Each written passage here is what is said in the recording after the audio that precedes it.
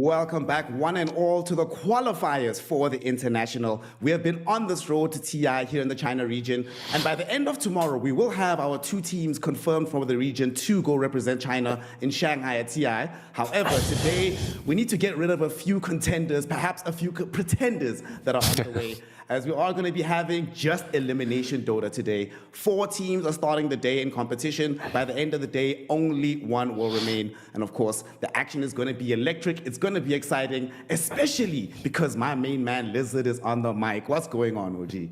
On the mic, ready, awake. Looking forward to some great regional CN Dota at 6 a.m. as always. Yeah, I'm hyped. Like, there's a lot of good games ahead of us, a lot of good teams ahead of us. Like, looking into the bracket and what was happening in the last couple of days, we've had a lot of interesting stacks, a lot of interesting teams fighting it to get to TI once again. Of course, 2 teams will be making it, so a little bit of an easier path through this qualifier this time around.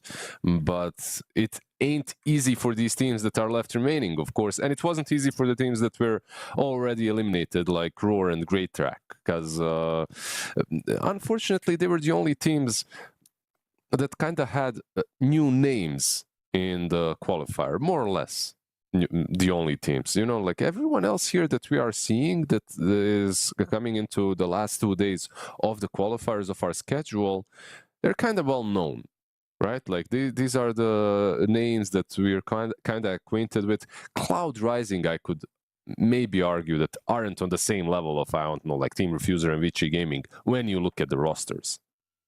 Yeah, Cloud Rising, I mean, the name is actually very apt and fitting for them because a lot of up-and-coming players on their squad. Only really Sheep is a known entity. But like you say, for Vici, Team Refuser, Game Master, a lot of well-regarded names. Hell, even this matchup that we're starting the day with, Game Master versus Team Refuser, it sort of feels like a reunion for many players, right? Half the team is like the old super stacked Vici gaming lineup. The other half is the super stacked IG lineup. The only players in this entire game, Lizard, that haven't been to TI is Paulison for the side of Team Refuser, and then TK on the side of Game Master. So the position 5s are the one that have all to play for. For everybody else, they're like, bro, for us, it's just a battle of the unks. We've all done our thing, been to TI, we've gotten our podium finishes. We don't really need much more out of Dota at this point. Yeah, I have to relate with the unks. I became an official unk, a real-life unk recently, so my boys, my unk boys are fighting it through. It's honestly very interesting that only the position 5s are the ones that you could argue are the least experienced ones, right? Because usually through history of Dota, position 5s have always been the ones, the captains, the veterans, the ones that once upon a time had skill, but now they just want to shout at you and tell you where to go, micromanage you, you know. But recently, of course, Dota has changed, right? Like position 5 is no longer, I have a stick, brown boots, and I'm hoping for that blink dagger at minute 40. It's no longer like that. Currently, like, you can actually have some farm. You can have a lot of farm if you're playing properly, if you're doing the right things, if you aren't feeding. So you gotta get the young blood on position 5 as well. I mean, in the last couple of years, Insania and Miposhka both stepped up from the position 5 role to show that you can kind of carry games and you can be super high skill playing past 5. And the rest of the scene has adapted. The skill floor for position 5 has certainly increased over time. But now, my friend, let's take a gander at this draft. I don't even know why we're going to look at the draft. We already know the game is over. We just saw the stats right there. Lion, 100% win rate at the tournament. Game Master just got the first pick Lion. And we've also seen this exact opener before. Like one team picking Clockwork for the first pick, the other team picking Lion. And then the Lion team stomps the Clockwork team every single time so far. We have seen it, but we have also seen it in like the first days where we had very different skill cap and skill level of the teams facing. Like yesterday we had some 20-minute stomps, the day before that as well.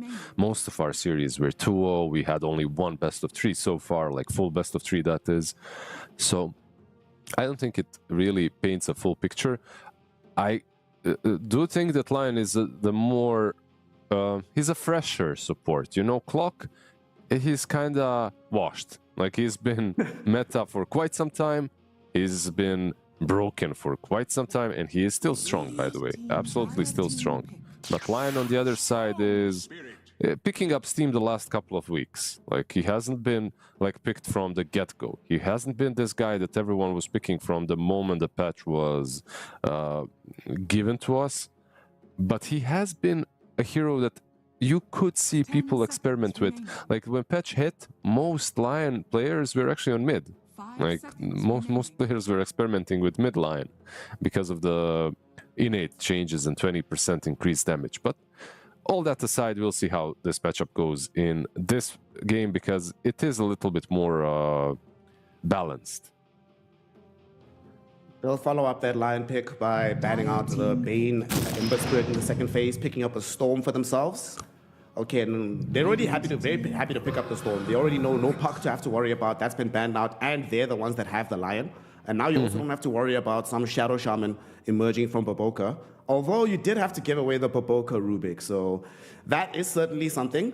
At the same time, though, some of these Storm games have been, even when the Storm is somewhat countered, the Storm has still done a really good job. So do you think that Team Refuser need to dig deep and find another solution for Storm, or do you think it's enough just having Doom Rubik to try and deal with him in the mid lane? I don't think it's enough. I actually don't think this is like a big answer to the Storm at all. You have lifts into Doom, sure, but overall, dooming a Storm isn't really that easy through the game, especially if Rubik isn't the one able to initiate. They go Kez and Silencer. Basically, they're saying pick Puck.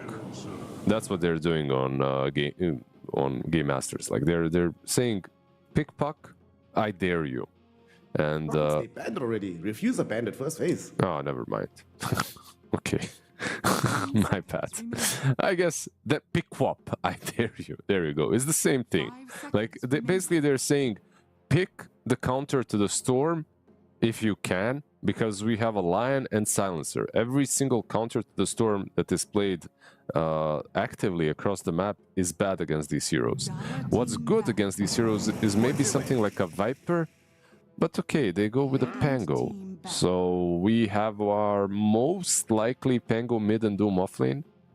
Although I'm not really the biggest fan of these two heroes played into the Storm and the Silencer and the Kez. 10 seconds remaining. The Kez can prove to be very problematic here as well. I mean, they do have the Doom, and Doom is one of the better heroes than Kez, but they have so much coverage from the two supports and from the Storm Spirit. I mean, there's a reason why they were happy to pick the Kez, even though Doom was already out. They're like, yeah, okay, that one hero is a problem, but the rest, we should be perfectly okay. And now Doom is stuck in that awkward conundrum, right? Who do you actually Doom? Like, it's hard to Doom Storm Spirit, but it's not easy to Doom the Kez either unless you get the initial jump on him. If he's second in the fight, you can never catch up to this guy to actually get the animation off. It's very annoying. Yeah, one or the other, right? Like you're doing Kez or the Storm. We'll see. Like depending on what else they've got on their draft. In their draft, he'll have to decide. Currently, if I'm playing Doom, it would be difficult, right? Like I would look at one or the other hero, and maybe Storm has a freer game if you don't Doom him. Like there's Lift that he has to worry about, and that's pretty much it, especially if he gets like a BKB. But in general, whenever you're playing versus Kez, he's the Doom target. Like at least has been for quite some time now. Bane is being picked into Kaz, Doom is being picked into Kaz. Like, all of these hero eliminators are being picked into Kaz because there's no way to deal with the goddamn chicken. You just gotta doom it or grip it or something. So there isn't like a carry to carry matchup that feels incredible either. When Kaz started being played, actually, I thought of Meepo as a good counter. Impossible. All my Meepo games versus Kaz went well, and all the Meepo games that I watched versus Kaz looked great.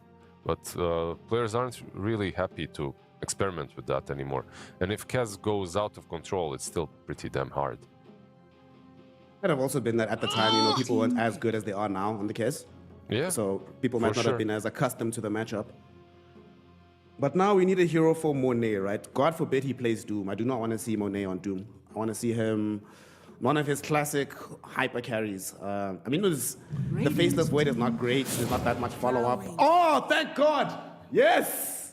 Yes, baby! Get the Drow Ranger! Woo! Long last. Every game that Drow has actually emerged in this tournament, it's been dodging us. We haven't gotten to see it with our own eyes, but finally, Lizard, I've been pestering you about this hero for 3 years. We finally get to see it. Yeah, she's so small, by the way, in comparison to the rest of the team. You may now select Like when I look at the, you guys don't see it, but you know when you watch heroes lined up in Dota, she's so small. Like Rubik is twice her size, but yeah. They get the Drow, JT gets his Timber. After yesterday, like, of course he's gonna play it again. He just literally went 17-0 or something, so wants to get that Timber again. Drow is broken. Like, this is another... you asked me about the carry-to-carry matchups. Well, you didn't. I started that talk, actually. But when it comes to Kaz, Drow feels strong. Like, Drow maybe is the only one that feels strong. Like, you get to... You use your Pike on Kaz, you get to silence him as well. You get to silence all of them. You get to silence Storm Spirit, you get to silence Timbersaw. Not a single one of these heroes really enjoyed playing into it. You're protected by the clockwork in the lane. Like, overall, I feel like JT should have a more difficult of a time in the lane, but as the game goes, it's more or less the same like yesterday. It feels like a pretty solid Timber game. Not really too much for him to worry about. I mean, as the game extends, he's concerned about what, some Infernal Blade or a Doom. Maybe some of the marksmanship props coming out of the Drow Ranger. That could bother him, but for the most part, he should be A-okay. The thing that concerns me is that between the Timbersaw as well as the Storm Spirit, as even Kez to some extent, right? There's multiple ways to get on top of this Drow Ranger, and the only real form of protection that you have is the clockwork, right? You have to post the clockwork in front of her to protect her. If they can bypass the clockwork and get to the ground, they have the damage. They have the ability to actually bring her down in this game.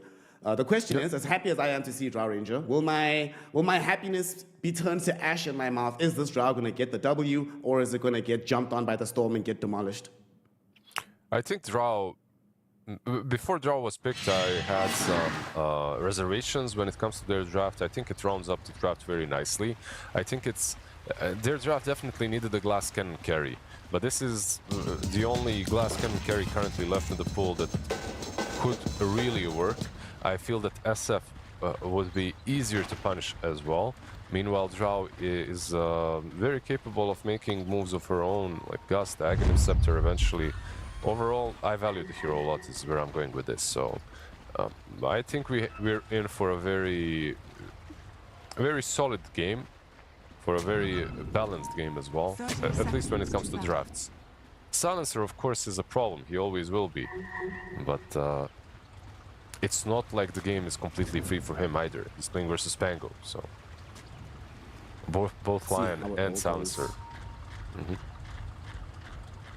We'll see if maybe yesterday's results impact either of these teams' momentum or their emotions going into this. Refuser got demolished yesterday by Team Resilience 2-0. In the meantime, Game Master got a W2-0 in the lower bracket. We'll see whose dreams come to an end in this Unk matchup. As finally the game does start. 2-2 on the bounties. Where's my first blood coming from? Let's see what the lanes are looking like. Silencer and Lion are moving bottom. Most likely Lion just through the Twin Gate with boots. So bot lane will be Rubik, Doom versus Silencer. Kaz, you know, like there's skill potential on both sides. It's volatile lane depending on who overcommits.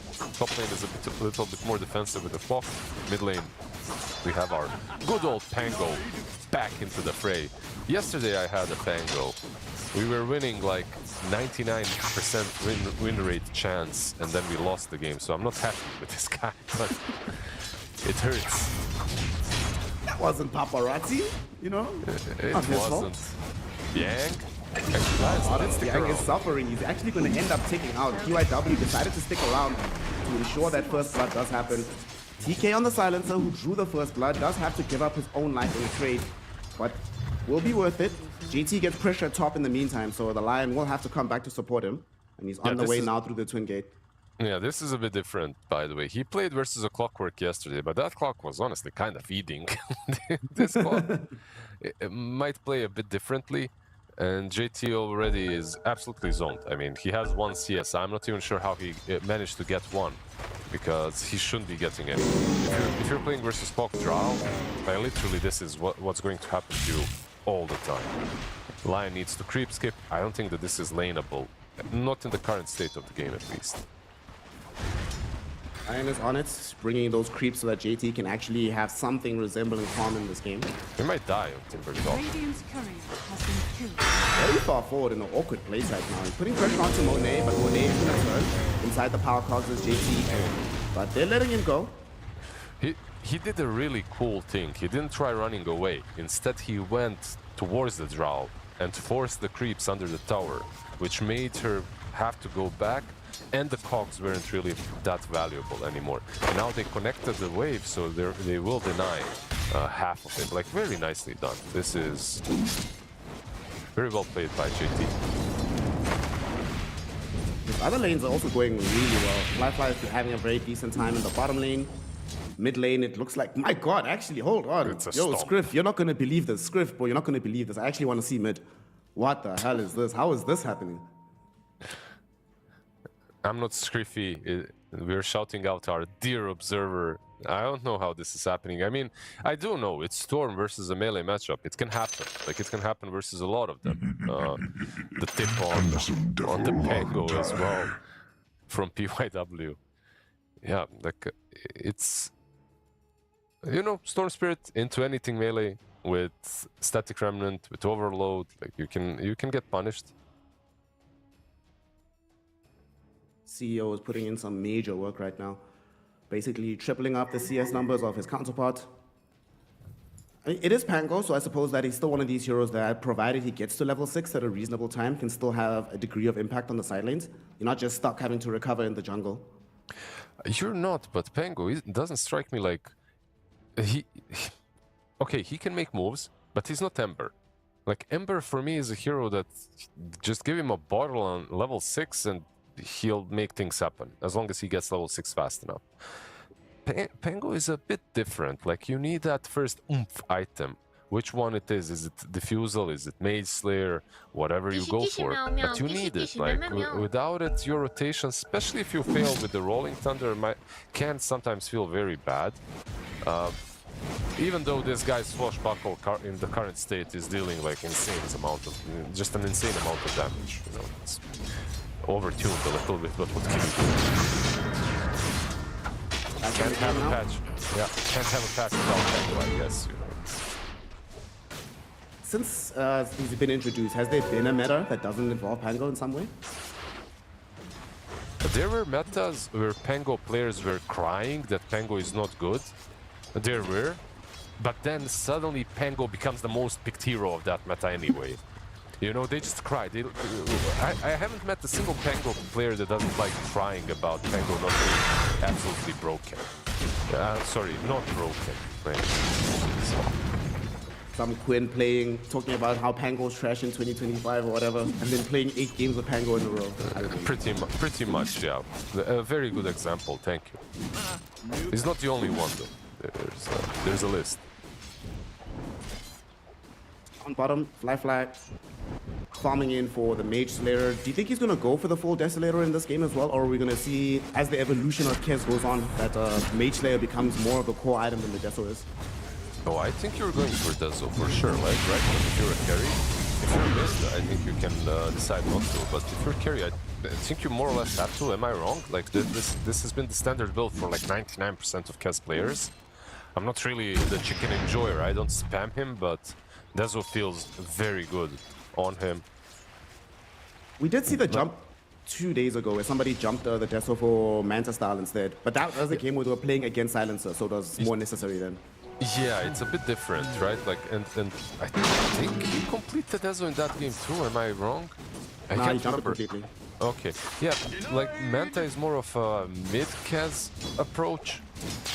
Like when you want to be a little bit more active, and when you need that one dispel tool, you know, just one thing that actually enables you to be a bit more out there, like lead in the fights. But yeah, so far I like the Dezo way more on the carry role at least. Maybe he has to adjust the build a bit for the Drow. Bot lane Rubik taking a lot Might of be these. some danger here. A lot of the Katana stacks on top of him. Grappling throw is available. Echo Slash up in 3 seconds. Might not even need it. He will pop a little bit of heal there. And with Yang showing up with the Scorch Burn, Fly will get zoned away. Yeah, level 2 Scorched Earth and Frost attack, by the way, so you can't get hit by it. 25% movement speed, slow. Could die if he gets gone on. Fly. 8 Bolt is ready. No! Fly! I mean, basically could die if he gets gone on and he instantly... I mean, it is Fly. Like, this guy, out of all the carry players in China, he truly likes to play on the edge. And very often, this happens. This just... the moment I saw this death, like, I got flashbacks of Fly morphing to no strength on morph and dying the same way to the Fade Bolt. Like, Fade Bolt is a very good nuke, level 1. Level 2 as well, of course, level 2 even better. Thought you were gonna say Fate Bolt is the anti-Fly spell. I mean, it could be. Looks like we're gonna have a little bit of a skirmish middle. All the supports have TP'd in. In fact, right now Clockwork of Hollison's going onto PYW. They'll be able to turn with the Earth Spike. Now PYW is a little bit out of mana. Moon went forth, not able to pick up the rune. It did end up spawning bottom. We'll get it. So all of these rotations happened and Storm still gets the Arcane Rune. Very happy with that. And Timber is probably the biggest loser out of everyone when it comes to the laning stage. But to be frank, like he was left alone. He's getting quite a good chunk of CS. He's not being like completely demolished, so it's good enough. Tried to demolish. There's a paparazzi tango in the mid lane. PYW stuck around with PK. And they should be able to find this kill.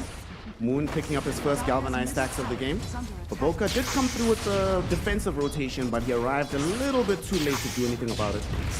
Yeah, this isn't a very easy Ruby game, by the way. Like, sometimes you see very good, very easy Ruby games. This is not one of those. Basically, you're playing into a Storm Spirit, you're playing into a Silencer, you know, just a lot of nice little snatch by Paulson, by the way. What happens on the other side? Did they get theirs as well? Yeah, I think Doom is going to get their Wisdom Shine. This is a big win. Not like Yang has been having a bad time either. He's been enjoying life in the laning phase. Is he gonna go for the Radiance build up here on the Doom? Let's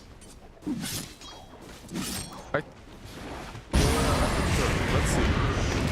First, after the first Doom of the game is used, Mud Grenade is thrown out as well, left back from Baboka. And Paulson made the rotation, but probably wasn't even necessary in the end.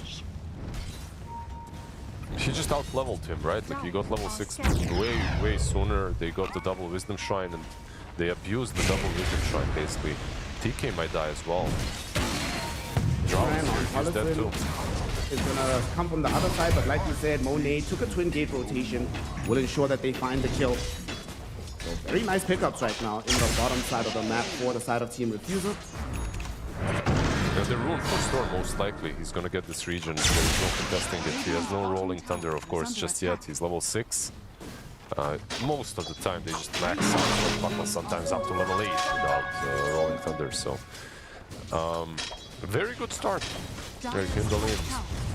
Doom just having a very good time. Pango is the only one really suffering on Dire, I guess. When I say suffering, I mean he's farming. He's just 500-600 gold away from the Storm Spirit, but he's not really shut down by any stretch.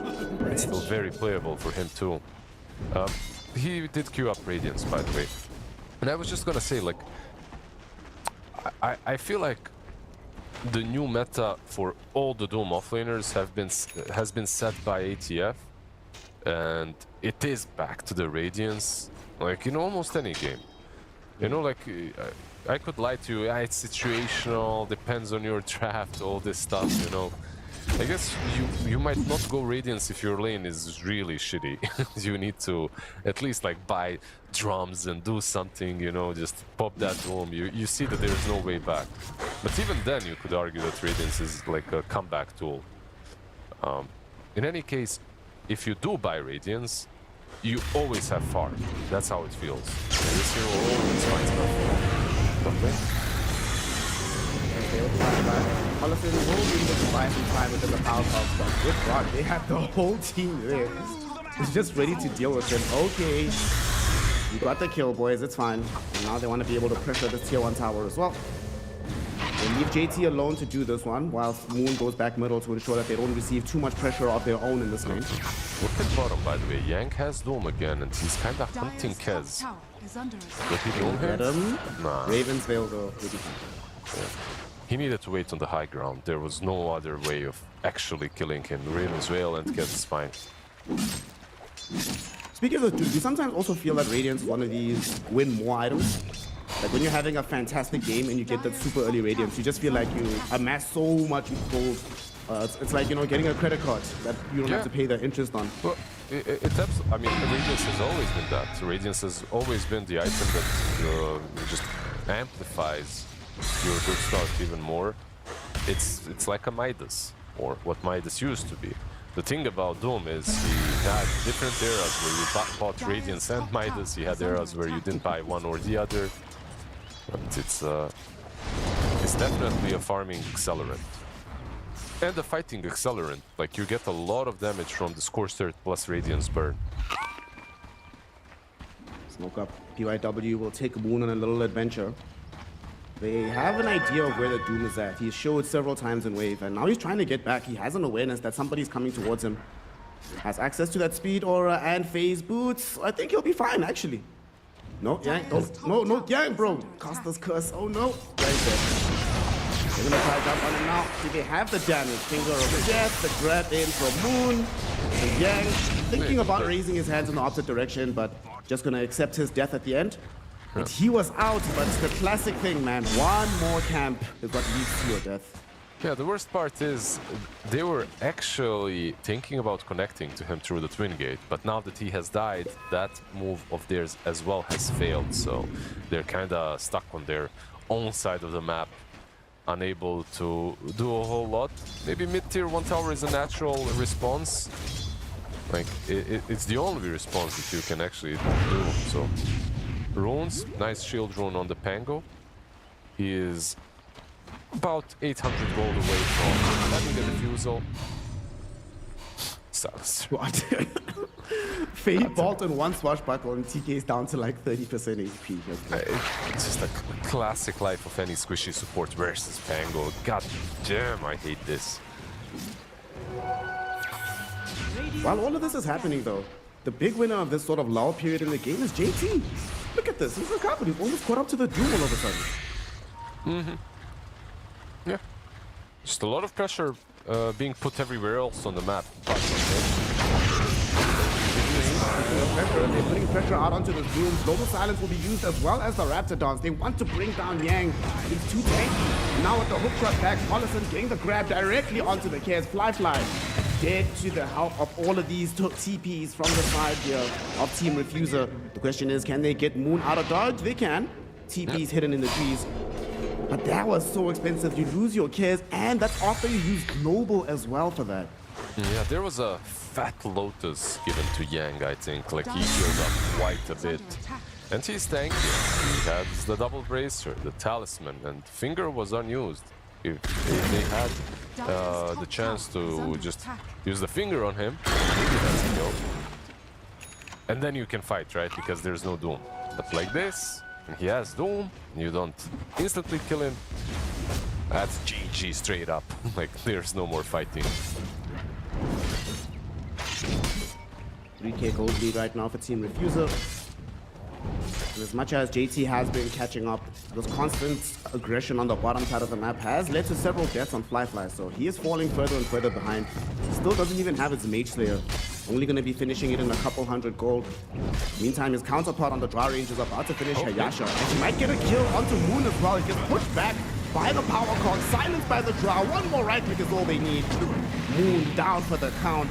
Great execution from Paulison on the clock.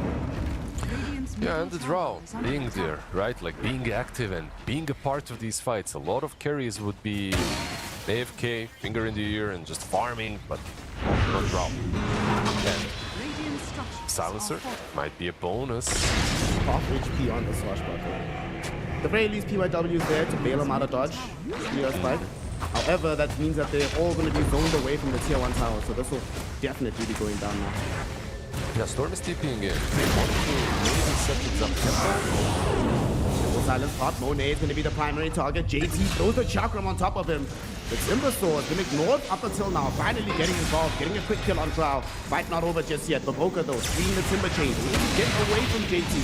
Moon still wants to chase though. Now he's underneath the tower. This could be dangerous. No mana left on him. They're looking for the Doom potentially, but they're not even going to need it.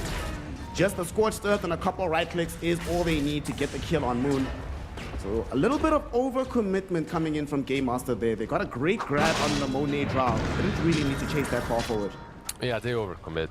And they also got played by Baboka a little bit, right? Like Rubik with Timber Chain, Snatch. They wanted one more kill, basically. And one more kill is what killed the Storm in the end. The one more kill is actually going to be coming in the top lane, bro. JT, they're looking for the Doom. He's caught in an awkward place. He's stuck. Nowhere you can go, brother. This just feels bad. Fly. Okay, they're gonna get the kill initially onto JT, but they know that Fly is in the area, but he'll just quickly twin gate back. That was a crazy twin gate rotation. If Baboka had access to telekinesis still, that could have been a very scary place for him to be. And there was no Doom and no hook shot, so Ravensville and bye-bye. Adios, amigos. DK dies as well, this time around. Drow as well. Holy base, look at the Drow about to solo! Fly on the other side. She's an item ahead. Like this matchup, Drow needs to kind of be ahead to really dominate Kaz. But it's never that simple for Kaz. The chicken hates bringing down. They're going on to Tango. That's gonna be a straight out now kill. Baboka was hoping to steal Hex, but it's only mana drain. It's like Kaz versus these glass cannon heroes is great when Kaz doesn't have to buy a BKB. But versus Drow, I feel like it's almost a necessity. She has Gust, eventually she has a Pike, she has Manta, just too many defensive tools versus him. And like right now when I look at Kaz, this is not the inventory that I want to see from my carry 17 minutes in. Radiant are scanning. Well, the team is going to smoke up to try and buy him some purchase back into the game. And they might be lucky enough to find Monet here. The Drow range are very isolated, but they don't see her. No way. Oh, the game sense from Monet gets him out of almost guaranteed death. And even the Clockwork able to escape with the TP. Yeah, very nicely done by the Drow. That TP is... It's always nice to see a clutch TP. Unless it's TPing against you when you're playing, then you absolutely hate it. Yeah. Especially on a Drow, right? Like this is a very squishy hero. If you get on top of her, like she's pretty much dead. And they might have to focus her a little bit more in these upcoming fights. So far she's been killed once with that Global Sound Smith, but besides that she's absolutely free to roam. 3,000 gold almost ahead of the Kez at this moment. The thing is, it's not just her that's doing really well. Tango is equal with the Storm Spirit. Doom is still at the top of the net worth, getting closer and closer towards having a BKB for himself. They might be able to push this tier 1 tower. In fact, they're going to look for the kill on JT as well. They get him. Global Silence will come to try and cover him, but look at these marksmanship props. There's still so much damage from Monet. Do they have a way to keep him in position? Moon will just jump on the Draw Ranger, hoping to kill him off before JT dies. JT will timber chain through and actually get the kill onto Monet. Not even dead just yet himself, as Fly goes with the Raptidons, able to bring down Paulison. JT eventually does die, but he set up his team for massive success, unless, of course, Fly goes the north while the rest of his team goes south, and ends up just giving back the advantage the rest of his team has claimed. It's still more or less a good trade, but now they're losing even more. Lion has to be very careful now as well. Pango, yeah, he has Blink Dagger, but I think it's flying out to him just now, so he can't really catch. It was a trade. Yeah, it was a trade. It was like a decent-ish trade, even if you trade position ones. But now you're taking the stacks. Okay, stolen by Lion. They got Moon. Doom is out on top of all. You know, as you were talking, I was about to say, you know what, at least they didn't lose Moon. And, you know, the Storm Spirit can still progress. Maybe he'll be the one to find ways back in the game for them. And then Paulison says, nah, brother, no. Yeah. I want to prove to you that all of these Clockwork losses were indeed flukes. The thing is, like, this last fight, I said it was kind of even. It was even when you look at the deaths. But when you look at the skills used, it wasn't. Right, on one side Global still on cooldown, on the other they had Doom still ready for whoever, so it was a guaranteed kill on one extra core after the fight. Radiant's middle tower is under attack. That should help. He has the full Manta. Hurricane Pike is being built up for him now. And they're going to consider trying to take this Tormy soon. They'll grab the Watcher. The rest of the team is in tow. And with how much of a lead they've amassed so far, there's no way you can defend this right now. Better look at them. Yeah, they're not close enough. Maybe everyone was sticking around Timber Saw, but they're just not close enough. In any case, like they're slowly getting everything they need to deal with the Global. Manta is on Drow, Greaves are being queued up by Rubik, Doom is going for a BKB, I think that's flying out right now.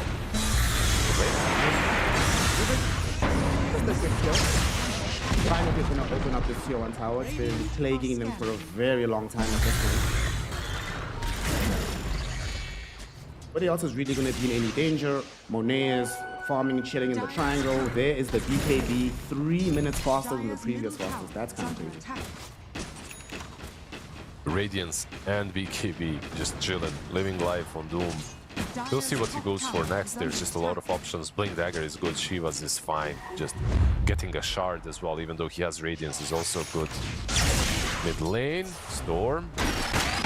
Jump here, Paulison will be able to connect with the hook shot. Gas will also be there. Look at the multi-shot damage. They'll try to bail him out with the global, but Paulison just kicks the cogs into him, preventing the escape of the Storm Spirit. So TK, yet again, a wasted global coming out of the silencer. He tried. Like, he tried. The global, it was wasted, but it wasn't a bad global. He needed to do it. Unfortunately, the cogs were already used. So, Paulison, he doesn't need a spell to stun multiple times and deal damage. All he needs to is to hit the cogs properly. And another thing is, Drow multi-shot looked like it was almost about to miss, but the edge of it was hitting Storm, so a bit unfortunate for the CEO Moon. The first one of the game will now be taken, and it will be going the way of Monet, of course. Gotta make sure that this Draw Ranger does not die. You were mentioning yesterday how, you know, in these Storm Spirit games, when playing against Clockwork, that if the Clockwork misses his hookshot, then you as Storm Spirit just have a free fight, but if the hookshot lands, then you're always dead. And it looks like Paulison was listening, because he's landed every single one of them onto Moon. Yesterday we had the exact, well, not the exact, but almost the exact same situation. They had Clockwork with the Silence Hero with high damage, right? Like they had Clock and DP. This time around they have Clock and Drow. But yesterday they just weren't able to, like you said, hook. Again, Paulison, no problems with the hook. They find the two supports wandering in their own triangle, but I think they received the memo that this triangle no longer really belongs to you, boys. I don't think this map belongs to them any longer. Honestly, at this point, I don't know how you fight on the Radiant. You have to wait for some extreme dives and punish them with a timber. Like JT needs to be your saving grace. He's got the BKB. Oh no, he doesn't have it. It's in the base. Oh no, and he might not have a life either. Provoker lifts him back. Yang has the Doom. He's gonna throw it directly onto JT. They could get more allies, but do they even need them? He will burn out here. Poor JT. Well, on the bright side, at least he gets to go pick up the BKB expressly. Doesn't have to wait for the courier delivery. Yeah, that's why he died. He wanted attention. He just wanted to get that quick shipment. He didn't want to wait for the Timu to get to his place. He went directly. Mid lane. Wait, no, what a quick pick on Flock.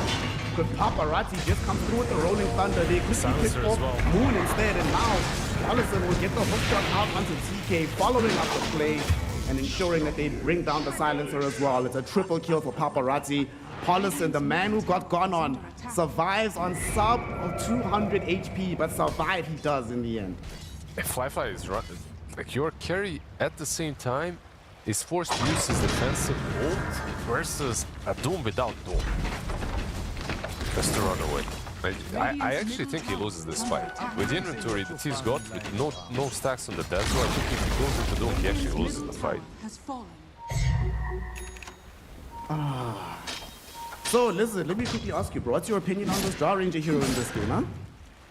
No, she's really good. Like I said, versus Kez, she's very nice. She's really good versus Storm as well. Can be played very actively, and the thing is, like, she made a lot of rotations with Clock that paid off. Like, every single time they went to Storm, it worked. Sometimes you're playing a carry, your support misses a hook, or your support misses initiation, whatever it may be. It doesn't have to be a clockwork. And then all that walking from the lane to the gang was worthless. But it paid off every single time. See if this next move of theirs pays off, as they are going to smoke up, look for another fight. Hook shot is available from the clockwork. Moon looking to break the smoke from the high ground. He manages to do so. Yang was actually blinking in the right direction, but unable to catch him. Look what Yang is doing. He's trying to get out. Wanted to go to the tier 2 top and force a fight there. But good move from Moon to cancel out that TP, give the heads up to his allies so that they can take the twin gate and escape. So nobody will die in the end. Maybe TK will die. He didn't get the memo. Yeah, he doesn't have a TP scroll ready to go right now. So, he has 5 of them, but didn't pop it. He's going for a... He has been doing this and has been trying to get it for basically the whole game, and that's the Aghanim Scepter. I mean, Axe, this game is okay. You're playing into a lot of heroes that hate Arcane Curse. They can't blink after, like Rubik and Doom more than anyone else. It's okay. I mean, some defensive tool for his teammates as well could have been good, but he decided to take this route instead. Aghanim, of course, was broken maybe half a year ago, but right now it's okay, but they found already all the dispels, you know, like all the dispelling tools are there. You have Greaves and Rubik, Mantas, BKBs, it's not as much value, let's put it that way.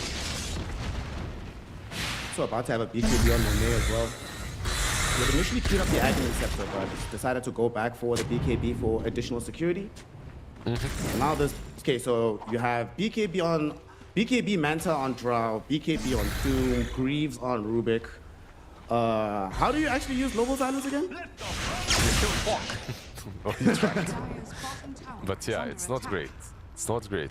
I think they still have some firepower in them because of JT. Like, we still haven't seen this Timber really work his magic, so he might be able to do a little bit. You know, you're playing into a Doom, they're tanky boys. Whirling that is going to do quite a lot of pure damage, but they need to set things up. Even a very open area here should be able to TP out. They were looking for the cheeky steal on this 28-minute shrine, but they will not allow it. I love how they TP'd en masse. The entire lineup was right now, guys. We know that this is one of the only plays you can try to leverage to come back in the game, so we just expressly play against that. Yeah, they had a tier 2 and a tier 1, so there is a Radiant Ward, by the way, that did scout out most of these heroes, and if Pango shows mid, like they'll know that he's alone, more or less, or they should guess it. They also have a ward on the twin gate top, so they saw multiple heroes go there. They're actually going to ignore the Pango and go towards top. This could be an incredible trap. If they can catch Monet here, this could be lovely, but They have question is, DD can as they well. find the direction? Ooh. On fly, more or less. Yeah, I think this should be a good fight. Oh, Monet's the first one out, but he gets off the BKB. Paulison also gets 2 heroes within the power cogs, but they're still chasing him with this DD. Fly, trying to catch him. They're looking for Monet. They want this Drow Ranger, and eventually they are going to get him. JT with the Chakram gets the credit for the kill. Will cost the life of TK, but he's already expended the global, so who cares? UIW setting up onto Yang as well. They want the Doombringer, but you'll pop the BKB and get the burn damage out on the other targets. Moon assassinates Baboka, but gets jumped on by Yang, who has the Aghanim's Doom. Moon has no way out of this one. He's just gonna die. The triple kill for Yang. JT, you need to run as well. You're the lone survivor of your lineup. It started out looking so good. You find Monet, he's the first one out, but you still end up having to lose 4 in the end. Might become 5 even. JT, very, very tanky. He still has the BKB available, so unlikely to die here. Timber chains out. Yang doesn't have the Doom anymore, so he should live. Johnson looking for the hook shot forward. They really want to be able to force out this BKB. He's gonna hook him. Power Cops will push him back towards the rest of the lineup. JT, there's the BKB, but now maybe they've dove too deep. Turning and committing out onto Yang. Big pressure onto him. There's no follow-up. TK is not the hero that can do it. TK now almost actually dies, but now Paparazzi overextended to try and kill him. So will commit his own life. He drops the gem as well. Paulison though blinks forward, recollects the gem to try and escape. But now Yang, as his own BKB expires, JT still alive in the end, throws out a final chakram to earn a double kill. Dude, he just baited them so goddamn hard. Like, I was thinking they will force out the BKB and that's it. But that's what they were trying. They knew that they cannot kill him. Just the BKB force was probably the game plan. But they dove too hard, too far, and the supports were up. The thing is though, Timber started TPing and just baited them even more, because those 2 supports, if JT TPs out, are dead. Like literally, there is 1 swashbuckle, 1 shield crash, both of them are dead. But he just gets up to TP and kills the 2 cores instead. Like, basically resurrecting his team from the dead. I mean, this was that one joker, that one ace up the sleeve they had, and Timber is okay. He's doing some work. Level 22, she was complete now as well. Dire's middle tower is under It's so classic JT to have such an amazing fight, and then when he went back to Fountain, he missed the Timber chain inside his own base. I'm like, what, bro? What's happening? He's number 2 on net worth now, all of a sudden. Yeah, more or less 2 solo kills on the Doom and the Pango. Top net worth heroes, like he already had a good game when it comes to farm, like he wasn't really lagging too far behind, so.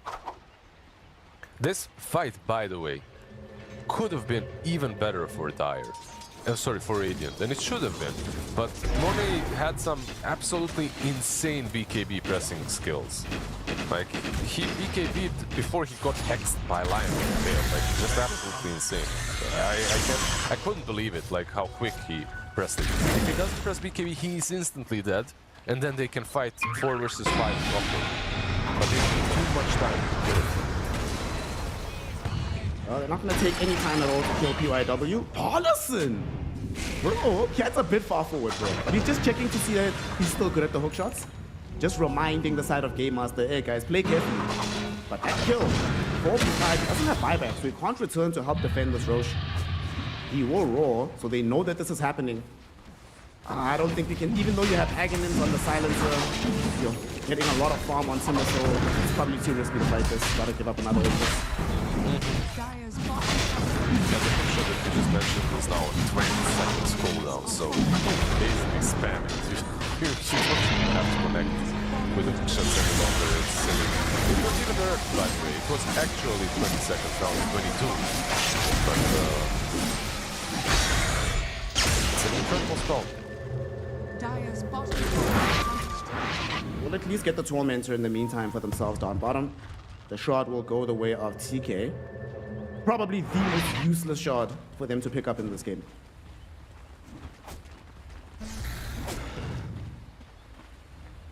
What do you mean? It's amazing. It's incredible. He's got 9 Suffer and Silence stacks. He gets that level 20 talent.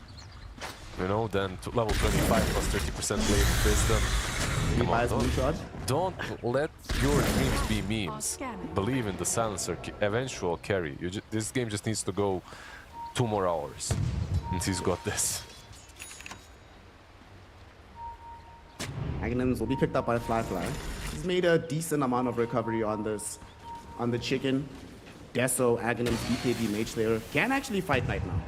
Obviously, still will be out-muscled if he ever has to go mano-a-mano versus Monet. But if he can find the backlines of the fight, you know, try to isolate this Rubik, it could still be good for him.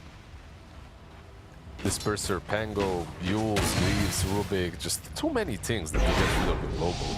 I feel like this hero, the moment the reverberating silence was taken away, boom, jumps in. Finds TI15 and with the multi-shot, easily cleans through this line, and they actually want to chase for more. Mollison finds the hook shot out onto TK, and he's certainly going to die. Last time, TK, you got lucky because he blinked away. This time around, Monet is right on your ass to secure himself a double kill. Fine move. Does have BKB, but he's still almost died there, barely able to get himself away. The Fly forced to pop a BKB and rush forward, and they even brought back on this Lion. They'll be able to mount a defense for now. They'll retreat at the moment, but still a massive win in the end for the side of Team Refuser. Of course, this is all possible just because Doom is still level 22. The moment he hits 25, you will no longer be able to use your BKBs. You'll need plenty full of 4 staffs or something. And the 2 supports, they don't have, like, both of them now queued up, by the way. Both of them see what's going to happen. Lion cancelled his Q, he has the 4 staff queued up, and Silencer has Refresher and Force queued up. I sincerely hope he just goes Force, because getting Refresher is gonna take some time. Radiant's top tower has fallen. Another tower will fall. All the outer towers are gone right now. Here they come. They want to leverage the last 2 minutes of this Aegis. Wolfhound's banner gets plopped down. And Monet with his Shadow Blade Manta, BKB Hurricane Pipe, with the Gunpowder Gauntlet as well. We'll start beating onto tier 3 towers. Radiant's top tower is under attack. Can they defend this? They can try, but they don't have BKBs, of course. 30 seconds without BKB on Kessler's sword.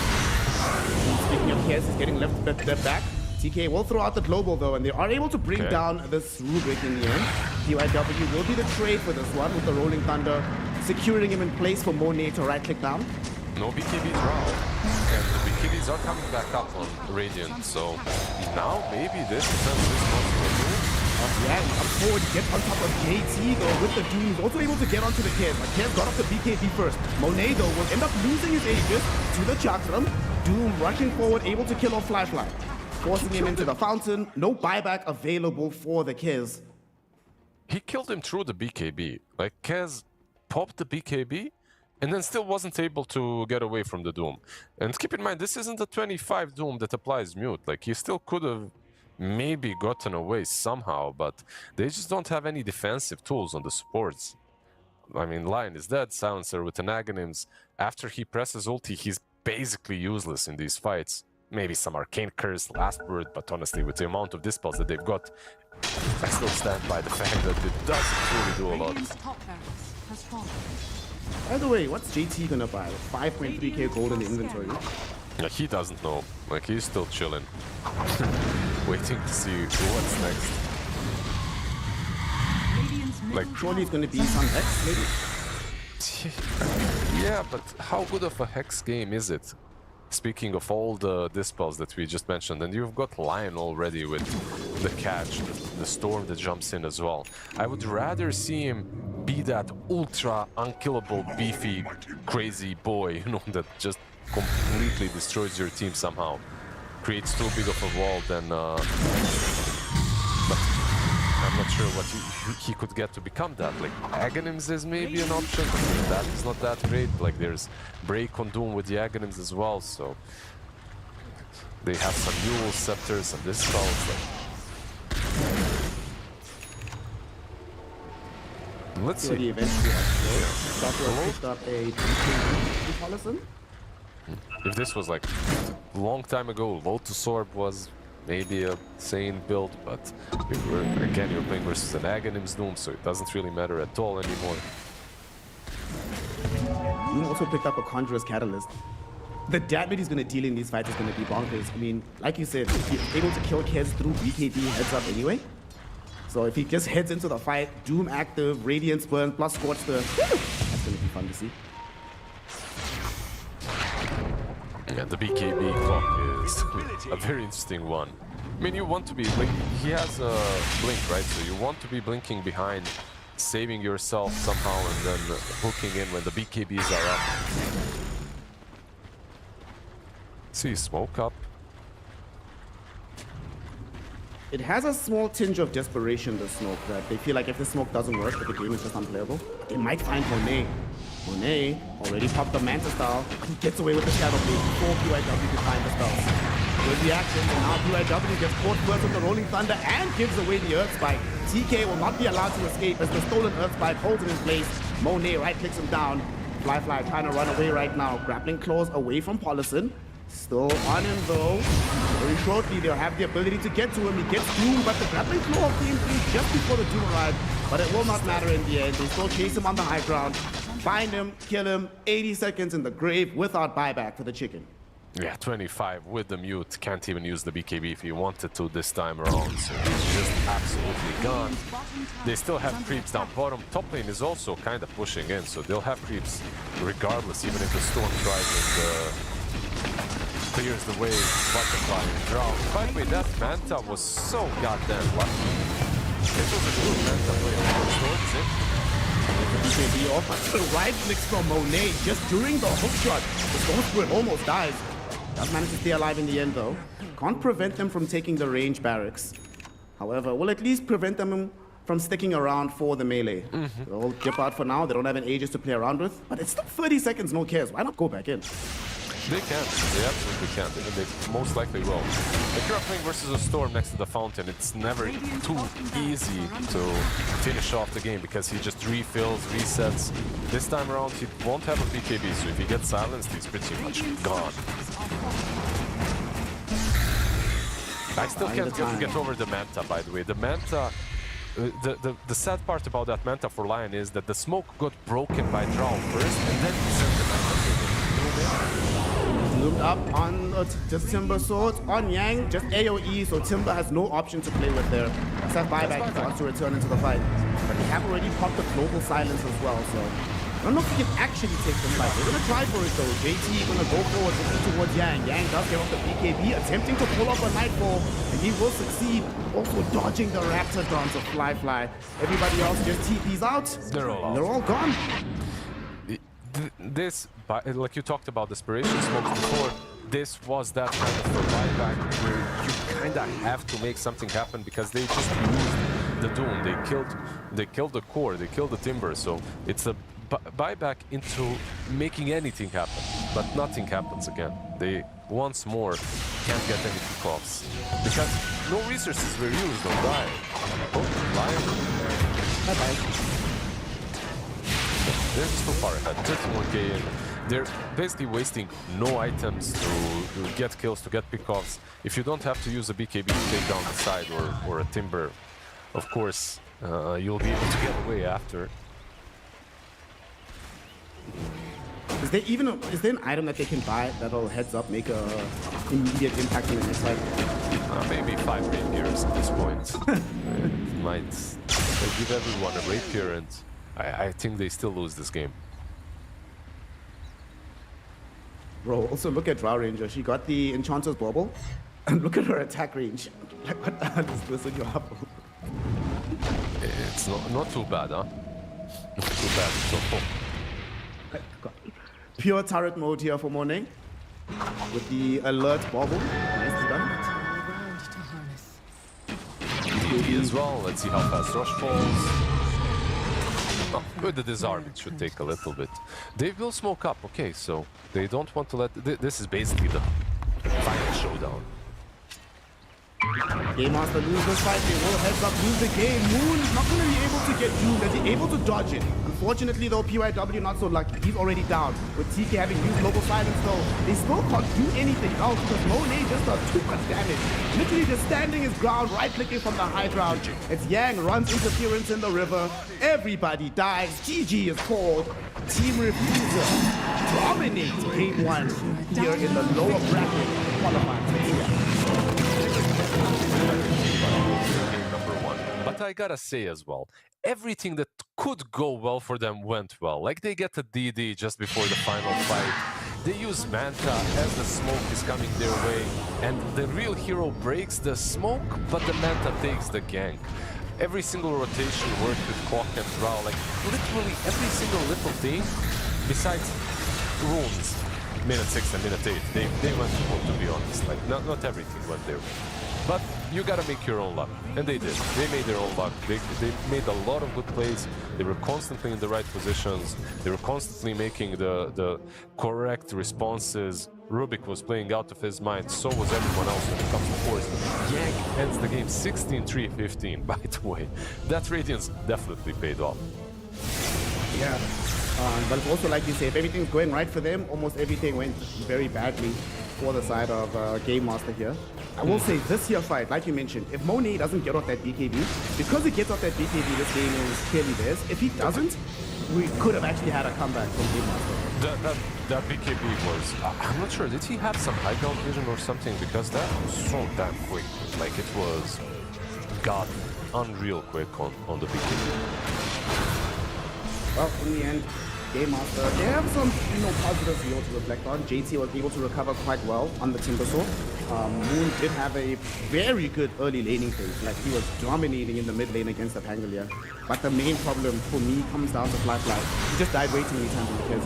Like, at some point in the early game, he was like 1-4, I think. And when you're finishing your Mage Slayer at like minute 18 on the kills and you still intend to go for the Desolator afterwards, yeah, you're gonna have some problems in the game. Yeah, it's still like a tempo-based carry, This Cass hero, he can play, of course, like super late game, but it still feels like what Drow was doing in this game, that's more or less Cass's job, Like he needs to be the one that actually makes some plays, rotates through the twin gate with the support, grappling hook on top of Drow, maybe kill her off, but when Drow is the one hunting, then the game is really rough. This is one of those dream game scenarios for Monet. He did die a couple of times. He died 3 times this game, but he was creating immense pressure across the map. The pressure that a cat cannot deal with. Like he goes bot lane, Doom is hunting him with Doom. He goes top lane, Drow is hunting him with Shadowblade and some random gust to kill him. Up to the BKB point, of course. But in any case, a very good game from Team Refuser. Very well deserved. Monet was super fun. That last fight that they had where he just stood high ground, right-clicking everybody, JT was on top of him, disabling the marksmanship, and it still didn't matter. He's just that far ahead with the itemization. So Team Refuser take a solid victory, definitely showing that they're showing yesterday against Team Resilience is not the full extent of what this team is capable of. I do think for Game Master, maybe how do I phrase it? Maybe a hero that can just sit back and farm like Fly. For Fly, say, listen, man, if things go terribly wrong in the early game, we need to have some insurance for later. When you're giving him the tempo type of carry, and we know that Fly is going to push it to the limit, every now and then he's going to go too far. And on these style of heroes, you can get punished on a macro scale very often in a game like this. Yep, I think I would look into the duo of supports more than anything else. I think the game was rough to play if JT wasn't making all the plays all the time, and he truly wasn't making any plays until he got his BKB. He was kind of taking it slow, farming up, making sure that he is not the one feeding. And then when you look across the map, you've got Lion and Silencer. Not really, like Lion can make plays, Silencer really cannot. Like he is basically your R button, just ready to press that global silence at any time. But like overall, the idea behind the opener that they had during the draft, like it's just something to look into. I don't think that this game was decided by the draft, but they protected the Storm quite a bit, and I feel like the Storm pick, even though he played well, it didn't really... The Storm delivered. Moon played all right, but it still, I still felt like he needed to do even more, if it makes sense. Like, I don't think it's on him as a player. It's just like the nature of the hero, plus the fact that you protected him with a couple of picks and it's still not working out. Meanwhile, Pango on the other side that suffered through the lane, that really couldn't get any of the runes early on, was wreaking havoc. So, To be fair to Moon, Paulison just had his number. Paulison just had the complete download of what Moon was planning to do in the game and had perfect ways to be able to stop it. And unfortunately, Moon will have to go into the second game wondering, guys, do I play my all-important Storm Spirit again? Because if I play something uncomfortable, then we risk losing and completely losing out on the dream of going to TI. Of course, Game Master still have a couple of minutes to concoct a new strategy to find a way into another Game 3. Otherwise, it's going to be Team Refuser taking the easy path because they still have another series later today if you win this one. So they would like to get this one over and done with as quickly as possible. We're going to find out exactly how things shake up in Game 2 as we're going to go to a small break. And when we return, the second game between Game Master and the side of Team Refuser. The human body was built to move. Not trapped at a desk in one singular posture for 12 hours a day. It's time your chair evolved. This is Secret Lab Titan Evo. Ergonomically engineered for you. Gamers, hybrid workers, artists. Backing your every move.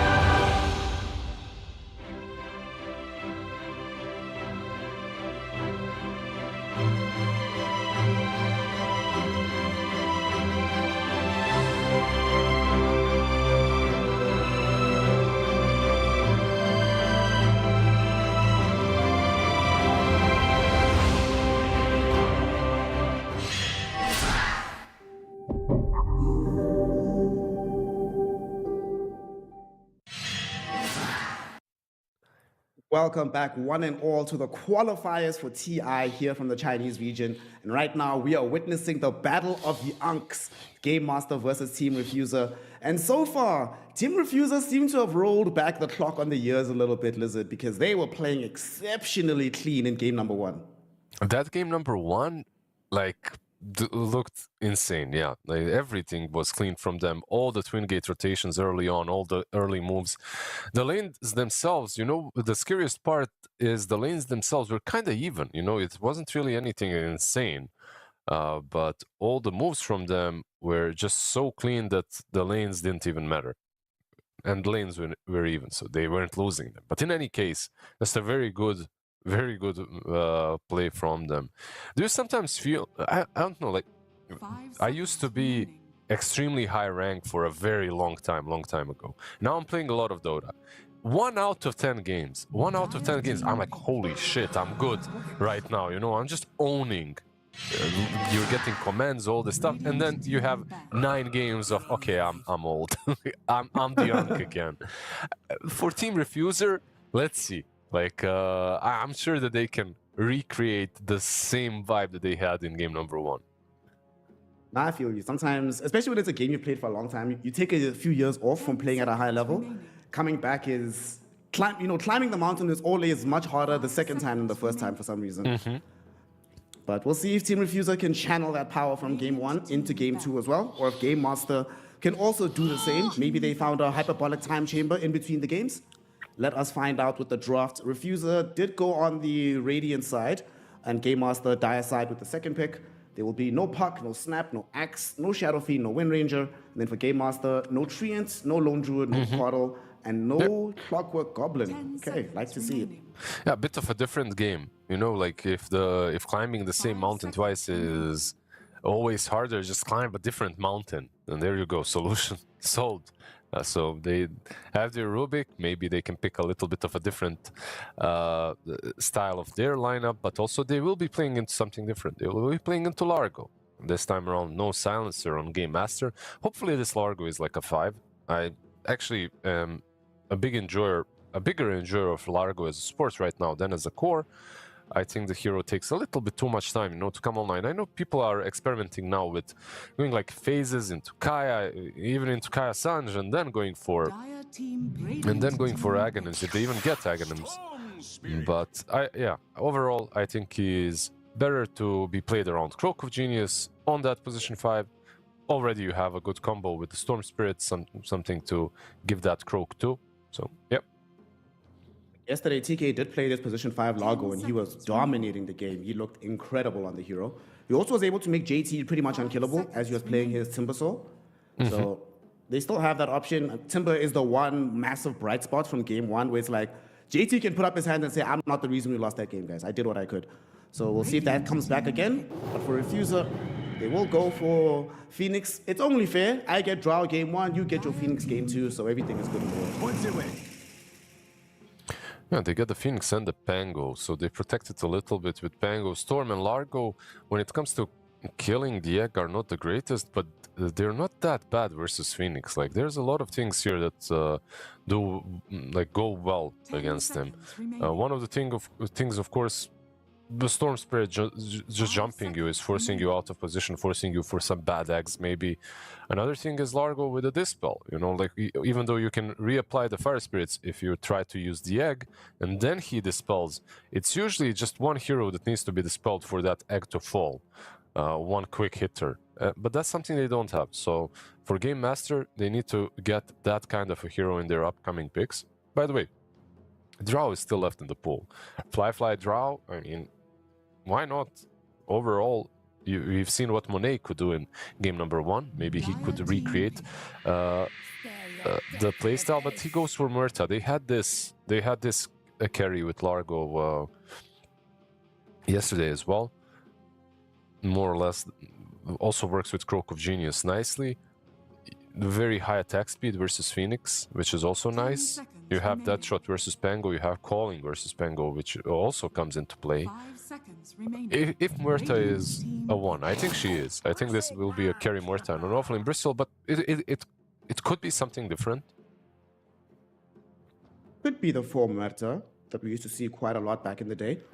With the bristleback being in the lane as well, that could enable them to have more aggression than they would have otherwise. Of course, they could obviously just come back for some, I don't know, some hoodwink on 24. You know, when you were talking about like some high attacking hero, I was thinking Drow, not just for the Phoenix, but for the Pangolier as well. You get to a stage of the game as Drow Ranger where you just pop BKB and you can kill Pango during the Rolling Thunder. And he can't really do too much about it. But for Team Refuser, they're like, well, Monet, if it ain't broke, don't fix it. You want to run it back, bro? You see this bristleback? Wouldn't you like to just hit him with some marksmanship procs, man? Yeah, it's not that bad into Bristle, like overall. You have Drow, Phoenix, like this kind of a lane into Bristle can go both ways, like especially with the nerfs to the Phoenix, like he was never the best laner in the game, and now with Fire Spirit's only reducing 30 instead of 50 attack speed on level 1, maybe Bristle +1 can do some damage. Even like Bristle plus Muerta. If Muerta is maybe a 4, you get them out of position. Some Largo rotations as well. Largo could play with Bristle too.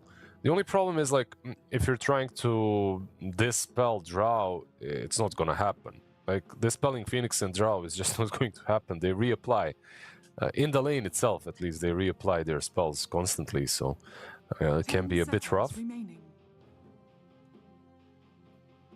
See what's going to tie this all together.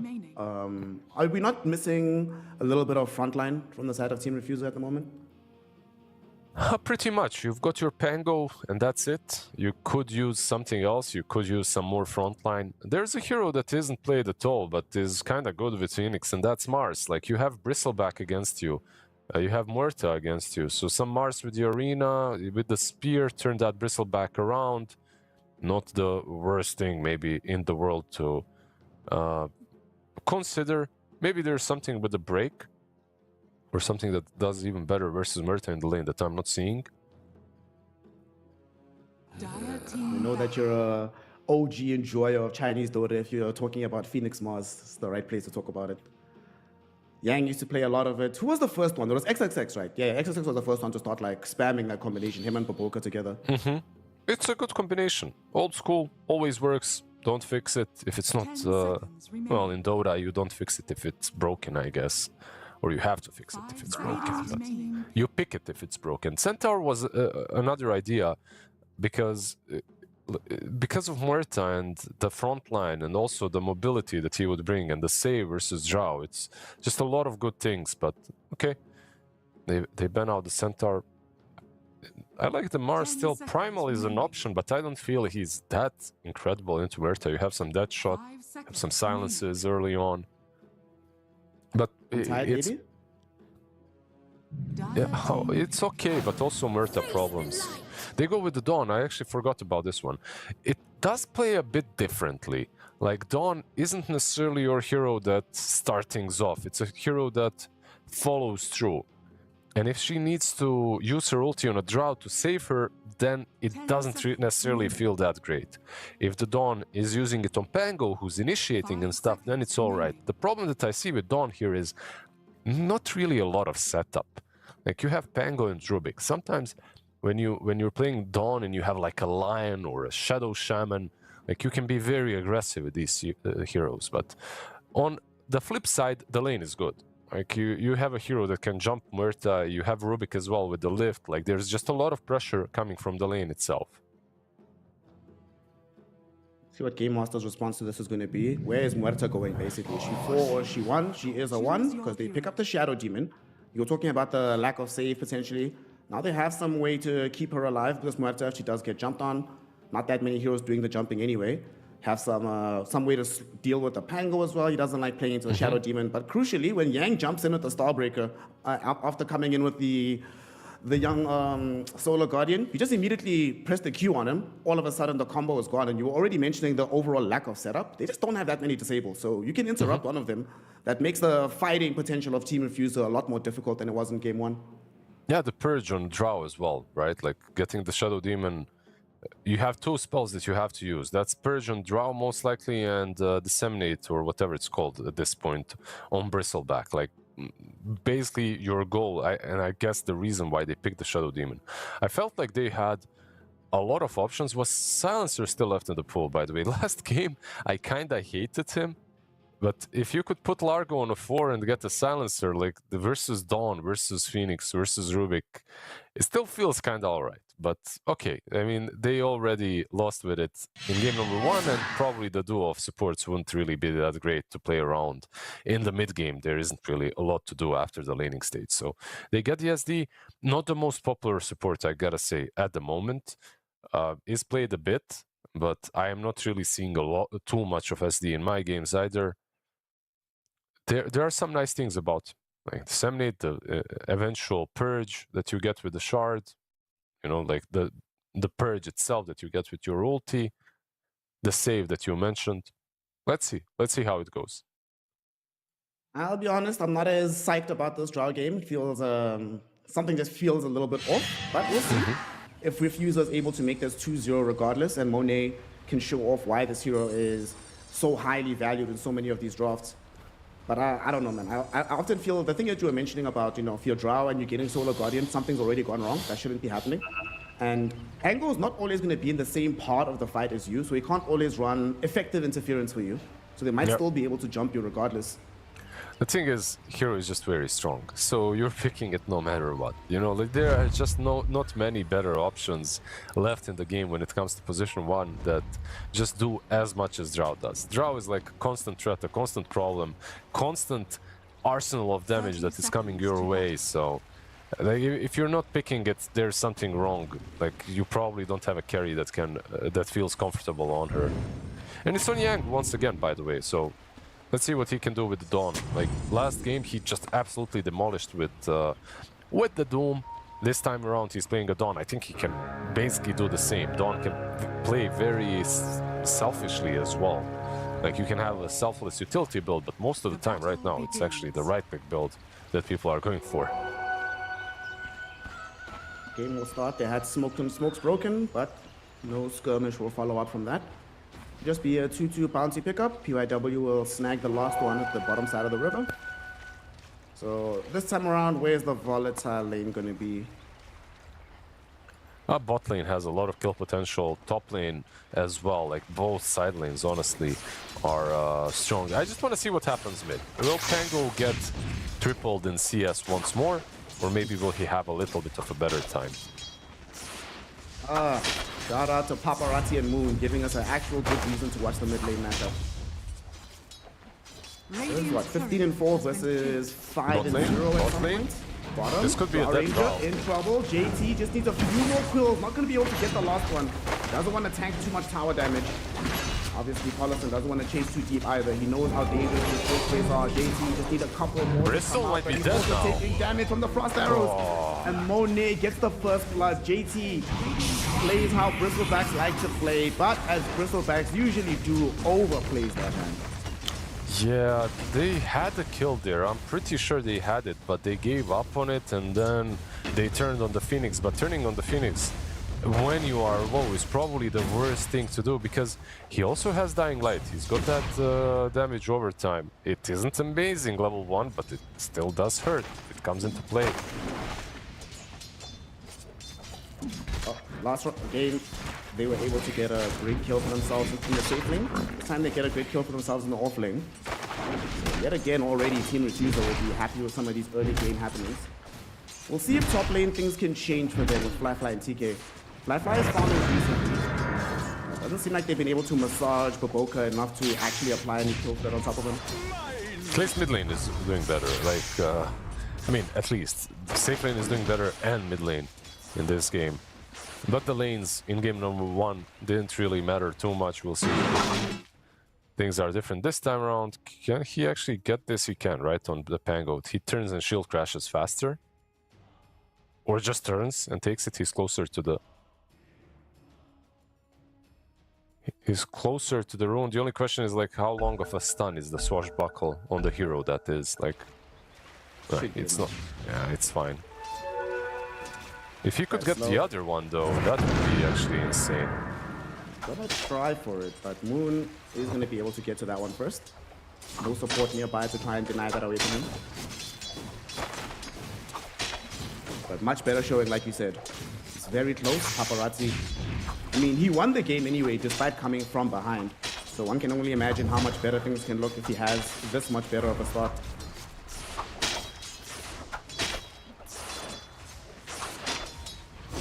Never mind, I got you baited though. I thought it was gonna have yet another really cool lane. But What, mid lane? it actually is kind of cool. I've just been watching it all the time. It's kind of Yeah, it's good. It's a good lane. There's just a lot of like. I know we tend to talk trash about mid lane every now and then, but it's still the most interesting lane. Like when it comes to the skill level, it's just that everyone is very high skill, and very rarely do you see anyone feeding away a kill. The thing is, of course, there's just too much regen coming from the water runes, coming from your initial bottle, like the second set of tangos on some heroes. It's just like too much regen to burn through to get a kill. So it usually happens around the minute 6 when the first real wound shows up. top lane. Looks like an armistice treaty has been passed. Everybody's just gonna be like, alright, Baboka, I'll hit TK. TK will hit Baboka once in a while, but real aggression on the core is not gonna happen. They're just gonna trade farm. I think the most important part of the laning stage so far has been the kill on bottom. Even if kills happened elsewhere, by the way, I would say the same thing. Because this was a lane that could go really bad for Drow and Phoenix if it started off well with a kill for Bristle. But they basically alleviated a lot of the pain off of themselves with that outplay under the tower. So not in the top lane. They're looking towards getting on top of TK. They've got the Frog Stomp. The lay some defensive powers behind him. Fly there with the right clicks too, so he's chilling. He's okay. Has catchy lick, of course, to use if he wants to even dispel the plus grenade or anything. So for now, he's fine.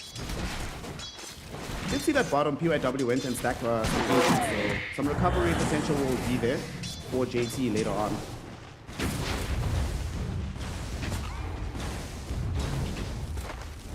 Right now he's not really enjoying himself. At least does pick up some boots, so those will be returning to the lane. Courier will be a lot happier. Has some boots, double bracer tangles. I think the awful part of the laning phase is over for him. I'm not so sure. I think like this lane doesn't get any easier now.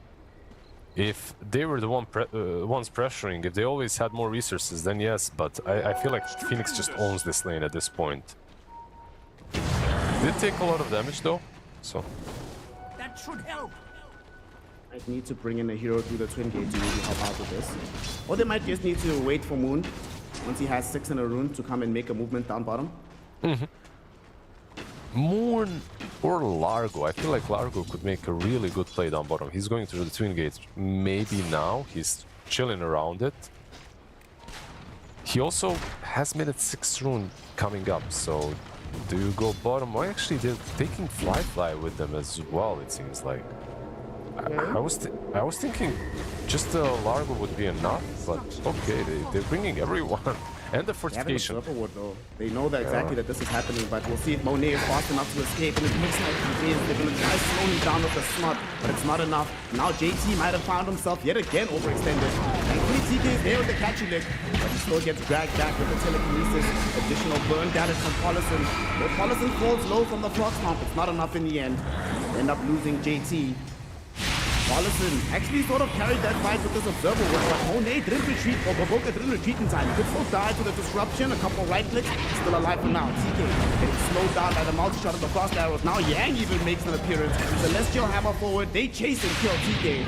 PYW getting zoned away. Finds a lift back onto Fly as well.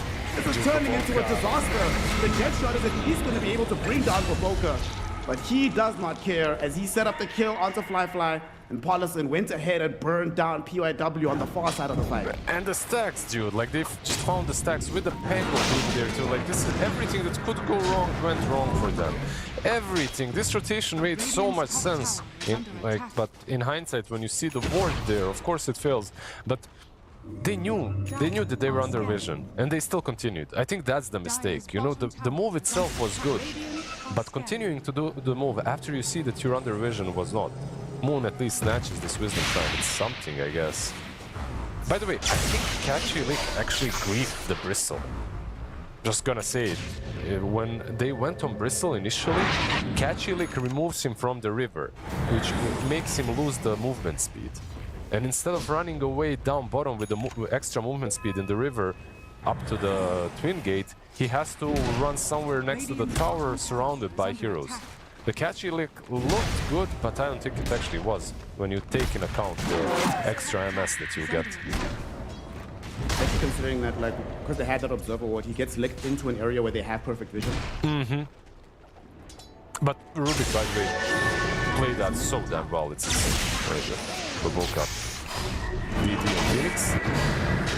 Oh, Moon trying to bring down the Phoenix, instead has to zip away from the Solar Guardian of Yang. Completely out of mana as well. If they can catch a bit of vision of him with the level 3 Selly Hammer, maybe you miss the jump, but he's bottling up. Should have enough to leap beyond the tier 2 and be safe. Yeah, he should be fine. His tower, however, actually he used a remnant. The mana to try and farm a camp. Yang also doesn't have mana for the Starbreaker, and he didn't want to use the magic one. So Moon would be allowed to live. Tower though. Bye-bye mid tier 1, it seems like. Away just to make sure that they get it. Paparazzi kills it off. UIW tried to delay it with the disruption, but it's not going to be enough. Once again, these mini moves, you know, like a mini plays. Basically, you could argue that they got outplayed in the laning stage, right? Like they just played better. Storm is top now, though. But maybe you can make things different. Boca is on the way, but he doesn't have a shard or anything to try and lift back the Dawn. So she will go down. Good rotation from Yang. Yeah, very good kill. Just abusing the amount of damage that Murta can dish out this early on. Nicely done. They needed something. Like, they were truly starting to crumble a little bit.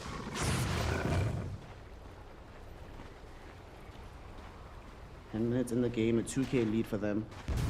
I can't imagine that we'll see anything surprising itemization-wise from anybody. Do you see something that you could see that would be a bit unexpected? No, not really. Just waiting to see what maybe Dawnbreaker's build is going to be like. I expect like a harpoon and stuff. I know what you're seeing in all of your games more or less. And I want to see what Bristle, like the two offlaners. Bristle queued up power treads into actually a consecrated wrap, okay? Just tanking up, nothing crazy really.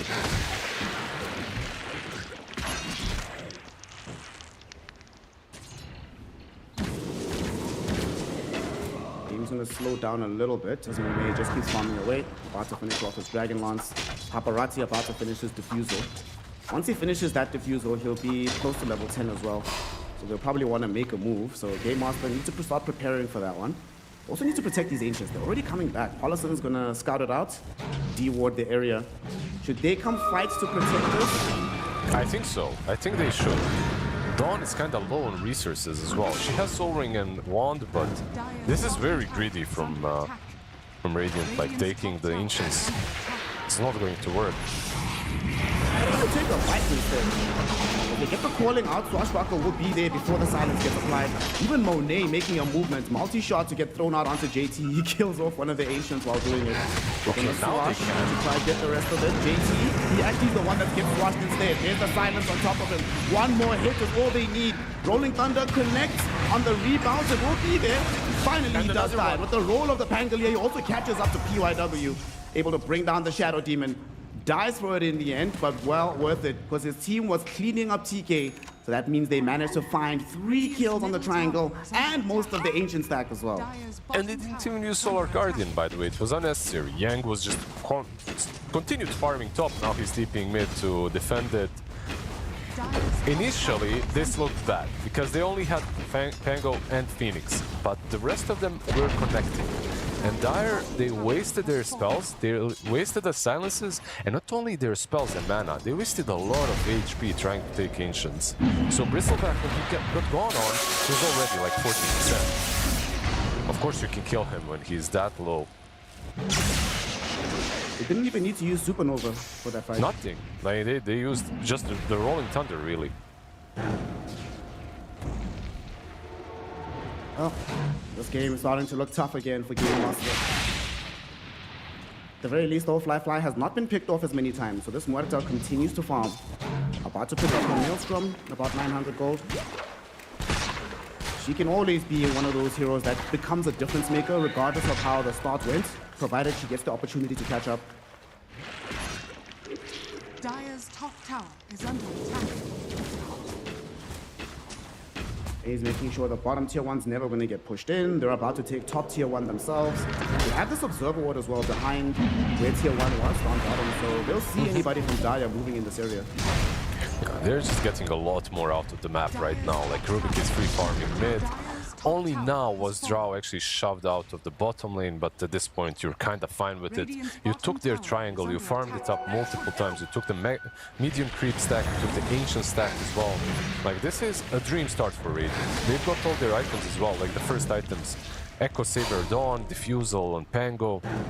You're super happy with the state of the game, and you can fight. Like, at this point, they can take any fight.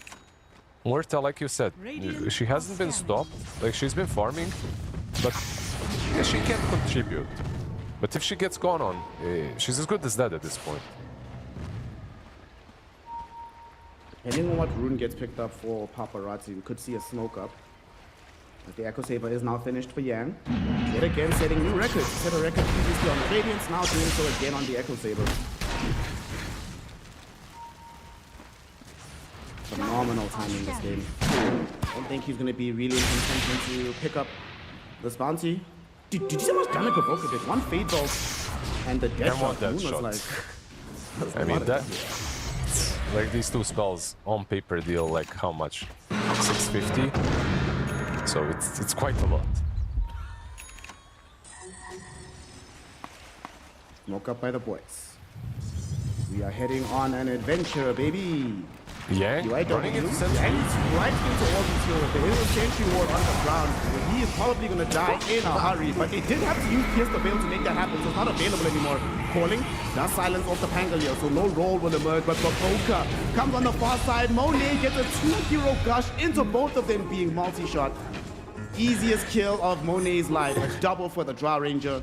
Even though Yang died, he's telling his team, #worth boys, I made the space. Radiant's middle tower It made is me under chuckle attack. how quickly he died in Dawn, but at the same time, Muerta and Largo, they didn't take a lot longer. And they also just collapsed on the ground, so... You lose your Dawn, but you get to carry, yeah, like you said, #worth. Storm is farming at least, like he's getting some farm on the enemy side of the map. Unlike game one though, GT is not farming. Yeah, and it's one of those heroes that really needs to get a lot of farm. You know, like you want to be. Yang gonna get run on again, but this time he's debating. He immediately jump and kill Moon after they silence him, and now JT has absolutely no way out of this fight. See you later, old man. Paparazzi now able to pick up a blink dagger from that kill. Rubik is going for Kanda, by the way. That's... What? When was the last time you saw a Kanda? Yeah. I mean, I get baited every now and then when I'm playing into something and no one on my team has a break. Mid lane, Princess will die, but it doesn't matter. This game is looking really rough right now. Tipping in mid with the storm, maybe. Step back and they do pop the calling with the Pierce the Veil. The damage is there, even through the Solar Guardian. Here's a supernova though. Left back from Baboka to protect the egg. It ends up stunning 4. There's no follow-up. Monet is not in the area, so he can't supply that additional damage. Yeah, very good kill. And he has a blink of Tango now, so shouldn't be able to die as many times like that, but it was his aggressive move. It's under the enemy tier 2 tower as well, so yeah, just overstepped it a bit. When it comes to Kanda, I mean, it's a debate. Like this item, first and foremost, I don't. Okay, I see the point. They're not buying Shadowblade on Drow. If Drow has like a Silver Edge, then you don't necessarily need a Kanda, but she's not going for it. She's going straight up Axe. About to suffer yet again. Drow Ranger putting in that pressure.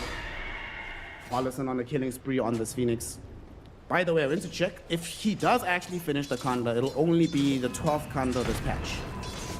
I'm gonna tell you, it's gonna be the first one on Rubik. Nope, you're wrong. 1, 2, 3. This will be the fourth one on Rubik. How many of those are Boboka? None of them. One is Lilis, one is Shinkyu, and then one is Leagara, the South American passport.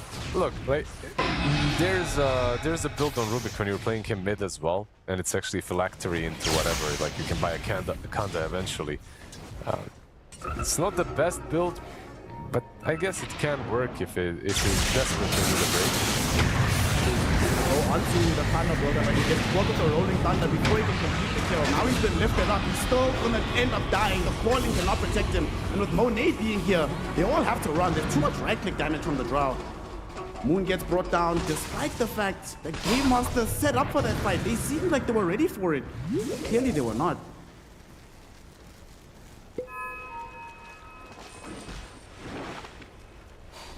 So now what, Lizard? I need you to LARP as the coach. What would you tell them if you could? Yeah, if coaches were allowed, you know, if this was Alliance or what was that team that had a coach? Yeah, it was Alliance, yeah. Alliance, PPD. yeah.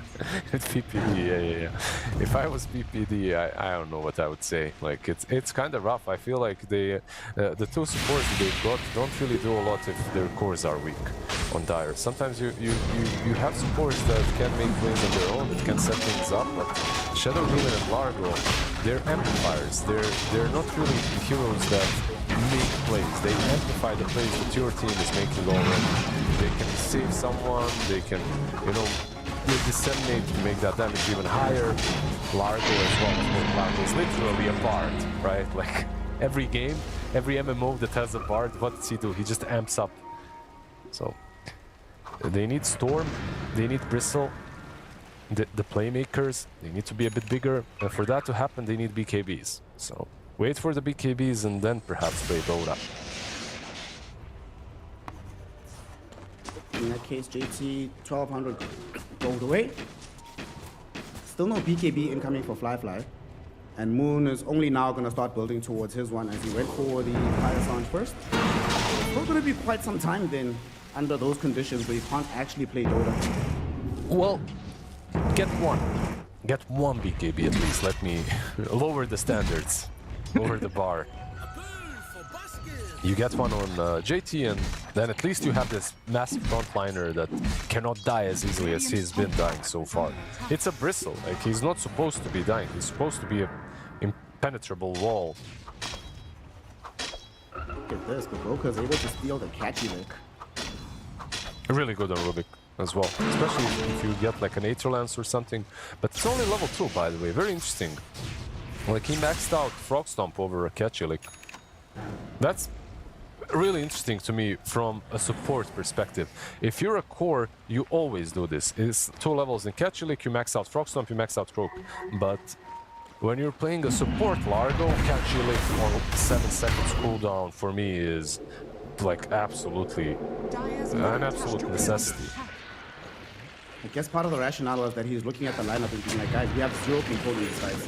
Like, the dead shots can miss, you know, Moon's not always going to be able to find the perfect zip. And if Moon doesn't find that perfect zip, really, what do we have in the team fight and control department? Pretty much nothing. If Frog Stomp is your control department, you're kind of screwed, I gotta say. That's what they got, bro. I don't know what to tell you. That's what they have.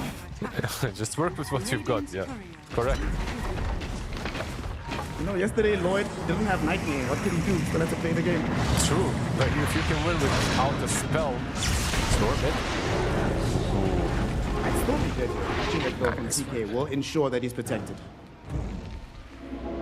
Once the Aghanim's, by the way, is up in Pango, there will be enough damage. At this point, it's still not there. 400 gold away. Is under attack. Also, we do see some deviation on the build from Monet. This time he did opt for the Aghanim Scepter. Yep. But it makes sense, right? You're playing into Largo, you're playing into Bristleback, you obviously want those hyperthermia stacks. Radiant structures.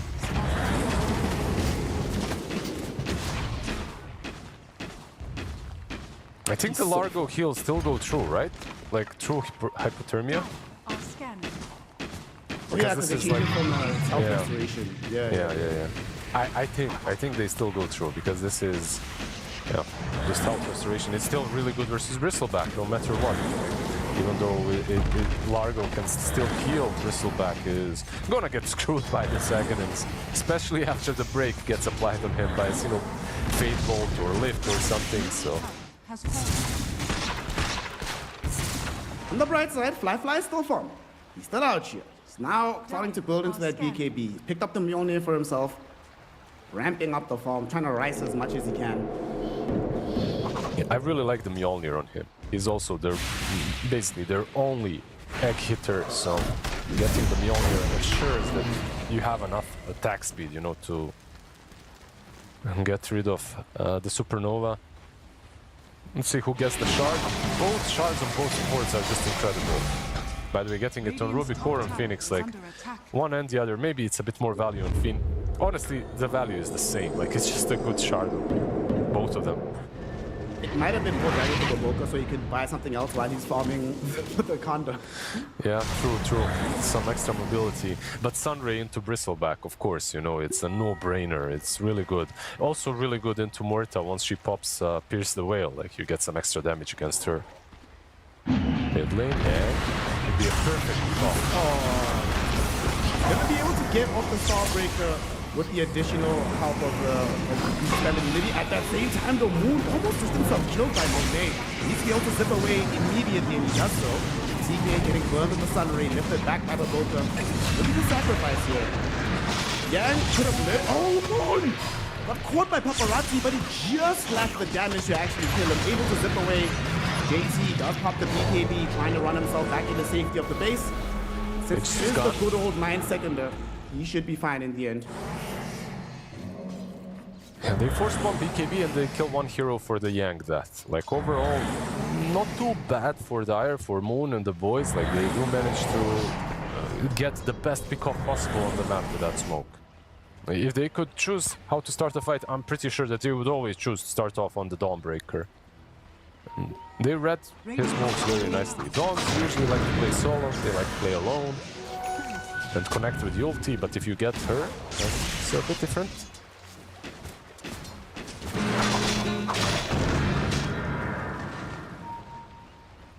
Do you sometimes miss the old Dry Ranger Aghanims? Oh, the one that you used to buy versus PL and stuff. I mean, it was value only versus like illusion heroes and stuff, so. And it was okay, but I can hardly say that I miss it. This new one maybe is a bit more on brand for Drow. Oh. TOT power should be falling. No interest being displayed by Game Master or Defender. They know they need to be setting up for the Roshan fight. That could determine the entirety of the game. By that time, Fly will have BKB, and so will Moon. So all the BKBs are now up for Game Master. Dire's top tower is under attack.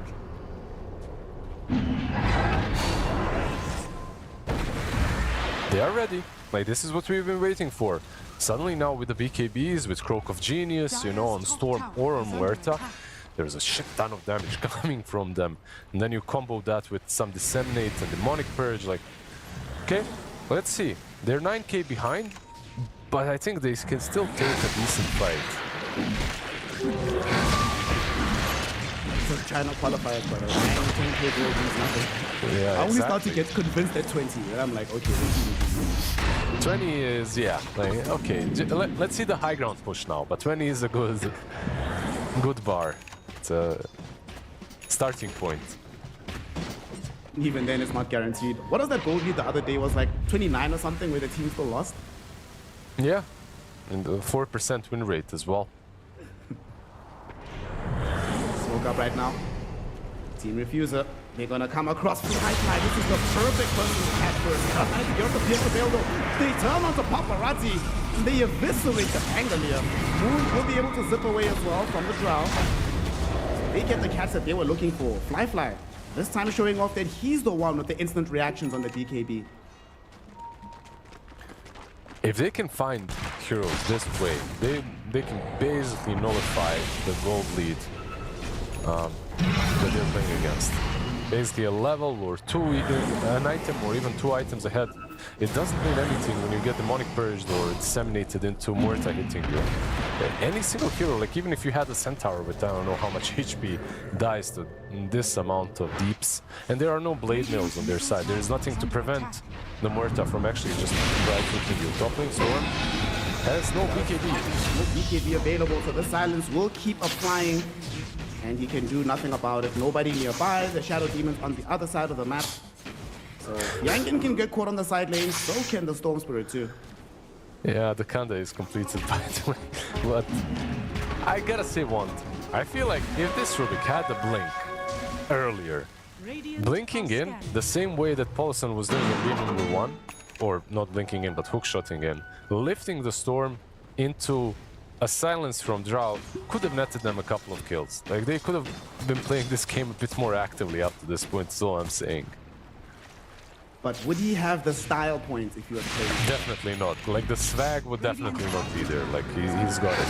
Like, this Kanda is, yeah. Besides, if he's doing it this way, he got to break the record. It's the, at least on this patch, fastest Kanda on Rubik. So he wanted to get himself in the history books. He's like, nah, guys. You're gonna remember me regardless of the results of this game. I'm telling you, it's gonna remain the fastest Kanda. One of the only Kandas that are bought this patch. Unless we, I mean, yeah, on this patch. If we get a turns out it's change... all time on Rubik at least. Yeah, there you go. And it's a support, by the way. It's not even a core Rubik.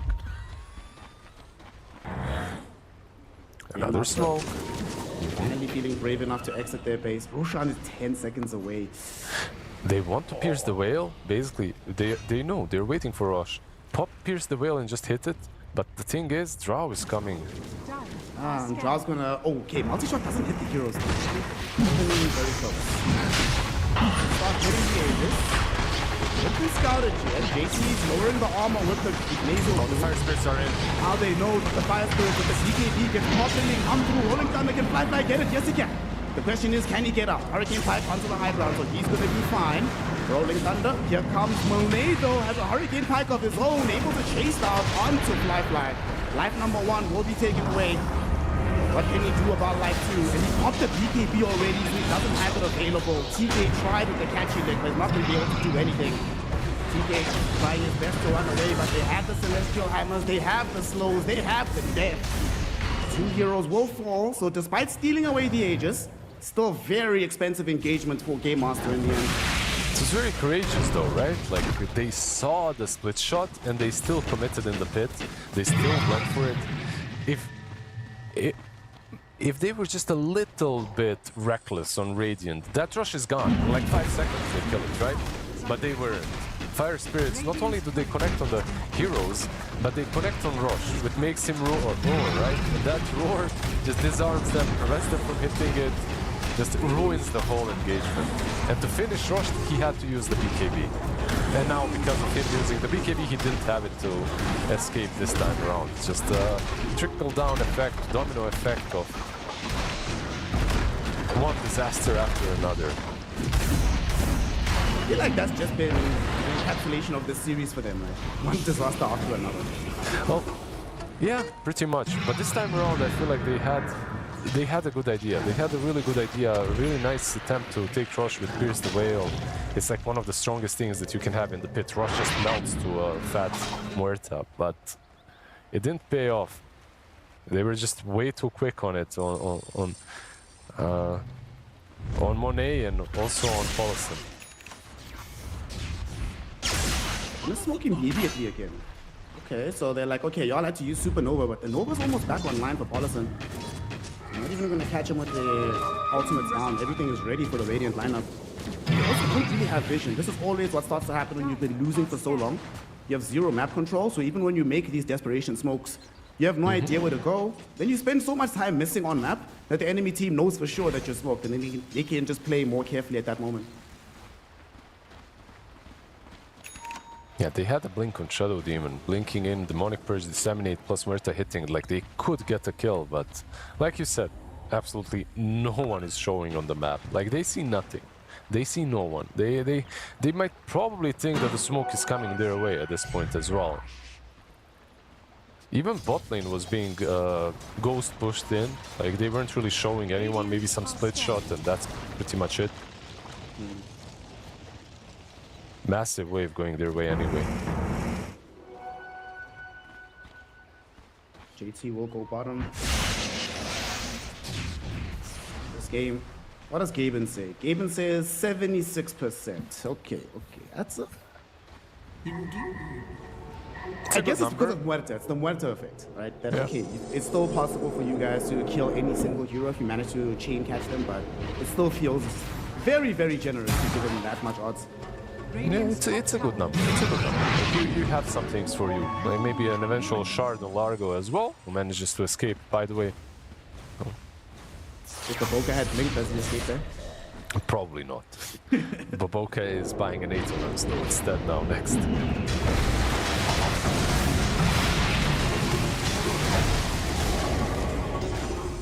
Time around, it's going to be Monet that gets access to the shard, so got some Glacier action coming through. A very good shard, by the way, for a carry that gets it for free. It's really not that bad at all. Getting some extra bonus damage, getting the high ground as well.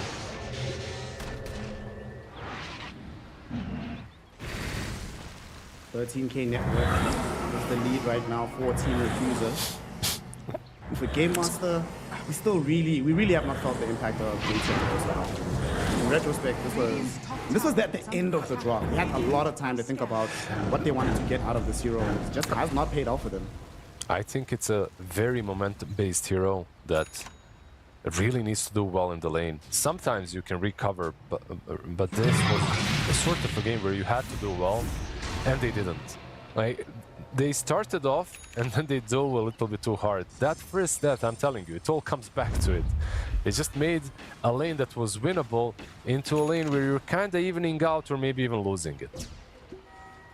Then they also went ahead and died on the recovery ancients, right? They couldn't even get their own farm back. Exactly, but it all starts from the laning stage. If you are winning the lane and if you are pressuring it, then you have the resources, and then they don't have the resources to pressure your ancients.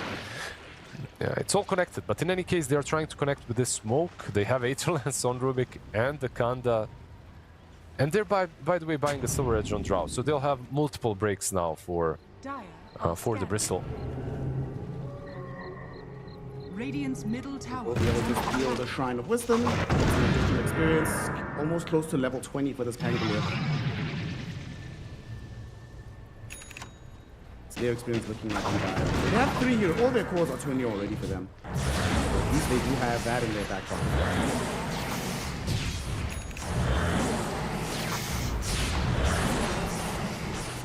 Soon, in a couple minutes, we will be having another Roshan fight. We'll see if they can steal it away again. And there's no rush, right, for Radiant lineup. You're like, we've already taken the side of Rax. Our Drow is super scarily farmed.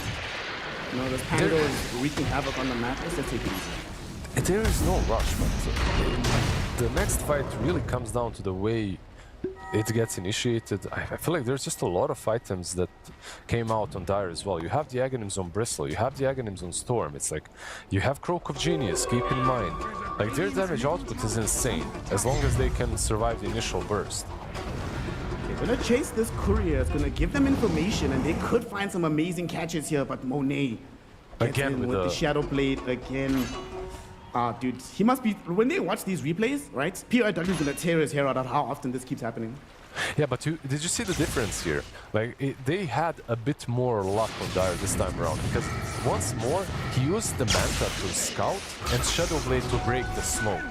But he didn't get close enough to them to break the smoke. If he did, they would probably take the bait and then hit the illusion again. So, lucking out a little bit and not getting baited.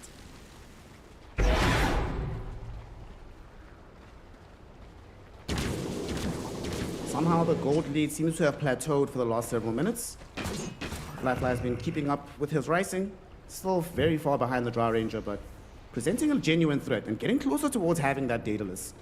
We have seen what these late game monitors can look like. Already, even at this stage, he's such a massive threat. But with Daedalus, you know, lucky roll of the dice, maybe a nice catch with the Aghanims on the Storm Spirit, and maybe you can just one-shot a couple of these heroes. You absolutely can. Absolutely can. The saves on Radiant are not really as strong as the ones on Dire. And you don't have destruction or anything like that, just a lift. Oh, the whistle. The Nightfall will succeed. Solar Guardian took a little bit too late coming in there from Yang.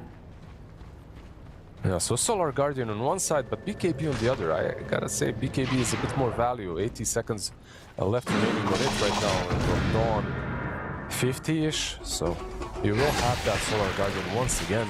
And level 25 soon on Dawn, by the way. Dire. It's the highest XP in the game. Make matters worse about that trade. Roshan is going to be up in 10 seconds, but BKB only up in a minute. So JT will spend a lot of time without the protection of spell immunity.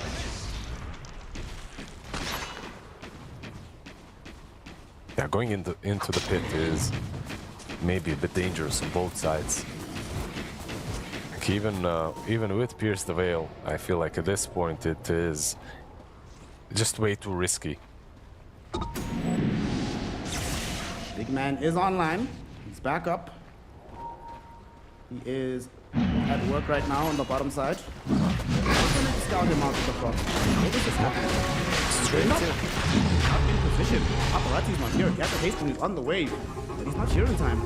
They don't feel brave enough. They don't have vision of where he's at, so they don't want to fully commit.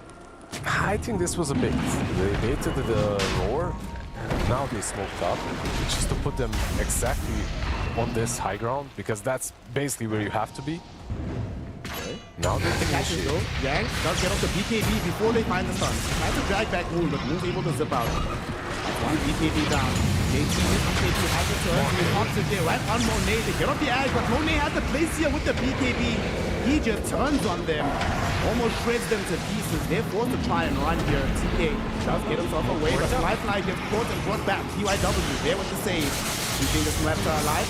Moon will just pop the Vortex on Drow to stop her from right-clicking. Get out of here. This BKB is about to expire as well. Yang wants to change with the Celestial Hammer. With the harpoon out of the Lifeline. Lifeline trying to top and turn.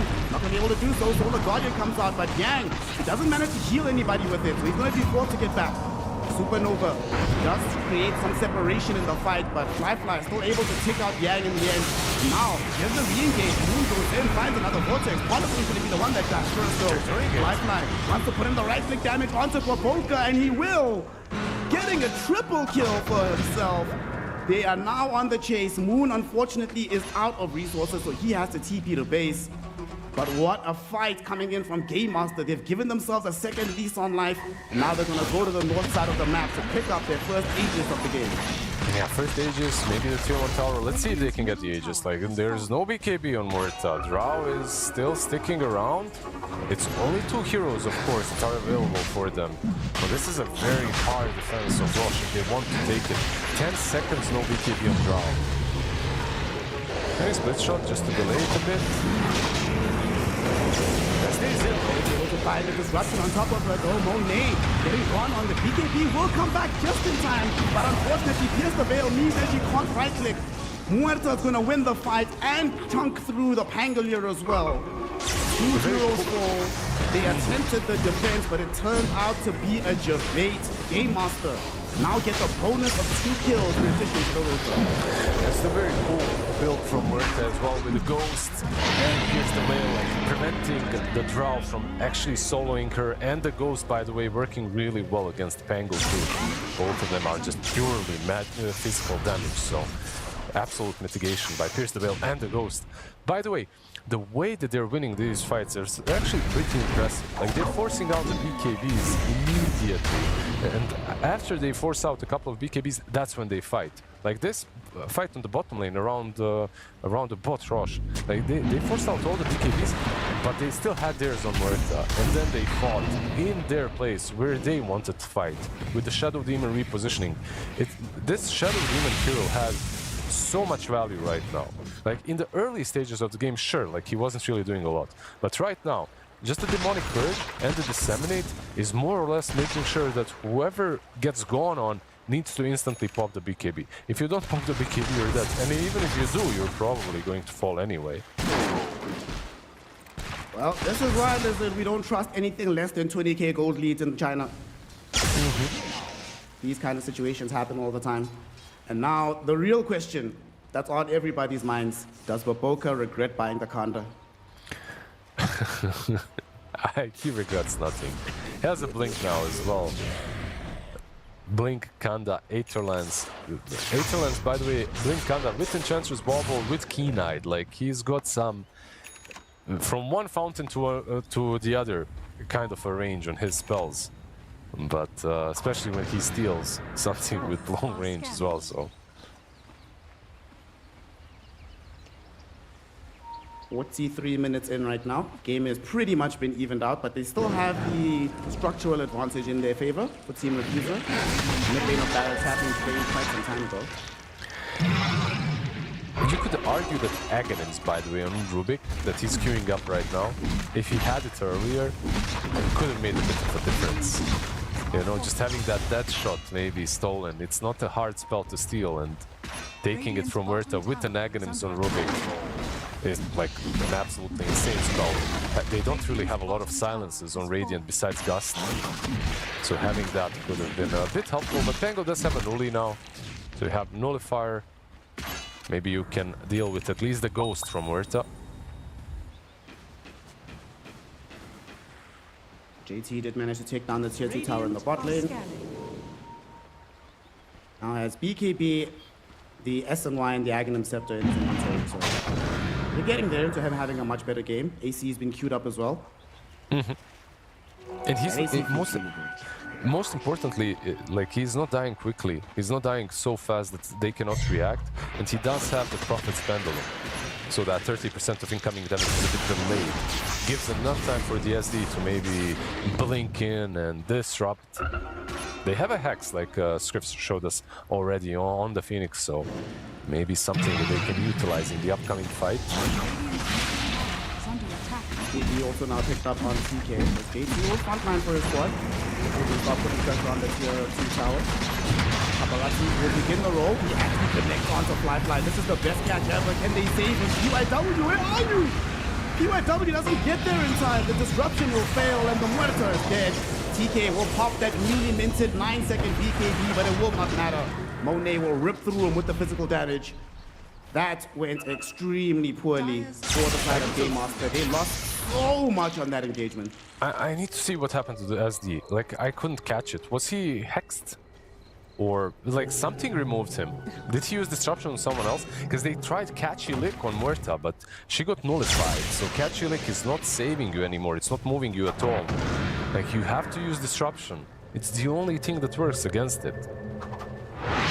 Alright, let's see a replay if we can. So we can understand what happened, so we don't unnecessarily grieve PYW. Maybe it wasn't his fault. Yeah, in any case, they do, I mean, his fault or not, they managed to kill Muerta, and it's a massive pick-off. High ground push, of course, is not easy once she respawns. They still have cheese, and they have Aegis, but that Aegis is actually running out. 30 seconds left remaining on it. You give the shard to Muerta, don't you? Like the refresher shard in this game? Storm is keeping it, but I feel like it's really not that great of a shard of him. If you could refresh Muerta's ult, wouldn't you rather have that in a fight? I think so. Especially because if you're looking at the Dire lineup, there's not... What other spell is really that important? That takes priority over the Pierce of Veil. He does have Aghanim Scepter, so the double pull from Storm is pretty damn good. I guess you could argue that it's maybe even better. It's so much control. I guess, especially with what we were talking about earlier, that they lack control in general. So I think you're right. Maybe this is more important. So you don't have to rely on Frog Stomp in the fight.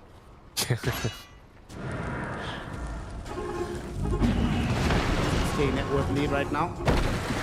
47 minutes in, but fear not, ladies and gentlemen, we're not going anywhere until the next Roche, so we have a few minutes most likely. Well, I say that, but they smoke as 5. Maybe they're looking for an opening to try and stay in the second lane of barracks. And BKB queued up, by the way, on Rubik.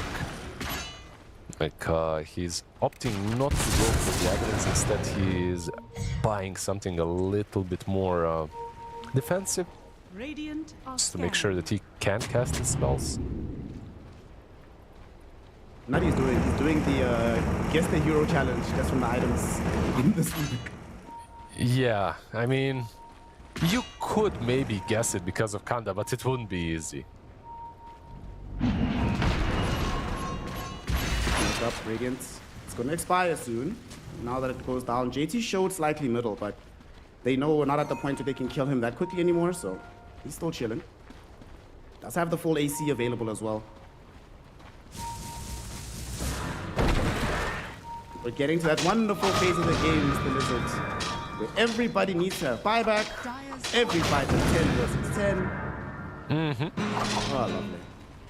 The 25s coming into play on both sides as well, of course. So it's gonna be at this point, not necessarily. We're not there yet, but we're almost there.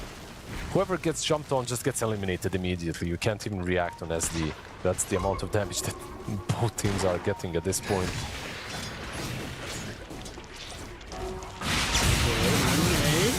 Jumped on by Moon here. Solar Guardian will be forced out. Catching it will take him out of the radius. And then he couldn't pop his BKB. He was patient. They on top of the Glacier though. And now here comes the roll from the Tangle here. But TI15 able to blink away after the nullifier. That does leave TK a bit isolated. After BKB gets disrupted. The stun goes on to Moon and he pops his own BKB. Monet just needs to get away right now. Paulison almost died, but the Supernova does emerge. It will zone back the rest of the lineup, but Baboka had no such play option, so he does end up dead at the foot of the base. Very low on resources though on the Dire lineup throws. Not so sure how confident they'll feel in continuing this fight. I think they can. They have the Shard of Storm. They have a BKB cheese on Bristle. It's just the Muerta that is kind of looking in a rough spot without the BKB, but she's also full mana, full HP. Well, TK will just also heal everybody up before they go on the next go. Radiant's bottom tower. Will jump in, catching through. Monet doesn't have BKB, remember, but they do have a Hex from Policy immediately out onto Moon. Moon gets bursted. No Aegis to protect him this time around. Now Paparazzi with the Rolling Thunder, able to catch up to TK and Fly. There's no BKB on this Muerta. She is in so much danger. Abyssal Blade will be there. Solar Guardian to stun. UIW will buy some time with the disruption, but at the end of the day, it will not matter. Monet gets out the right clicks. Yang gets the kill. And two of the big cores of Game Master taken down on the high ground. The Storm initiation was there was no follow-up. Like, he had, I don't think that was that bad of an idea either, like jumping in, but he didn't use the Shard. I expected the Shard into another Vortex or something, but there was enough time for Phoenix to hex him. And once you get hexed, like, your Shard is basically useless there. There's nothing that it more or less does. So you can't reset, you can't go in again. This refresher shard is still unused. And unfortunately for him, it doesn't refresh items, so he didn't have the BKB. They're having to force some buybacks here. Monet. Agnes, Butterfly just got picked up as well. They'll pop the Glacier so he doesn't get that low ground miss while sieging the tier 2 tower. Should be able to play mid. Even come through with the Rolling Thunder directly out onto a Bristleback. UIW will save it for a moment. He'll pop the BKB on map number 2. Boom, goes in with his own BKB, but they haven't found any viable targets just yet. Perhaps Yang will be their target as they pop the Pierce the Veil, throw in the right clicks and they do get the kill. Fly, Blinks forward as well, looking for the kill onto the Pangle here. They silence him up, trying to get away from him.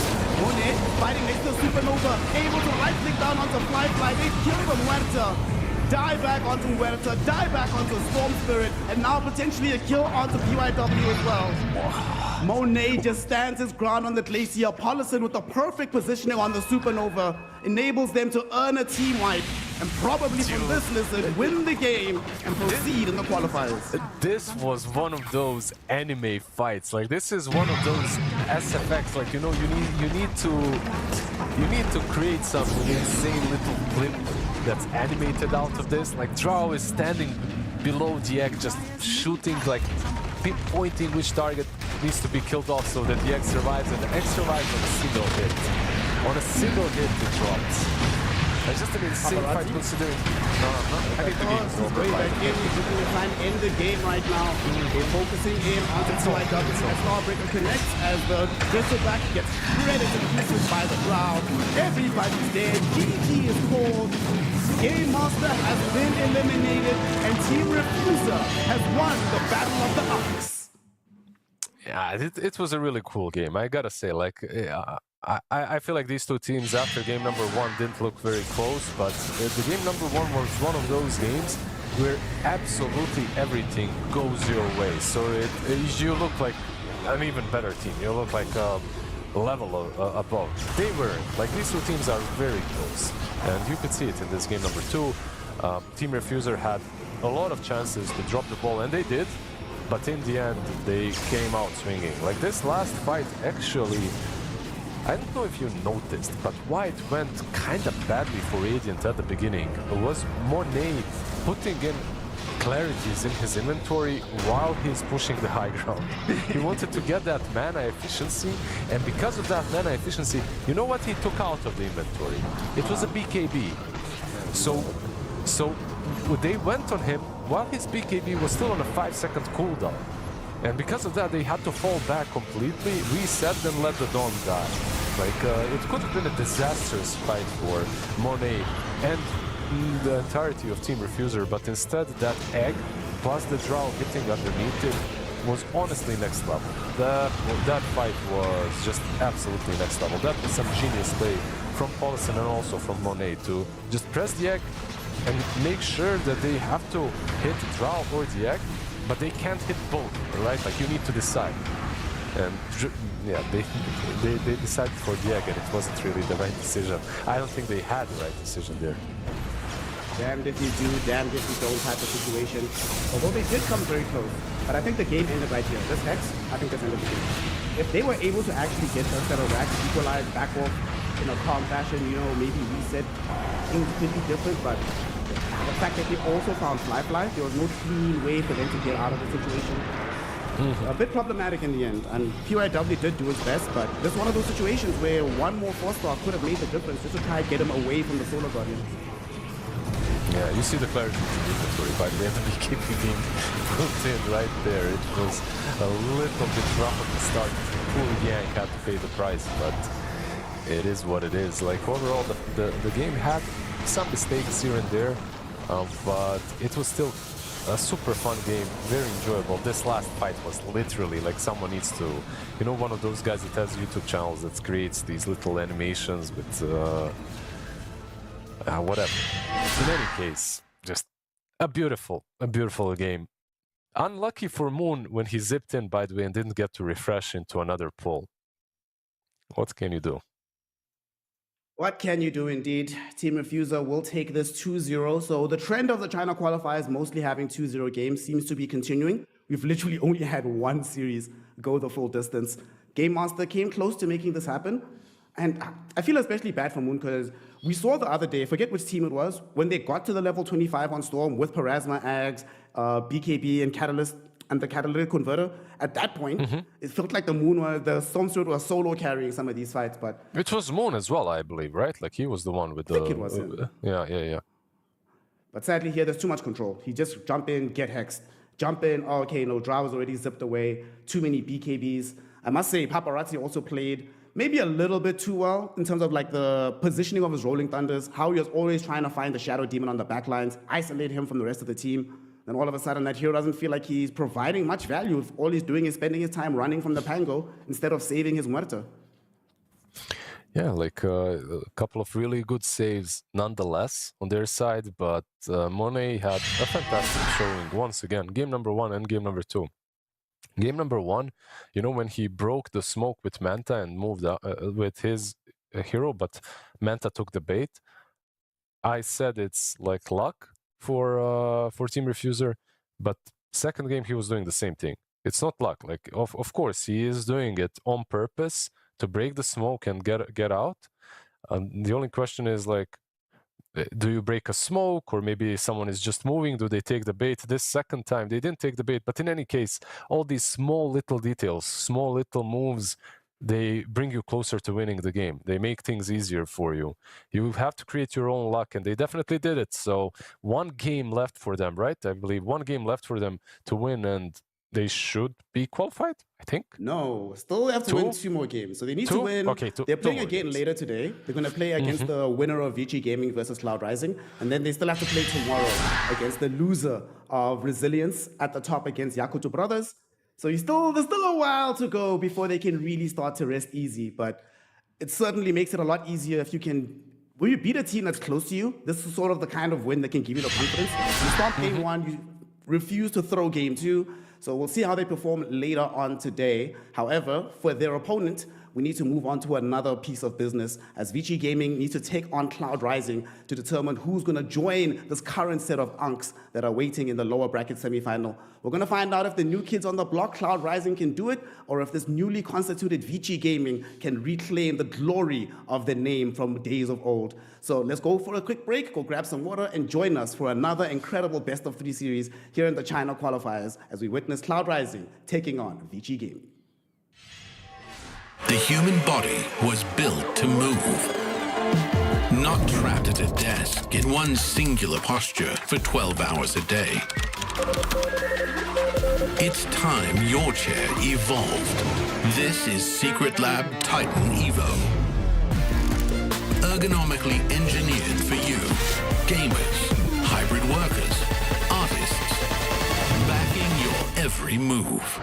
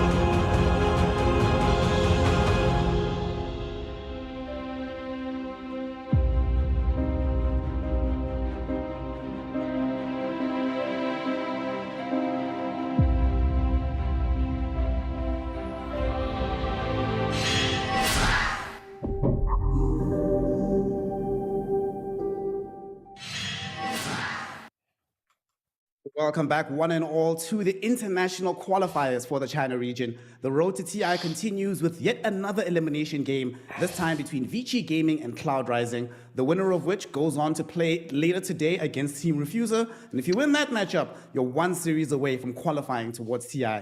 And Mr. Lizard, the reason I'm excited about this game, there's something we discussed on day one.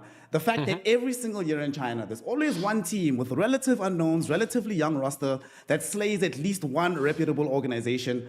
We haven't really seen it so much this tournament, but do you think Cloud Rising has the opportunity here to actually take a series against Vici Gaming? I hope that they have a chance at least to pressure them a little bit, but will they take the series? I don't know, because I didn't expect it. I think that Cloud Rising aren't on the same level, of course, of Vici Gaming. But at the same time, Vici Gaming got kicked out of that upper bracket really easily as well. So who knows? Maybe their morale isn't really on point.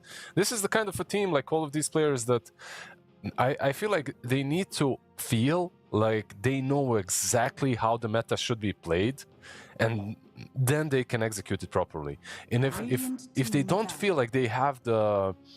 how to put it, like if they don't feel that they understand the gameplay of the meta itself very well, they can look a little bit more strung out on the map than most teams would. Like some teams, yeah, I don't know what's happening, let's just wing it. Maybe they're a little bit worse at winging it, even though they have some wings in the past, you know, like they've had a couple of those. That was beautiful. Nice cut. Nice cut. Well done. Well, we'll see what Vici is going to be able to do here. Hopefully they have a handle on this current meta. And so far with these opening picks, this is very much within the wheelhouse of what everybody else has been doing. Snapfire and Axe to respond to the opener of this Storm Spirits for Cloud Rising. Storm! Yeah, that was a good Storm Spirit, by the way. 5 seconds remaining. It's good. Like Storm opener, by the way, what's happening? Like this hero has been on the rise in the Chinese qualifier, at least I'm seeing it. Have you? I guess you didn't catch too many of the other tournaments, or like. I mean, I don't know why I'm asking you, because Storm wasn't really that popular. I watched them. Like, I watched the Blast recently. It was okay, but it wasn't like every single game first phase, first pick Storm. And Snap, however, was. And Snap gets picked up by Vici Gaming. They get the Snap, and they get the Axe, and they ban the Necro, so the Axe has most likely an easier lane. Doesn't have to be relegated to a position 5, like what was happening yesterday.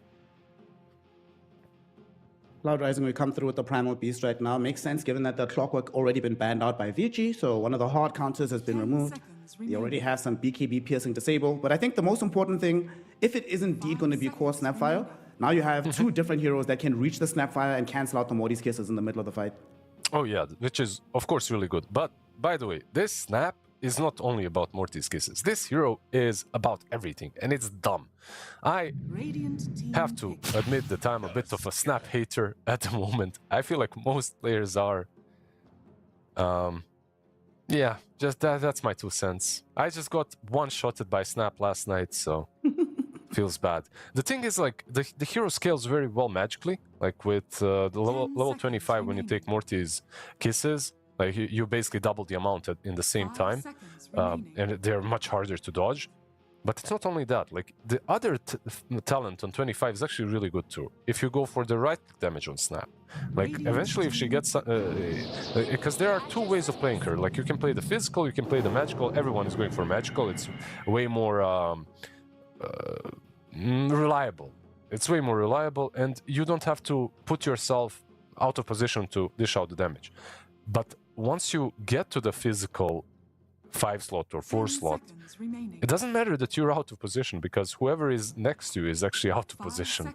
A little Shredder is just solo heroes at that point. Now that you already have Snapfire, you don't have to worry about Little Shredder coming into your Supernova, so you have some inbuilt protection for that. Axe can stand in front of it as well. Do you just pick Drow here if you're Cloud Rising? Initially, I was thinking some Kez, because we've seen how well Kez has been playing into the Wind Ranger, but then you have nothing to hit the Phoenix Egg, and you can really suffer to the Blink Blade Mail from the Axe. I mean, Drow Tusk doesn't strike me like the worst lane. Tusk Primal is well good, but if you go Drow, Battle Hunger spam, Wind Ranger, if she's maybe 4, with a spam of power shot plus battle hunger, I feel like the lane might be a bit rough. Although, like, that lane in the last game should have been rough for Drow as well, and it wasn't, so...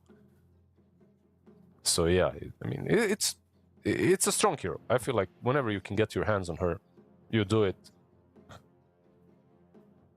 Kez as well, by the way, left in the pool, so if you want to play versus Wind Ranger with him, you can, but...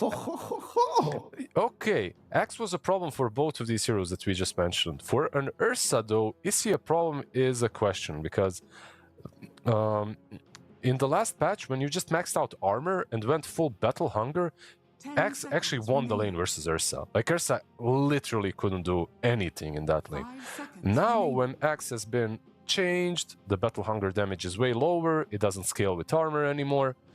Now I guess maybe it's an alright lane for Ursa, and the interesting Skyrat ban. Of course, banning Skyrat in this game, the silence versus Storm, the silence versus Ursa, just insanely strong, so...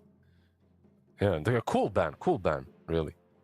We were talking about that hero yesterday, like, there should be instances where the Skyrath mage emerges, especially in these games where Lion's already gone, Shaman's already gone. They might go Shaman on Vici on the 24 just to try and have some kind of instant disable onto the Storm Spirit.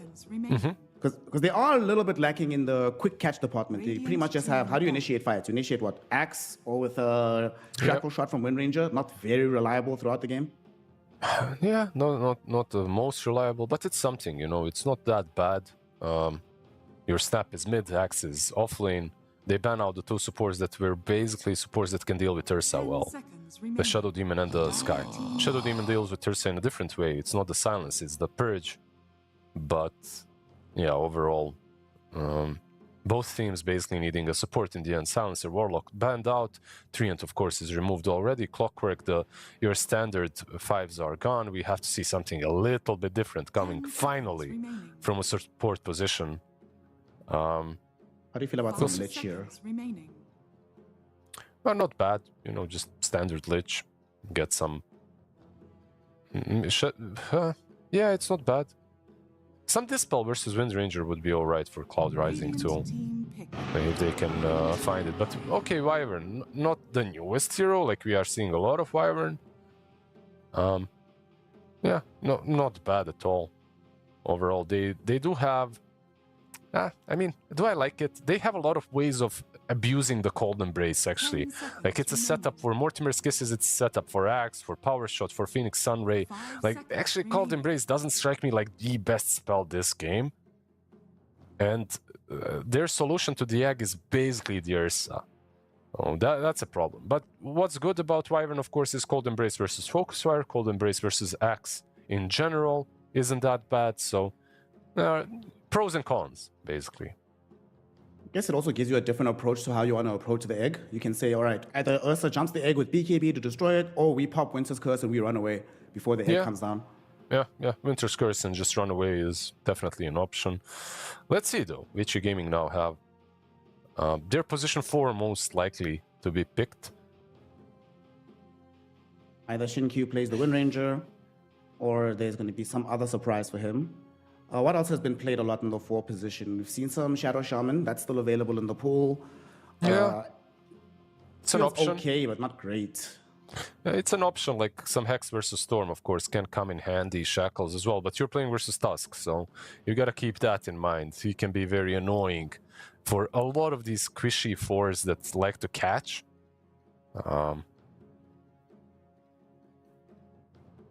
When I look at this draft, like, Jakiro feels pretty damn good versus Tusk with Phoenix, with the Ice Pad, but that hero is kind of dead and unplayed. And it's not really your your 4 anymore. It's more of a 5 anyway, so... I like your Shadow Shaman idea. Didn't we have a solid 3 months where literally every game had Jakiro? Earthshaker. Earthshaker. Okay. You wanted Earthshaker yesterday. You were asking, where did the Earthshaker go? Well, here's your answer. He is back, and he looks like he is going to be playing position 4 for Shin-Q. You are giving up the lane, though. Like, with Earthshaker pick right now, you're definitely relinquishing the control of your offlane. Shin-Q will have to creep skip, you know, just make sure that there's at least something coming Bach's way, some way for him to get that far behind the tower, perhaps. But yeah, in general, this makes their late game maybe even stronger with the echo, with the blink shaker, shard shaker, whatever it is. You know, it's good. It's good. Like another way of protecting the egg, and another very easy way of initiating, of breaking down the primal beast initiation. Primal just cannot play this game without the BKB. Of course, most games he cannot play without it, but versus shaker it's impossible. So there are some good things. There are some bad things. The bad thing, of course, for the shaker usually is the laning stage and how well you do in it, because the hero truly doesn't contribute a whole lot in the lane itself. That is unfortunately true. It does, like you mentioned, does give them a lot more team fights. If they play this well enough, you know, we can find ourselves in that situation where we get the earlier blink daggers than expected, and then Shin-Q can make bigger moves on the map. But honestly, I'm just hyped to see Shin-Q play these, the brawly boys from the position 4 role, the blink dagger requirers, the enjoyers. So regardless of the results, I'm happy to see Earthshaker. Ursa's back in the mix. I thought the man had disappeared, you know, it's winter, so the bear had gone into hibernation. But now here's awoken. It's winter for you. It's not for me. It's summer for me. We're different. We're living in very different parts of the world. But yeah, I guess this is the European bear, the Ursus from Romania. That's his beer. Yes. Yeah. He has awoken. He wants his berries. Also, do you remember Betboom at Wallachia? I forget who they were playing, but Kataomi busted out this Winter Wyvern as well when they were playing with Storm Spirit. And he kept doing that cool thing of actually showing up early to the lane. When he saw the Storm was suffering a little bit, he'd come through, give him the cold embrace before heading out again. Why don't we see more players committing to that playstyle? Like sometimes players will do it when the lane is going to hell, but relative to like Kataomi, who does it every single game, why not more players play like that? I guess it depends what lane you want to help out the most, right? Like because sometimes you're just stuck on your own lane. Kataomi, Betboom, they're just a very known team for winning lanes, and sometimes when I can't honestly remember that exact game, but they are a team that if they do well in the laning stage, they run you over, and they usually do well in the lanes. And if they did well in the side lanes, then they can help out the mid. Spam some cold embraces on the storm, maybe. I don't know. It sounds funky, but it's doable. It's very situational, though, is what I'm saying, basically. As most things are in Dota. Well, here we go. It's game 1. Cloud Rising, the youngins, the upstarts, those looking to make a name for themselves. You know it's a young team where most of them don't even have Wikipedia pages. And they are taking on Vici Gaming.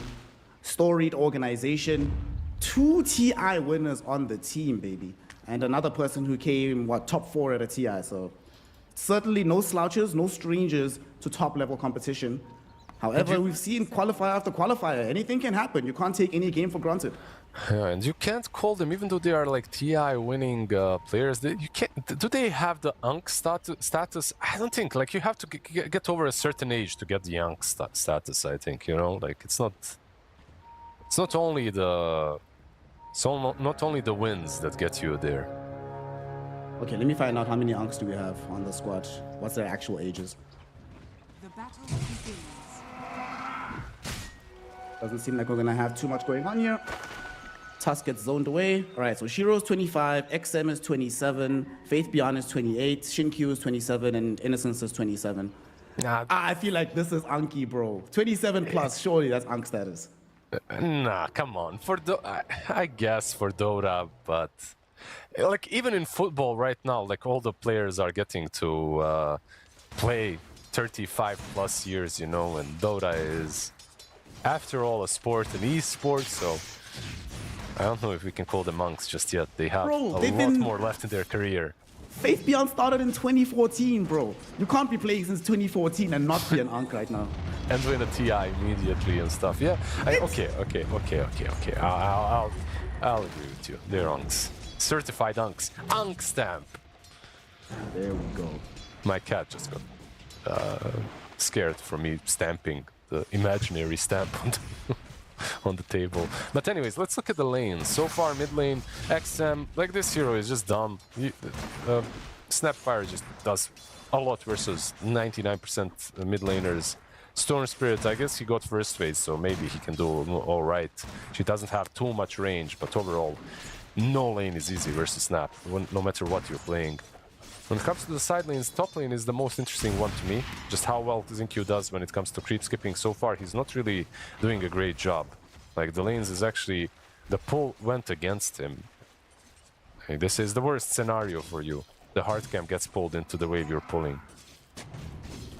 I guess also having Arctic Burn is one of the better tools to have if you can actually catch the hero to stop the pull from happening.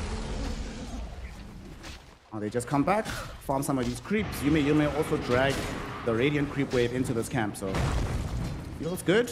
Zinq will at least steal the Warpine Raider with the fissure, so that's something. Yeah, when it comes to the two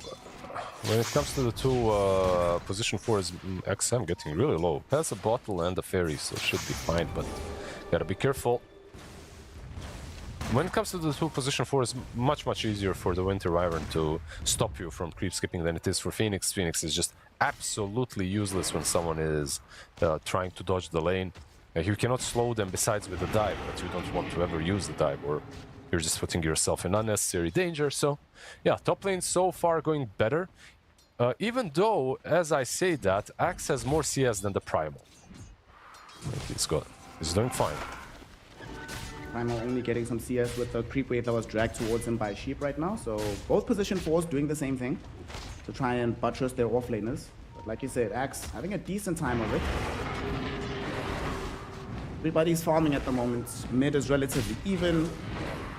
Primal Beast is the only one that's really not enjoying this early phase of the lane.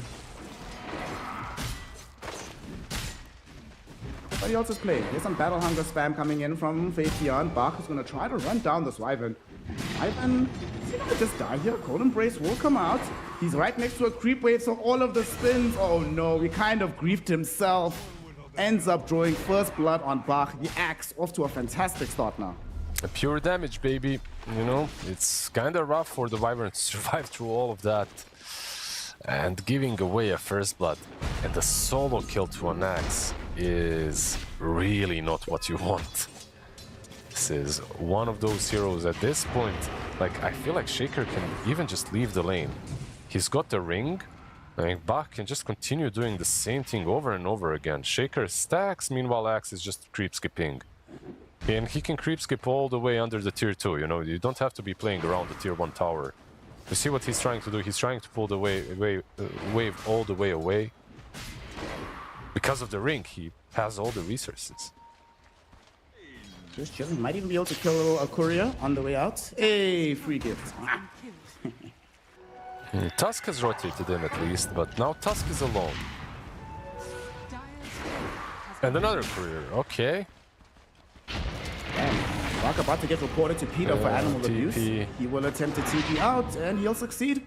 Gets back to safety, no problem. You know why he didn't TP earlier? I'm pretty sure he didn't know if there's a snowball or ice shards available for Tusk. So he just waited to see what's the Q7? Oh, yeah. Oh, that's rough. He might even get the double up. There's going to be a fissure onto Sheep, but XM doesn't have any mana remaining at the moment, so... And Scatter Blast or Signal cooldown. That is a disaster. It truly is. Like, not a single lane is going well for them. Like, this top lane, at least, like, on paper, isn't strong for Radiant. It's like some Axe Shaker lane, but they made it work. Even with the failed pull, they really made it work. The first blood on Axe just... Dire's bottom tower is under attack. Now here they are, already putting aggression. Both supports posted up in this mid lane for the side of Vici Gaming, so they want to try and pressure this tower with the Sea Dragon. You know, we don't see this as much anymore. We used to see players do this all the time, but nowadays it's like, we'll congregate for the 6-minute rune and then we'll try to push on the second Sea Dragon, but being here at this stage already, playing very fast on the map. Well, the 6-minute rune is coming up, I guess, you know, in 20 seconds, eventually. If better safe than sorry, secure it for the snap. She's got level 6. And with the fissure, by the way, you can set some things up, maybe a kill. Let's see, what is Snap gonna get? It's gonna be an illusion rune, picked up bottom for XM. Sea Dragon is still quite healthy, so Ice with the flag barrack creep. Ice Scope, but Is he gonna be fine? One more right click is all Shiro needs, and Shiro's gonna get it. And mid Middle lane though, now? Morty's kisses being thrown in for the first time in the game. They all connect onto ZZZ, and like you said earlier, Cold Embrace does not protect you. In fact, it just griefs you against the major magic damage that XM provides. Even Ursa is rotating in, but he was actually scouted, so this rotation of his is basically fully under vision. Storm has 6, maybe he can TP in, but yeah, I am worried for them already. Minute 7, let's see. Wisdom Shrines at least need to go their way. The game is already in a really bad spot. Like, they're 3k behind. They also TP'd Storm mid. He has no TP. I think they might lose Wisdom Shrine because of that. Let's see, Shiro is putting pressure onto Ice Coke, and Ice Coke is like, yeah, guys, I can't do anything about this. So Shiro will take it. It's not like Ice Coke has been having a good game either. He's only level 4 right now, so he's being mega griefed by not being able to pick up the Wisdom. Everything that could go wrong for them went wrong. Axe creep skipping top. I don't know why Primal wasn't doing the same thing down bottom. Like, you're playing versus a Phoenix. Nothing he can do about you trampling a wave behind the tier 1 tower, you know, just... Oh, not behind the tier 1, next to the tier 2 tower even. As far away from Windranger as possible. And every time he tried to get there, he got punished by Shiro. Yeah. Shiro so far is pretty much having a free game. They all Javelin is on the way. Yeah, actually, everyone's having a free game. Axe now in the jungle. About to finish off the Vanguard. And then can start making the progress towards Blink Dagger. We've seen in some games that things will just slow down because the Axe can't really play the game. But maybe now this could be a turnaround. They have the numbers here around all of them. Big fissure from Shin Q onto 3 with XM following up with the Scatter Blast. The Ice Shards! Oh no, Sheep will not be able to get the proper connection. They still eventually kill off Shin Q, but now ZZZ can at least kill off Axe. Q7 is able to do it. He dives forward though, looking for XM and gets killed off by the Snapfire. So despite the fact that they got some kills, it turned out to be a disaster in the end. Yeah, it looked so good for them, you know, like you brought so many heroes. Axe is on like 30% HP. Mortimer's Kisses were still on a 5-second cooldown. And then Shaker, perfect Fissure, perfect Enchant Totem, and then Ice Shards just absolutely griefing them. So, like, something is going their way, but in the end, not really paying off, and the gold lead just increased after all is said and done. 4k lead now for Vici Gaming, 9 minutes in. It's honestly massive. Like, 4k lead at this point is kinda illegal. And it's not just the gold lead, it's the experience, bro. The Tusk and the Winter Wyvern are both still level 3. On the other side, both supports are level 5 at the moment. If they had higher levels and they had more damage in that moment, maybe things could be different, but they're just really far behind. To put things in perspective when it comes to 4k lead, 4k lead is basically a Wyvern and Tusk times 2 their net worth. You know, it's like they have like let's round it up to 1,000 net worth on them. It's rough. I try to get the kill here onto Bach. Nice little fissure there. Doesn't block them off completely, but now XM has shown up. Fire Snap Cookie turns it around. Shin Q goes forward. Yume will be able to flee thanks to the Enrage. But Sheep is definitely dead. Shiro just shows up out of nowhere for the long-range snipe with the power shot. Let the man cull. Let the man use the culling blade. Give him some stacks. Unlucky.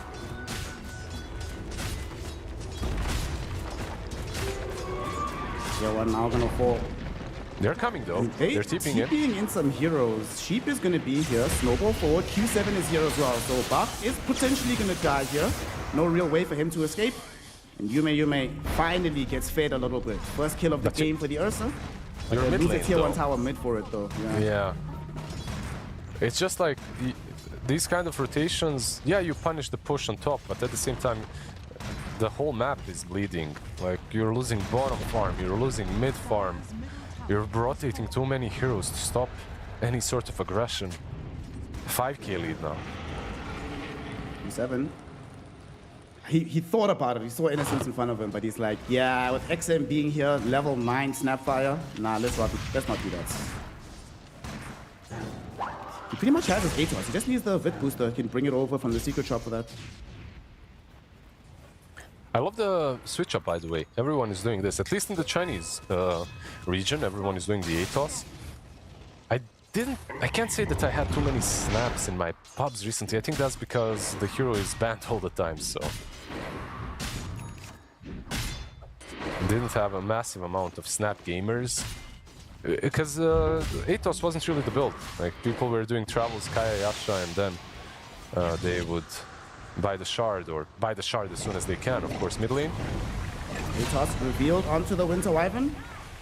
This time around, ZZZ doesn't even bother trying to pop the Cold Embrace. He knows his life is forfeit. Another kill for XM. 4-0-3 on the Snapfire, minute 12. It's a pretty nut start for him. His middle tower is under attack.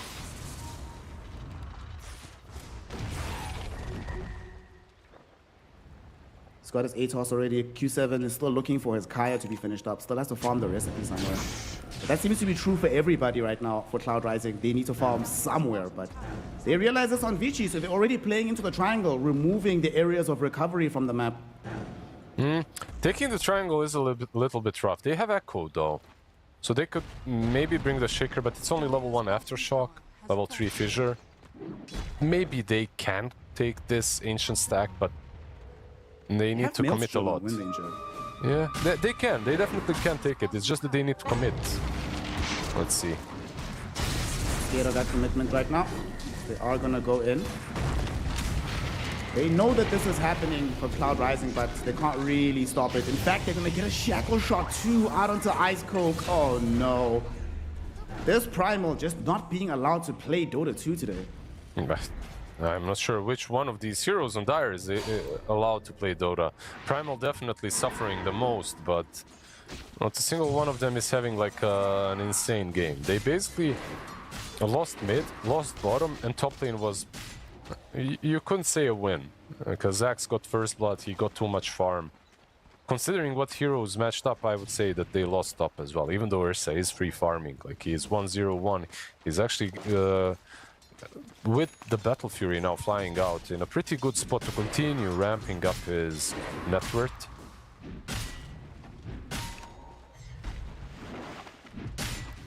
Kaya there for Q7, but still don't have a Blink Dagger from Ice Coke, so them starting fights is still a bit difficult at the moment. They will have some time before full-on aggression emerges from Vici Gaming. Bach has opted to go for the full greed, Vanguard, Blade Mail, and then the Blink Dagger.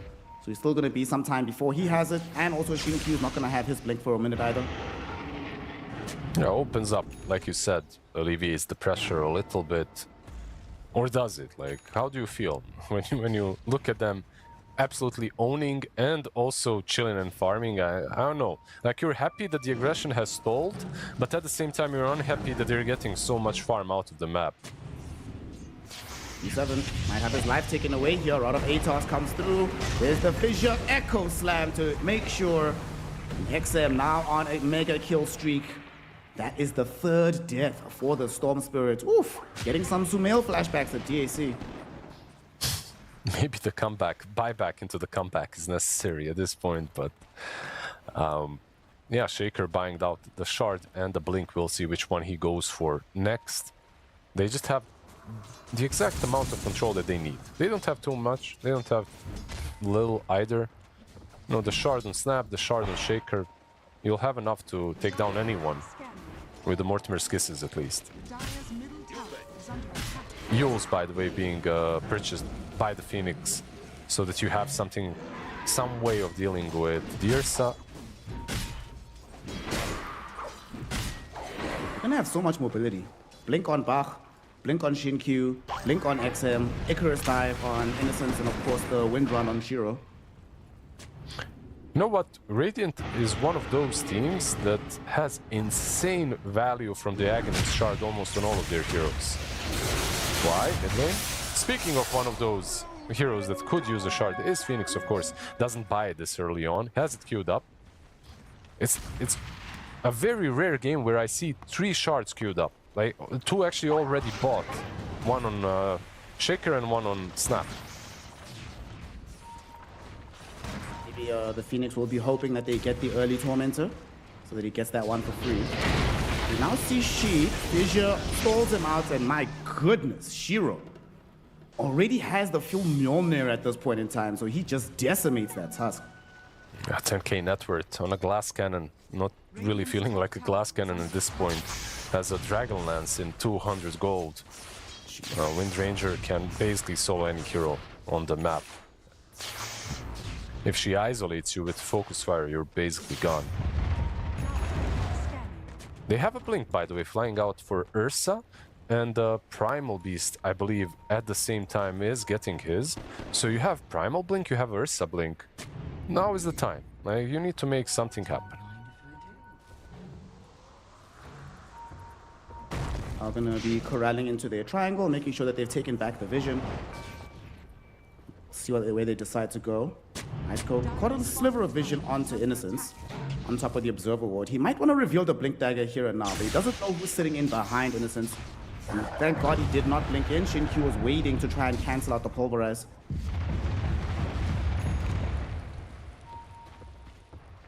There's the blink from Axe. So they have to try and make something happen soon, because these moments of opportunity, very shortly, it's going to go away. We're going to see all-out aggression from Vici.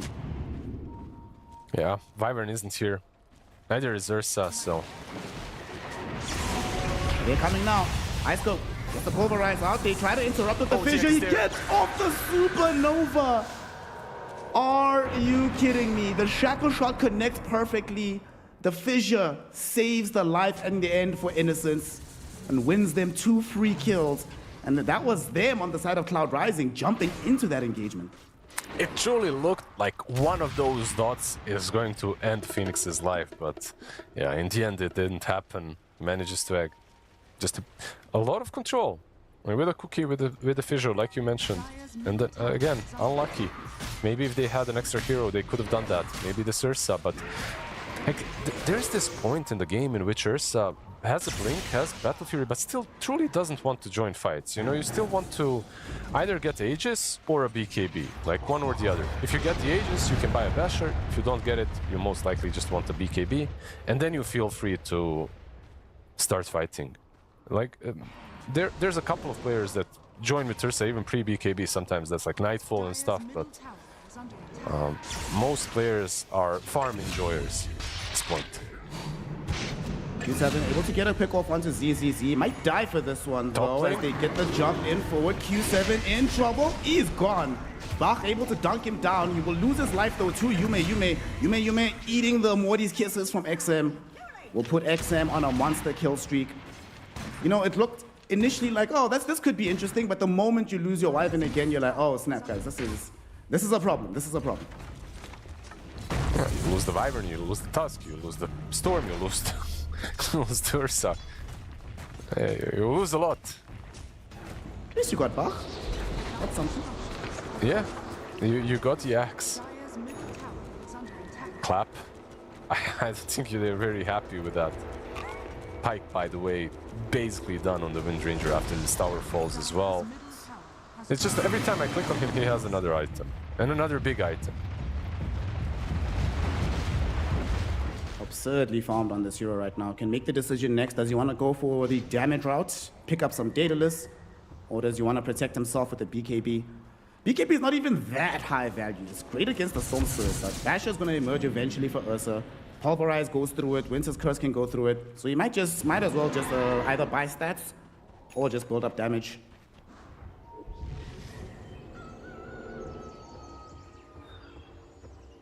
So 12k lead, Lizard, what's the plan? Or rather, actually, more crucially, if given the time, can Ursa actually carry this game?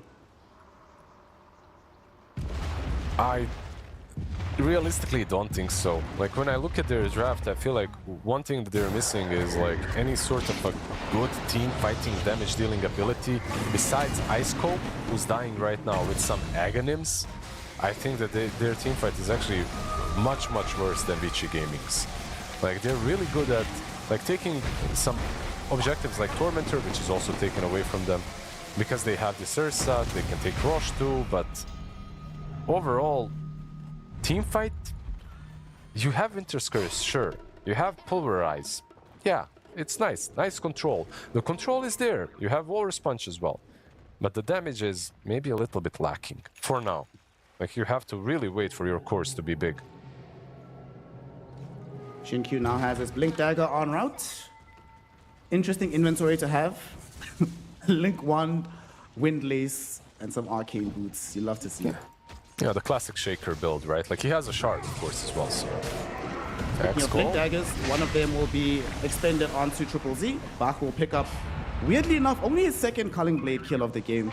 Yeah, because Shiro is team has just stealing been everything. griefing him. Yeah, the Wind Ranger, his carry is griefing him, just stealing all the last hits with the power shots. Like you could see that he Culling Bladed a little bit, maybe even almost too early, just making sure that Shiro doesn't get in range. He's trying to snipe every single kill. 7-0-4 on the Wind Ranger right now. And the Aegis, of course, if you're playing offlane, you're very happy with your carry getting a lot of kills. But you do like those stacks as well. Their safe lane and their mid laner both have not died in this game. Shiro 7-0-4, like you said, 8-0-7 for XM. Whew! It's a rough one. And you know, it's interesting, right? We see the Aghanim Scepters being built up right now by this Wind Ranger. And a lot of the time, you know, you and I have spoken about this item. I'm not normally a fan. However, in a game like this, I actually love it a lot. Against Ursa, who needs to be able to stick on his targets, is so far away from having the basher. If you just keep running around him, he spends all of his time trying to chase you and zero amounts of it actually hitting him. No, absolutely. There are some carries that really like to go Pike Hags on Wind Ranger, some that don't enjoy the Ags as much, but in this kind of a game, it's a no-brainer. It's really good. Getting that extra tailwind.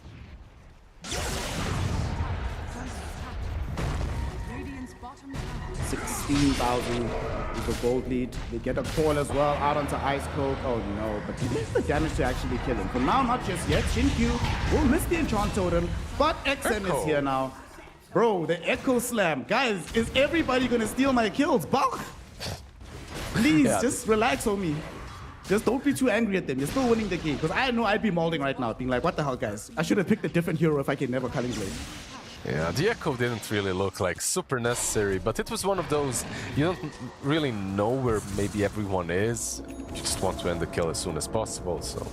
Plus, I'm not sure if they were dealing damage through Polarize before Snap appeared, so maybe he was thinking Polarize into Blink is an option. So prevents that from happening.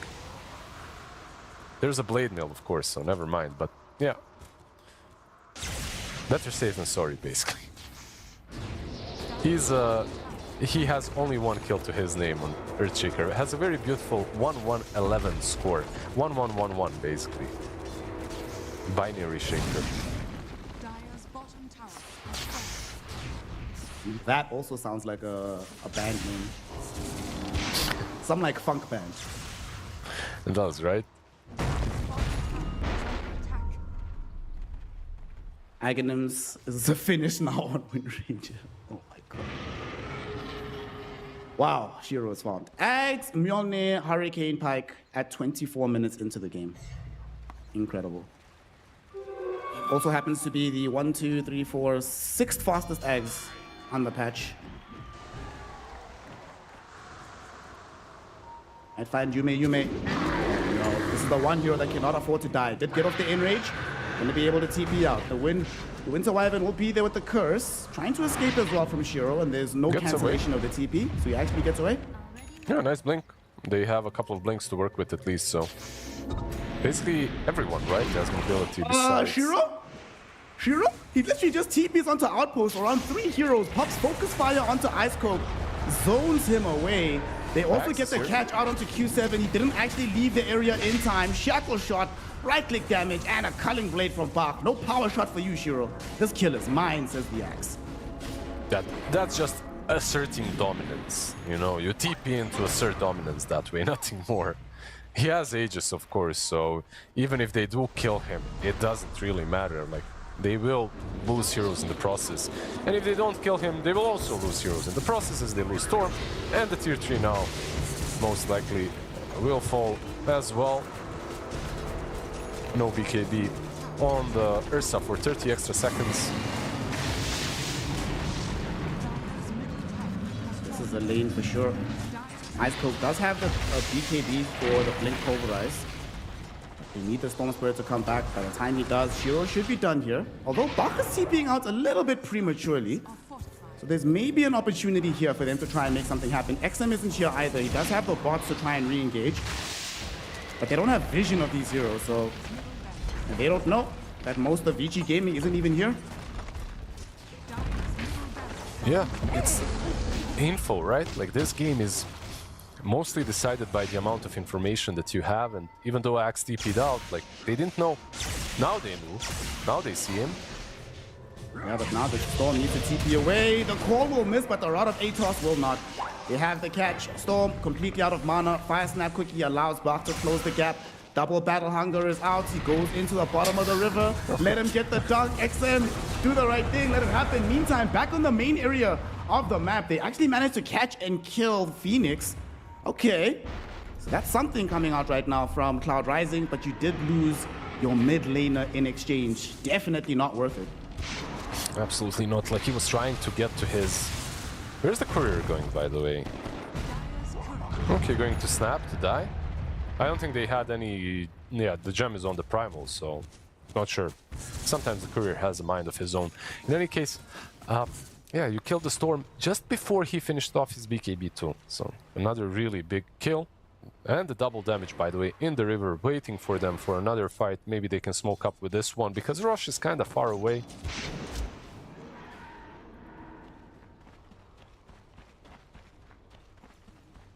Let us see what they're going to do. 24k. It's almost 1,000 a minute at this point in time in terms of the gold lead. And it could easily become so if they have yet another dominant teamfight victory. I guess if you're Dire, you're not really fighting before the MKB is up on Windranger, right? Like, you have to wait for it. At this point, sorry, not on Windranger, on Ursa for the Windranger. Like, maybe you can take a fight before that if it's forced on you, but I don't think that you have any sort of a way of killing her without the MKB on Ursa. Still in search of the item, still quite a ways away. Are gonna smoke though, realizing that if you just stick in the base doing nothing, the game is gonna lose itself, so you might as well try something. Unfortunately, Vici Gaming are experienced enough to understand how they're feeling at the moment, and they are ready in response. Ice Coke, his smoke is gonna break. Will they get the catch on top of him? Yes, they will. Bach gets the connection. They don't get the shackle shot. There is gonna be a Winter's Curse, but unfortunately, both of the heroes get themselves echo slammed. They both die. ZZZ gets brought down by the kiss of death of Morty. Triple kill for XM. Q7 ducking into the fountain, GG. and the GG is called. Game 1 goes the way of Vici Gaming in not the shortest game of the tournament, but arguably the most dominant one that we've seen. Yeah, absolutely dominant on all lanes. The moment X got first blood on top lane, honestly, you could kind of see this happening, right? Like X is a sort of a hero that you really need to slow down at least a little bit in the laning stage. Currently, he's in a really good spot. Like, he got nerfed in the last patch and then changed, but this change, I think, benefited him quite a lot with the innate that he got. And overall, he's feeling pretty damn good once you get the Blade Mail blink almost stronger than ever. This fight was very unlucky, by the way. Instead of just eliminating Bach and moving back, they lose multiple heroes.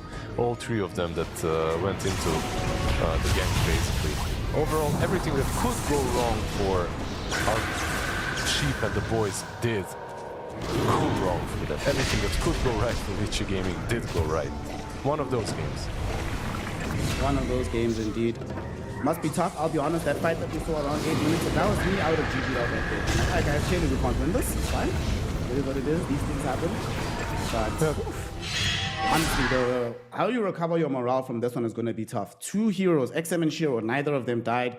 XM, despite the fact that the lane wasn't like a uber dominant lane from him, the moment he started moving around, some of these moves were just crazy.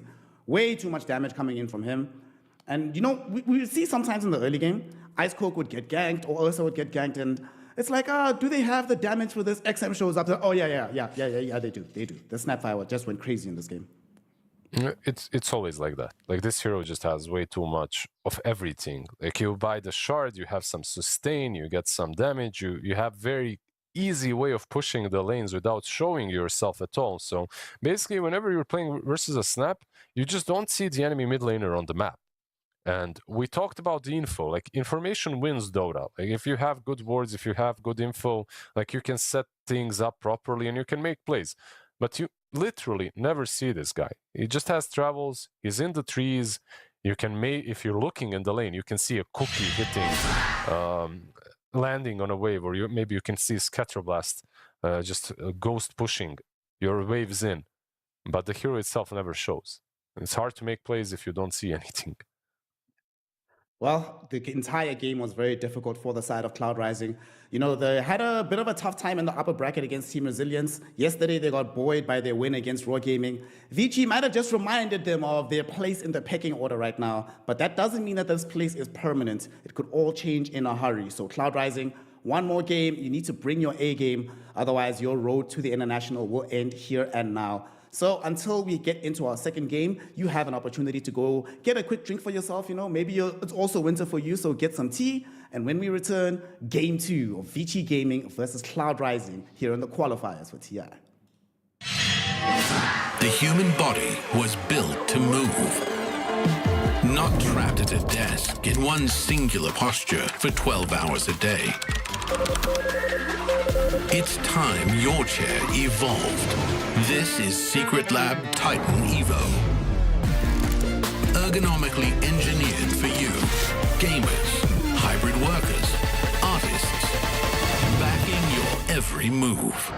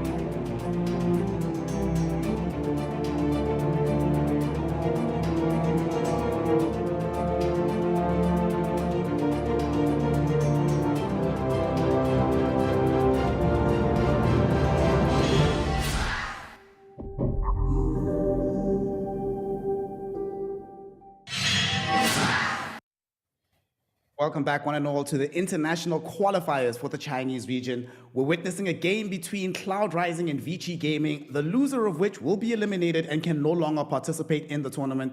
And right now, game one, I'm not going to lie to you, Lizard, they got the welcome to the NBA treatment. These young boys, you know, they must have felt so good winning the open qualifiers. They're probably not feeling so good right now. Welcome to the NBA or welcome to Dota. You suck. Not necessarily Cloud Rising. They don't. They're really strong. That's why they're here on the brink of making it to the TI, which is basically every Dota player's dream. But yeah, the game number one was every Dota player's nightmare. It didn't look that great. Every single lane went wrong. They couldn't find their footing anywhere across the map. They got wrecked, basically. Once again, I feel like 5 seconds remaining. they need to focus on at least one lane to win, but they're going to focus on a different draft. They open up with Rao. Yeah. I mean, it's ballsy, but I like it. You just take one of the better heroes in the carry position. You're like, you know what, guys? It is the last game. Technically, it might be the final game we play in this year of competition, in this season, rather. So pick something, the most busted stuff you can imagine, right? 10 As seconds long as you're remaining. moderately comfortable, but the hero is stupidly strong, just try it, you know, give a gander towards it. 5 seconds But Vici, remaining. also making a change with the Tiny. Now, if I normally saw Tiny, I'd be saying to myself, oh, this is the 1 and 2 flex. But after what we saw from Shin Q, is there any potential of him flexing this to position 4 as well? I mean, considering he just played the 6 shaker, yeah, of course, there is potential. I don't think the hero is a good 4. I think it's pretty bad right now. Radiant team I think ban. whenever you're playing core, you're kind of dodging toss. You're not playing a lot around the toss. You're playing avalanche and tree grab. But maybe, like if you're a support and you want to get heroes out of position, maybe it's an option. Like if you have good idea around the draft, 10 could work. seconds remaining. It's a hero with a dispositioning tool. Whenever you have a hero with a 5 dispositioning seconds tool, remaining. I lost to like some 4K rank Tiny, by the way. Like he's barely immortal, but they wrecked us, and he played well on the Tiny. So, you know, it can work. It is an interesting hero. It always has been. I think right now he's much better on a carry, maybe on a mid sometimes as well, but he doesn't feel that amazing into the draw as the carry role. I feel like maybe a mid laner is more likely. Get the earlier blink, play around that. I mean, we could see it like yesterday where they played around the Echo Sabers to make sure that the Tiny could still get farm. Because they had Tiny Slaughter, right? And the Tiny Slaughter got the early blink, and then Tiny was just playing in the lane a lot. Check this out. Before we move on deeper in the draft, Cloud Rising, their first ban on the Wind Ranger. Shiro actually broke a record on Mjolnir, right? Fastest Mjolnir all time, all patches. Guess by how many seconds? Here's your trivia question for the day. How many 1 seconds second. faster was he? 1. 3 seconds. 3 seconds. Close enough. It was a single digit number. Like you asked me what amount of seconds, so I could have guessed. But you know what? Like the more I brew on this Tiny, the more I'm like drawn towards your position 10 4 seconds idea. remaining. You know, it might not be. It might be like some Silver Edge plus 5 Harpoon Tiny seconds to remaining. hunt down the draw from the carry role. It's sure, why not? But I'm kind of drawn to the 4. I don't know why. Like, right now, when I look at their draft, though, you have Largo with Bulbelly Blitz or whatever it makes you. Hot Feet Dire Hustle, yeah, team that one. So you go a bit faster, you get on top of the draw a bit easier. Then on top of that, you have Tiny to follow through. Maybe a carry Tiny is enough. We'll see. In any case, Vici Gaming open up with a completely new set of heroes because everything from the first game was banned. 10 Wind Ranger, seconds Axe, remaining. and Snap. All 3 cores they went for. Literally. Cloud Rising is like, yeah, you 5 guys, seconds remaining. you're gonna have to play something different. Cloud Rising do have themselves a Phoenix right now. And we saw the work that Innocence was putting in on this Phoenix hero. So technically, by yoinking the Phoenix, it's technically another ban. Like you guys are going to True. play a completely different game. What else? The Shaker? Only left remaining. Probably not gonna get picked by Vici Gaming anyway, so you don't really have to get rid of that one. But I kind of like Cloud Rising opening right now. I think it's maybe even better than what Vici Gaming have got. Of course, it's only 2 10 picks in for seconds them, remaining. or 3 picks in for Cloud Rising, so there's just a lot of time for them 5 to seconds remaining. navigate this draft in a comfortable direction. Radiant team pick. Looking at the faces of the players on Cloud Rising, what do you think? Are you filled with confidence? Does that look like the faces of players who really believe they can clutch out a game too? Deep inside, yes. Deep inside. Somewhere. There's a spark. Dire There's team a flame waiting to be ignited. It's Largo core. That's why they picked the AA. Ancient Apparition wasn't really like... I couldn't figure it out, like why go for AA, but now that the Largo is a core, it does make sense, even though they already did show the two supports. But Phoenix could be a core, 10 seconds you put remaining. AA as another support, and then you kind of counter Largo with it. 5 seconds Although, like, remaining. I don't know if I would like that too much. A lot of magic damage, though, from them. Ancient Apparition plus Largo plus Lion.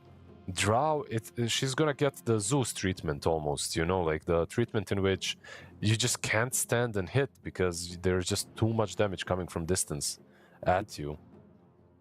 I think whatever you pick right now for Cloud Rising, I would really like it if it could be a pipe buyer or somebody could at least get more utility for the team right now. But then you also need a little bit of catch as well, because where's their reliable setup? What are you gonna start every fight with Bushwhack at this point?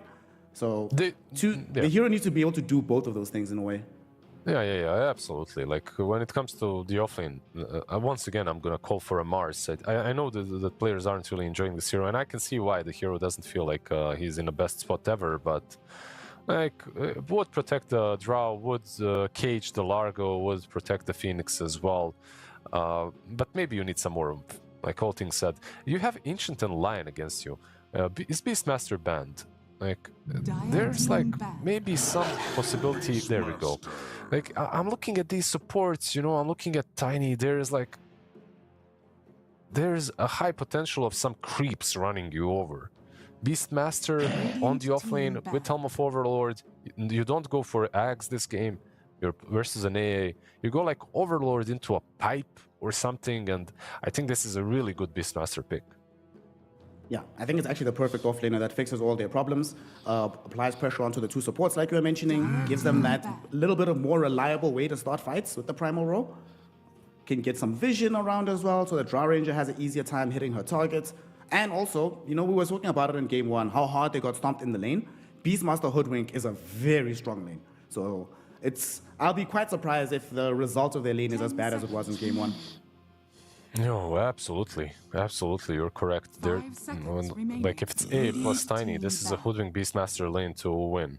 If they lose it, they are getting outplayed, basically. Like, they shouldn't be losing this lane. Ancient Apparition and Tiny, and just the boards themselves are super annoying.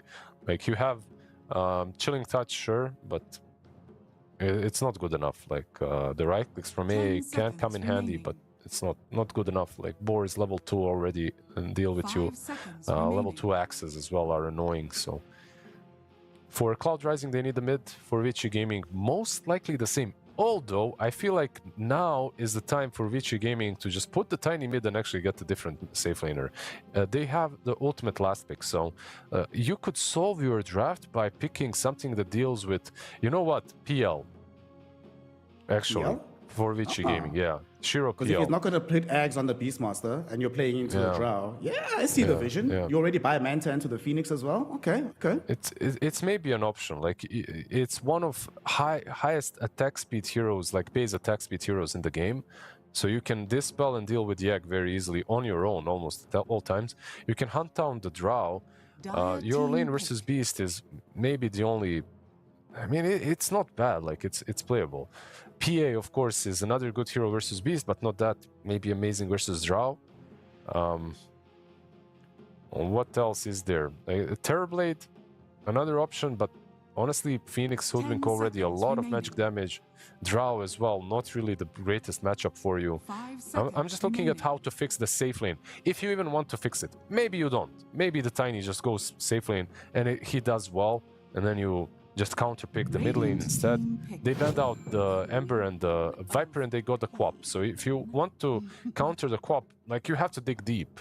Even something like a Huskar doesn't feel like the greatest pick here. You're still playing into Drow.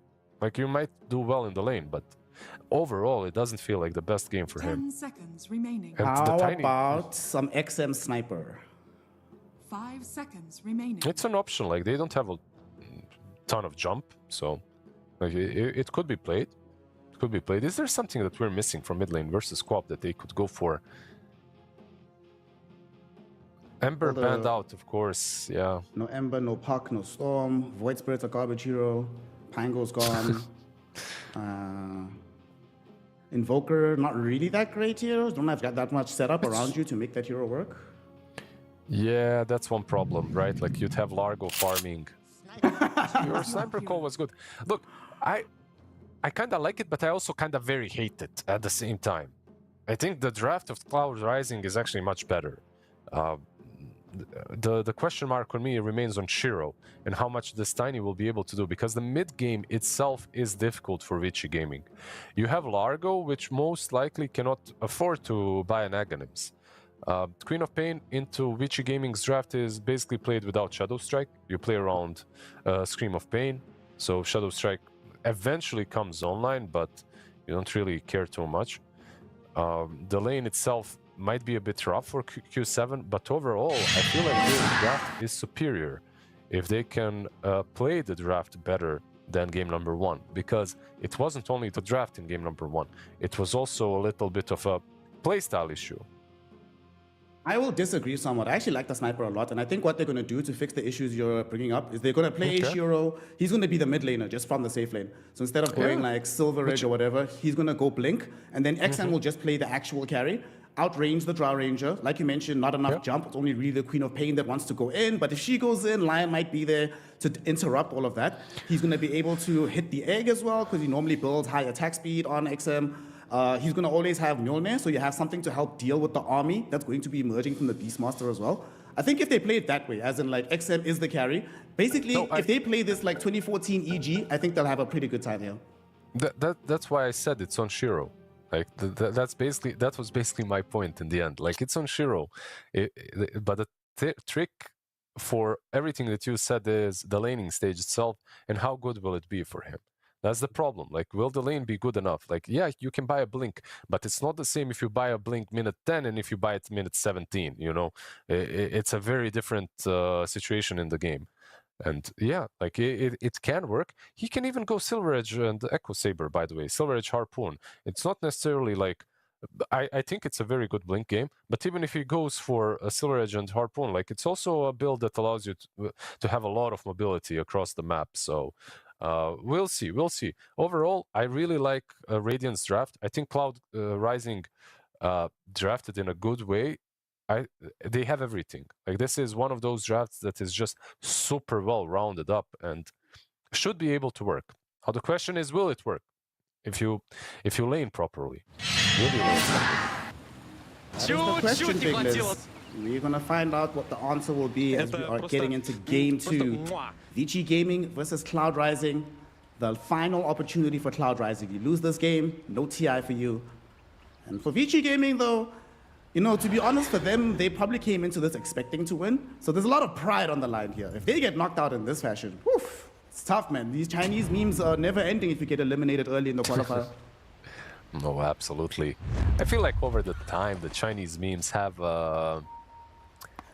dropped down in value a little bit. I gotta call them out. They're not as prevalent as they used to be, but they still hurt. Diluted. Yeah. They still hurt. Uh-oh. Drow? Yume? Drow could be in a or lot sniper of danger, but so could XM. XM gets surrounded. They're going to jump in onto the sniper. But they need the down. The fire spirits are there, and the kill will go towards Sheep, taking it away with the hoodwink. But now the other carry of the game is about to die. Yume was probably gassing up his boys, being like, hey, gang, y'all did it. Great kill. Then, oh no, where is the rest of the team? They're right behind me, aren't they? Yeah, nice little smoke play through the twin gate all across the map to get on top of the Drow. Sniper dying, of course, not really the biggest of issues, as long as Quap doesn't get a kill. She doesn't get too much XP out of that because it's shared among all of them. Basically 4-way, so... The Drow kill, more or less the same. The only problem for Drow is if she dies again. Then, not having a TP back to the lane. She's trying to mess with the AA. This is already kind of dangerous, honestly.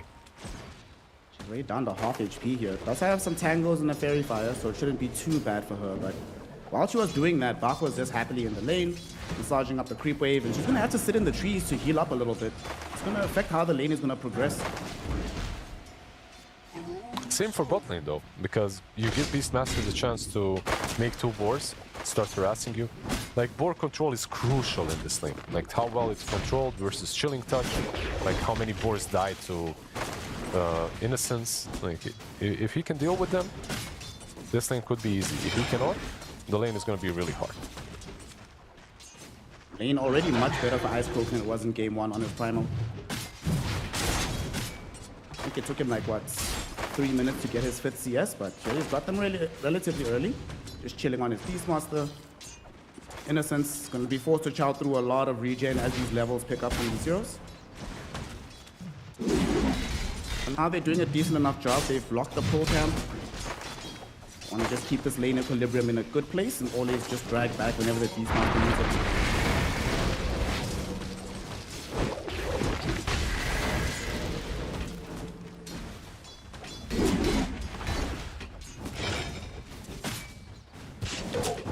Hasn't made his mind up just yet of exactly what he wants to go later on, but that'll still sort of take some time for him to decide.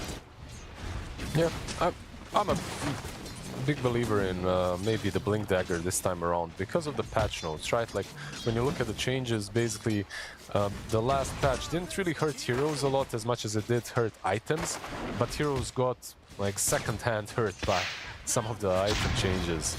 And of course, one of the bigger ones were the changes to the Silver Edge, to the Harpoon, so made it a little bit harder to go for that build. You can still do it, still very good on Tiny, we'll see. No pressure being put onto Q7 by XM in the mid lane. He's handily winning this one out right now, but there is a wave that's going behind the tower, so XM with the dual range creep should be able to happily catch back up. XM sniper, you always love to see it. Yume is not having an easy time in the laning phase here. That's small little skirmish that he had with the AA. Really has changed how this lane was gonna go. So he's at the bottom of the CS charts of the calls right now, but fairly large wave coming in. He should be able to snag most of them. No, in comparison to the offlane, respectively, their safe lane is maybe not as strong. Like, you're playing into the Largo, a core Largo, by the way. The last time I think we saw this matchup, it was versus support Largo, and it didn't really work too much. Like, when you're playing versus a core Largo, he gets phases very early on, and then he can run you down with 2 levels of Cat Shield, 2 levels of Frog Stomp, so it's a little bit of a harder lane for a draw on top. Largo also one of the highest strike and damage dealing heroes in the game early on, so not very easy to last it against him. On bottom, the CS wars continue. Sure, but zone back towards the tower a little bit. He's putting a lot of damage out onto Innocence. If Ice Coke was maybe ready right there with the ball right next to him, they might have been able to just die for that kill, but he was not prepared, unfortunately. It's level 1 axe, right? Like, he went for level 2 boars. Some games right now, most games right now, you're going for level 2 axes as soon as possible, but it doesn't matter. Like, they're not killing them, they're winning the lane. 21 last hits on him, 16 on the Tiny as of now, and the lane pushing in, so overall, Hoodwick and Beast should be much happier. Mid lane? There's pressure being put onto XM, onto a Q7, excuse me, by XM. It's doing a phenomenal job. 12 denies as well on the sniper. So he is a solid level ahead of this Queen of Pain, and she's being forced to go base. That's tough. Yeah. As to be expected, right? Like, we mentioned the Tiny and how much suffering he might encounter in the laning stage. Same goes for Quap. Quap is still a tempo-based hero. Like, you need to have a good start. And she definitely isn't, which is why they picked Sniper. We'll see if that shutting down of Quap will pay out in the end, but for now, it's looking good for XM. Maybe a TP bottom by Shin-Q. They will try and get a grab onto the Ice Coke here. Avalanche will be there first. We're going to see an Earth Spike. X will not emerge, but it's unnecessary. The cold feet are going to be there onto Ice Coke, and he will die. The gank coming in from XM, good rotation. Yeah, I think Sheep got griefed a little bit, right? He might die here too. He moved it close. Earth Spike again with the blood grenade and the Avalanche. Innocence actually gets himself a double kill here with the Chilling Touch. he walked in a little bit too close, and there was a ward as well in the lane, so it sees everything. I think Beast griefed himself and Sheep by using axes. He broke down the tree that was keeping Tiny in spot. He does have some stacks to work with, so will recover if recovery is even needed. But this is already good for Tiny, you know, just getting a couple of kills, or assists that is, being able to free farm for at least a little bit. Supports did merge middle to try to prevent the grab of the field game, but Q7 what actually are gonna go lift the wave. Tolkien is out. Is he gonna freeze? He will. Not gonna die though. XM will change target, looking for ZZZ, but Sheep with a huge bushwhack cancels out the head hunting shot with the assassinate. XM though will retarget towards the Queen of Pain instead. Much more valuable kill to pick up in the end. Yeah, Why did he blink back though? Like, he got the kill on Lion, but definitely had to know that the assassinate was still ready. Yeah, that's true. And the assassinate, even if it was used on Phoenix, it would be ready again because it would assassinate Phoenix, so it would refresh. Unfortunate for Queen of Pain, dies without getting that ulti. Maybe he was hoping he's gonna get 6. If he gets 6 actually with that kill, Sniper dies as well. It was a gamble. Time to roll the dice and they come up Snake Eyes. Did not work out for Q7 there. Still only lacking the level 6. We're getting it now. Yeah, he was 2 creeps away from it. Like when he jumped in, he was 2 creeps away. Like,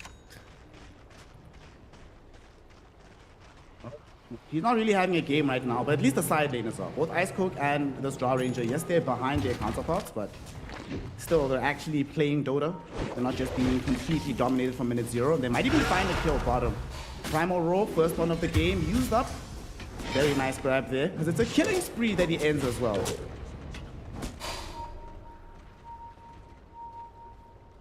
Dire's top tower is under attack.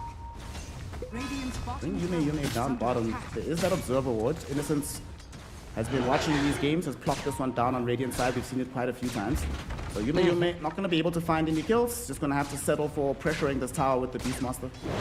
well, pressuring or taking it actually, because he has Helm of Dominator flying out already to him. As we said, a very good Beast game. He's second in net worth, just behind Sniper. Phoenix. Assassinate onto Phoenix. Dead again. Frog Stomp can be Yume down bottom though. Froze it? Yeah. Oh god, he didn't escape back through the twin gate. Does he get out of here? He does not!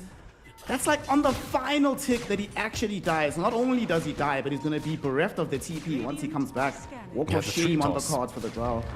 They say the tree toss for him. Okay, jumps in behind, gets 2 or 3 heroes with the Sonic Wave, gets out a big scream, able to kill off the Lion. With the Bushwhack on Sniper, they have the damage for him as well.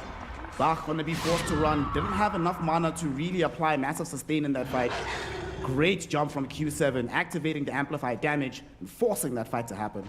Yeah, that was really cocky. Like they were showing everyone in vision for quite some time. You know, just hitting the tower, hitting. Of course, they're gonna be punished. Nice little roll that Quaffle, of course, did get. With the DD, it makes everything a lot easier. Nice deny.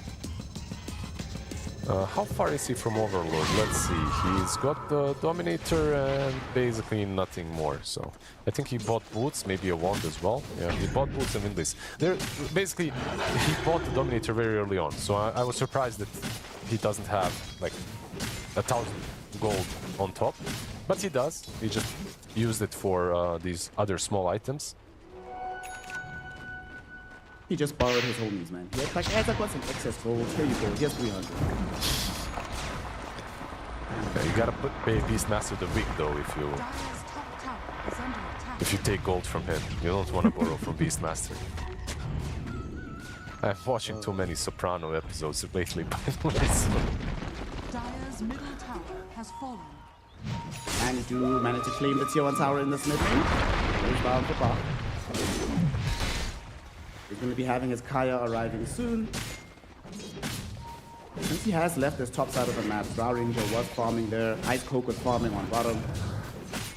So it's still a 2k net worth lead for the side of Team Refuser, so it's not like the game is even, but most of this disparity is due to the mid lane because of how badly things went for the top. Still, I would like to see more space granted towards the Drow Ranger. I feel like Yume has also spent a bit too much time moving. You said something interesting earlier today, right? In the previous series, that if Drow makes these moves and it doesn't connect, then it's really bad. You just wasted all of your time, you're farming out, all messed up, and the hero just gets slowed down too much. And unfortunately, we have seen 2 or 3 wasted rotations from Yume. That's why he's so low on the net worth. They weren't really only wasted, it was like a wasted rotation where she also dies. You know, that's the problem. Like, she moved bottom to take the tower, she wasted all that time hitting the tower, which is of course valuable for the team, but then she dies after, without hitting a single creep. So, that's why she's falling off a little bit. When it comes to net worth, and the lane itself wasn't really that easy. He's sitting on level 6 versus level 8 Largo.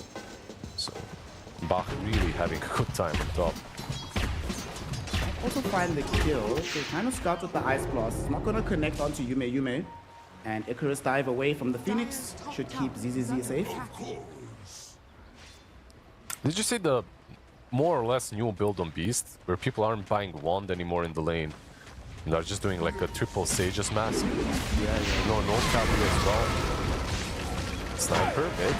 Sharpshooter. Shot shots. Queen of Pain on top of him with the Sonic Wave, and the Scream of Pain should provide enough damage. XM goes down. Ice Coke picking up yet another high value kill here. Shiro though is gonna come through looking for revenge. He gets onto Ice Coke, and with the Avalanche Toss finger combination, we have lost the Beastmaster. Sheep gonna try to escape right now. Bark is right on top of him. Earth Spike to slow him down. They hex the Queen of Pain so they can't quickly kill off Shinkyu. Shinkyu though is still burning down. The Supernova will provide the damage necessary.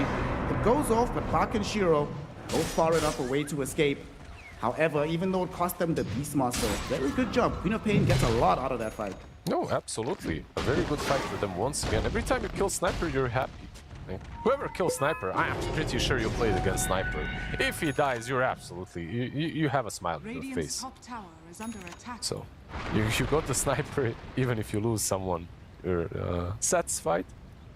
But another kill for Quap, by the way, which brings her... No, up in the pecking order, up on the... Just below the Sniper now, 100 gold, 200 gold below him, so... all that domination in the lane didn't really pay off in the end when it comes to shutting down the Quap. I guess part of the problem is that after the laning phase, the entirety of Vici's cores are relatively greedy. Sniper, Largo, and Tiny want to be farming their next round of items instead of making consistent moves around the map. Well, we go back to what you talked about and what we addressed in the draft. How early can Tiny start making some moves? He will be buying a Blink, by the way, so the moment he gets that, we should see some more moves from him. And they have some very strong combo on the side of Radiant, on the side of Vici Gaming. It's not only the Tiny blindlessly jumping in with Stun Toss, it's Ancient Apparition follow-up, right? Like Ice Vortex with Tiny, even without Ice Blast, is really strong. And then on top of that Ice Blast, anyone is dead, wherever you go on. Interesting build from Yume. Check this out. He's going for Falcon's Blade straight into Agonins. What do you think about this? I'm really not sure why. I think with Ags, maybe he's thinking about tanking up a little bit, but it doesn't work versus Largo that much, like the health restoration. Like, sure, it's okay-ish, but he's still going to heal through most of it. Like, the heal is not effective. It's flat heal, I think, right? So we'll see if the Agonist actually does a lot, but it will tank him up a little bit versus Tiny, versus Sniper, versus Ancient Apparition. You know, like just point booster and Ogre Axe part of it. Not too bad for the stats, I guess. I don't like it. Some record. Yeah. And then Bach on top, from Stomp out onto ZZZ. Very lucky for Yume. They didn't get scouted initially. Might still get Earth Spike, Finger of Death. Can they get the kill? They can. Stuck around a little bit too long to throw out those Fire Spirits and just punish the Lion. That's going to close the gap towards the Blink Dagger. Other side of the map, XM also finds the Squirrel. So 2 supports dead across the map.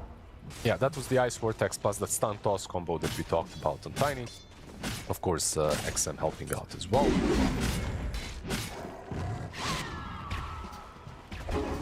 The lanes went all, I think, way too well for Vici Gaming. All things said and done, I expected mid lane to not go well versus the Sniper. Bot lane for Vici Gaming didn't go great, but we still don't really see the high impact of the Beast. He does have Overlord, but even though the lane started well, I feel like this Overlord is on a later side than the earlier side, you know, like 15 minutes in, 16 minutes in, the first Overlord creep gets taken. Does have that Ice Shaman at least to maybe pressure the towers a bit. Trying to grab mid. Trying to gank Shiro right now. Sheep, can he get in range for the bushwhack? He can, but he doesn't connect. Or it does on the far side, but it's way too far away. So that move will end up being wasted.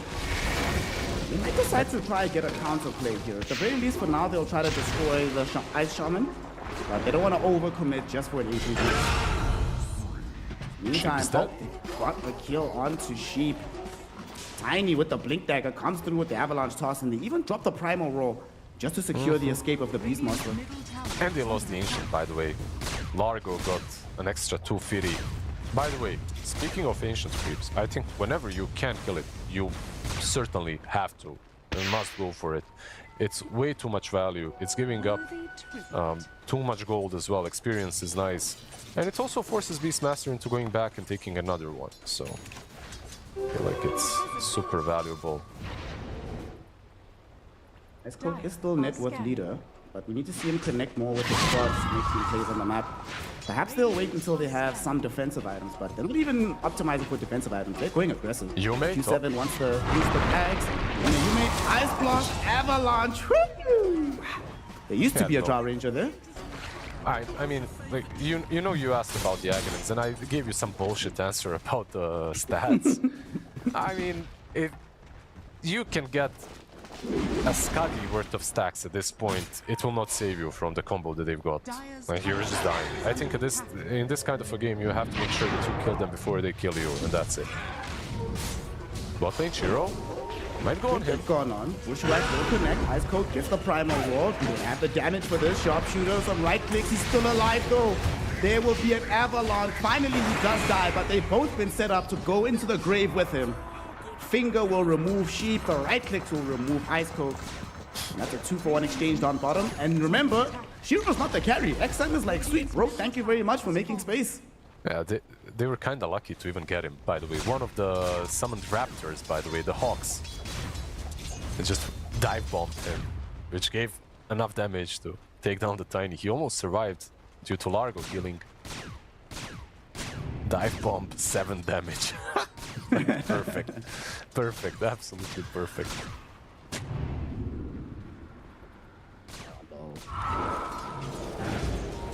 On the bright side, yes, you did lose the Beastmaster and stuff, but Queen of Pain, as well as the Draw Ranger, were farming elsewhere. The Axe is almost done for the Drow. I'm still, yeah, I don't know, we'll see. Yeah, of course, the cooldown got rescaled a little bit. The AoE as well got decreased, so a lot of little things did hit Shadow Strike Aghanims in this patch, which is why Queen of Pain dropped out of favor a little bit, but I still believe that this is a very good Aghanim Scepter. How good is it in this game, though? Let's see, like, you're playing versus Largo with Lick, right? So that's a bit of a problem. Like a 7 seconds cooldown the spell. Maybe another Lotus on someone or something like that, and you'll be very happy on Vici Gaming to play against it.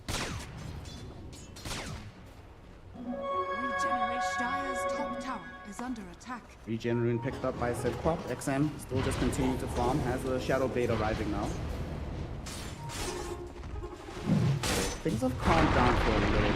Vici will have the option of going for the Tormentor soon. See if they want to try and stop them from the side of Cloud Rising, or if they want to prioritize getting their next round of items. They're smoking, they want to go. Like with the Aghanims, with the Roar, why not? Sen is alone. His team is not with him. Oh, but he's... Oh, they will not know how close they were to actually catching him and killing him. Now, by the time they arrive to the sniper, he will have linked up with his crew again. But they're still coming, thinking about making a jump, but they make the call to rather retreat. Yeah, they want to take another Dominator creep, by the way, Overlord creep that is. He's really close to AC on Beast. He's pretty much massive. Do they want to contest this or not? Let's see. Tormentor is not too fast and rigid. Fast enough, though. Now you kind of wish you're the one that was playing with AA. Radiant are scared. Yeah, not a bad shard at all, right? Like with the AA that he got. One of the best heroes to just throw out the spell into Tormentor, of course, just makes it impossible to take. Shot. 3k gold lead. Given what game one looked like, this is a massive improvement. But still not really having this Drow actually playing Dota. She's going for the Yasha second item. Dire's top tower is under It's a- It's gonna be a while.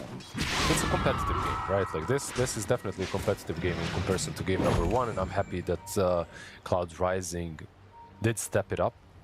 Beastmaster, in particular, is doing a lot better than in game number one. Has that Vici complete top lane.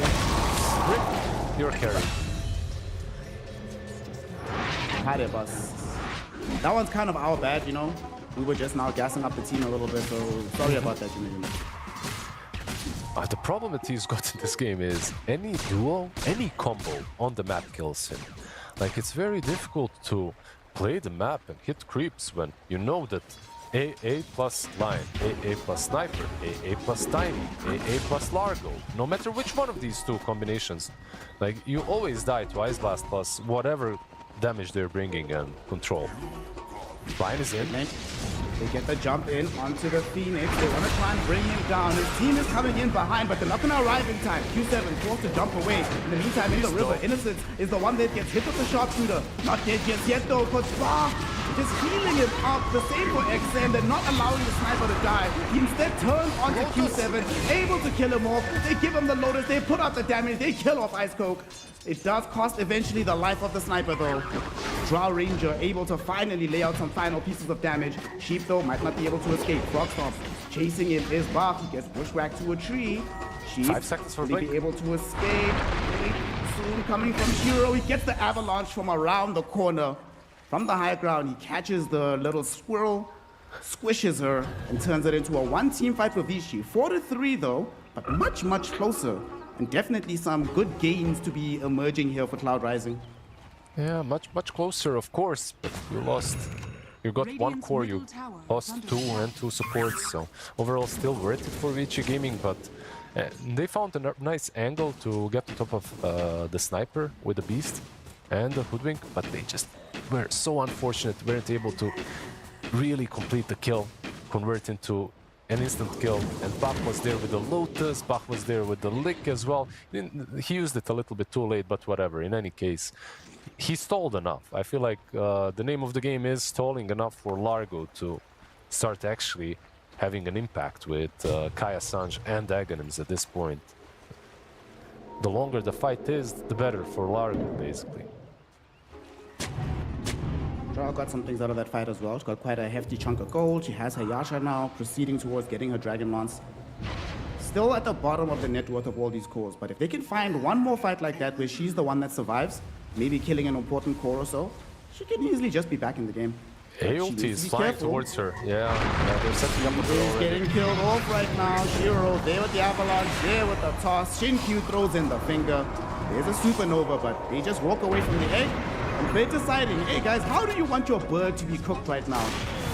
Lion's gonna set it up. It turns out they want it with a side of frog legs, because Bach is gonna be the one to secure the kill. No Phoenix, no Drow. More space on the map for Vici. You're not allowed to show yourself like this on the map, I think. Like, if you're Drow, I mean, absolutely illegal to be anywhere on the map showing basically next to a wave, but most importantly next to a tier 1 tower. It's just a little bit too cocky from the Drow Ranger. Dies in the end. Straight up into the pit. They will be taking the first Aegis, most likely. I mean, you can give it to Tiny or the Sniper. Let's see. They give it to Tiny, actually. I was maybe thinking Sniper. He doesn't have a BKB. Tiny does, but okay. The true Looking back at position that 1. death, he got jebaited. It wasn't his fault. I'm gonna blame his supports, because his supports had wards in the lane. So he was like, guys, are you sure it's safety? They're like, bro, don't worry about it, bro. Look, we've got vision and stuff. Okay. Yeah, speaking like a true carry player, thank you, Snare. Always blame the supports no matter what. Makes sense. You carry players aren't capable of making your own decisions anyway, so I get it. No. We just follow the flow chart. If I got bad information, it's not on me. Is under attack. Yeah, info is all. Bad info this time around, of course. And just too easy, that's the problem. It's just way too easy to kill her. It isn't too hard for them to make kills, but they need to strike first. You have a BKB, sorry, not BKB, you have a Blink going into BKB on Beast. If you find the right target, with Bushwhack, with Sharpshooter, the burst damage is there. What do you make of this Queen of Pain just skipping BKB entirely? Oh no, she's not. She hasn't. She has. It's flying out to her. Yeah. Because I saw the Shiva queue up and I was like, wait, what? Didn't she have BKB queue? But no, she hasn't. Dire's bottom tower has fallen. 30 seconds possibly the previous one. They don't have a pipe besides. Not playing with the pipe is basically you have to get BKBs in these cores. Dire's bottom tower I think it's a good pipe game maybe for Phoenix. He went Solar. What do you make of this Queen of Pain just skipping BKB entirely? Oh no, she's not. She hasn't. She has. It's flying out to her. Yeah. Because I saw the Shiva queue up and I was like, wait, what? Didn't she have BKB queue? But no, she hasn't. Dire's bottom tower has fallen. 30 seconds possibly the previous one. They don't have a pipe besides. Not playing with the pipe is basically you have to get BKBs in these cores. Dire's bottom tower I think it's a good pipe game maybe for Phoenix. He went Solar. Solar is okay. He's going Glimmer next. Glimmer is fine too. Draw again. Die here, bro. Draw Ranger. Yume gets hexed, tossed, and killed. Seen this movie before. 6th death of the game. Does Phoenix at least get out? Okay, it's something. Yeah. Drow just cannot go anywhere, bro. She has the most deaths almost on her team. You can skip the she might die. Whenever they go on her, you don't have to use any mights and coulds and woods. Like, she will die. 6 deaths, 1-6-1, like you said. It's just an impossible game for her. If you show up on the map, you're kind of gone. Also, the space on the map is kind of being taken from her. You know, there's a reason why this Beastmaster is 70k network. Like, the whole right side of the map is farmed by him. Everything. Phoenix. Late. Ice Blast. Oh no, we get to see the shard come into play there. Froze the Phoenix long enough for Shiro to catch up. And just burst him down. They're trying to set up bot, but Beast isn't close enough. So Sniper, even though he was kind of out of position, they were too late to respond, and they had all 3 heroes here. They could have maybe gotten that kill. And now the counterplay is coming back. Shiro is on the hunt with the Shadow Blade. They have this Observer on the high ground. They see Q7 trying to TP out. He makes it, but Sheep will not. The Hoodwink will be left behind, and I guess they'll take it. They'll escape with Ice Coke and the other core. But still, everywhere they go, Vici Gaming always gets something.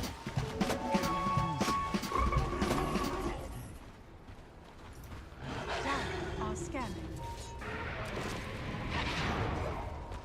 Excellent. What do you go for the Hydra's bomb after you use the Sphere? Phoenix will mid. just die Gets to quickly. egg this time. Oh, actually gets to egg. Okay. Instead they managed to get the catch onto the Ancient Apparition. TP attempt from Lion. That one will succeed. The roar was already Tiny. used on the Ancient Apparition. Tiny in the back. Tiny comes in on the back lines, assassinates the Phoenix. And Bach is here as well, so any hero in the area needs to try and run. XM reveals himself in the mid lane, putting in right clicks onto Ice Coke, getting pushed around by the Wild and Ripper. That's pretty funny. But Shiro still on the hunt. They need to run. Sniper at this point has Lincolns, by the way, so he's kind of feeling comfortable, even Shadow Bleeding in and being the first one that strikes. They needed to kill the Phoenix a little bit faster. They allowed him to use the egg, but overall, I mean, it's not really a loss for Vici Gaming, considering egg was used and we got the Phoenix kill in the end. Dire's middle tower is under Tier attack. 2 tower mid being sieged. Radiant are scanning. Even though XM is literally alone here, he feels so safe that he's like, yeah, guys, it'll be fine. As long as you're not giving them info on anyone else, like, you can do exactly this. Sometimes it even works in your favor. Like, this is the casual bluff, you know, like your mid laner or carry is pushing and the rest of you just split on the map, continue farming or find a pick-off. It looks very dumb if your carry dies, but if you know they have no info, then it's definitely doable. Tiny. Aegis is gone. Gets the roar out. They are able to take away the Aegis potentially. No, it just expires, but Shiro gets forced off the way. So he's still going to be fine. Oh, that was the harpoon that he used on the tree. Now the potential turn is on. Star Ranger TPing out. The Beastmaster though caught by Shin Q with the stuns. They will be able to bring him down in the end. Ice Cake taken away by Shiro. Man, Shiro is so tanky. Is he tanky or is Zhao really weak? Like, what do you think? Or maybe it's a bit of both. I'm not sure, but in any case. He does have 4k HP, so I think it's definitely both. Definitely.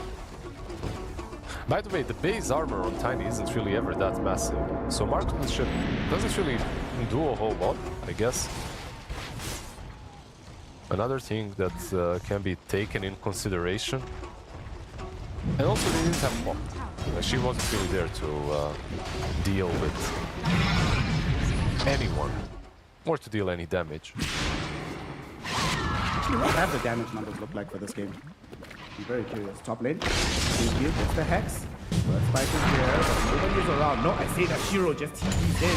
They don't have an Ice Blast on the way just yet. Q7 will pop BKB, throw the Sonic Wave out onto Shin Q, but even this Lion isn't dying. Harpoon forward, one more right click. Shiro, wicked 6 streak. He sends Queen of Pain home in shame. Yeah, 10-1-12. You couldn't even imagine that he actually had a bad lane with the way that this game is going. By the way, Hydra's Breath will be the one. A different H item on the Sniper. Lincoln's now on Sniper, but also Lincoln's on Lark with a Shard. So you basically have 3 Lincoln Spheres from these 2 heroes at any given point. Right? Like you can use it. What's really cool about Lark or Lincoln's is you can actually use it on someone and it still stays on you because it's like a double effect. Encore with the Shard is kind of a silly innate. Yeah, probably one of highest impact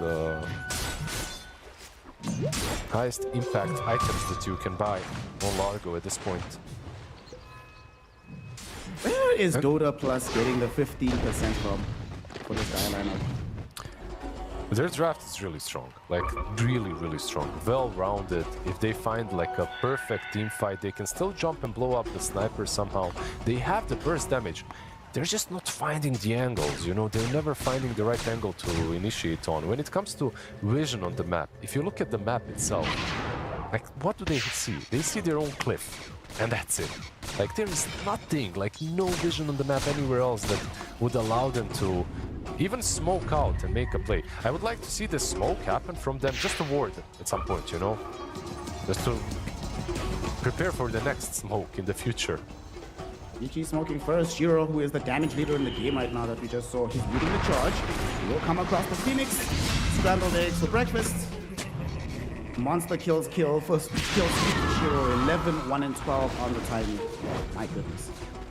And speaking of wards, the fresh ward instantly gets deleted as well. Oh boy. Hydra's Breath on Sniper, like you... At this point, I don't really think you have a choice anymore. You cannot ignore him. You need to take him down. AC on Tiny. Yeah. 15% might be a bit high. Line is in. There will be a sharpshooter that brings him down in the end with the Sonic Wave. Ice Cold immediately TPs out after supplying the final piece of damage that got the kill. So it's something. Tiny's still hunting though. Surely they've learned from last time. They get to run super far away, but no, Shiro is faster than you can run. BKB blink required from Q7. Barely managing to get out. Sub 10% HP in that moment. Now a 7-second BKB on Quap, so also wasting the BKB charge. Of course, if Rosh respawns, and it will, is problematic to say the least. Like you killed the Lion, but you won't have a BKB for the next Rosh fight. There's a BKB on Drow. There's a BKB on least in 50 seconds. They're not really in position though. They're just... Yeah, honestly, I think in their mind they're kind of disconnected already. Like nothing is working for them. Like even with the 50k difference, I think the network isn't really the problem. It's like the disconnect in the way that they move and the amount of info that they have across the map. Gotta Yeah, I feel like maybe they're already in the high ground defense mode, you know. At this point with the Aegis, they definitely are. The most farmed hero on Ice Coke. How many times did they try to connect moves onto him and it just didn't work out in the end? Shiro, he will see the Beastmaster's courier coming back. He sees the Hoodwink one as well, so he knows that they're here. They're not going to be going onto the Ancient Apparition first, though. Primal Roll, they don't even manage to kill him. He's still alive on Innocence. They're so fearful of Shiro, they just have to TP away. That's the morale effect right there. You know, you roar him, you have a pretty long BKB that you could use to kill him and then TP out, but you don't. You just TP out immediately. So it's I think emotional damage has been inflicted in the first game that maybe is still prevalent in the second game. It's not going to get any easier for them either. BKB has just emerged now for Bach. Got a Roshan's banner, have a very fresh Aegis. So time to come in the game, boys. XM with the bong, already starting to put pressure on mid. He's chilling with this Aegis, so siege bottom. Here comes the high ground defense. And they know that for some time, there's not going to be a BKB on this Beastmaster. So how do you even get in for the roar onto the sniper? So you're saying bomb, like Sniper has a shisha on his back, right? He shoots a little bit, smokes a little bit. Yeah, I see the Hydra spread now on the in the inventory. It looks. Yeah, we're already gone. BKB is still not back for Ice Coke. It's back in 15 seconds, but by then the lane will be gone with 2 Sea Dragons. And you know how you know they're super confident in this push? XM, just chilling, still happy with this Aegis. You know, banner placement could have been better, but who cares? At the end of the day, still get the wave. Thank you. To out of Earthspike, they actually might just try to kill the Draw Ranger. The Force Gospel do save her from the Ice Block. Jinkyu might be in some danger, but they're forced to pop Supernova. XM doesn't care though. He just right-clicks it and kills it off anyway. Everybody else zoned into the fountain, and there's no reason to leave. Might as well just swing over towards middle and collect yourself a second lane of barracks. It looked like a really decent disengage, you know, with the 4 staff. Let's see, they're going in. Going in onto XN. He's actually falling extremely low. They get him with the bushwhack. He's on the tree. Can they kill him off? No. Beastmaster's the one that dies first instead. Yume can't even kill off the Ancient Apparition. Multi-shot will be thrown through into the mid lane, but XM does not care. Look at all of these buffs. It's like he's an MMO player right now. Pretty much, yeah. Like he has 2 rows of buffs on him on my screen. With the Lincolns, with everything. It's Tiny and he's just constantly poking, jumping in, trying to force out the spell. And you know, like seeing Dire and their trap, like you can see the vision behind it. You can see just so many spells that could work against them. Like you have the Sonic Wave to reposition the sniper to deal some damage. You have Sunray versus the Tiny to deal some percentage-based damage.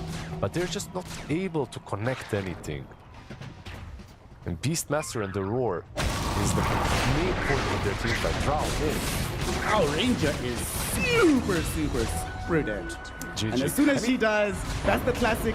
You know what? Yume, you've got a bright future ahead of you. You've learned to do the army GG. So congratulations for learning that tech. But unfortunately, the road to TI is now over. They are eliminated on Cloud Rising, and Vici Gaming will make sure that there's even more Unks present in this qualifying tournament. They win this game in pretty resounding fashion, even though game 2 was a lot closer.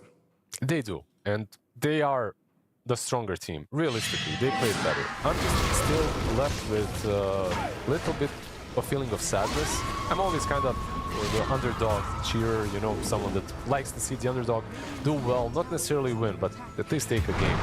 And Cloud Rising, I think they were given, or they gave themselves like a very good hand of cards in this second game. I think their draft was actually beautiful, and you had so many ways of dealing with all of these heroes. Like you had the Sunray, you have the Roar, you have the Pop that can jump the backlines. Like the burst damage was there if they could find the right targets, but they just never could convert. Like they could never convert really well. Every single move that they made was either punished or just completely didn't work. And Vici Gaming Group, you could see the way they're playing is way freer. Like they're free on the map. You have this Tiny that's able to off cooldown, just constantly initiate. And maybe one thing that I if you could change something in hindsight, it's the amount of farm that was given to Beast and the amount of farm that was given to Drow. I feel like maybe a more sacrificial kind of a game could have done better for Cloud Rising, but in the end, it was hard anywhere for Yume. That's one thing. Like you're playing Drow into AA plus whatever, like one blast and you're basically dying. So. Yeah, it's unfortunate how things ended up going, you know. It got to the point where, like you said earlier, you just see this guy and he just dies instantly.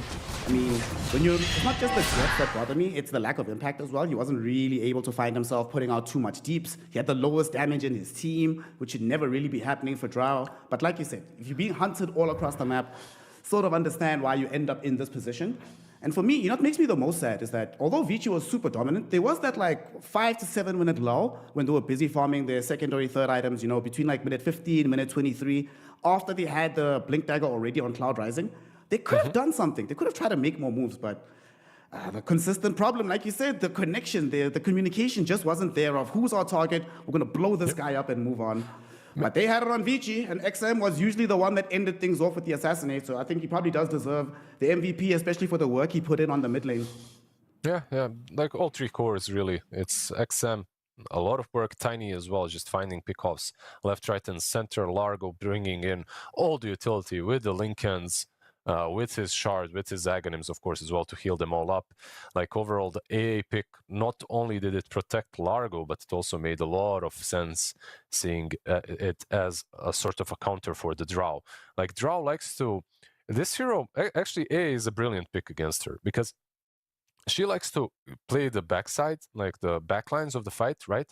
And if someone goes on her, she pikes or gusts or mantas, BKBs, you know, runs away, and then she just out-damages you. However, she can out-damage one hero. She cannot out-damage one hero plus AA, ever, right? Like, as long as that Frost Blast is applied on her, like, she has no play. Like, you cannot fight, you cannot run, you're just dying. So it was a brilliant pick. I think maybe a little bit too much respect still was given from Cloud Rising to Vici Gaming. You know, you're playing versus these GOATs, you're playing versus people that whose guides you have watched, you know, versus people that inspired you maybe to get into the scene even. So of course you have to have some subconscious or conscious respect towards them. In the end, I feel like Cloud Rising, from seeing all their other series, could have done more, but it is what it is.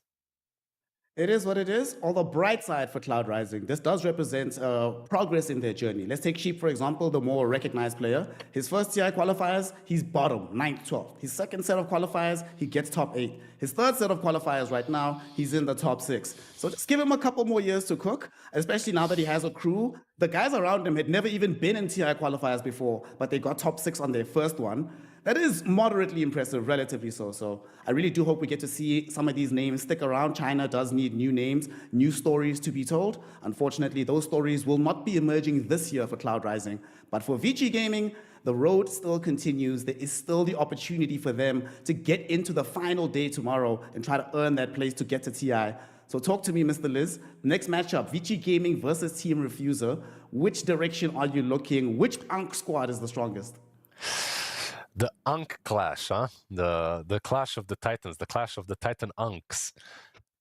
I'm not sure. Like, both of them are looking pretty damn good. Maybe Team Refuser for me is looking a little bit cleaner, but I can't say for sure Vici Gaming as well. Yesterday they didn't really look great, but today already they weren't even tested. So it's hard to gauge their like real comfort level on this patch and their like skill level on this patch when they weren't truly even tested in the last series. If anything, I would say that not being tested in a series can be detrimental to your next game because you feel a little bit too strong, maybe, you know, you feel a little bit too loose.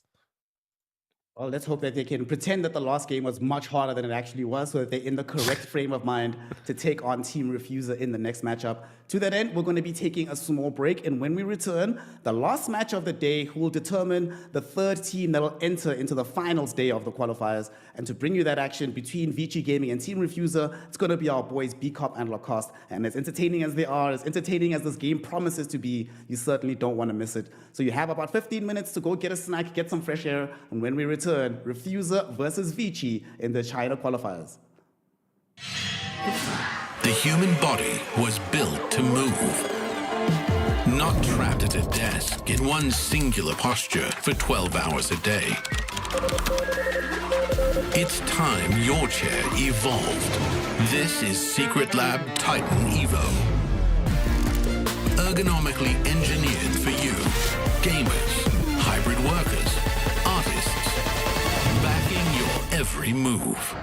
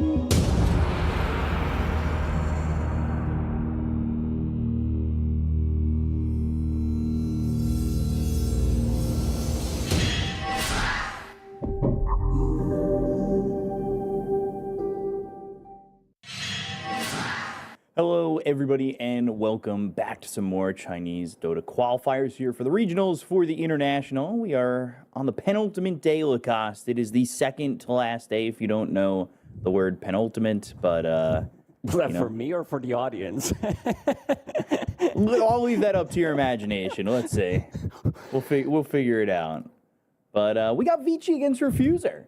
Not where I thought we'd be in the lower bracket when thinking about the entirety of the qualifier, but Refuser got knocked down by Resilience, who were in the upper bracket final, had a chance of qualification, and Vici lost to Yakuto yesterday 2-0. So Vici had to beat Cloud Rising, which was easy for them, and Refuser actually 2-0'd Game Master.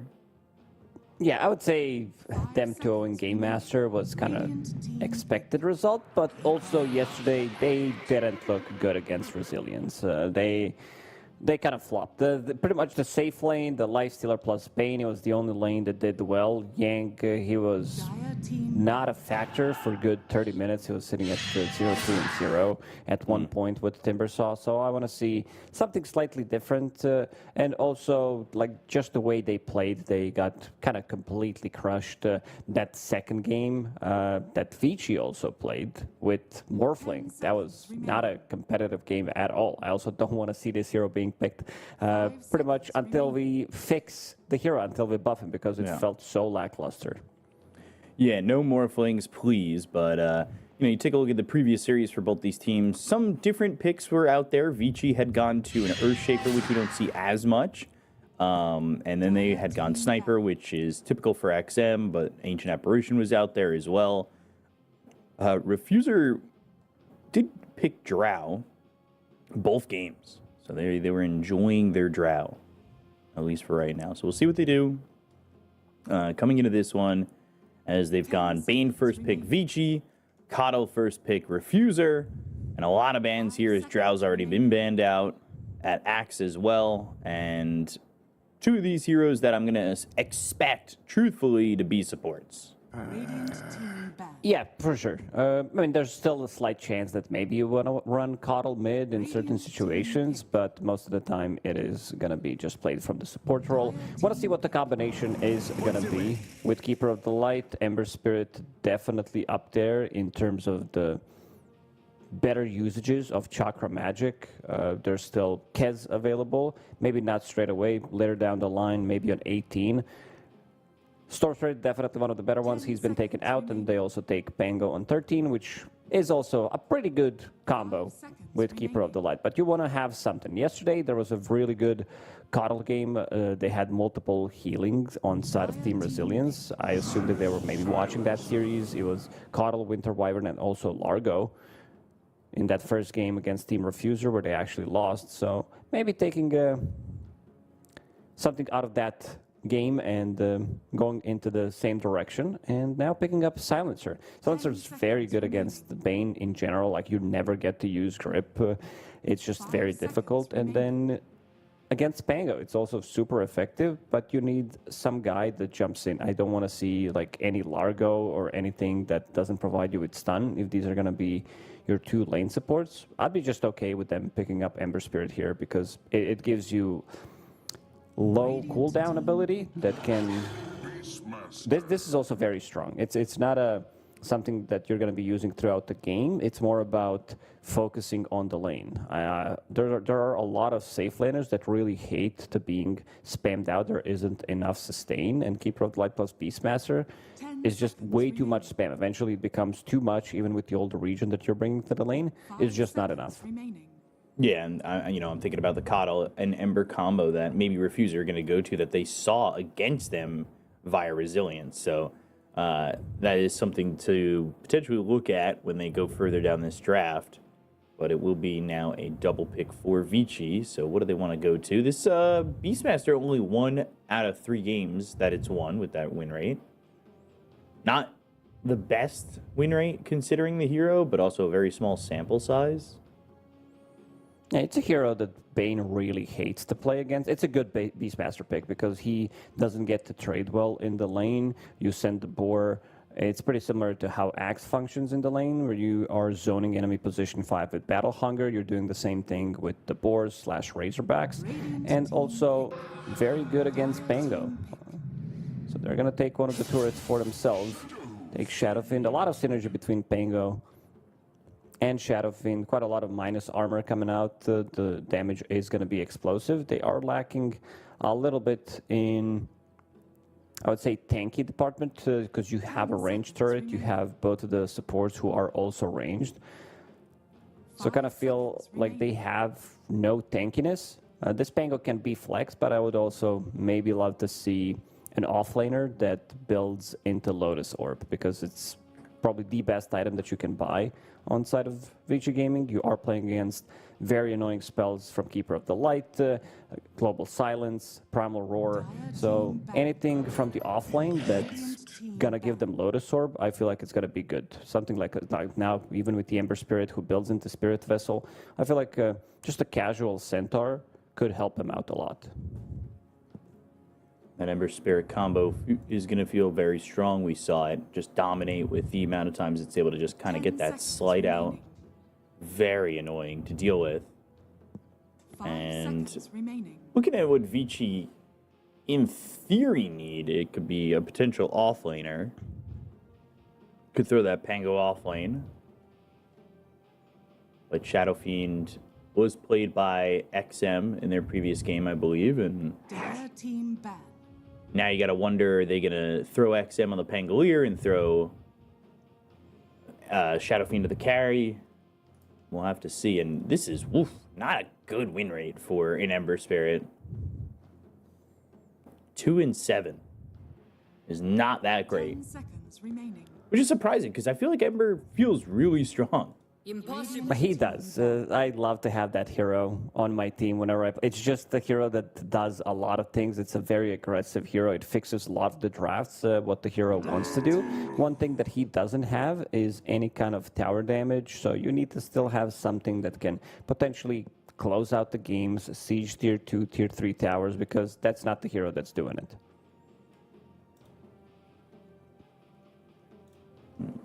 Nature's Prophet gets banned. 10 Dawnbreaker seconds remaining.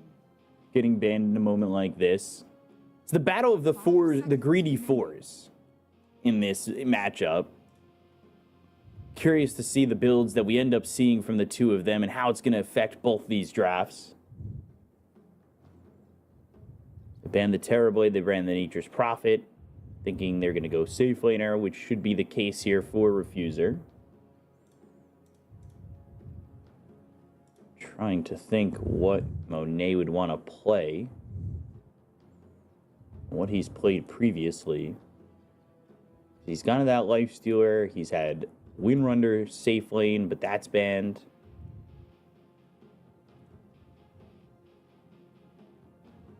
He's also really focused that Windrunner in terms of what he's been playing, and he'll go into the Muerta. Yeah, I think it's a very good Centaur game, just because the hero can also build into Blade Mail. I think Bristleback, Centaur, these type of offlaners who can build into both of these items are going to feel very nice.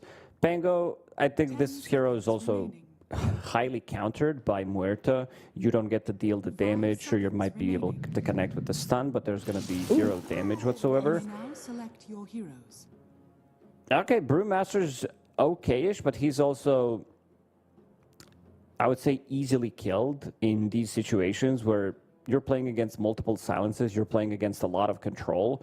I would have preferred if it's something else, but maybe they learned a lesson yesterday when they were playing against Brewmaster and it looked godlike in the hands of Zhang Yu, where they had this super farmed Morphling, but he never got to deal damage. He was the lowest damage core in terms of the damage done, and he never popped off. I think they might try to apply the same idea where Brewmaster is taking out your Muerta out of the fight, but the problem is you're playing against Global Silence, and this has always been, through Dota history, one of the better spells against the Brewmaster. Right. Global, it was there early. This isn't like it was some secret with this silencer. It is the second pick that they made. I I feel like Vici's lineup is very susceptible to global silence. Like, all these heroes are heroes, at least in my really shitty pubs, struggle against the silencer. Or I feel like even in like past pro games I've watched, I find that these heroes struggle with silences. Obviously, you can get to that point where you get that BKB, you're going to feel a little bit stronger, but I'm a little bit worried about Vici's lineup. I wouldn't say worried. I would just prefer if it was something else. I think the other four, they look good. There's still ways of playing around it, but you have two offlaners which are kind of doing the same thing. They're making support life miserable because Bane and Rubik, they really hate to play against the Beastmaster. They're not going to be able to... Like, it's very difficult to position yourself, especially if Beastmaster's off to a good start. Once he gets that Overlord timing, there's really nothing you can do with these two supports. So you need to hug your Pango, you need to hug your Shadow Fiend. Problem is, this Beastmaster's going to be off to a really good start because he is playing with Keeper of the Light. They did pick the turret hero, which can maybe sway the matchup a little bit, but overall, Beastmaster, I think he's more than fine. Olafson, 5-man curse. The strengths of a silencer showing its head very quickly. Bobica, we've seen the greed before. We've seen Coddles go Orchid pretty early. I think the last Coddle game, that Coddle game that Refuser played against Resilience, that Coddle went into an Orchid, if I recall. He doesn't have recall ability anymore. You don't have to recall anything. It's, yeah, I think that this is a very specific item. You can make it work, especially if you have a mid laner like a Storm Spirit who is utilizing that Orchid, but I think in this one, they just want to be tanking up. Holy Locket, play the longer fights, even though they have some abilities on longer cooldown, like Morta Ulti, Beastmaster Roar, and Global Silence. They can still play the longer fights because they have Chakra Magic. Yeah, that's going to be a potential issue, and Sentry from Bobica does spot the obs that was there for Vici, and take a look at the top lane. This has been the go-to thing. You walk to the lane, and you kill the range creep. Yeah, both of the teams did it. Looking at the bottom lane, they also managed to kill that range creep immediately. So what are the benefits of having that range creep at top? Is that really looking in the lane, or is it securing that range creep? Because sometimes it's more difficult when the lane gets together. It's much easier for you to CS as well once you take out one of these range creeps, and you're also pushing the lane underneath the tower, which makes it much more difficult for them to CS under the tower, and you're also opening up the space in these like 5-second window where you get to body block the big camp or try to pressure enemy position 5 so he doesn't get to do it, and you can body block the small camp so they don't get the pulse, they don't have to waste sentry. Yeah, a lot of teams have been doing that, and it's very interesting. I want to attempt it in my pubs, but nobody listens, you know? Hey guys, I saw this really cool thing, let's do it. No. Is usually the answer I get. Maybe you're muted, that's why, because of your bad behavior. It's 12,000. Don't spread misinformation here. This isn't Truth Social. Mid lane is Paparazzi XM. This is a classic matchup of players. And surprisingly, you know, Paparazzi going up against his old logo, you know? The times when he was with Vici were some of the best times for him. Oh, absolutely. This is his clan. This is his guild. He's doing a good job in the mid lane. 15 CS. This was always the strength of Paparazzi. He knew when to really push the limits of the hero. Yesterday he was playing Storm Spirit twice. It didn't really look that good. He was getting a lot of pressure from the enemy supports. And I think in this one, the two supports, 4 and 6 minutes in, they just need to completely rush and try to kill off this Pangolier. They need to play with him. Use this Chakra Magic, use the Curse, try to bring others to help out the Pango, who is I'm not gonna say struggling, but on the receiving end in this mid lane, and then maybe try to snowball from there. Bach in the top lane. Also having a good amount of farm on this Brewmaster. Problem with this hero is he gets very tanky. This is a universal hero, and he still gets 3.2 strength per level. Maybe tied to him before being a strength hero as well. And with this build, like you're sitting at 1000 plus HP 3 minutes in. A lot of the times you just don't have enough to be able to kill the hero. Plus the magic wand, plus potentially the Lotus that Jinkyu's holding. So definitely not going to be able to draw. Fucking Curse dead shot. Bounces off Bach, hits Jinkyu, but they do not get the kill. There was really pressure for more than just some poke damage that came through. Usually see a Midas picked up by these Brewmasters as well. Get that early Aghanim Scepter. Should still continue to be the case. Bobica moving away from the lane for a moment, going over towards the 4-minute water rune to try and snag something there. There was a Nightmare onto the Beastmaster, and now Shadow Fiend walking over, knowing he's alone, but the axes, it's actually a neutral creep kill. Oh man, that really sucks. Like you have to invest so much. Constant spam and then neutral gets him. Yang will get the healing salve off his own. He just needs to use the courier. It is also a walking courier that just delivered boots of speed to him. A lot of the times, boots of speed, you don't even purchase it on Beastmaster until you get Helm, but you're playing against Shadow Fiend, so you want to be able to not get hit by 3 raises. AKA die in lane.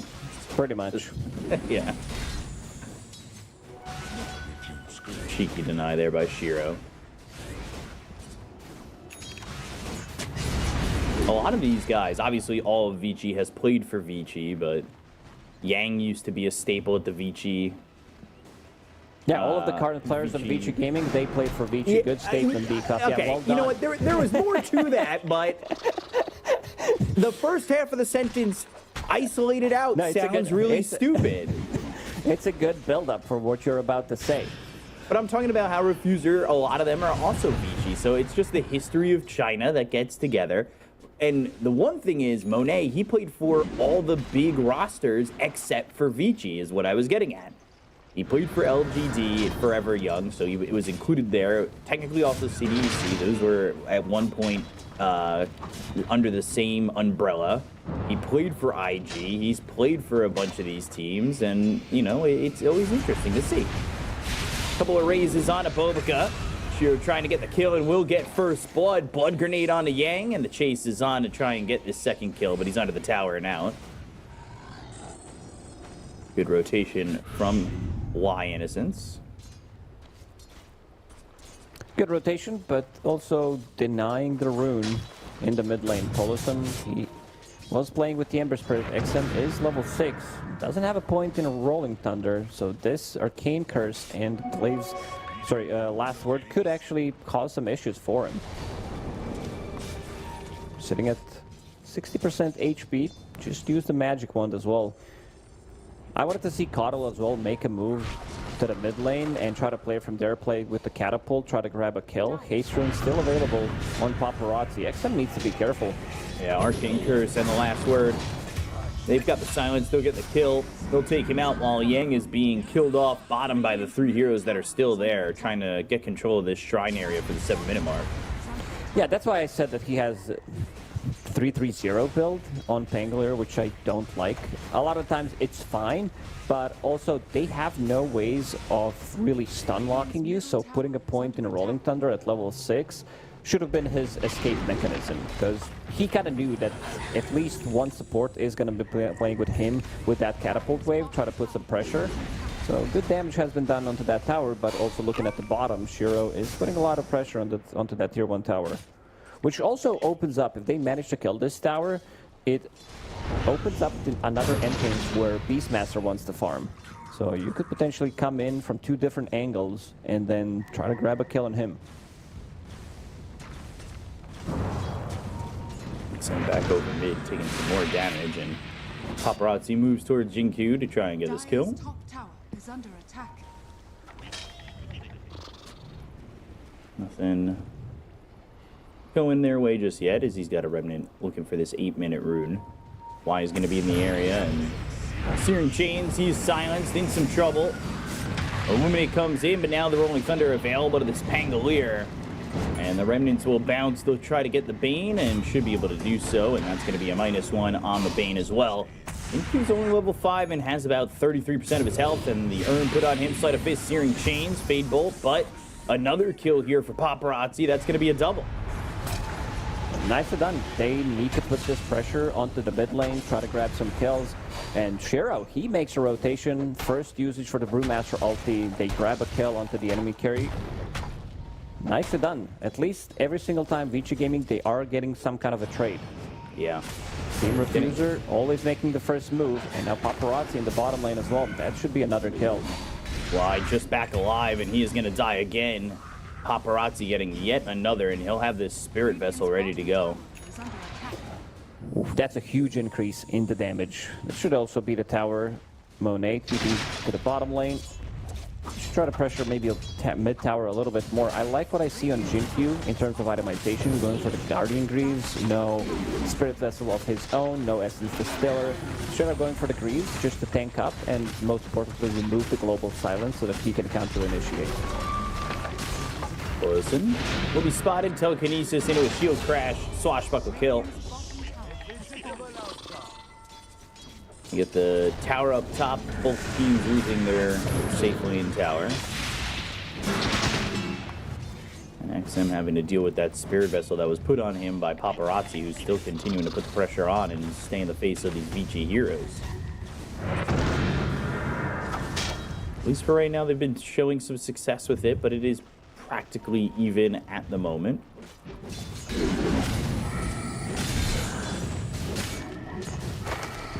Yang almost done with that Helm the Dominator.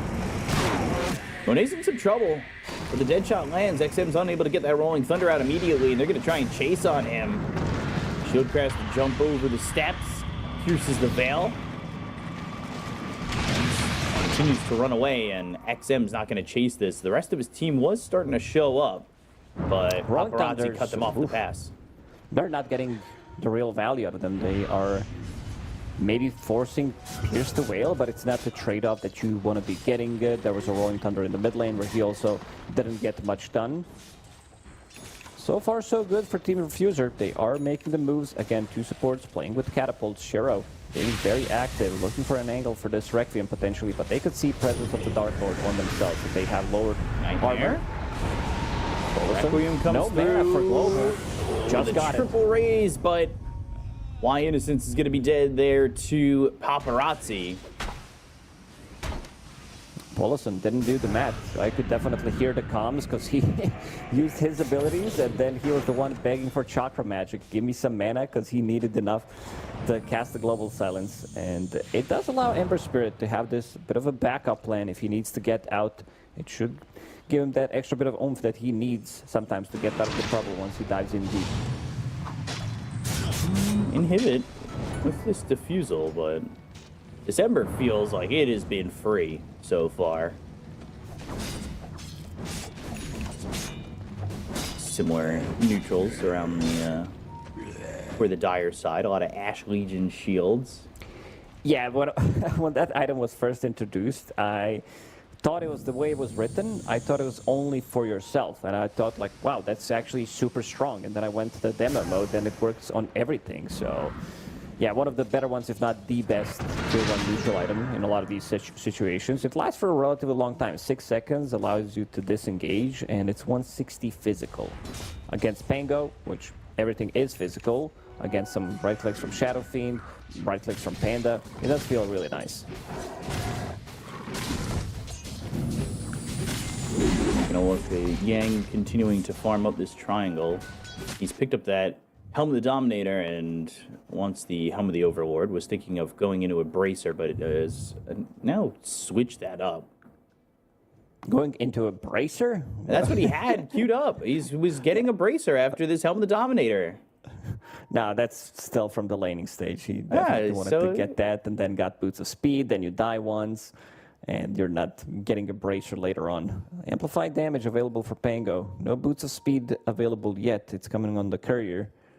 But they want to make a move. They already killed the tower in the top lane. Global Silence is on cooldown for another 30 seconds. If they're keeping the track on that, they could try to make a move, maybe a bit of a wraparound. Problem is, they really don't have that much to lock down this Ember Spirit, because your Bane is still level 5.5, so he needs another like 2 creep waves to be able to be level 6. And while he gets that, Global Silence is going to come off cooldown. Rubik left, no stolen spells yet, so that's pretty much the only thing that can stop them from getting away. Rolling Thunder, we saw it not being as effective, especially against Huerta. Monet, he might be the first point of contact here. Are scanning. See if they can get him. Swashbuckle, inhibit, pierce the veil. But Bach is here and will get the kill on Monet. They will catch him. Still pierce the veil. So there's that. Adds a curiosity to the stack. Radiant's middle tower is under attack. And now Remnant forward to the Searing Chains onto Y. As an Illuminate gets the finishing blow to kill off this Bane. They are TPing a lot of heroes in. Bobica as well as Paparazzi are in pretty deep. They've used the Primal Split. They'll get the kill on Bobica. They'll take the Coddle. And maybe look for more. Yang's going to be stunned up. Can they catch up to this Beastmaster? Oh, Hurricane himself to try and get a distance away from this Broodmaster, but it's just not enough. With XM coming in with the Swashbuckle, the damage is overwhelming, and Yang's going to be killed off as well. So 3 heroes end up dead if you include Monet in the mix from top. And it's a good fight for Vici. If Brewmaster gets the split off, that fight is kind of won for them, because 2 supports, again, they don't deal well with any of the summons. I think same can be said for Radiant team as well. And Beastmaster, he died 2 times already. This Helm of the Overlord is going to be massively delayed. He still needs 2.2k gold to get it. Brewmaster's going to have Aghanim Scepter by the time he gets it. And then if he gets the split off before the fight, before the Global Silence, I feel like the fight is over. You're not going to be able to kill level 3 Brewlings. Shiro, Global, stopping him from getting that Requiem off. He's still alive for a moment longer, but eventually just too much for him to handle. And Polison's going to get that +2, and that's going to be a -2 for the Shadow Fiend. Easy math. Well done, Benjamin. Really proud of you.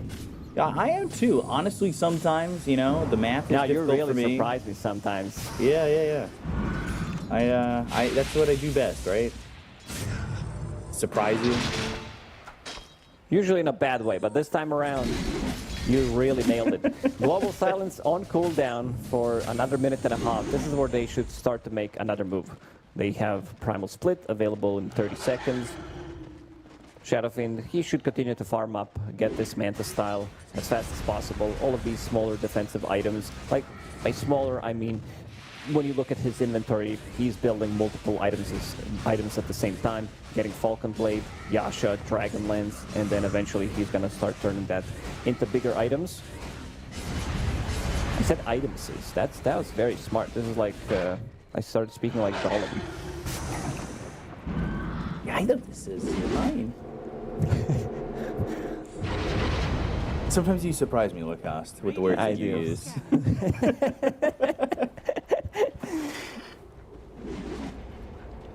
Closing in on this Aghanim Scepter, 1,400 gold away for it for the Brewmaster. You know, it's a big point, especially when it lines up with your level 12. Yeah. Which it usually does. The timing with Brew just seems honestly It's synced really up good. nicely. Yes. Also, I don't know why his level 10 talent is plus 13 Brewling's base damage. Like, where did we get 13 from? It just makes no sense. It's just Roll a d20. Bottom tower is under It's just a really weird number. Dire's bottom tower is falling. And rolled a d20 for initiative, and that was the number that they got. I can't remember if it was 15 and then, like, they thought 10 is too low, so we gotta Split the difference. reduce it. Yeah, split the difference and, and round it up. Paparazzi still yet to die in this game. 5-0 and 2 shield rune available on him. Also has a good backup coming out from Keeper of the Light with Ash Legion shield. Holy Rocket charges are ramping up and also holding on to 2 Lotuses. So a lot of sustain on their side.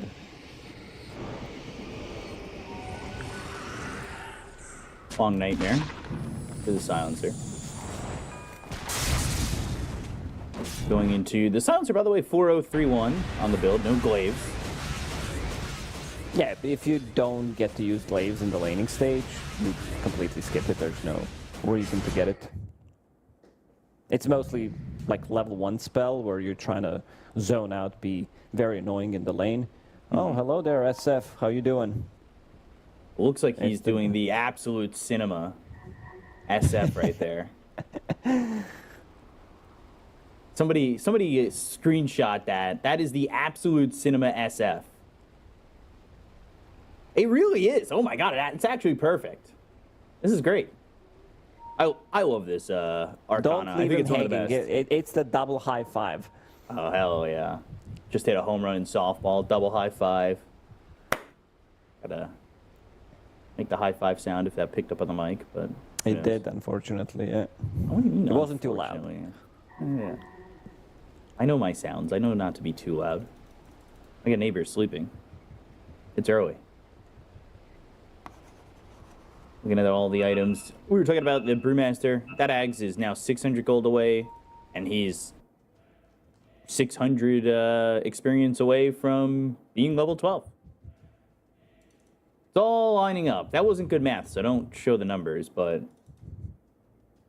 They will have more like 400. basically 5 items synced up at the same time. You will have Rubik with Mech, Brewmaster with that Aghanims that you talked about, Pango with the Blink, and Manta on Shadowfin. So a lot of these things are going to be syncing up, and even just a casual Pavis on Bane is going to give them that extra bit of survivability that they need, because they need to match survivability on the other side. Like, all they have to do is survive global silence, and if they don't lose 1 or 2 heroes, I think Vici Gaming has a really upper hand in these fights, especially if Brewmaster is not the one who's getting focused. If he gets the split off, they don't have enough damage to kill off these Brewlings. Muerta right now doesn't feel too comfortable just standing her ground and taking the fight, especially against the Brewlings. Plus, also, one of the Brewlings can also be... Oh, that's a big brain. It's a massive alien brain on Bane. Must be really smart. Yeah, from all those brain saps that he uses.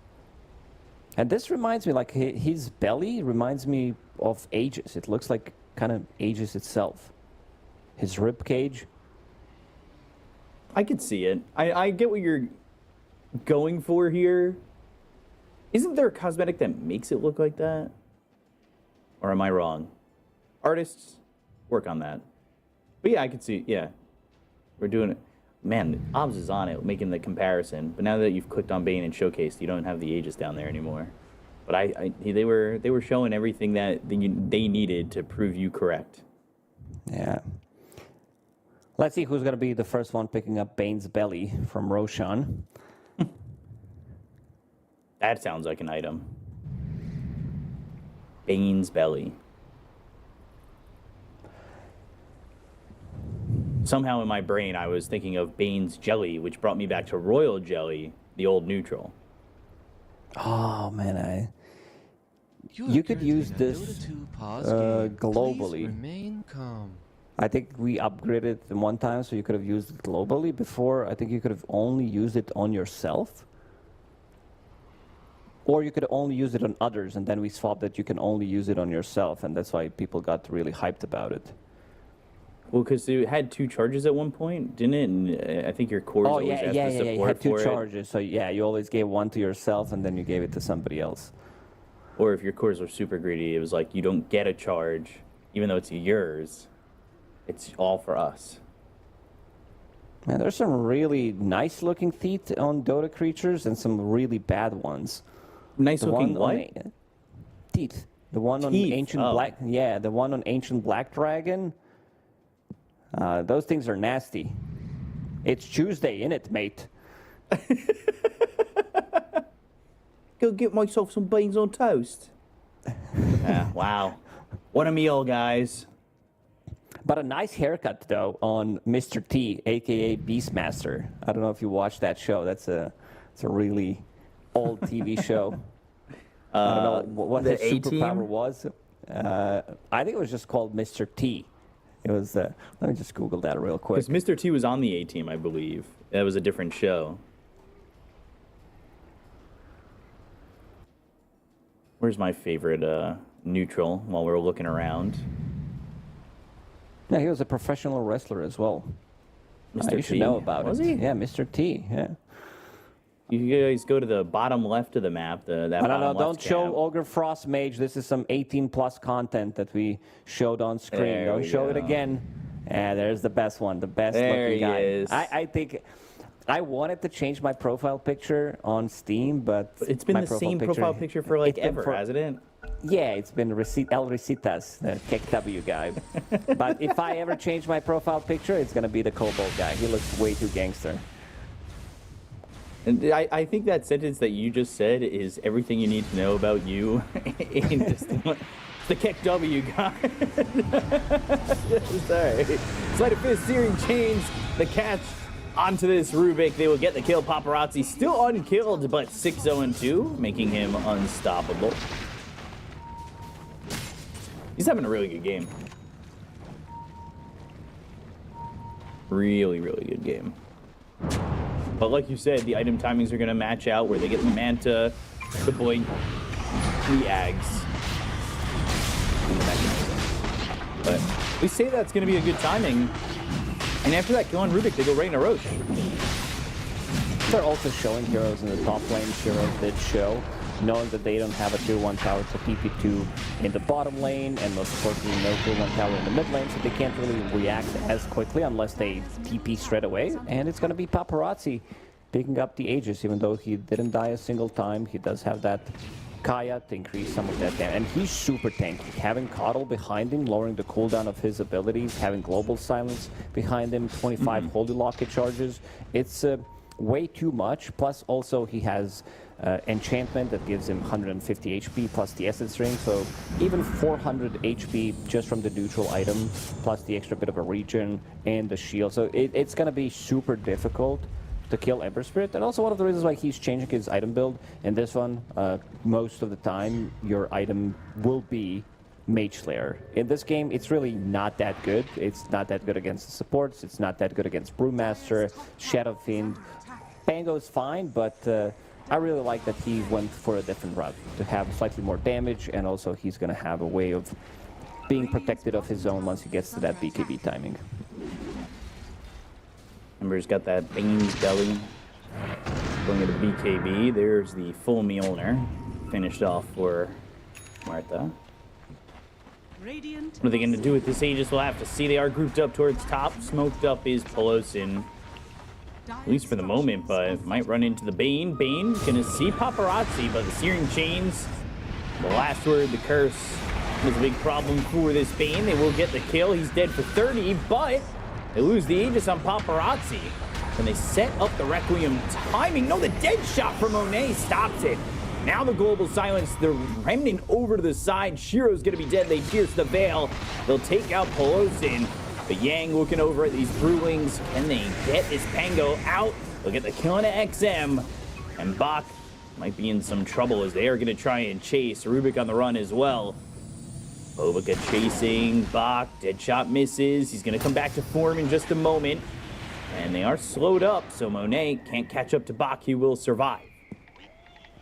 Very good fight for Team Refuser.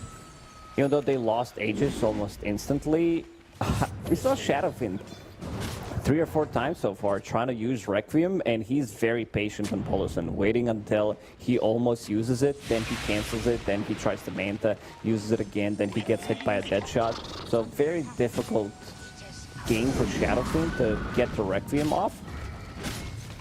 It felt like he's still gonna need like another item to be able to get himself out of the trouble, and that's gonna be Hurricane Pike. Manta style is definitely not enough. Not enough right now and needs that extra bit.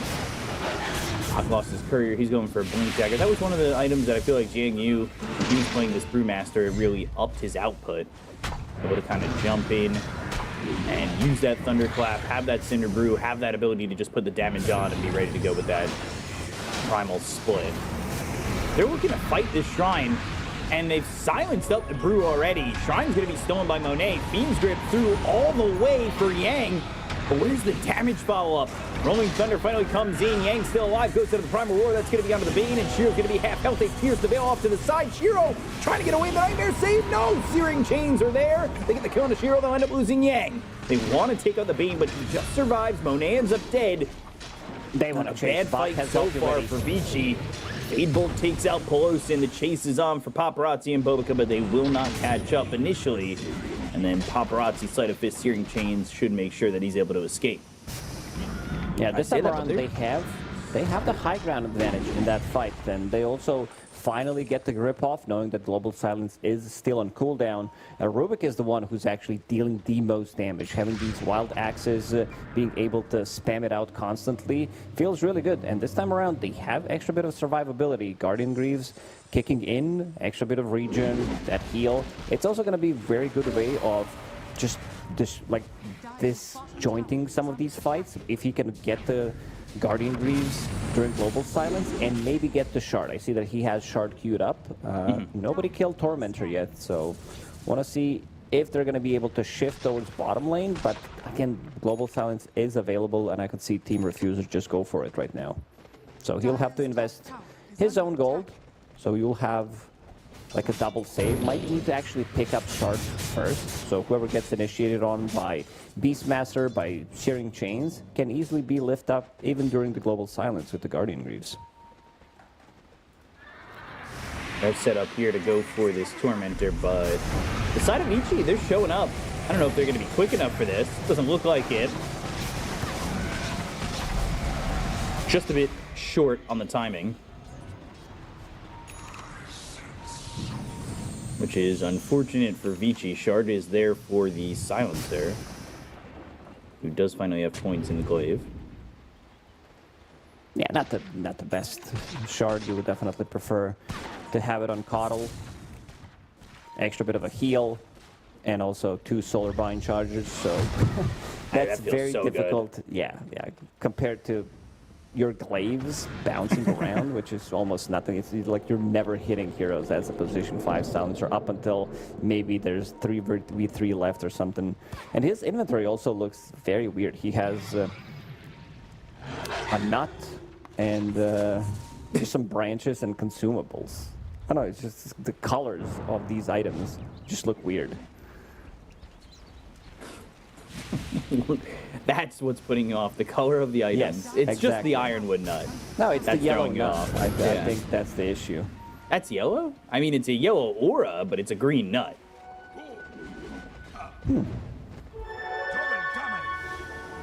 Yeah, maybe Cat will decide.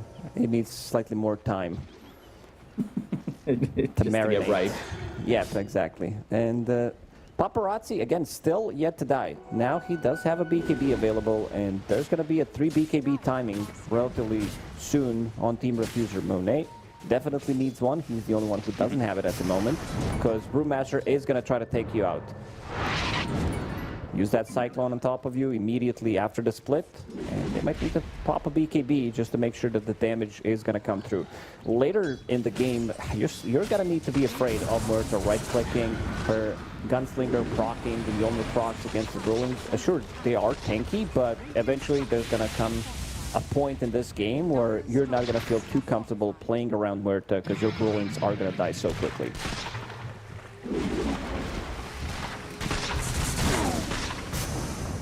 Vici have responded. They've come down towards bottom, but they haven't made an attack yet on to this Dire team, who will go through the Twin Gate. They forced them down bottom. Now they'll move towards top, manipulating the movements here of Vici quite well to open up the map for themselves.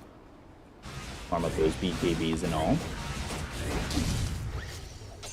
Paparazzi, the artist formerly known as Eurus, when he was carrying back in those days for Elephant, he's looking for an Ags. Never liked that nickname. Never I liked don't know why. Eurus? No. He used to go by Yuno.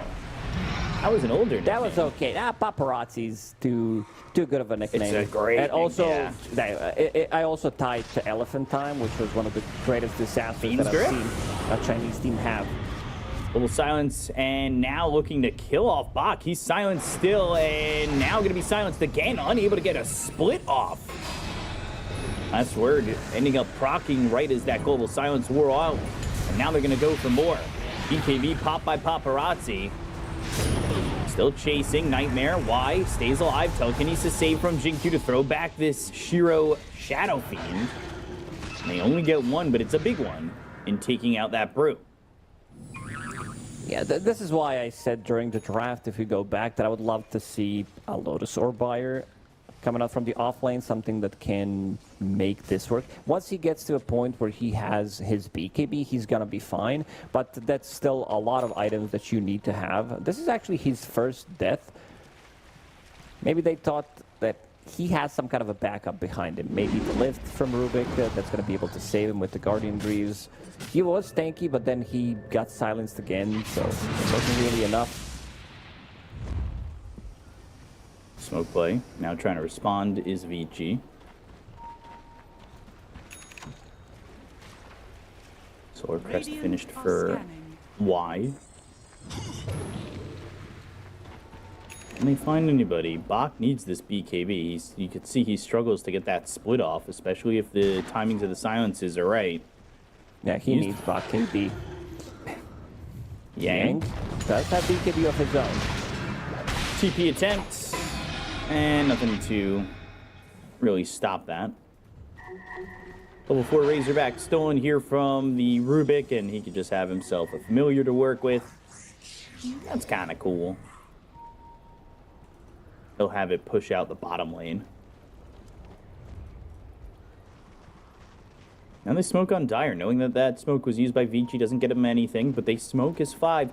Knowing that the BKB is currently down for Yang, so we'll see how much that'll affect this Beastmaster. Invis Rune picked up, that was spotted by the Razorback of Rubik, and they're in on Roche. Going for this, having this minus armor and trying to get this Aegis. It's not gonna roar, so they don't know, but they are smoked up, they are nearby, trying to make a move, Sleight of Fist, Searing Chains. Primal Split's gonna be committed immediately. Now the BKB's gonna be popped by Paparazzi. They're gonna try and get this Aegis. Picked out by Paparazzi and killed off by the Dire. Global Silence gets used. Telekinesis save onto this Shadow Fiend, throwing up front of the high ground. He's gonna try and TP out. He'll escape. But Primal Split was used. Rolling Thunder comes in. Aegis again for Refuser. Do not give up this Roche. Cyclone onto Paparazzi. They all escape on the side of Vici, but they do not get their objective. Beautifully executed. They refuse to get this Roshan let go. Perfect timing from Paparazzi. He goes in, gets the last hit on Roshan, picks up the Aegis, and again, he's going to be holding it. So all of that damage, all of that time, Vici Gaming, they were not getting much done because it also got stolen. Now they're ready to go for the high ground potentially. Monet's BKB also got delivered prior to the fight, right when they were about to engage. Not gonna push it. They still don't want to risk it. Maybe waiting until BKBs are back online. Beastmaster gets his roar. Global Silence is available in 60 seconds.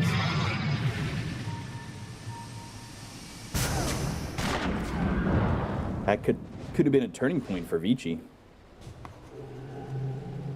They really were trying to get that Roche, and unfortunate for them, now puts them even further behind with an Aegis in the hands of the man who hasn't died just yet. 8-0-4.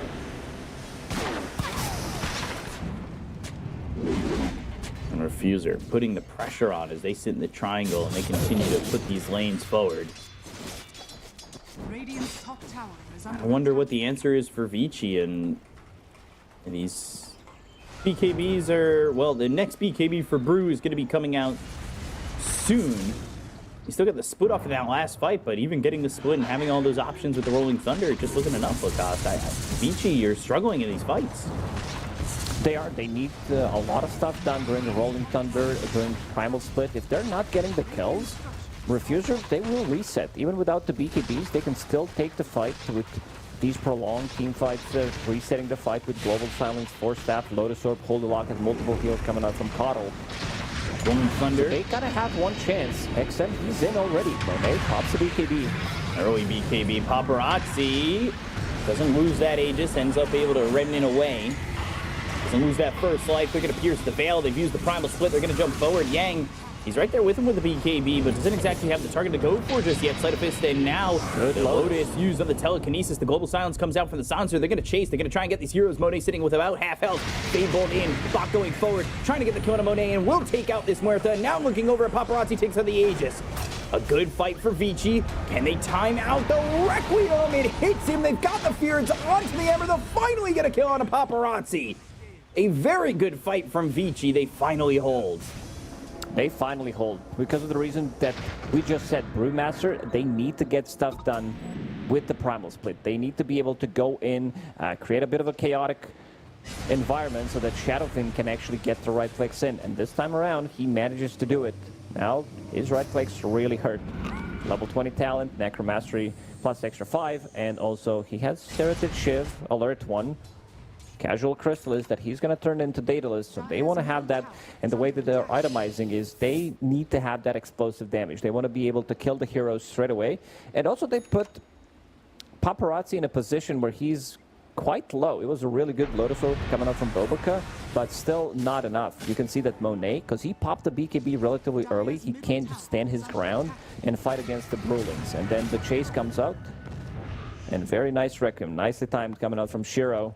And they also managed to find this Beastmaster in the backlines, almost killed him. If that Requiem was slightly more to the east, it would be able to connect, and just a tiny bit of it would just push him away, which would result in a kill. And they just got a lot of gold. XM, he kind of needs a dispel of his own. They can all rely on Rubik to make sure that he's going to be getting the defensive lifts off. So multiple ways of disengaging the fight during the global silence. Disperser, remove the global, and then you can start rolling in.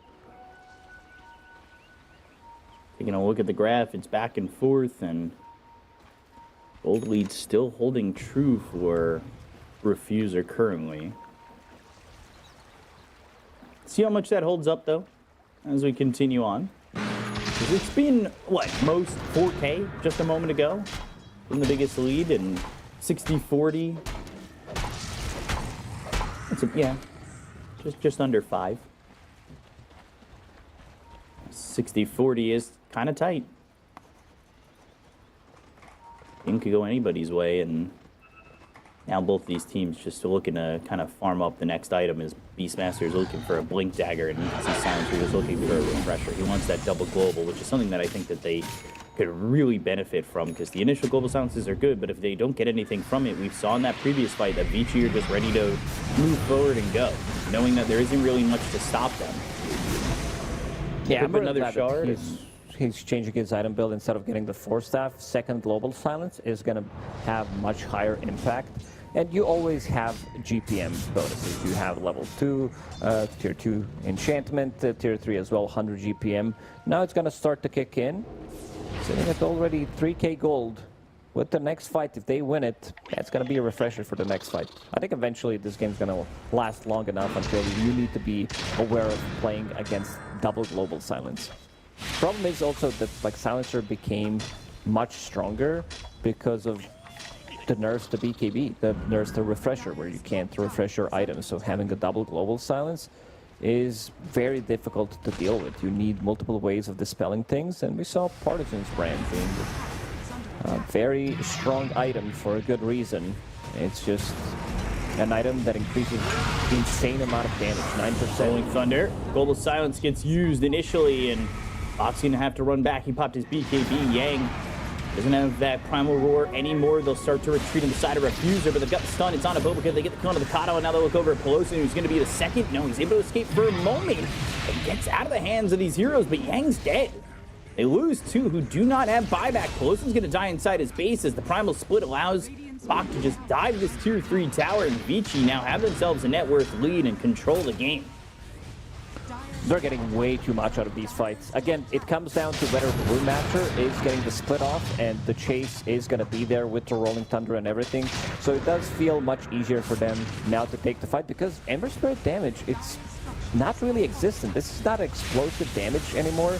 It's more damage over time. At these early engagements, he was okay, but right now you are lacking some. Beastmaster, he's also not the damage, so most of the damage is going to be coming out from your Muerta, who needs to deal all that damage during her BKB timing, and if she isn't, it's not enough.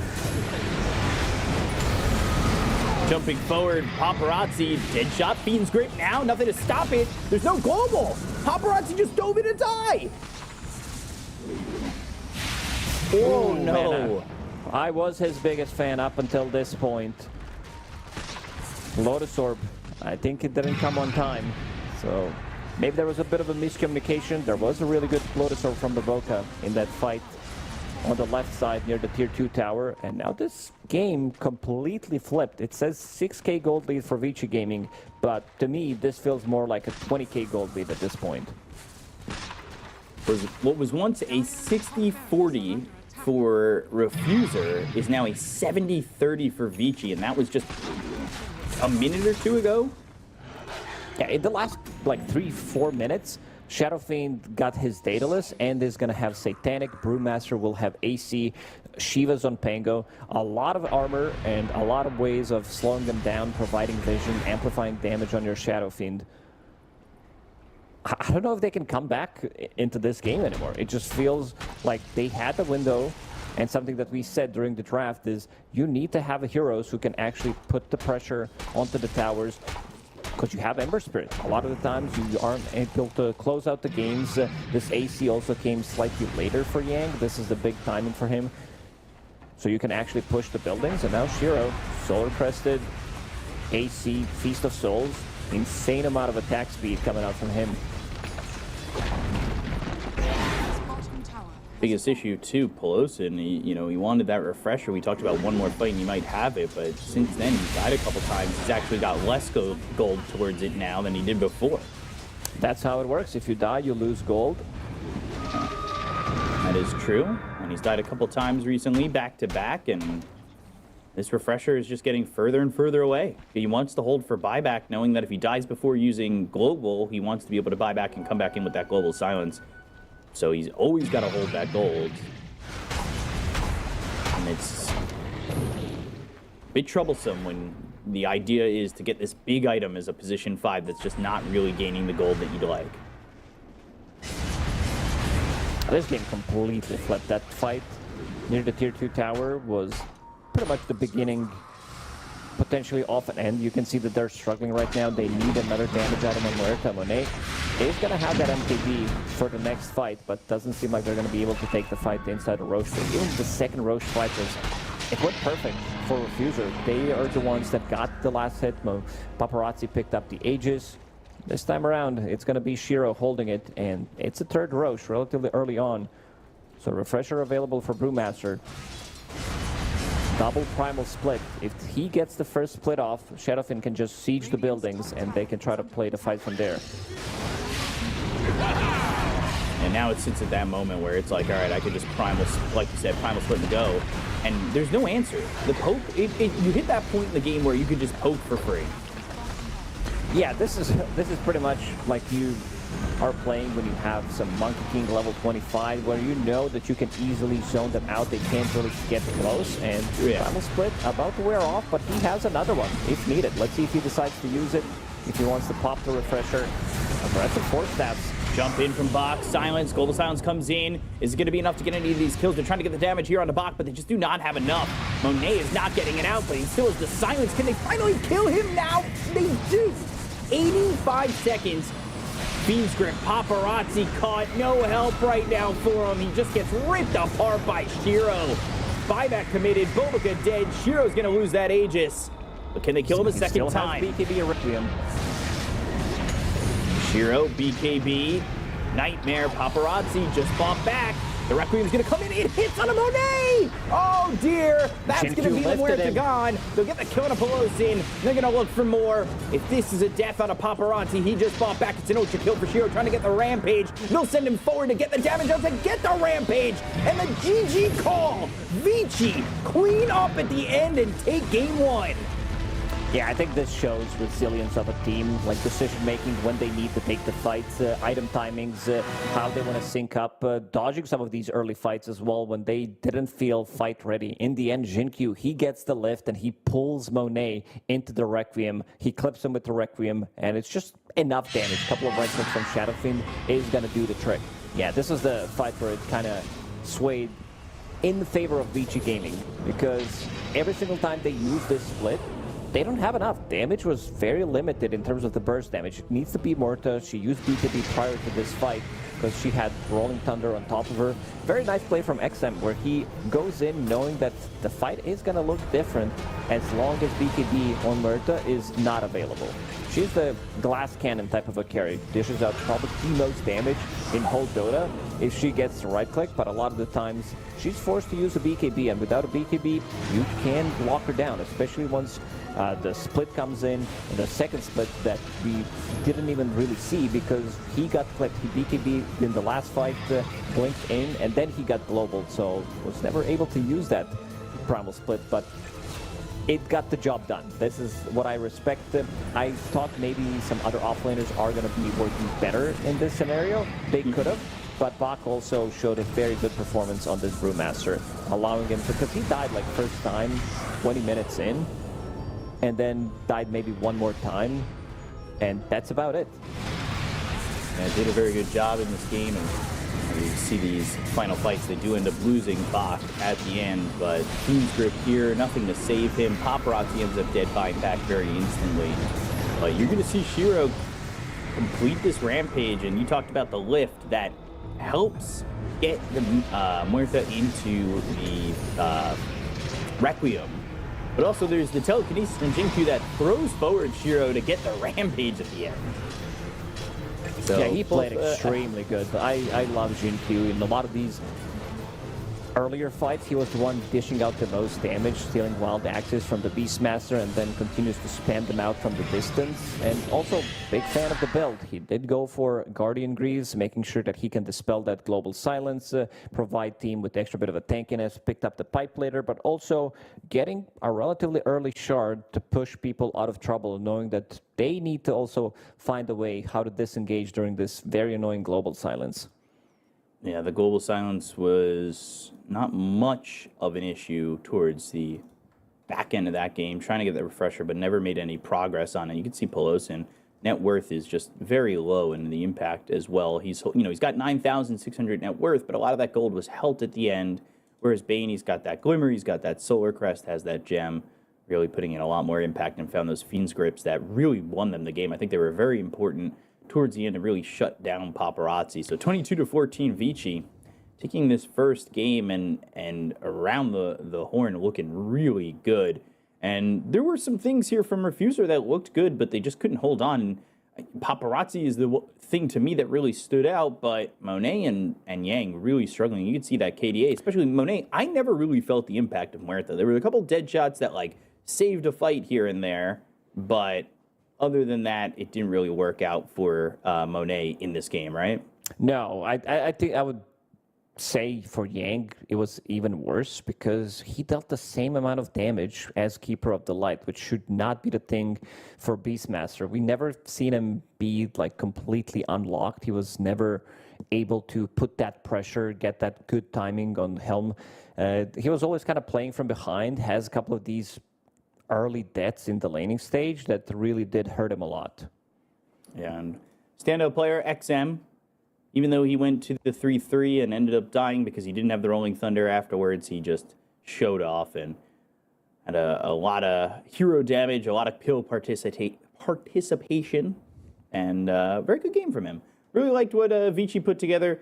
They are now one game away from eliminating Refuser in this lower bracket semifinal, and are in a position to do so. This game 2 is going to be very important, and this is a matchup of, two great teams on paper, but we'll see if Refuser can kind of figure out, I would say, draft-wise, a way to keep them in this series, right? Yeah, for sure. One. I mean, it was a good draft, but I also want to see just a slightly better execution, especially from Yang coming in this game number 2, because he needs to be the shining star. Definitely. So we'll see what happens in game number 2. We're going to go to a break and be back with that one in just a moment, so stay tuned. The human body was built to move. Not trapped at a desk in one singular posture for 12 hours a day. It's time your chair evolved. This is Secret Lab Titan Evo. Ergonomically engineered for you, gamers, hybrid workers, artists, backing your every move.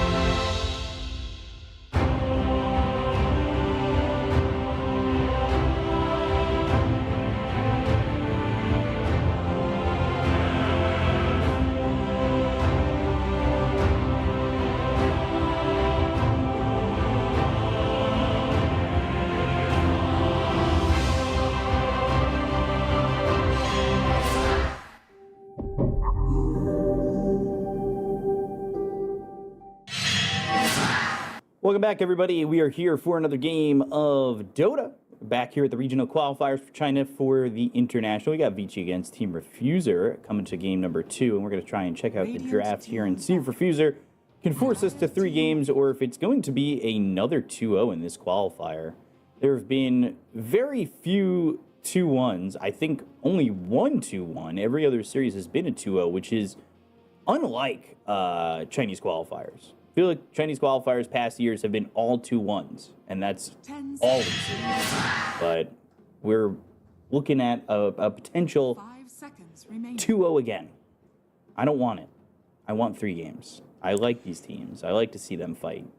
Yeah, not sure how much this is going to affect them because they're probably, I mean, they didn't have much time. It was a 5-minute or so break in between the games, so you have to focus on the draft, try to solve some of these issues quickly. But, you know, you still have time to check how much goal lead you had in that game, maybe comment to what went wrong, because they could definitely feel it was in their favor up until a point where that tier 2 fight occurred in the top lane. They were unable to lock down Brewmaster from 100 to 0 like they did before.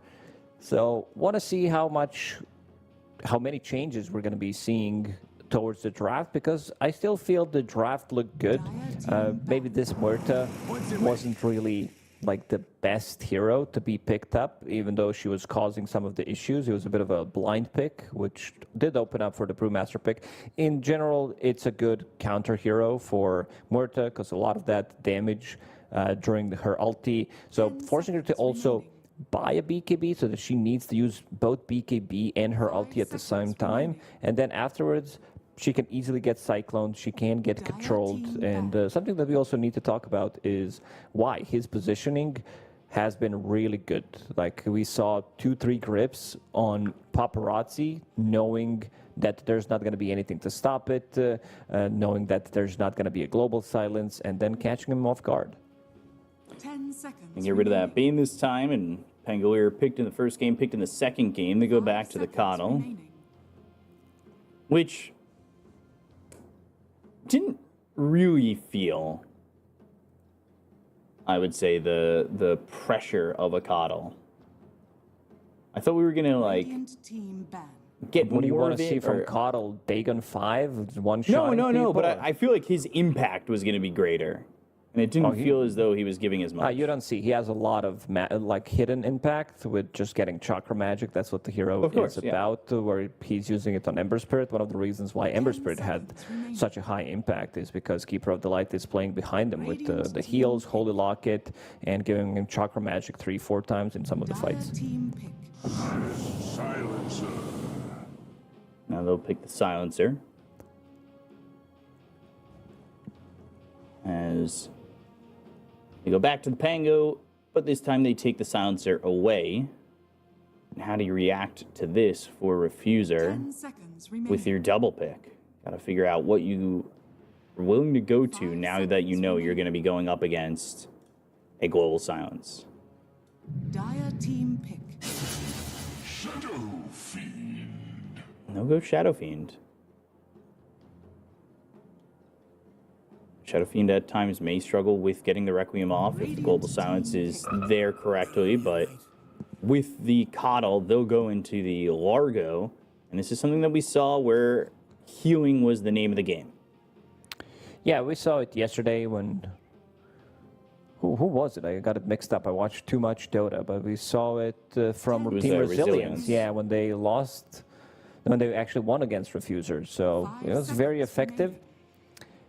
Largo's very good in the lane against Silencer, where your curse doesn't really do anything. You can just lick it off, so that's going to be good. But you also need a hero. I mean, they're probably going to be looking for Ember Spirit again on Refuser. It just looked way too good. He looked way too comfortable playing with Coddle. And you also have Croak of Genius on top of that you can play with. Man, if Shiro wants to go like really ham, there was one hero that he loved to play. I think he was the one who started this trend when Largo was super popular, super broken. He was playing Carry Marcy, which completely dismantles what Largo wants to do in the lane. He doesn't get to lane. There was one game during ESL 1 Birmingham because everybody was starting to copy what Shiro was doing. And then Amar played his first competitive game on Largo and went 0-9 because he was playing against this matchup where you actually don't get to play Dota. What causes that matchup to be so difficult? Dire team You just get thrown in, and you have a hero that can close the gap, have extra bit of a damage. Just very difficult to, at early levels, have this survivability, especially if you're paired up with a strong position 5. But this time around, they're going to pick up Alchemist and Wind Ranger. So that also means that Wind Ranger is going to be played as a position 4. You don't want to be playing core Wind Ranger into Largo, where he can easily dispel your Wind Run. Team Refuser. This time around, they're going to go with the Storm Spirit instead, which is still, I would even say, maybe a better version of Ember Spirit in this situation, because Croak of Genius works, I would say, slightly better with Storm Spirit, and also giving Storm Spirit infinite mana. So he's pretty much the only guy that is going to be going in and getting stuff done, setting things up for now. I also want to see if Paparazzi is going to be going for Guardian Greaves in this game, because it feels like he might need to have a ways of dispelling the global silence of his own early on.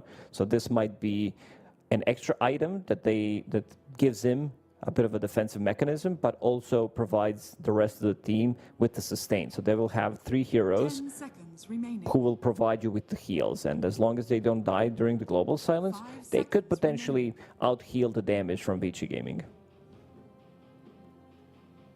Final bans coming in. Tusk for Vici. And Viper again in this last phase of bans. Let's see what this definite final ban is going to be here from Refuser. Question of what they want to do. Do they want to put this Largo in the off lane? Looks like that'll be the case with the Coddle. They have so much heal. I could also be fine with Vici Gaming picking up just a casual Doom for Bach. 10 seconds remaining. And he's also one of the better Aghanim Scepter holders once you get the Lincoln Spheres. Pango's going to get priority in this one. But I also want to see, maybe depending what the offlaner for Vici Gaming is going to be, I would be okay. Okay, so they're going to ban Doom because they have the pick out of the phase, which is also one of the better options against Alchemist. So they thought it's not going to be available, or Team Refuser might snatch it.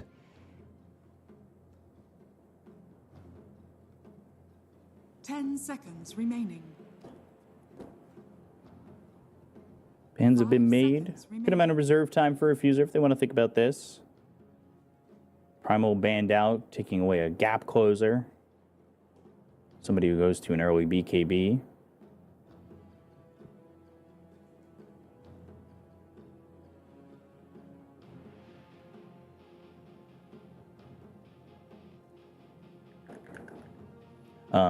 Let's see what the finishing pick is. I'm trying to think about what they want. I'm taking a look at their older games. What they put together. And they go... Okay, they go Necro. So they do move Largo into the support. It's a good matchup against Alchemist. It's a very good matchup against Pango. Problem is you only have basically one stun. That's going to be your Storm Spirit with the pole, which could be exploited. And in some of these early engagements, it's another hero that provides you with the healing. So you're going to basically have 4 heroes with the heal.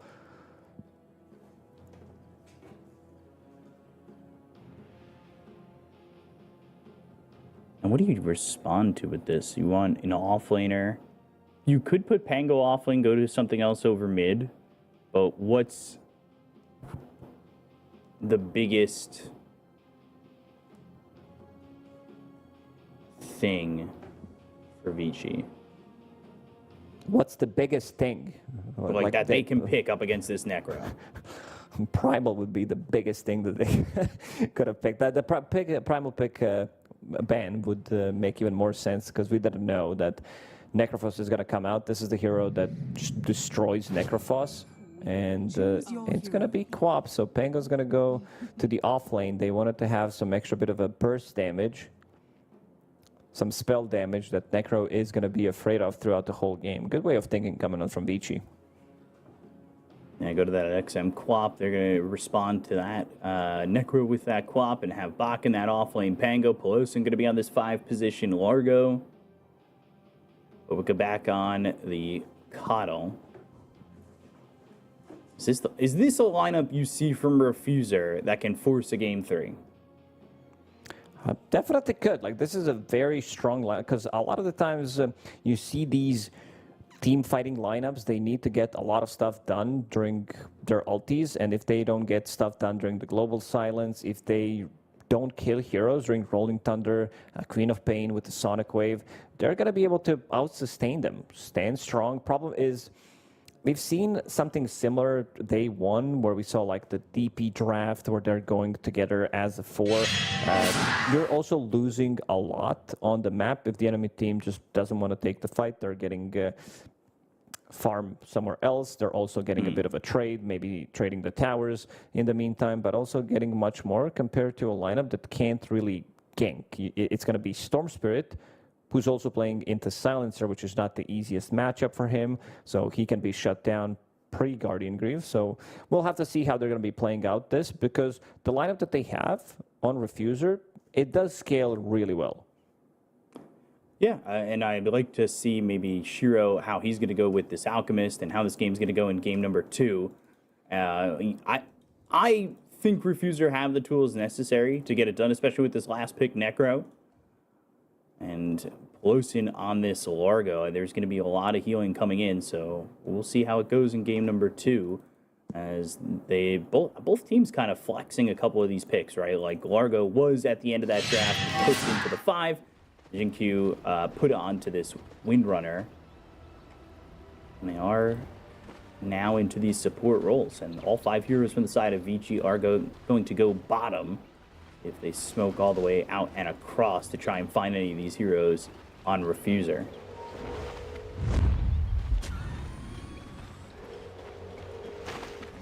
Consumable gold spent up there for Jinkyu. They do smoke, both teams smoking up. 30 seconds to battle. Oh, I love big this, what I vibe. see.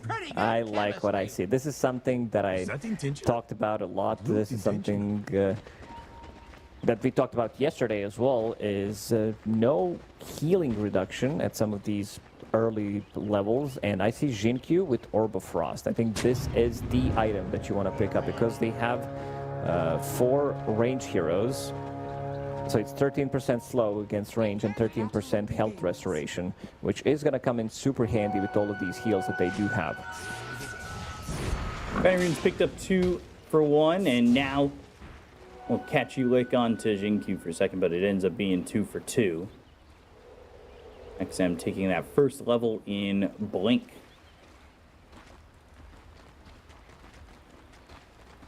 So Quamp going to be working with Blink here, first level static remnant for the Storm. Paparazzi's been doing really well over mid. It's just the fall off that he's been having that causes him to lose his impact, and wasn't exactly the loss of impact, it's just he got overwhelmed in game number 1 towards the end. Ran out of steam. He didn't have much damage that he could pump in, and also damage from Shadow Fiend became overwhelming. This bottom lane is not going to be easy for Alchemist and Silencer. Like, all the damage that you have is going to get out-healed by Necro, and also with Chakra Magic lowering the cooldown. Pretty infinite mana coming out from Necro. Want to see how much of an impact Yang is going to have. I like what I see from his build. No shenanigans, just straight up into Radiance. This is how you need to play the offlane Necro. And we're playing in very Ace aggressive. is on. Struggles with 5 health. Just barely surviving there for Y, and then mid you can see a lot of damage being done here on a Paparazzi as you get that level 2 and putting it into the Shadow Strike against this Storm. We saw the same exact matchup yesterday where he played it against Yakuto Brothers, and he went for 0-2-3 build because he was forced to get a Blink this time around. Level 1, you don't get to use Scream of Pain if you're the range creep level 1, so now he's putting in more pressure with this Shadow Strike. This is the old school kind of counter to Storm Spirit. This matchup definitely changed in the recent years, but we've seen Queen of Pains mostly putting points in Scream of Pain and just making sure that she's getting the farm, because this is a very risky one. If you're not getting really the trade, and he's going in, he picked up the Water Rune actually, he's gonna kill him. Yeah, this should be first blood, and Paparazzi is alive for a second, but will eventually die. XM getting that first blood, working with that level 2 in the Shadow Strike, and also has that other Water Rune to pick up if he wants to grab both. And that's exactly what he's going to do. He definitely got surprised by it, because usually this is not the build that you go for. It was before, but people completely stopped doing that, and we had this discussion yesterday where, like, you get a point in Scream of Pain, then maybe you get a point in Dagger, and it's too late. So he already has Bottle, he's the one pushing out the waves as well, and then he can pick up the Water Rune himself. You don't have a point in Blink, so you can't go for this type of an aggressive play, and XM seems like he learned a lesson from yesterday. How much is this going to affect Paparazzi? Can he get a second kill on a Paparazzi? He is pressuring him continually. Now finally has that first level in Scream. And you can just see the damage that's being done here. And has 2 sips left on that bottle, which you'll have to consume. But if the Water Runes continue to be controlled by XM, this Storm is going to have a very difficult time. So curious to see if Vici send anybody over mid to try and secure and stop this Storm from filling that bottle.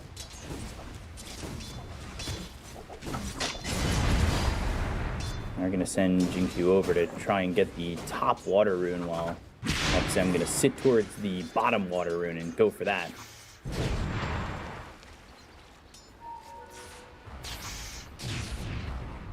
He's just going to control it here, and this is a big problem for Storm, even needing a power shot. He needs to go back. I'm not sure if he needs to go back and try to farm this camp or find a rune. Shinkyu's actually going to steal it. So he can't even refill the bottle. Orb of Frost, a couple of right clicks, could slow him down, plus the power shot. Jinkyu knows exactly where Paparazzi wants to farm.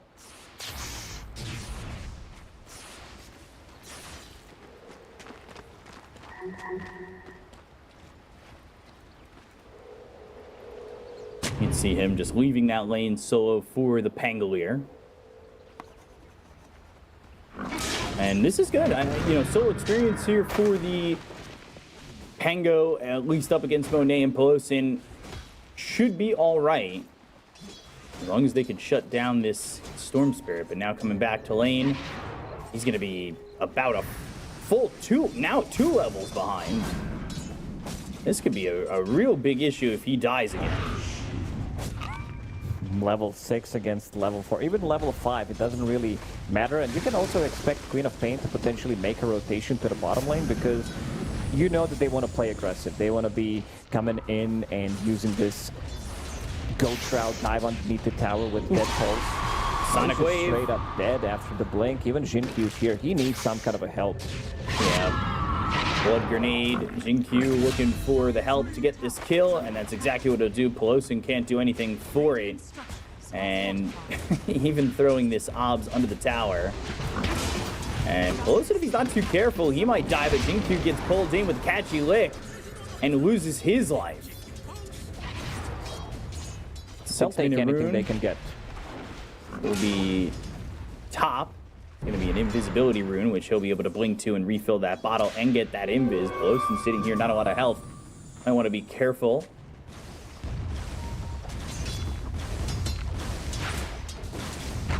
XM dominating this mid lane. Bringing up that stun, trying to get a kill here onto Yang. Arcane Curse, Blood Grenade, but he'll go into the Ghost Shroud. He could have They're TP'd still out trying to get this during the kill. Ghost Shroud. They didn't have Another anything blood left. No stuns. Oh my god, another Blood Grenade. Yeah, this That was one's 3 Yang. Blood Grenades.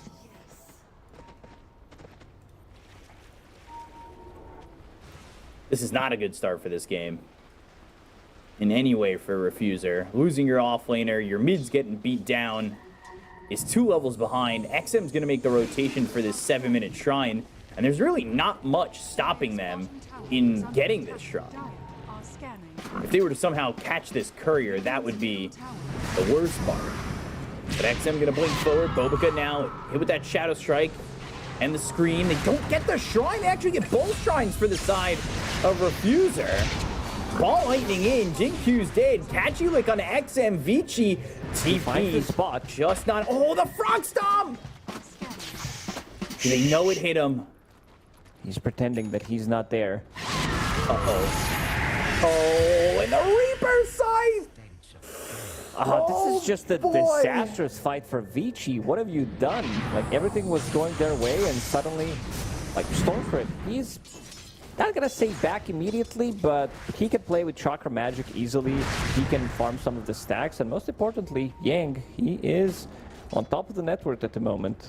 His purchase, Talisman of Evasion. Casual one, because you don't have to. Like, you don't have to go for Relics straight away. You're still getting the value out of Talisman, 15% evasion. That's feeling really nice. And getting an early Reaper Sight charge, which is pretty good for him. Somebody who's also struggling that we haven't really talked about is Bach in this offlane. He's the one who's not getting too much farm. Your shield crash, it's getting dispelled immediately by a Kachulik, so he can't really put pressure. He can't really play aggressive. Shiro, Phase Boots available for him, plus Soul Ring, 2k gold lead already for Refuser. They know where he was. They saw that courier coming back. They were searching, but he will TP out. Frog Stomp not in time to stop this TP. Vici had a complete hold on this game, and it felt like top, mid and bottom had just been put in their place. Stun charge up, thrown over onto Bobica. Sonic Wave gets used, they'll get the kill. XM getting that one, but they will lose this bottom tier 1 tower. Now no Sonic Wave. A kill is a kill. They'll take anything they can at the moment. Pango, he continues to farm up, relieved of some pressure, knowing that Monet did gate bottom, but he also gated top immediately after. Still gonna be a relatively good timing on this Diffusal Blade. It's gonna be like 11 minutes. Dire's top tower is under Lacking attack. some levels, but other than that, he's more than fine. He'd be ready to go with this inhibit from the Diffusal, potentially to chase some of these heroes and make life a little bit easier. XM, with that level 8, has now maxed out that Scream of Pain. He's going into the Kaya. But like this 10-minute rune, and it ends up being a regen rune for him. Dire's middle tower is under attack. Pretty nice.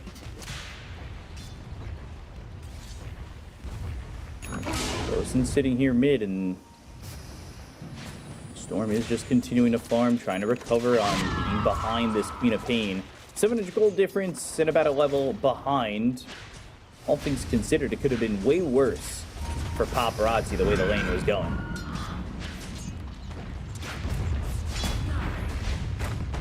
Do you think that Vici are going to immediately try to fight as 4 with this Diffusal, or are they waiting for something else? Yeah, they're not going to be fighting S5 for a really long time.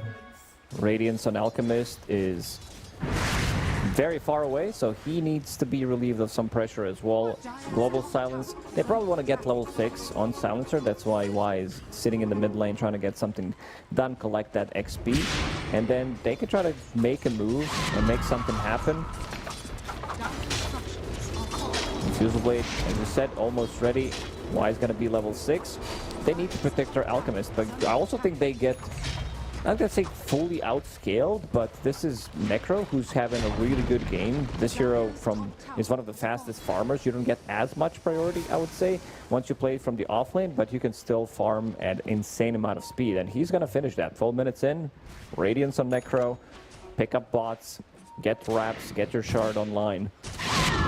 Damage are going to be the issue for Vici Gaming. We talked about who's going to be getting the first Aghanim Scepter, because we thought Fango's going to go to mid lane, so he would get priority, but after picking Queen of Pain, you're going to get that Axe for Queen of Pain instantly, so they can play longer fights. A lot of the times you would see this Shadow Strike Aghanim Scepter duo be extremely deadly, but they also have a lot of sustain on their side.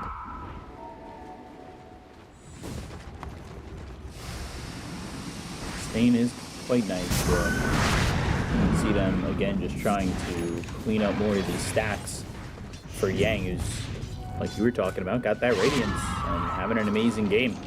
He's having an amazing game. He's still second on the net worth, and you got to think, Monet, he's happy with everything that he's got, too. Yeah, I haven't talked too much about Monet. He's sitting at 0-0-0, but on top of the net worth. It's kind of classic Shadowfin game where he gets involved slightly later. He did make a move. They killed the tower, went back top to defend the tower for another minute or so. And gonna hit his timings. This is gonna be a very, very deadly timing. Once they pick up Guardian Breeze on the Storm Spirit, something that we talked about. Shackle does Shackle connects.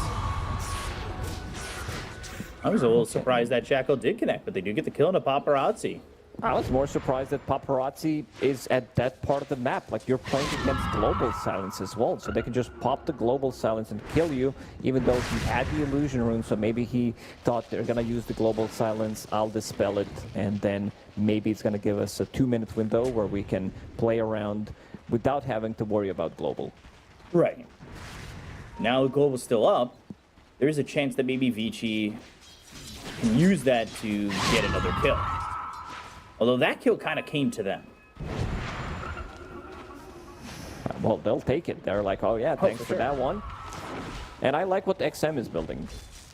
Kaya straight into BKB, knowing that Aghanim Scepter is eventually gonna come out, and all of that net worth, if you die, you're gonna be feeding a lot of gold, so already prepping, be giving that axe. Oh, he There's went the Global in one Silence, more and time. Paparazzi went in on this power shot lands, and that's a back-to-back kill on the Storm. Radiant's That's an interesting one. Requiem does land on the Bach, who still has Rolling Thunder if he needs to use it. Shackle doesn't connect to anybody or any tree. Amplified damage picked up for XM, but it looks as though he's just pinging top and he's going to leave mid. If he has mech there, considering that he died just once, I think this fight also could have been different, because the heal from mech would have probably saved him. Extra 250 heal would have probably made the difference, and then again, they can take that fight. Even in the previous engagements, it's all starting to add up. Him having that bad of a laning stage, already dying multiple times, he's sitting at 0-4-2 on Storm Spirit. This is something that we really don't see. Even in some of the bad matchups, Storm Spirit, he still gets a lot done. Radiant's middle tower is under attack. Right now falling very far behind. Bottom of the cores. XM. Again, just kind of harassing Paparazzi out of this lane. Radiant's middle tower is under attack. Monet. Eats some damage, down to about half health. Yang comes in, he's got the heal. But focus fire. Committed, and Yang in pretty deep. Sonic Wave is gonna land, but able to heal up heavy. And these heroes still full health. This is how they want to play. We talked about their timings and what the lineup is supposed to do with all these heals, try to bait it out, and if they don't get the kill during the Rolling Thunder, a Global Silence, Sonic Wave, I don't think they can take the fight, so they're immediately going to go back to farming. And I also don't like, Necrophos is in such a good spot right now. I don't know why his Ghost Shroud gives so much restoration amplification. Level 1, it's 55. 85 at level 4. I know there's going to be some Necro spammers in the chat saying, oh man, yeah, you shut up because it's his favorite hero, it's his level 30 hero. I'm a big fan. I've been enjoying Necrophos offlane for quite some time, but it does feel like the numbers are way too high. Radiant's middle tower has fallen. Get that mid tier 1, they open up the map even more. 85%. It's such a high number. It's giving original Doubles. Hunter's Boomerang vibes. That almost doubles the healing. They have a lot of healing. Bach immediately going into the Rolling Thunder, does not want to mess with this Necro. No, not at all. And he's got a Blink Dagger flying out to himself, but going to be unable to now use that with the Rolling Thunder because it's going to be on cooldown. So there is going to be some time between when he's able to really debut this Blink Dagger, and I would assume that he's going to try and stay out of vision to make sure that they don't see this. Frog Stomp, Blink back. away from these three heroes coming over from Refuser. Good thing for Vici Gaming is they can dodge the fights. They don't necessarily need to take the fights. Eventually they might have to, but if Storm Spirit's not getting the catch, they have no ways of actually catching you.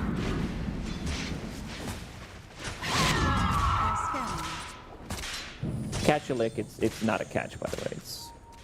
It's more of a dispel thing rather than the catch. Even though it says. I've been lied to? Radiant's What do you mean? is under attack. That's ridiculous. This could be pretty big. Global Silence is ready. Guardian Brew is available. There's the Global Silence coming out. Bach's going to be saved. He still doesn't have this Rolling Thunder, but they're going to try and get a kill. They don't land that Shackle, but they'll find themselves Yang with the Sonic Wave, charging up the stun. Goes Shroud, charging it up, lands it down. Frog Stomp on the ground, but they get the kill on a Yang. They'll take out this Necro anyway. And Yang, They he's get having, one. I gotta say, in some of these games that we've seen him, he's not having the right read how much he can actually tank. Sure, you're tanky, but also rest of the team is not behind him. So it seems like Team Refuser, they're a bit disconnected. Their Shadow Fiend, he seems to be relatively fight ready with the items that he does have, Mask of Madness, Hurricane Pike, so he can push himself out of the trouble.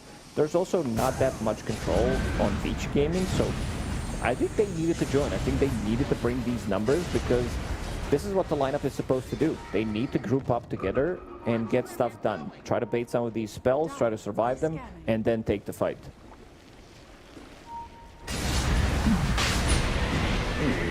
I would like to see them get this. This Aegis would be pretty important for them if they could then take a fight afterwards. And there's nobody in the area for Vici. This is really good for Refusal.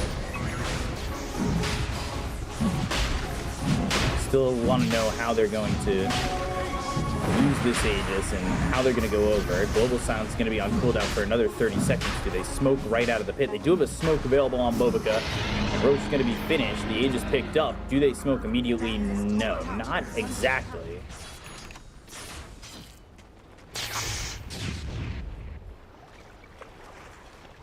Shiro still continues to build this Aghanim Scepter. He's just about done with it. You were saying this goes to the Queen of Pain, right? Oh, absolutely. Like Queen of Pain gets it, and it's also going to sync up in the next few minutes with her BKB. So we'll have Kaya Sanj, BKB, and Aghanim Scepter 20 minutes into the game. This is going to be a super strong timing for them. We said that they have a lot of heals, but also this damage is going to start to add up. Now, question, is this the kind of game where Alchemist is going to build a second Ags for Bach, or is it now? I think he gives one more to Bach, and then he starts building for himself. Because that usually changes the timing of the way you want to play it, right? Because now you're not building for yourself for another duration of getting another Aghanim Scepter, and that can be a potential issue, right? Where Alchemist really, other than a Radiance, isn't a hero. Yeah, but if they also feel that he needs to do more. Oh, what is this angle? Yeah, this is great. Sonic Wave drops check in this from guy's XM. PC. I want to see this again. There's no way they does connect onto that hero. This is some nasty stuff coming out from Jin-Q. And look at the damage numbers. 1337. Elite Gamer. Elite, that's what E-Gamer stands for. Elite Gamer. Or Back in the days of Xbox gamer tags. I was never an elite guy. I never had elite in my gamer tags or anything like that. It's been B-Cop my entire life. Dire structures are fortified. You needed to add some like XXS, X Destroyer, or country At name. the beginning and end. Yeah, yes, add some numbers. 666 like Ramses did. Some flair. Did you ever have some flair? No, never. I can see that. I respect it. Yeah, just because you didn't have it, then you're gonna say that you respect it. No, you know, people who don't need the extra XX, name XX, I respect it. You don't need to fill the gamer tag. Radiant's bottom tower is under attack. Just call me by my name. My name is Cop. B Cop. Like, that's it. That's all I need. XM was forward.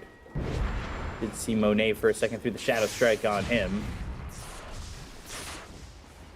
And it looks as though Shiro, as he was thinking about going into the Blink next, but then went back to the Ags. He had Ags queued up before the Blink.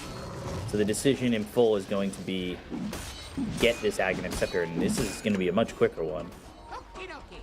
And there's that Orchid for the Coddle, something I talked about in the last game when they picked Coddle, of a possible build, but they didn't exactly need it in the last one, where now this one might be more impactful. And you said it was more impactful with somebody like Storm Spirit, and Storm Spirit's on their team. So there's that Orchid, there's that Vortex. Global Silence comes out, no Requiem to go and throw onto Shiro. But he's still gonna die. Sonic Wave pushes back these heroes, but doesn't do enough to defend this Alchemist. He's not the real carry right now. Sure, you're getting some gold, but it's not really doing that much. But maybe now he regrets that he went for this second item Aghanim Scepter, because potentially he could have had a BKB if he maybe had slightly more farm, but we'll definitely need a way of dispelling some of these more annoying things. Solar Bind being the one where you you don't get to move.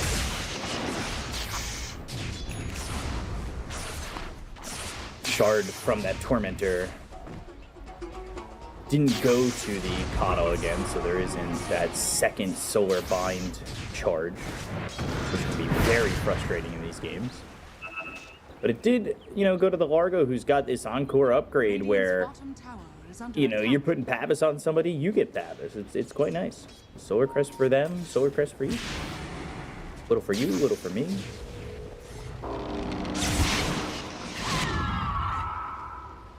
Makes the hero very strong, in my opinion. Yeah, we don't see it as much in a support role. I think this flex was okay. You can still see the struggles of them not being able to find the fights where Storm Spirit is your only catch. This Orchid is fine, but maybe he could have thought about getting the bigger item. Like right now, Orchid might grab them some kills, but if they don't find any openings, I think an item like a Hex could have been slightly better, because still as a Coddle, you do get quite a lot of farm. Like even farm in a way where in the team fights you're keeping the distance, you're never really close to fight, so you're going to be surviving, you're going to be able to get a lot done. A lot of the times you're not the one getting jumped. And now they're trying to make a move. Shiva's Guard now completed on Bach. XM fully ready with that given Aghanim Scepter. Yeah, giving Ags over to Bach as well, so he's got that Shiva's and Ags at the same time. Oh man, Yang, his courier died, so he's not going to have that heart in the next 2 minutes at least.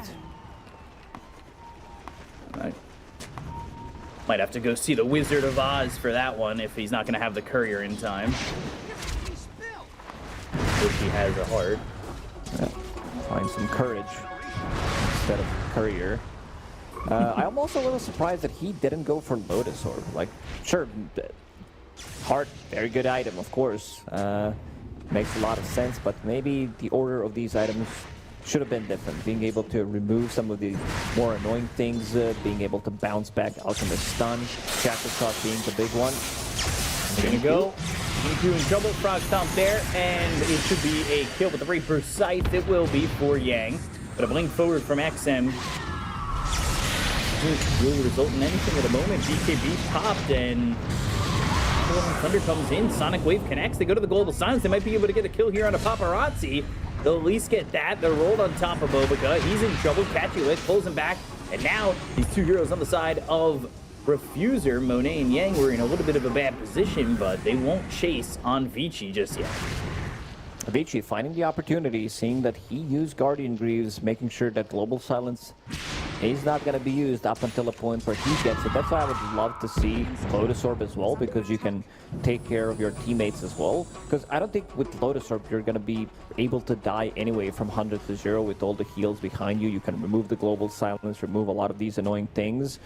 And it gives you extra bit of armor playing against Pango, playing against Alchemist as well.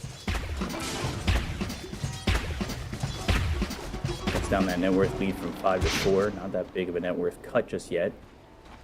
We'd love to have this Alchemist feeling a little bit stronger, and he's got this blink. He's going into the BKB now. Giving away 2 Aghanim Scepters. Dire's structures are fortified. Top lane. Ooh, God, XM. Obliterated here by these 3 heroes. It's a lot of damage amp that they do have with Solar Bind, Croak of Genius, Chakra Magic that allows you to spam the spells out.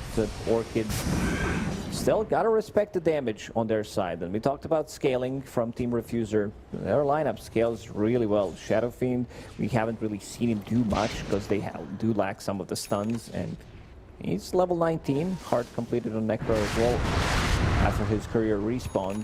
So sitting at 3000 HP, gonna be almost impossible to kill. Radiant Yang. are scanning. Moving over towards the left side of the map, but not going to be able to steal the shrine or anything like that. Bach's going to be the one who picks it up. He sits here, level 18, wants that disperser. But Vici, they're kind of waiting now to potentially have this Alchemist to be able to fight where they can get this complete 5v5. With Global Silence, and again, another Silencer with the pipe dream of getting a refresher orb ready to go. Wanting that double global, wanting that way to shut down these heroes, post BKBs, as they've got one on Monet, they've almost got one ready on Paparazzi. Paparazzi needs that protection. It's not enough. Guardian Greaves, he still doesn't have a kill to his name. 2 Galvanized stacks. Mana regen increased by less than 1%. So that's pretty bad. This has to be one of the more difficult games that we've seen Stormswift have in quite some time.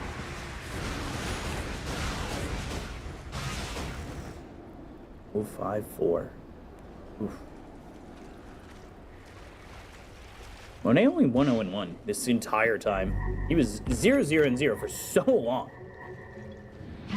Hard to play the game when you are Shadowfiend, your offlane is Necro, and your mid laner doesn't really do much, plus 2 supports with no stuns. So Yeah. kind of expected, so they need to be grouping around, and yeah, And G? Shiva's guard. Ring Thunder and BKB looking for the Requiem. Sonic Wave pushes him away from the Aegis. Oh, it's going to be snatched up by Monet. They got the kill on Roche, but they will not pick up the Aegis. Shiro's in with the BKB, but he is in a lot of trouble now that it's run out. Ball Lightning, the Vortex, the stun charged up, the Reaper Scythe is there, and they will get the kill on Shiro, taking him out for 78.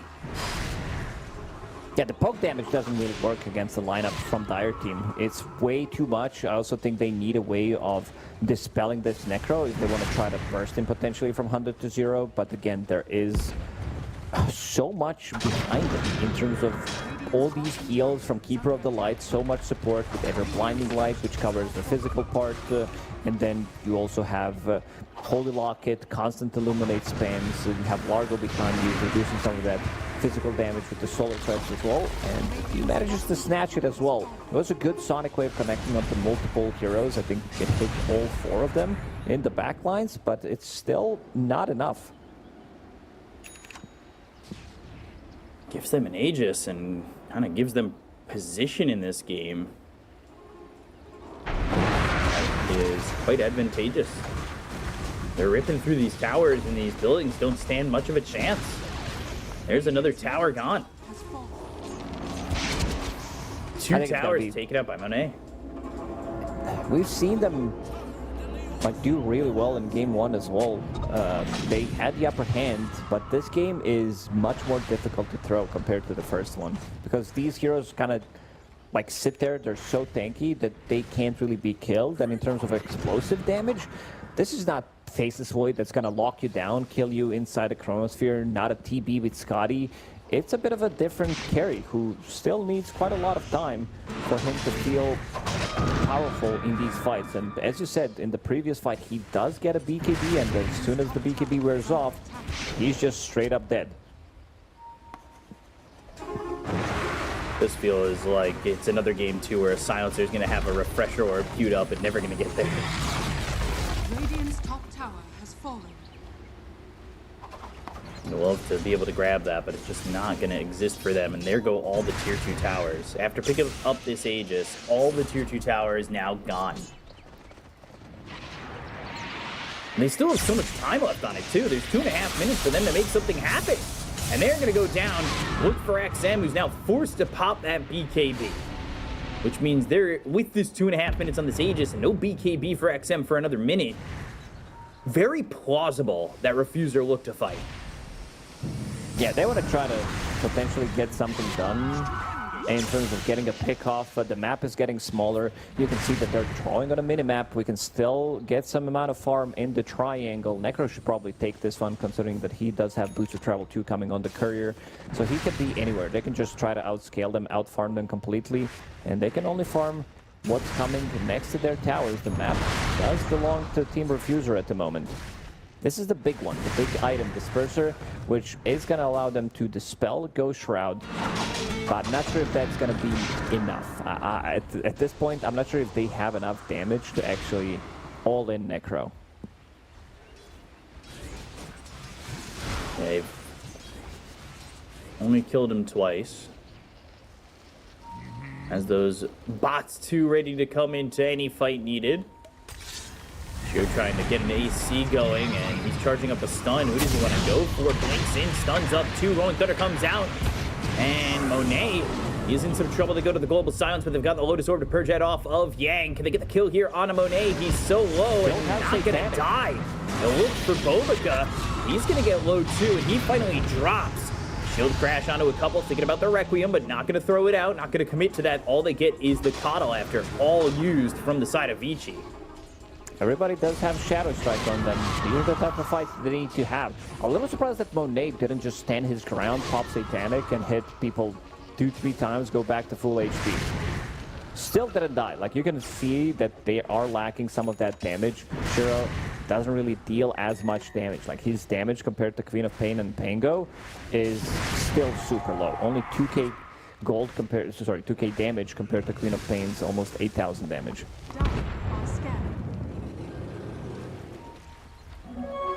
They are still postured across the river. Monet now looking for the Silver Edge. Hope him survive in a couple of these fights. My man Shinkyu, he knows. He knows how to deal with all these heals. Corella's Crozier. That's an item that usually you don't see, but it's still it's super effective against Necro. When you steal his region and you steal, like, he's not going to be healing as much. I want to, because he was toying with the idea of picking up Wind Waker. It's still a super expensive item. He also doesn't have GPM enchantment. So he isn't really getting that much farm at the moment. No, not really. Meanwhile, Shiro lost his courier. That's going to be 2 minutes without the AC.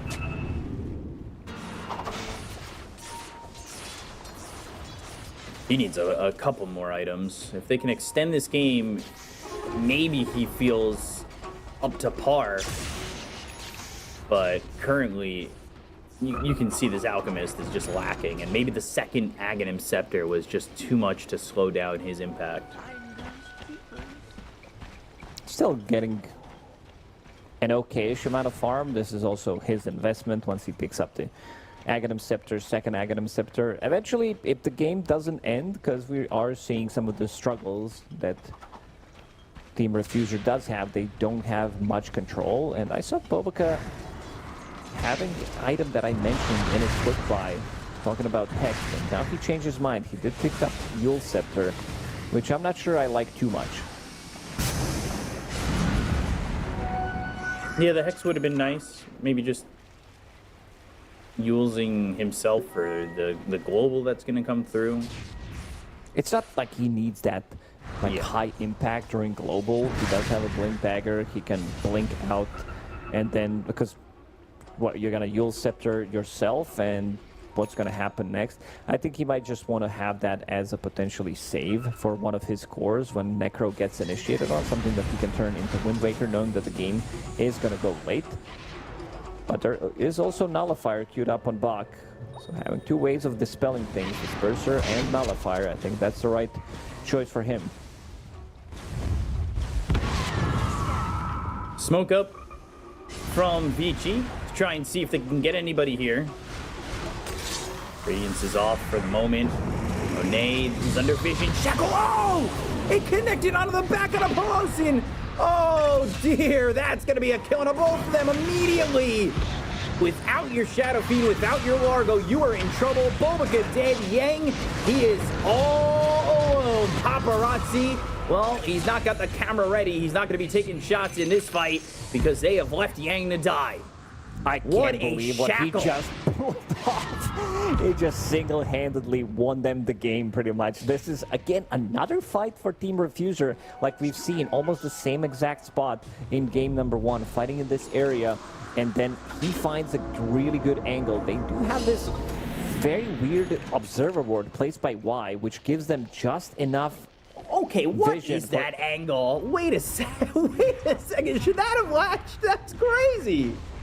This one should have. There was one near the Tormentor bottom where he lashed onto the heroes, which I think, like, it's just shackle. Sometimes it works, sometimes it doesn't. A lot of the times you go like, what the fuck is this? And yeah. You really think that one should have hit? Yeah. He kind of landed this one perfectly and got a good amount of gold from the previous fight. So Trailer Stroger, it's gonna be online in the next couple of minutes. For now, saving the buyback, of course. I want to see it again. I mean, it hit. I need to be able to draw on the screen and show my thoughts of, like, this is the direction the shackle was going. I don't know how it makes a right turn. Oh, I thought it was going to be blank once you said it's going to show your thoughts. I mean, it's always a possibility. Blank piece of paper. We're seeing some of these tier 4 neutral items. Queen of Pain, Conjurer's Catalyst with Timeless. Unlimited amount of damage. Necro does have the same thing, but he also gets Quicken, extra bit of evasion. He wants to be slightly more survivable. On Queen of Pain, these are the best things that you can get. Him having Octarine Core, and now also going into Bloodstone, so that he can play a bit of a longer fight. This is why this duo is so deadly, because you don't have to spend 4,000 gold or 6,000 gold on an item that you get from Alchemist for free, which opens up the slot as well. Refresher is almost online for Silencer. Yeah, not terribly far away of it. Since we got a pause, can we take a look at that shackle again? Is that possible? It really is. It really was so insane. Looking over at this Shadow Fiend. All right, you're really gonna tell me that? Okay, let's look at this angle. It looks like it goes a perfect angle. So it curves. That's how Shackle works. This one's pretty normal. It's just that he landed it perfectly, like perfect timing, perfect distance. Oh, it was a well-played Shackle. Now, if I could do that... Go to demo mode. You can do that. Your faith in me is misplaced.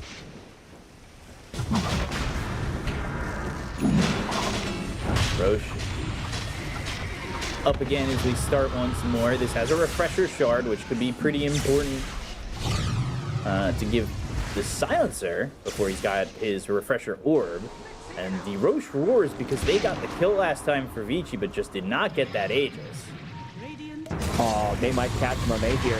Finds the Shackle, gets the BKB off. And gets that BKB, but there's the Global Silence. They're going to take out the Largo to start. Close it ends up dead. This BKB is going to run out. They're going to buy back on the Largo. Vortex, XM caught for a second. Rolling Thunder comes in. That's going to be through on a Monet. Now, Orchid thrown out, but it doesn't quite matter. They're starting to disengage on Vici. The Ball Lightning trying to catch up to these heroes, but they just don't have enough. Ball Lightning for more, trying to get a Vortex. Arcane Curse loaded Board is going to be through onto the Storm Spirit. The stun thrown, blasted back over to the Alchemist, and now those for the damage to get the kill onto the Silencer. He already used the Global, so he's not going to need to buy back, but they've got themselves their Reaper Scythe down on a Bach. Two heroes dead on the side of Vici, and they do not have buyback on this Pangolier. Power Shot coming in. Yule is now used on XM, but he's still able to blink away. Good chase. They invested a lot to find Poloson. He buys back immediately, and first got the BKB. You could see Pango driving inside Shadow Fiend, trying to stun lock him once he gets out of the BKB, trying to burst him down. but I'm able to do so. Team Refuser still in this game. We can see some of the damage numbers. 2 supports on Dire's side, dealing less than 300 damage total. And then you have Queen of Pain, again, being the biggest winner, of course. I think her damage numbers in every single fight are going to be the highest. 8,000 damage. Breaking that 100k threshold, double the damage dealt, double the kills, but not the net worth lead. Dire are scanning. Insane amount of damage that this hero deals. Scan This is even pre-25 Shiro. These guys just died. BKB is going to try and run. He's got that extra chemical rage movement speed. Stun reflected back. All lightning vortex once more. BKB runs out and Shiro's going to be dead. Ooh, this one could be pretty big. He also had to pop his BKB. It's time to go and knock on their high ground. Come and knock on my door. I'll be waiting for you. See if they can hold this high ground too. 3-second blink cooldown on Queen of Pain. Oh, look at Dota plus 84% in favor of Team Refuser. Banner has been planted. Hex on Storm Spirit. Some big items coming out now. Gonna try and hold buyback on the Alchemist. Gale Force. Used, pulling Monet up out of the high ground, thinking about the Rolling Thunder, going to the back line for this one. Global Silence gets used, Sonic Wave comes out, they get the Kona Bobica, that's gonna be the one to start. They have an Aegis on Monet, and they find the Shackle, Ball Lightning in, Catchy Lick on a Monet to keep him healthy. Bach rolls up, he's getting pushed back onto the high ground. Ooh, Glimmer Cape, Reaper Sight, not enough. Vortex there, Alchemist not committing to the buyback, but they're diving these racks. Monet is low, he is in trouble. The Gale Force pulling him back, but he's got the Satanic. Silenced again with a blink forward from XM with that shard. Catchy Lick once again on a Monet. Blink misses Monet. Shackle doesn't connect on anything this time.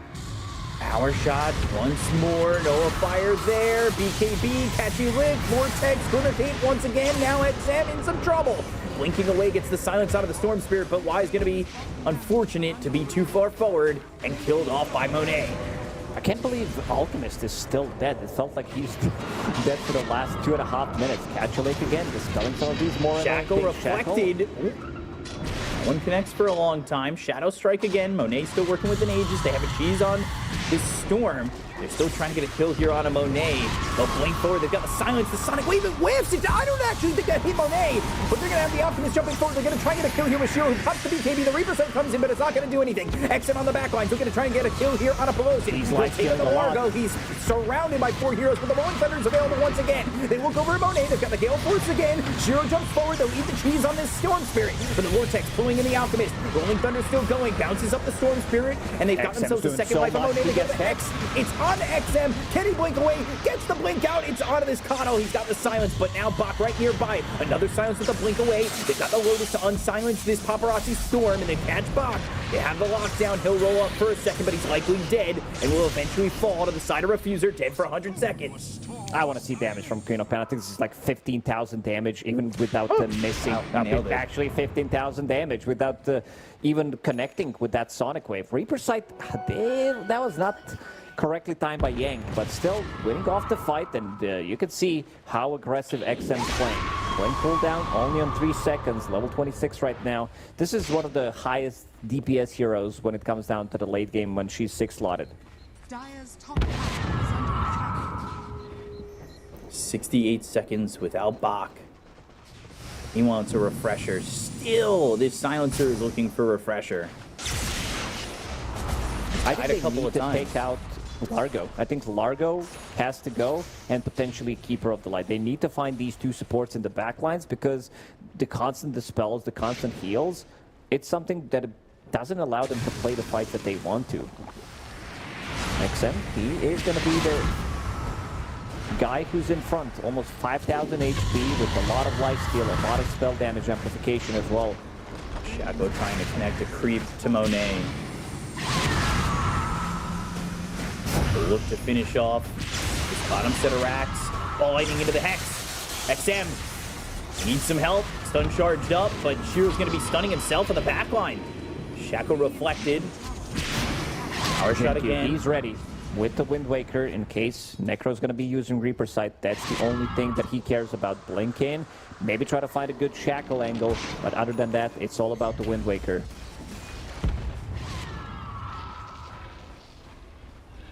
So they do get the bottom set of racks. They're now up 8,000 net worth. Aegis, Roche, potentially back in just under 3 minutes. XM, he was toying with the idea of getting the Lincoln Sphere, but Carlos Crozier, it's such a good, it's just going to give him so much health regeneration, and he already has quite a lot of lifesteal with the Bloodstone. He could jump in and out of the fights literally 15 times with the help with the Wind Waker. Unless he gets sighted, I think he's more than fine. I don't think he can die.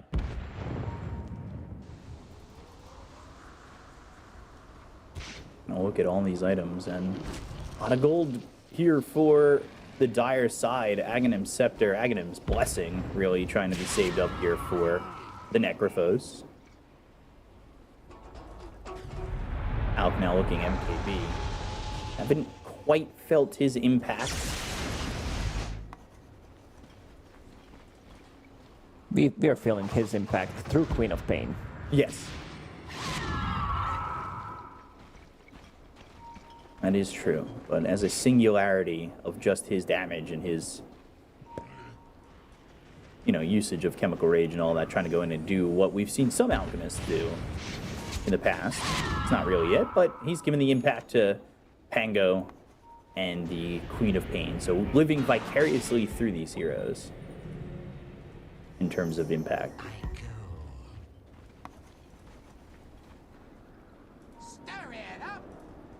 Well, because got the gold for the Wind Waker. Yules, XM, Yang's coming in with the Boots of Travel level 2, but BKB, TP out, XM goes back home.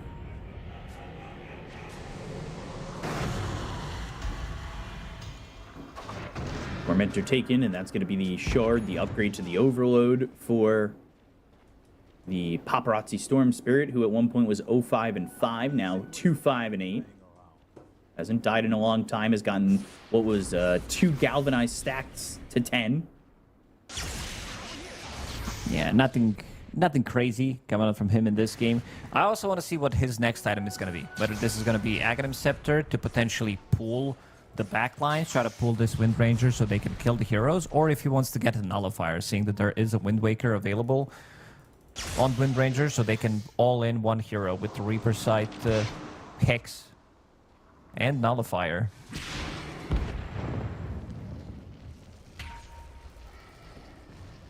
"49 minutes in, and 10 minutes till the next neutral items. There were a couple of baubles taken, but I always like starting to think about tier 5s. We're still 10 minutes out, though. But this does give the hints of potentially being a game that goes 60.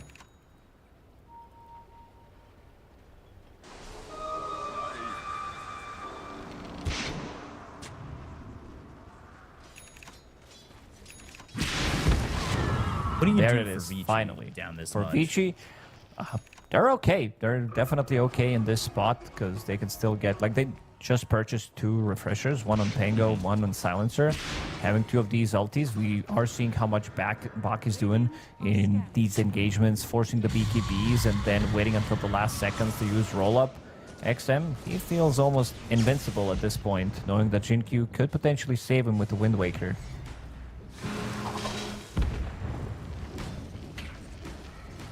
How do you say that word in the Krella's Crozier active item? The right of what? Remuske?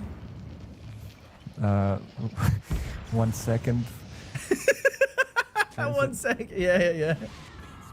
I called it because this is the term from Artifact, Remusk. I called it Remusk. I don't know how it's pronounced, but I remember I think 2 cards had that in the name.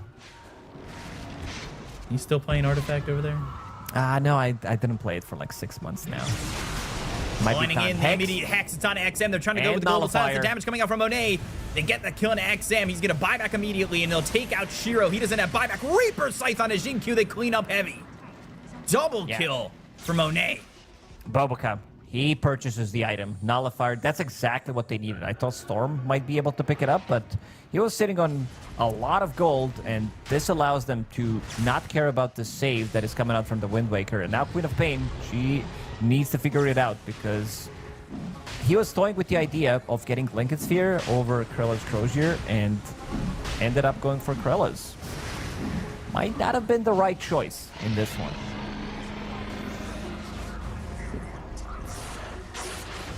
Trying to figure out what item you'd get rid of to slot in this Lincoln's.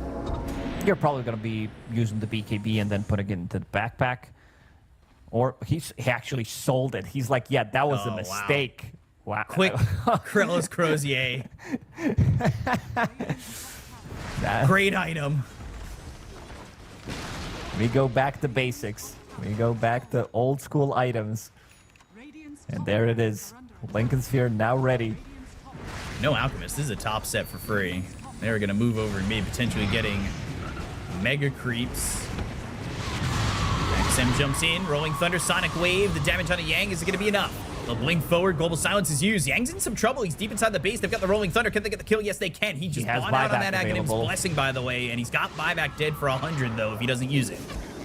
Let's see what Shackle. the call is. I think he And wants to buy back. On it, too. They need the refresher for the Rolling Thunder. Again, can they line it up with these heroes? Pelosi going to survive with a little bit of health as he pops the cheese. But Paparazzi also able to ball lining out as he uses that BKB. They get the kill on Bobica. The look for Monet. He's got himself an Aegis. Onto the Very late backlines, XM buyback goes. from Yang. Yang's back into the fight. BKB's going to run out in a moment on XM. He really wants to get the kill here onto this Storm Spirit, but realizes he needs to bail back. Because Yang, he's got access to that Reaper site. They take out the Aegis, the ball lighting forward, looking for a hero to try and grab on the side of Vici, but nobody to get. Still have Glyph available. They took down the Aegis. BKB available on Monet, as you said, and he's going in. He's going to try to siege a little bit, see how it feels. Looking to get Mega Creeps. They've got the Glyph. Can they hold?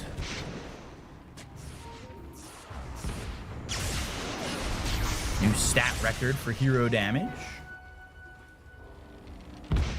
As he gets another 20,000 19,000 damage. damage.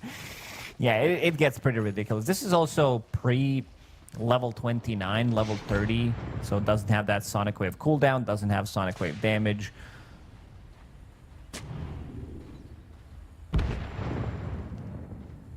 It's going to be on such a short cooldown. If they can survive for another couple of minutes, maybe get one more good fight, he's going to hit that level 30. And, I mean, it's already ridiculous how much damage she deals, especially if you get to both of these talents. Would be the missing link needed.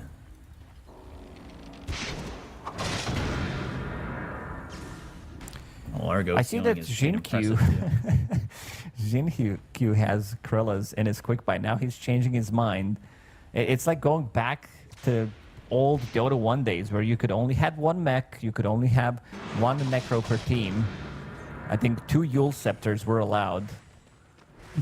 So maybe one Krella's is only available to be purchased out of stock. I think Crimson is a better option, so they can try to save the barracks. We've seen Team Spirit do this many times, actually purchasing 2 in one of the games during the Dream League.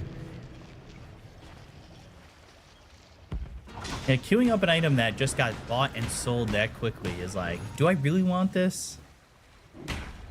I got told by my quap it's garbage. I mean, he could buy it and resell it, and then buy Lincoln's. That could be good. I can't tell if you're serious. I'm not. Didn't realize how much health Queen of Pain has. Almost 5k. Yeah, it's a lot that you're getting. I mean, you're building triple soul booster. 1 for Bloodstone, 1 for Krella, and then 1 for Octarine. He did sell 1.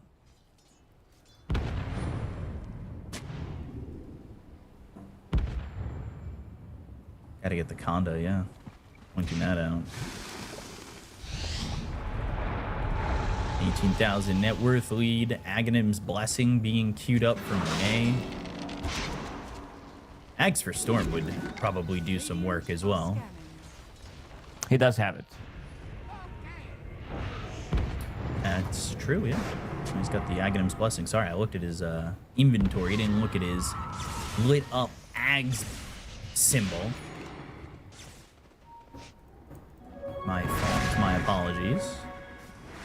Bobica Shadowblade. Hell yeah. It's one way to completely try to figure out how to deal with the Nullifier. You can keep the distance, and also in the late game, you are running out of slots. You don't have any detection. Right now, Bach is holding the gem, but in a lot of situations, invisibility becomes invincibility. Yang hit that level 30 as shown on your screen just a second ago. Level 30 Necro. Kind of scary.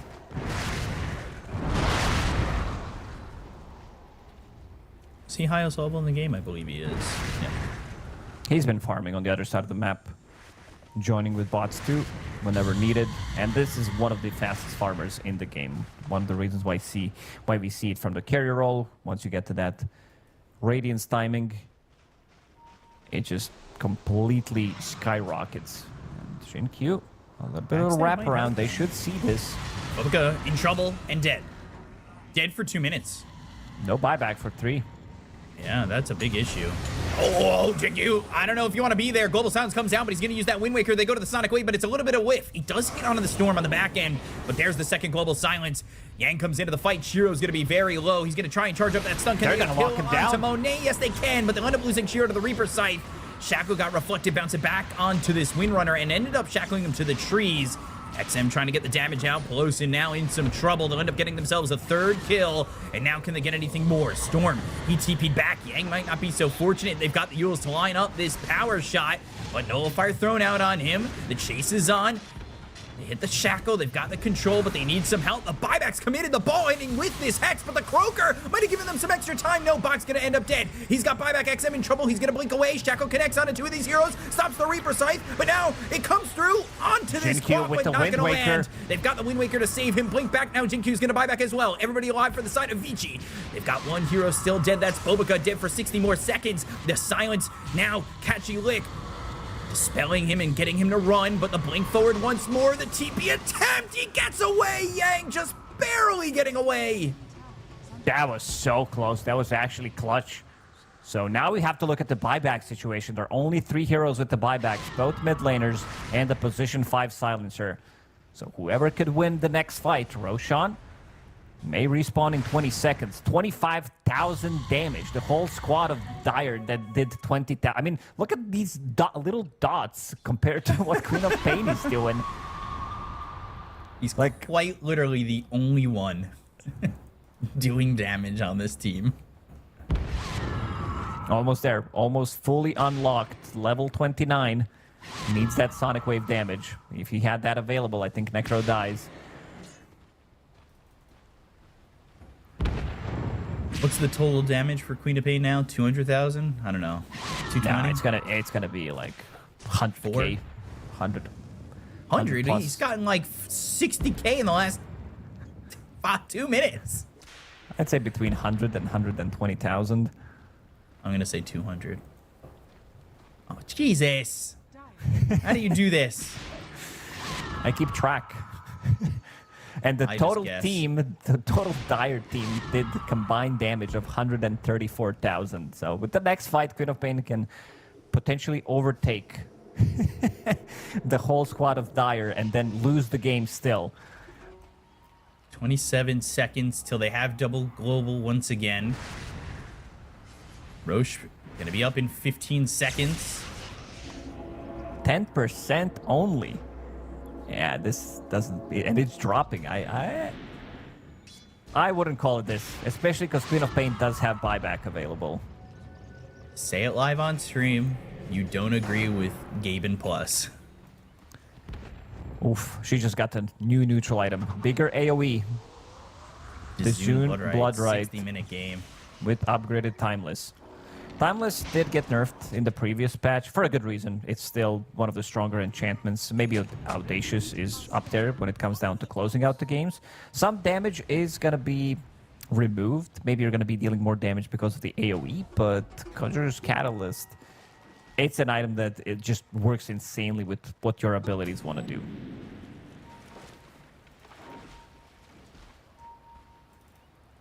Also, something to point out that Shinkyu, he was the one who bought Basher. This is something that we don't see. There was like one scenario where it was Boboka, I think, who started this trend back in the days where Basher worked on Monkey King. So you have two of the very creative position 4s.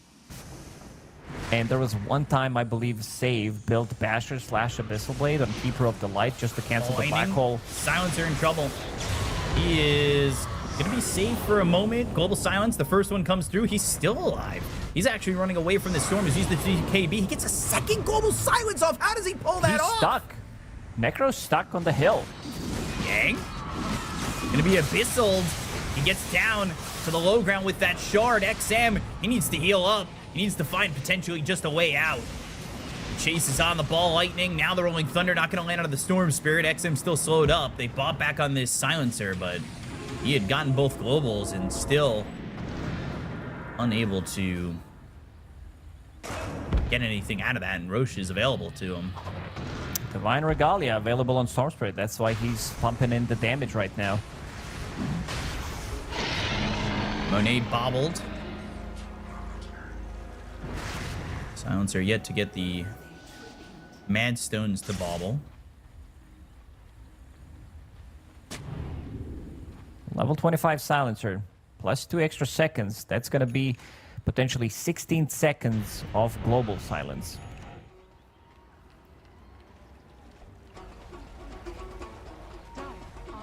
Aegis on Monet. Okay, Moonshard Refresher.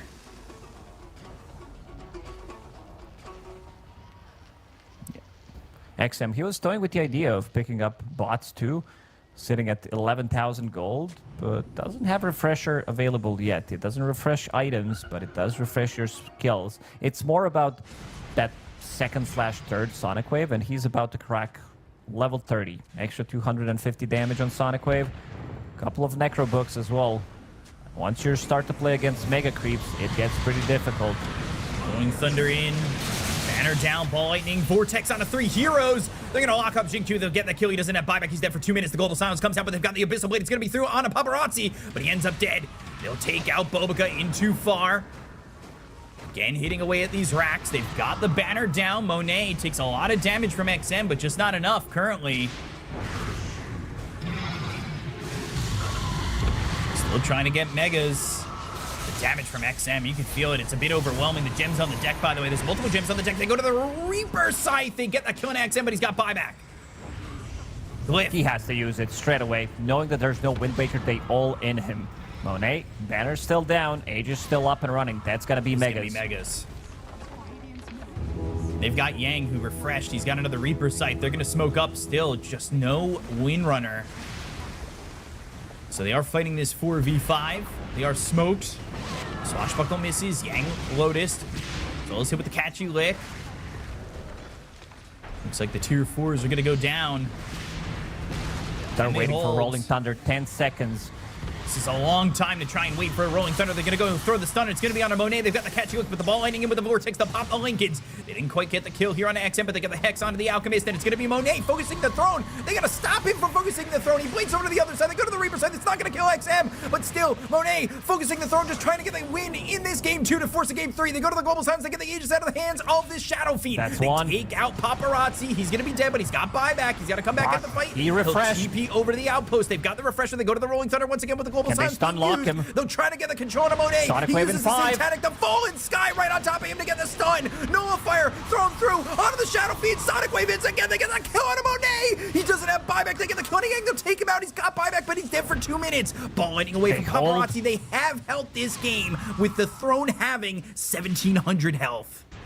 No glyph available for them for another 3.5 minutes. They're gonna kill the banner finally. Again, another 25k gold, 25k damage coming out from Queen of Pain.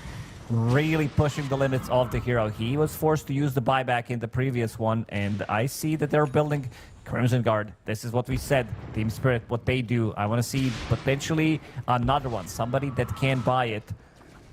Could be pretty big. 163,000 damage, hero damage from Queen of Pain. Oh my god, XM trying to do it. Just trying to win this game. He is level 30. All they have is the throne, which is starting to heal up. They will find Bobica, but he gets invis, and you said it earlier, invisibility is invincibility at some points in this game. He's able to get back to base. They still have the outpost taken. They want to TP that way. They managed to push out the lanes. Necrobooks are coming. Couple of misses from Shiro. Now a Hex. Illuminate, disperse, the tier 3 low, but they've got themselves the glyph. Shiro needs to be careful. Trying to kill these creeps. Shiro.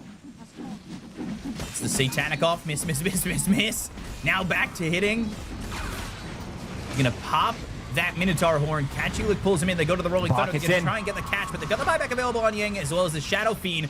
But how deep are they willing to go? Bach trying to get a kill here onto the Wargo. Can they get the kill onto Pelosi? No, he's not gonna die. He's got the BKB. They get the kill onto Shiro instead. Fallen Sky from Bach to try and get the escape away from these heroes, and they lose themselves that Alchemist, and they have to retreat out of the base.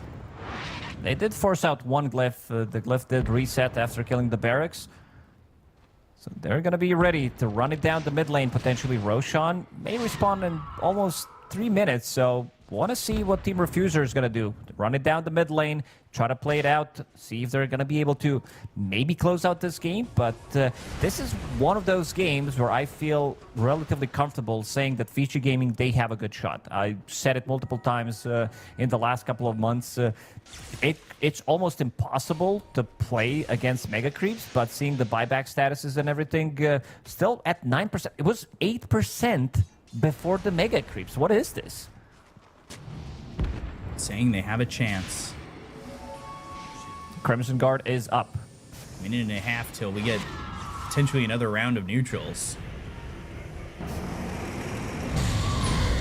Balloons that are going to be used. Blink forward. They're trying to get a kill here. Maybe on Pelosi. They've got the Gale Force pulling him forward. Monet throws some right clicks on a Bach, but he's going to shield crash back up into the high ground. He'll back away. He's got the refresher if need be. Trying to hold 50 seconds without Alchemist. They don't want to use his buyback straight away, but he might be forced to do so.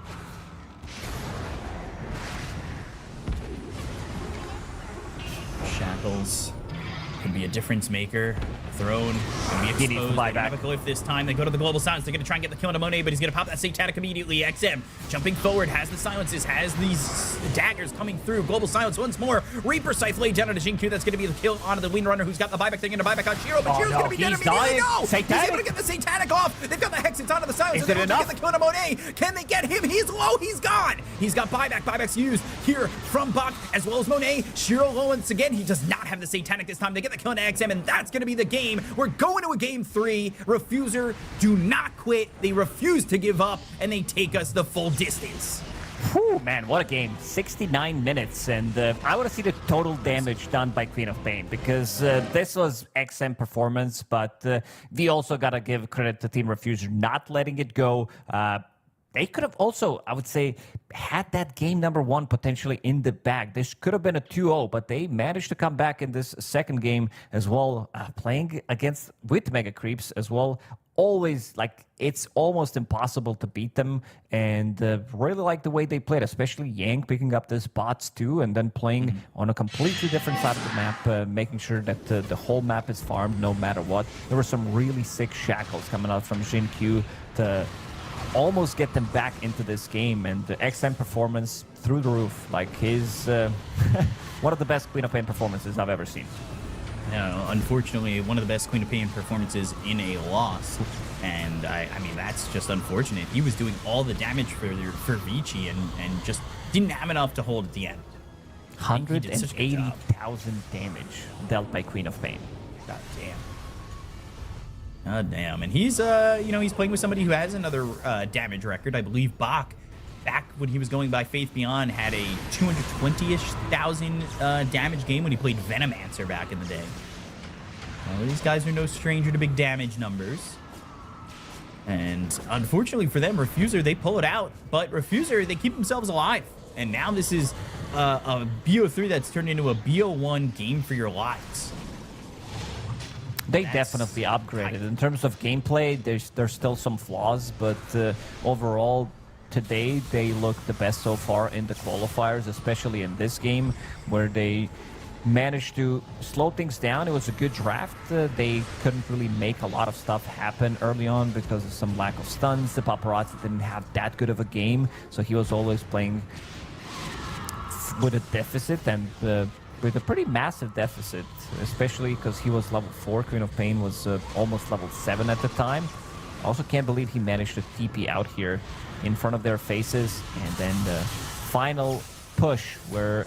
No, this wasn't the final push. There was one more fight after this where they actually managed to hold another fight. Problem is, in these longer team fights, Necro with Aghanim Scepter, Radiance, Heart, he just completely melts you. All he has to do is just sit there in the AoE, because he also has a massive AoE from the Zune, his talent, and also Shiva's Guard. So everybody is gonna get affected by it, and playing the longer fight is not gonna win you the fight. Like, we could see Shiro managing to get Satanic in the really last fight, but it still isn't enough. Yeah, they held at the 65-minute mark, but this time, here it is, the 69-minute mark, where it's just not going to be enough. And, you know, forcing the buyback, Shiro using his very early on, these Reaper sites becoming a problem, XM trying to do everything that he can here, but a couple of really good AoE vortexes that pull in multiple heroes, and without the BKBs, things just get so difficult. And you can see XM moving around as much as possible. They did end up getting the kill onto Monet, but XM just too low there, dies before Shiro, and ends up just not having buyback, and the game ends. And Yang, just a sigh of relief, some smiles, some laughs. Whew, that was a close one. Vici end up with more kills, but they don't get the victory. Refuser, Yang doing an amazing job, and honestly, a very good team effort from them put together to win this game. Yeah, I also gotta give credit to Boboka. Him picking up that nullifier in one of the fights really made the difference. And Polism, this is the best game that I've seen him play. We saw some performances where he was unable to do as much, even though he was off to a good start. This time around, his positioning was really, really good. He was able to just, like, the hero healing as well. I think he broke the record so far in the qualifiers with the amount of heal that he did. And yeah, Boboka, his itemization was also on point. We saw some crazy stuff coming out from him, managing to get the Yule Scepter, was thinking about the Wind Waker, and then picking up Shadowblade, picking up Nullifier. Plus, we also seen crazy stuff from XM, who purchased Krella's Crozier, used it one time. I don't think he even used it in that fight because he got hexed and he got nullified. And after that, he sold it and bought a Lincoln Sphere. Yeah, he said, this item stinks, I'm done with it. Let me just get a Lincoln's. And, well, unfortunately for him, it didn't work out, even despite the damage that he did. Refuser pushed us to a game 3. We're going to take a break and then be back with game number 3 in just a moment. So stay tuned. We'll see you then. The human body was built to move. Not trapped at a desk in one singular posture for 12 hours a day. It's time your chair evolved. This is Secret Lab Titan Evo. Ergonomically engineered for you. Gamers, hybrid workers, artists. Backing your every move.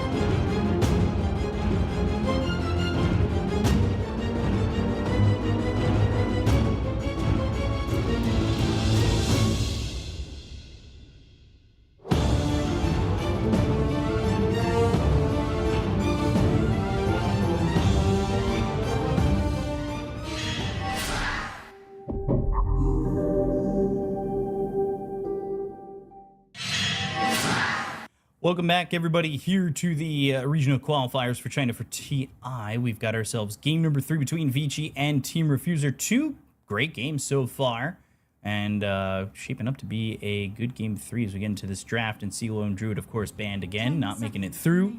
Puck, Snapfire on the return from Refuser, and it will be Radiant for Vici, first pick for Refuser in this draft. So coming into this one, we'll see what the first picks end up being, see how this all goes down, because it's one game for their lives to go to TI. There's one thing I don't want to see from Vici Gaming. I don't want to see Alchemist. I feel like Shiro, always praise him for his massive hero pulls. A lot of the times this guy will play 10 games, play 10 different heroes, and I definitely feel like he didn't feel like he had a massive impact in that game, other than giving out Aghanim Scepter to his Queen of Pain, and then later giving it to his Pango. But other than that, in a 60-minute game, it does feel like you want to be getting something else from your carry, something that other carry, any hero is going to be afraid of getting potentially 3-4 shot, like we're seeing with these Shadow Fiends, Draw Rangers, Faceless Voids in the super late game. He just didn't have that impact, so definitely not going to be picking up him. Queen of Pain with that free Aghanim Scepter, she looked insane amount of damage, pretty much carried them in this game. If it was any other hero, other than Quap, I think the game ends 20, Much maybe even quicker. 30 minutes ago, yeah. Yeah. Gave them a shot, and XM, that's all you can really do. But we'll see what they want to pick as they dip into the reserve time a little bit here for Refuser. They've gone to the Coddle twice, but that was banned in the last ban of the first phase. Radiant team pick. The first pick for them ends up being the Drow Ranger. Oh, Dire team ban. I don't know if I was truly expecting something like that, but tiny is the response coming in from Vici. And Draw Ranger looks insane. Probably the best turret at the moment in the current meta. Super strong laner. As an off laner, probably the hero that I hate the most laning against, because she can orb walk you. They keep buffing her frost arrows, damage, slow. Even level 1, it's just starting to add up without having to draw aggro, so it makes it very difficult for you to lane into this. And then later on, she does have Aghanim Scepter. We also saw, like, by later on, I mean, some Drow Rangers, they prefer to get Aghanim Scepter as their farming item after picking up Falcon Blade, which is a bit of a trend that Ame kind of started. And Tiny as a response is pretty good, because this is the hero that has insane amount of armor, so her ulti is not going to be dealing as much damage to him. And it's also another gap closer. It's a potentially a toss back. He has Silver Edge, so break mechanic also going to be pretty good. Builds into Swift Link later on, and picking up all these heroes with high armor and also super tanky heroes. So I would like to see some percentage-based damage. I'd be okay potentially with some Phoenix. Position 5, if they want to pick it up. I want to see if they have been playing it. Yeah, they played it earlier today. Oh, they actually played it in 5 out of 6 games prior to this series. So definitely a hero that they should start thinking about it. Dire team pick. There's Undying. That's also good, because they have a lot of strength. It's a hero that secures the lane for the Drow Ranger. Timbersaw, again, really hates the lane into both of these heroes. It gives them team fight, it gives them vision. It could also be off-lane Undying, but seeing Drow Ranger, most likely this is going to be 5. 5 seconds remaining. That would put it on to Radiant team Pelosin. And they followed up with a Rubik pick. If this is the support duo, I kind of like it. It's good. You have everything with these two supports pretty much. Gives you a lot of team fight, and it's a very good Rubik game. You're playing against Timbersaw. Stealing any spell from him is going to feel very good. Most of the time it is Chakram, very easy to steal anyway. So pure damage against Timbersaw and also at the early stages you want to be stealing Avalanche. So want to see if Shiro is going to be putting only 1 point in Avalanche throughout the whole game, maybe up until the later stages. And they will pick up Ancient Apparition, which has been buffed. This hero feels really good right now. They keep giving him some smaller buffs, but the hero feels really nice in the lane. You can actually feel the harassment now coming out. Could use some position 4 with remaining. extra bit of lockdown. I would be okay with some 5 hoodwink, seconds remaining. maybe even Snapfire. Yeah, she's banned. I would say maybe Mirana in this situation if AA was something different, just to be able to kill the Tombstone. We've seen it being relatively popular. I think we saw 2 or 3 games on Mirana. Dire team pick. A few games we saw, it had some extra help from, say, like an Ember or something like that. But now they go into the Earthshaker, which is something that I talked about being a bit of an out there pick that we've seen once or twice. But Refuser, they're going to go back to the Paparazzi Storm Spirit that gave them some success. This time he's not gonna have. They're probably gonna ban Queen of Pain no matter what. It just 10 feels like seconds he got remaining. dumpstered in the lane, which transition into 5 20, seconds 30 remaining. minutes of him completely trying to recover from it. Right. But also he doesn't have Chakra Magic this time around. He doesn't have Croak of Genius. Still gotta respect XM's hero pool. Viper, Sniper, it might not be that good of a game considering that you're playing against the Storm Spirit, but Sniper's good against other 3. 10 seconds remaining. Is he good enough to survive, though, in a game like this where maybe he might get jumped pretty hard? 5 seconds remaining. And I don't think it's gonna be Sniper. I think they're gonna ignore it Dire team because of back. what they already have. Storm Spirit, one of the best, if not the best, counter for Sniper throughout the whole game. So they could start thinking about maybe getting Ember Spirit is banned out. Void Spirit doesn't feel as strong compared to the other spirits. Queen of Pain definitely up there still. 10 seconds remaining.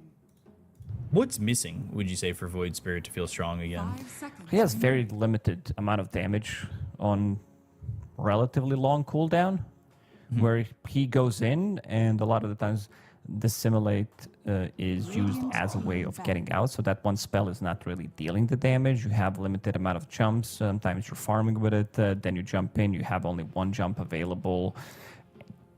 It's just not the damage that a lot of the times is needed from the mid lane. They're still gonna ban out DP, which would give them 10 seconds remaining. good way of grouping up. This has always been a China hero. That's why I respect China so much, because they always have this like one hero that they feel it's good. For years, it's been Dragon Knight, it's been DP, it's been even Razor back in the days. DK, a staple last pick of the Chinese teams. And it just show its little head every so often in these kind of qualifiers where you've got last pick and you're like, I don't know what to do. Let me just pick a DK. 10 seconds remaining. Could be a good Doom 5 game as seconds well for remaining. them. I feel like this hero For is a Vici? bit of a yeah. I think, no, for Refuser. Okay. Okay, so it is a core Undying after all. They thought that Undying's definitely gonna be play. Okay, Oh. Choose your hero. so it's only one hero. I thought it's gonna be an offlaner, something that's gonna be able to also get the jump, close the gap. But after seeing only Storm Spirit, it's a pretty good sniper game. Well, we'll have to see how good it actually ends up being and how well it does in the lane. I think with both a Tiny and a Timber Saw in front of the Sniper, it should be in a decent spot to have just those 2 frontline guys for him to just shoot away. Yeah, And absolutely. Earthshaker too, honestly. Earthshaker is one of the best protection you can have for sniper. 2 tanky guys in front. I mean, they have no gap closers other than Storm Spirit. Huh. Is that going to be enough to try and, shut down this sniper? Especially Undying in the 3 position. Rubik maybe can get a jump with some sort of like blink grab onto XM, but it's not going to be easy. This is maybe just high commitment from Storm, but if his lane doesn't go well, then XM, I think, might just run away with this game, and that could be a huge issue. Yeah, he could be running into the same issue as he did in the second game, where he doesn't get too much out of the lane. XM Sniper, he knows ins and outs, and it's also like we've seen this Sniper dominates some of these matchups where, for example, Puck, it does work really well. People have been using that for a couple of years now, but you also need to have Sniper Specialist. In the previous game that he was playing, he also did go for a bit of a different item build. He went for Mage Slayer because there was a lot of spell damage in that game. This time around, it's definitely not needed. And there's a new item in the town, which does allow Sniper to play a bit of a different game, to pick up this Hydra's Breath, which is percentage-based damage, so it scales really well. I'm also a little worried for Dire's ability to push the high ground. Like, you're fighting into Shaker, Sniper, and Tiny. These are some of the best high ground defense heroes in the game. Yeah, definitely a problem to get up to the high ground if they even have that opportunity in this game, but we'll see how it all kind of lines out as we see a smoke from Vici. If they're going to try and take a first fight, they've got Jinkyu kind of wrapping around with Fissure and might be able to block them from retreating, but ends up just seeing them. And immediately pings out the vision that they have, knowing exactly where it's at. There's a potential chance that if they throw a sentry in this area, they pick up both obs from the Dire. Yeah, I don't know. That'd be pretty massive. Imagine getting extra twice gold that you usually maybe get from dewarding one obs. And extra bit of XP. Bak is going to be playing with Jinkyu, who's already blocking the wave. We'll probably try to block it one more time so that the lane is going to be very close to his tower, and then he can body block the small camp so they don't get the pull. Let's see if he doesn't. They're wrapping around. They've got the smoke early on, looking over mid to try and shut down XM to make sure that Paparazzi has a good lane. Blood Grenade as well as the Arcane Curse, and that is XM dead on his screen already. That will be first blood for Paparazzi. A way to turn on his lane is to make sure that he gets that first blood. Nicely done. Immediately they're trying to play aggressive onto Undying, but that's not easily doable. Also, Timbersaw plus Earthshaker, they can't really kill Drow Ranger either, considering that Jinkyu didn't even pick up a Blood Grenade, so feels very good. These are type of moves are going to be winning you the game. Good start for Paparazzi, already bringing in Bottle.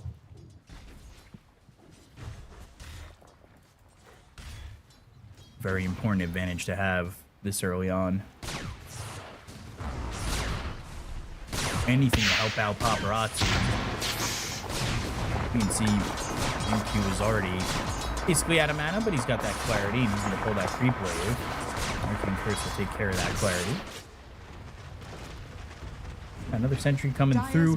Did throw a Fissure on a post and tell Timber to try and come get this kill, but level 1, all he's got is the reactive armor. There's no way that they're going to be getting it. Monet, who for the longest time in game number 2 was 0-0-0. See if he has a similar game like that, where he just has this chance to just continue farming.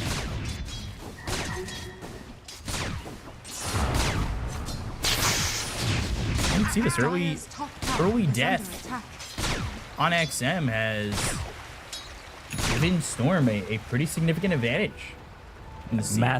Massive difference in this mid lane. This was supposed to be the lane where he's the oppressor, where he's trying to put some extra pressure onto him, still on his high ground. Jinkyu, boots of speed available. He's going to be A-okay. We'll try to run away. 2 observers that you pointed out are going to scout out any kind of movement that Jinkyu on the Earthshaker wants to do pre-level 6, because this was the whole idea as well. This is something that he does really well. Check the runes, maybe get a good block off in the mid lane, and with shrapnel damage, shrapnel flow, you should be able, in theory, to kill off Storm Spirit pre-level 6. You got one, but there's going to be a second one. Yeah, slightly out of the range. Quite get it. Sentry in the middle river doesn't get it either.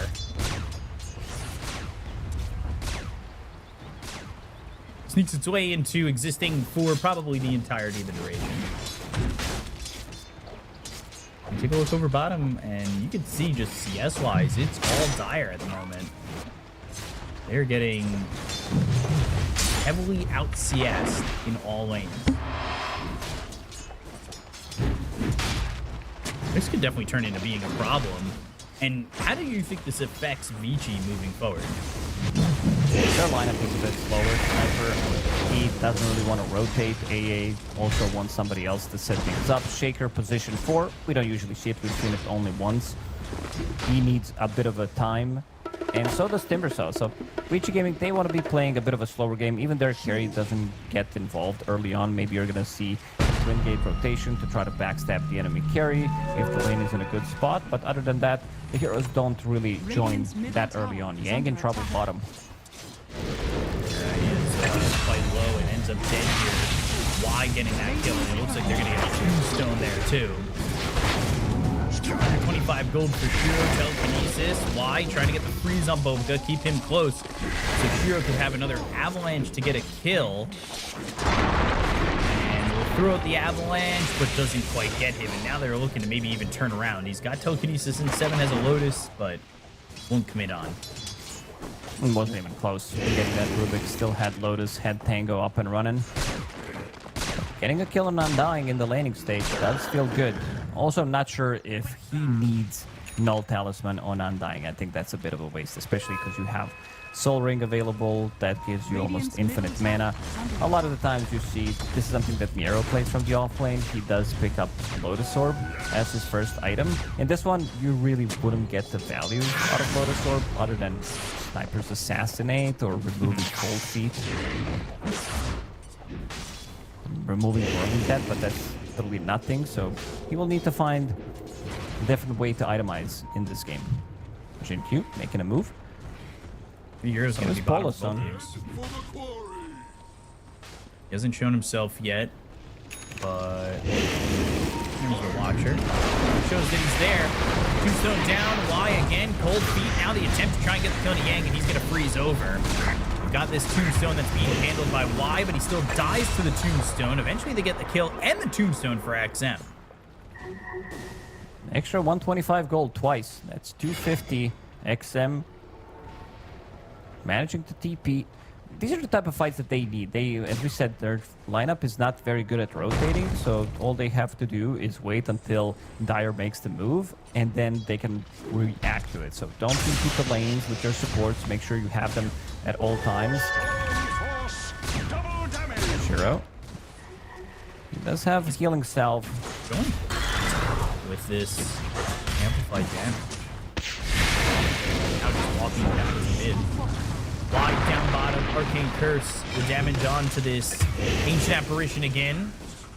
All lightning with the amplified damage, but Jinku is here. Fissure connects, and not a lot of mana for Paparazzi, but enough to get to the other side of the fissure. Will it matter, though? They've got the Assassinate. Fairy Fire will survive. They can't really protect all 3 lanes. Timbersaw is going to be a-okay in the top lane, but the bottom lane, this Observer placed by Poloson is going to give them vision. They see Shiro, who's currently sitting at 60% HP. They can try to play aggressive one more time. Tombstone is ready. TP's available if they can make this rotation. Arcane Curse, and again, the chase is on. The Tombstone is used. Shiro is low. Avalanche comes out. He's still silenced. And they will even bring over the Storm Spirit to get this kill, which means they're going to get 2 because Y goes on Pelosive for a second and ends up losing his life. Bobuka getting credit for that double kill.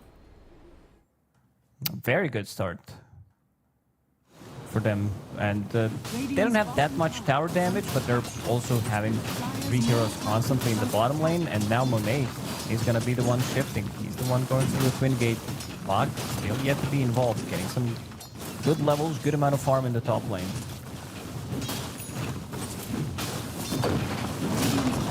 It's not like they're quite getting this tower so quickly, but nobody's going to come to try and defend this. They've had enough. Why? He died 4 times in 8 minutes. Q. Trying to go for Rune. It's top. And Sniper, I talked about his itemization that he previously did earlier today. Going for that Mage Slayer. It's a good amount of protection. It gives you extra bit of magic resistance, reduces their spell damage. So even against Storm Spirit, it does feel nice in a way where you get one click on him, he's not going to be able to kill you, because Storm is all about that magical damage early on. Yang. They want to try to wrap around, maybe find a kill. Jinkyu in a good spot for the Fissure block. Radiant's middle Fissure block connects, but Yang, he's got that level 6, and he's got Tombstone available. Avalanche comes in, the damage is out. Yang throws down the Tombstone. Just a free 125. Ball Lightning XM, he's caught. He is most likely dead with Monet making the rotation too, and they'll also get Jinkyu, so that ends up being 5 heroes down bottom for the side of the Dire. And they're not done. Seems like they want to make something happen in the top lane. Also dropping this Tombstone is just giving them free gold, because he also had Ceaseless Surge already. Could have TP'd in, maybe summoned the Tombstone after. Olsen, he's a lot alone in the top lane, trying to get his level 6. We'll have it after this creep wave. Also, a good amount of intelligence stolen. These are not the heroes that like getting their in stolen early on. Tiny, Shaker, Dire's is under attack. Sniper's A-okay. He's going to have the mana regen at least because of the item build. Posen, he's going to pause the game. He was having some ping issue. Yeah, he was saying some 140 ping in game number 1 or game number 2. Game 2 long enough where I don't even remember if that was the beginning of game 2 or not. It was a long game, 69-minute game. Nice. Well, you know, it's so far 2K lead for Refuser. How do you feel about Vici's chances?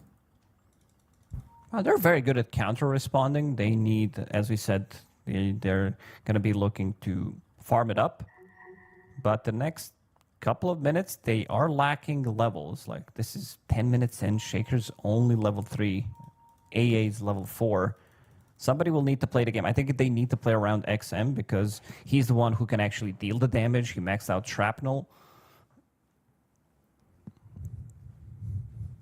Reconnecting to the game, taking a look at the items around for everybody. We're all good to go.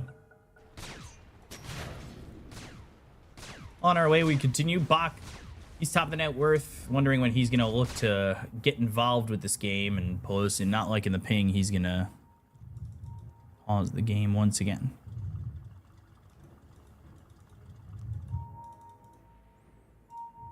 Taking some time to Make something up. What is he doing right now? Has he tried Restarting his- unplugging it and plugging it back in? That's You the could work question. in tech support. That's what they say. Yeah. This is such a cool looking set on Undying. Undying has some really based sets, I gotta say. They're all interesting. He does have Has some Medusa really good on his ones. shoulder. I think he also has one with Death Prophet as well. Has Tide Hunter. Yeah, look at him on the back. He has the Gladiator one. That's a cool set. The Mushroom one is pretty cool. Yeah, not sure what that is on top of his head. It's some starfish. It's a starfish, yeah. Yeah. It's Patrick. It's a giraffe. And then another one on his ass. Wait, what? Yeah, that's a tattoo. Look at him. Oh, okay. And what is that coming out of him in the back? The octopus? No. Zoom out. So it looks like a gas. He's a smelly boy. I see what you're saying. Okay, hold on. Let me take a look. I don't think anything he's got has... It's ambient effects, potentially, from one of his items. Or... it could just be the phase boots that he's got going right now with the curiosity effect that you unlock. Rubik. I like this set. Rubik's got some good sets too. He does. Is this your card?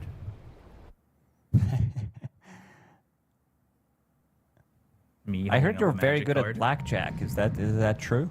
Me? I'm okay. Yeah. I was pretty good back in my day. What was your day back in the day when? I don't know. I've never really had a day. I like the sniper set too. But I like the full sniper set. The whole kit and caboodle. He's the little Joker. Look at him. Ha ha ha ha! Tickets to the arcade! Which is why those ducks are there. It's the small details. You ever do Right. any of those shooting games? Like a shooting gallery? It's like the no, little none. pellet or cork Radiant are guns. scanning. No, not really. They're very Dire's fun. top I liked the tower is rides under when I attack. was younger, and then when I got older, I kept getting sick from them, so I kind of stopped. You don't like the rides anymore? You get sick? No, Come on. I don't know. Something changed. Dire's top tower is under attack. When you finally come to the U.S., I'll take you to Six Flags Great Adventure. Dire's top tower has We'll go fallen. on some cool rides. Yeah, can't wait to vomit. Let's see the smoke. Monet leading the charge. Jinkyu only level 3. Fissure blocks out Pelosin and Bobica, but it doesn't quite matter. They get the kill there onto the Earthshaker very quickly. Ball Lightning looking for more, trying to get a kill on XM. And he will get run all the way down by Paparazzi. This feels like a revenge game for him. They also didn't have to use global silence at all. Playing around Paparazzi, seems like they figured it out. Make sure that he is having a good game. 2-0 and 3. He's the one getting all the runes and also even stealing some of the stacks here. Radiant's middle tower Oh, stolen Fissure. Dire's top tower is under Yikes, that's a tough one to go up against. Also, the difference in levels between the tier to the position 4s, Bobica's double his level. What's the experience difference? This got to be massive. 7%, 3 levels. XM in trouble again. Measure. This Ooh, time little with valley global. made. Global silence used, and Ice Blast is flying in. It hovers over 3 heroes, but unless they have the damage to follow it up, this won't quite matter. Maybe they can get Monet, and he will shatter. They'll get the kill, they'll look and trade as they take out the Ancient Apparition. Man, this is the most that I've seen Silencer have stolen in a professional game in a long time. A lot of the times the game doesn't allow this you to point, play for like sure. this. Yeah, 12 at 12 minutes is pretty insane. Sure, now you get 2 when the target is still silent, so you're getting a lot if you're killing them during global. But Mana Boost's already online on him. Still 1k gold lead for them because they are bringing in numbers. They moved as a unit for the last 2 minutes.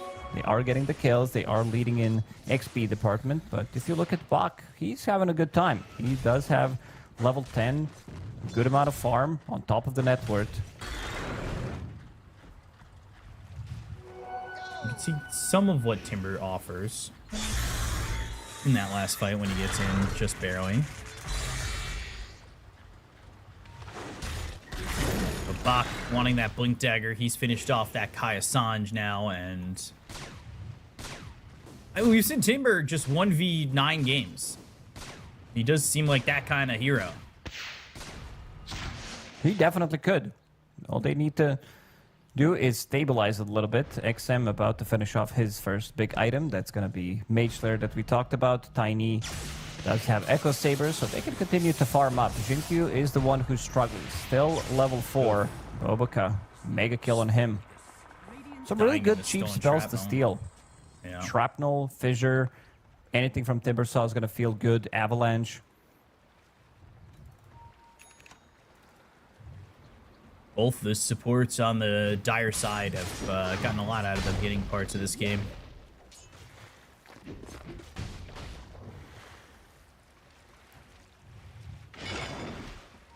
This is similar, the opposite way of last game, where Vici had more kills. They were up 18-9, but were down in net worth at a certain point. So this might turn around and look that way for Vici.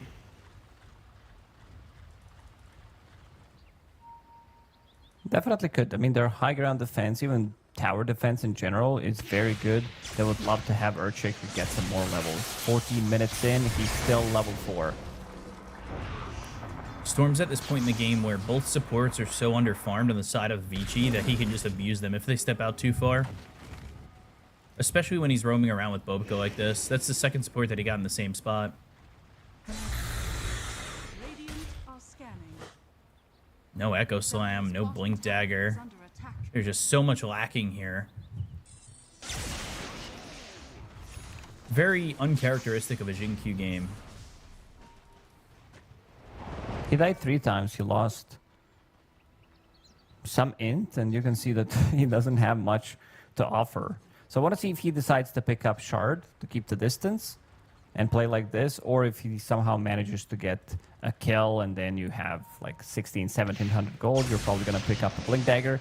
But maybe better play is if he keeps the distance. XM, he's in trouble again. Yeah, up on the high ground, the Vortex. Damage just not enough, and XM is dead once more. He is dead for the 5th time this game in just these 15 minutes. Bach will need to step it up. He's gonna need to be used very soon as a body for his sniper. Tiny going into a Blink Dagger. A cheaper option compared to Shadow Blade. It gives you more maneuverability in a fight, but you can't really backstab enemy support, something that we've seen Tiny do ever since Tiny became popular as a carry, where he finds the back lines, kills one of the supports, then you take the fight 4v5. He's still gonna go for it eventually, but the first item, Blink Dagger, is more about his positioning, because it does give you better positioning.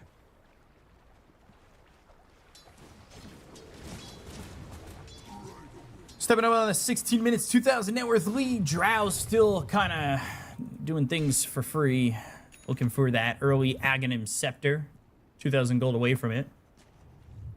Storm, of course, leading the charge. 16 galvanized stacks. Ooh-wee.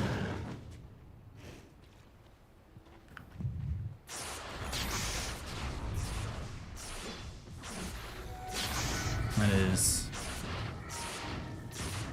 a lot coming in Millhouse here for Paparazzi. Some have said that he might have slowed down a little bit. I don't agree. He's looked good in pretty much every game he's played. Second game, he had like 2 really sus deaths where he was Yes. like in this area where we're seeing him right now, where he died once and then he died again. Global Silence is at the ready if they need to split the fight. Jin-Q did pick up Shard of his own, so he wants to keep the distance, use that Fissure. Bobica does have 3 shrapnel charges. Ooh, broke the smoke. As the He's gonna pay shrapnel with his charges life. doesn't get a chance to use them, though.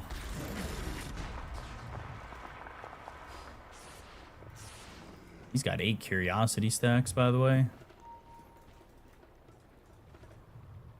Infinite Stats. scaling lineup. Yeah, Yeah. Silencer, Rubik, and Storm Spirit with Storm, Galvanized. technically, with the Galvanize, yeah.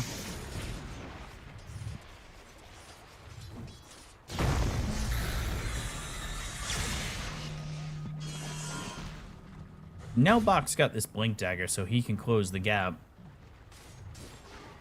Did he commit to the Shard? He did. So, Shard committed for this Earthshaker.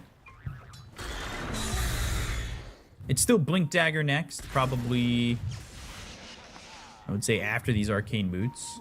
They see him, though. They've got this vision inside the river. They know where these heroes are at, and they're smoked up. They're looking ready to go.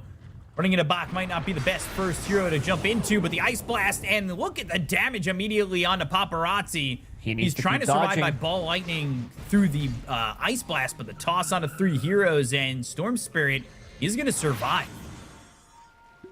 He's very tanky. Does have mystical, 10% magic resistance, making the difference there, and also tankiness from Kaya Sanj. Go back to full HP almost, Bobica. Sitting there de-warding. Oh man, Bobica, what have you done? Twice in the same spot. Yeah. That's back to back right there. Got another Obs here. So they've got the Obs in the river, Obs on the high ground. Yang. He's moving forward. He's got a BKB. He's ready to go. This is going to be a kill onto the Ancient Apparition. But the Fissure with the Avalanche toss. Yang felt confident with a BKB. And maybe overplayed his hand. Not how you play Blackjack. Thanks for the tip. He's back, though. He is back with Ceaseless Dirge. Didn't pop that BKB, and we've seen this from them in game number 2, where they get a pick off, somebody uses big spell, immediately they go into Roche Pit.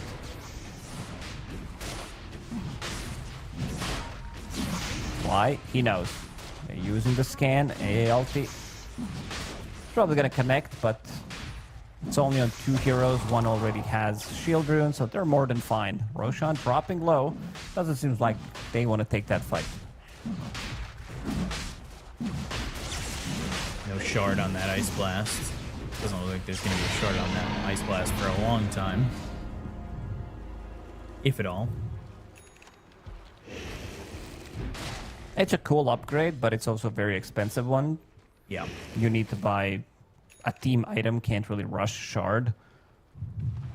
Shaker can, though, but as a position 5, you still need to be able to give some kind of a support to your carry and mid laner, and this time around it's going to be extra bit of a barrier, extra bit of attack speed. I was wondering if they were going to try and get Tormentor on the side of Vici, but now it's just hitting into 20 minutes, and the side of the Dire are right near this Tormentor. But responding is Vici. They are smoked up, and we saw in a previous game they were just a second too late to getting this Tormentor, but without the Storm, without the Rubik, I don't think the Dire have enough heroes here to really commit to this, and this might be a moment where Ancient Apparition does get that upgrade in the shard if they take the Tormentor. They were looking for kills, they won't find anybody, and it'll be between him and Sniper to get their shard currently, but they're not even going to commit to going for the Torm. They are afraid of Global Silence if they catch them off guard. Bolson still having some internet issues.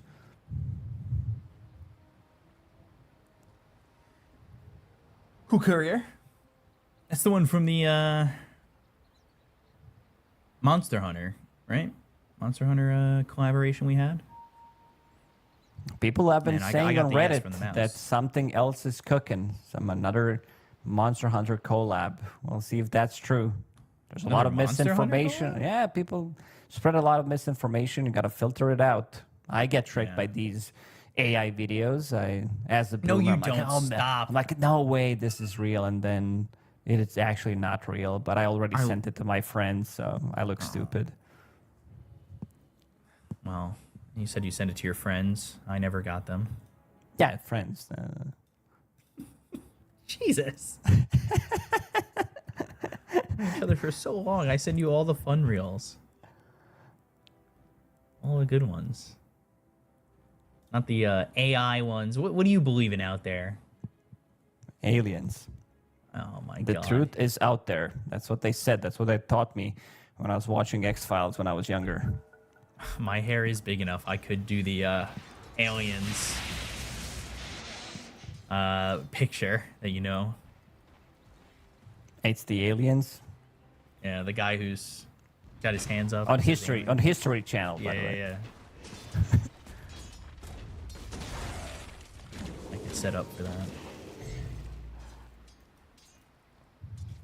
21 minutes in, Shrine taken by Yang. We're back into the game as we've unpaused here. Yang looking to go into the Harpoon. But Blink first. He's got that queued to insta-buy. I don't know how I feel about it. Like, does he want to scale? Because I already talked about itemization, something that Miro does, who's one of the best offlaners in the world at the moment. And he does go for Lotus, or this time around it's not a good Lotus game, so he would need to find something else. Because Lotus is kind of the item that gives you everything. It gives you mana, it gives you protection, and it also gives you armor, which is the most important thing. A lot of the times you are just gonna die, and it makes you super tanky. And we saw that BKB, if he didn't pop it in the previous fight, he could still die from 100 to 0 easily. Ice Blast. They would have loved that shard on Rubik. But again, it goes to a silencer. It's kind of whack. It's such a massive difference if you get this in a Rubik compared to Silencer, whose shard is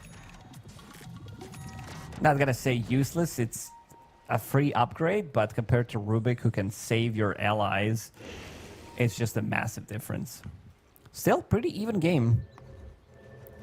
Vici Gaming managed to get relatively good recovery. They have double Shadow Blade as well, supports, even cores. Storm Spirit, he will need to invest a good amount of gold into dusts, and they might also need to pick up some earlier gem. Bach does Definitely have would help. BKB available. Storm Spirit. Telekinesis, Vortex, but Bach, very tanky. Pops BKB. Ice Blast does connect onto the Storm Spirit, but nothing really more coming from them. Now they've got a Blink Dagger on this Earthshaker. Chance for a Echo Slam. to Slightly have some premature BKB, I gotta say. Maybe he was afraid that there's gonna be some kind of follow-up, but they already used Lift, so there isn't much left.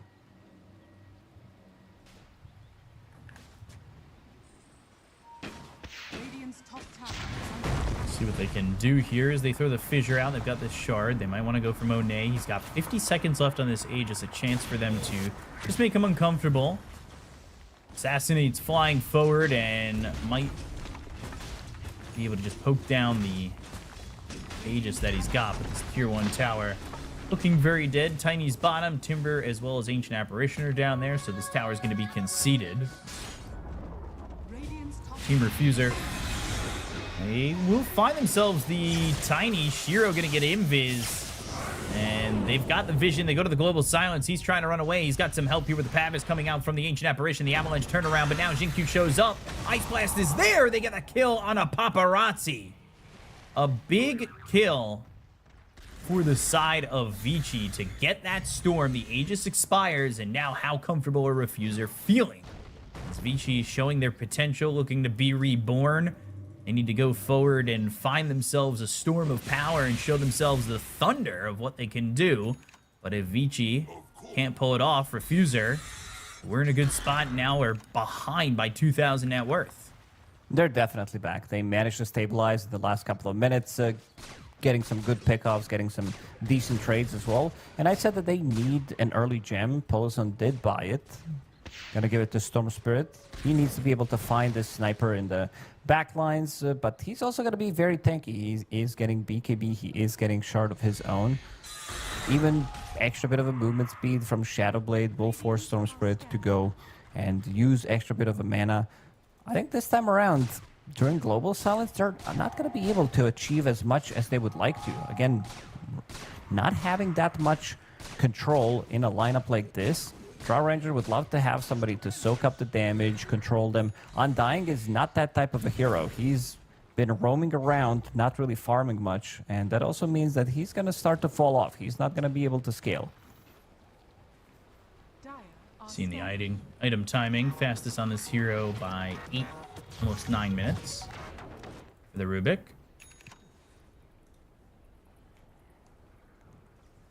With this slight lead, what can Vici look to do is Roche is going to potentially be up in a minute and a half. Need to give some time for XM to farm, but he is now ahead of the Storm Spirit. They've got that gem. Amplified damage. Do they want to smoke? Do they want to make a play here? Try and pull back the net worth deficit that they've fallen into by losing the Storm. And maybe Storm feels a little bit uncomfortable after losing his life in that last exchange. Vici Gaming, they feel comfortable. However, slowing the game down, farming 3 BKBs. Diverso already has his, but there's going to be another one on Sniper and Tiny. Tiny just finished his. Sniper needs another 1,000 gold.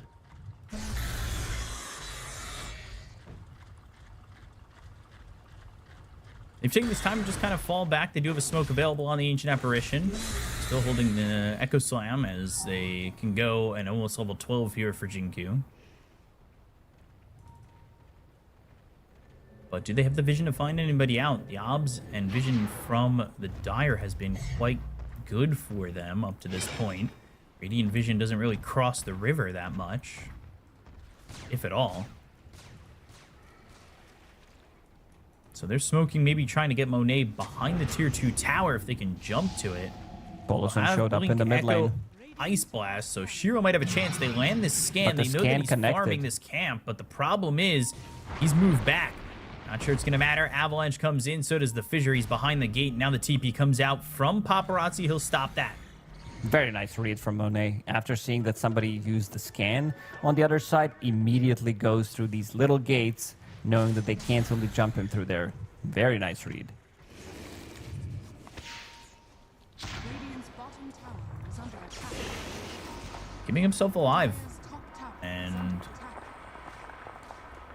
just trying to get to this BKB. Global Silence. That comes out as XM's jumped. XM's gone. Amplified damage here on Paparazzi. Bach might jump in. He's got the Chakram, the damage, the Echo Slam, but the BKB is going to be popped, and they're able to get away. Paparazzi now looking to turn this around. They've got the Tombstone on the high ground, and the Fissure's going to be stolen. That blocks in Bach. He gets the Timber Chain across the Fissure and is able to leave. But a good fight again here for Refuser. Yeah, finally fighting back after having that early lead. Finding the opportunity, finding this sniper before he has BKB. This was amplified damage on the Storm Spirit. And this earlier gem pickup that we talked about is really paying off. They need to move as a unit, try to remove some of the obs. There is one obs available in the top part of the map when they're making a move onto Monet, and one right now in the triangle. But they already got the value. 2 Invis heroes plus some casual observer wards that you're going to find along the way.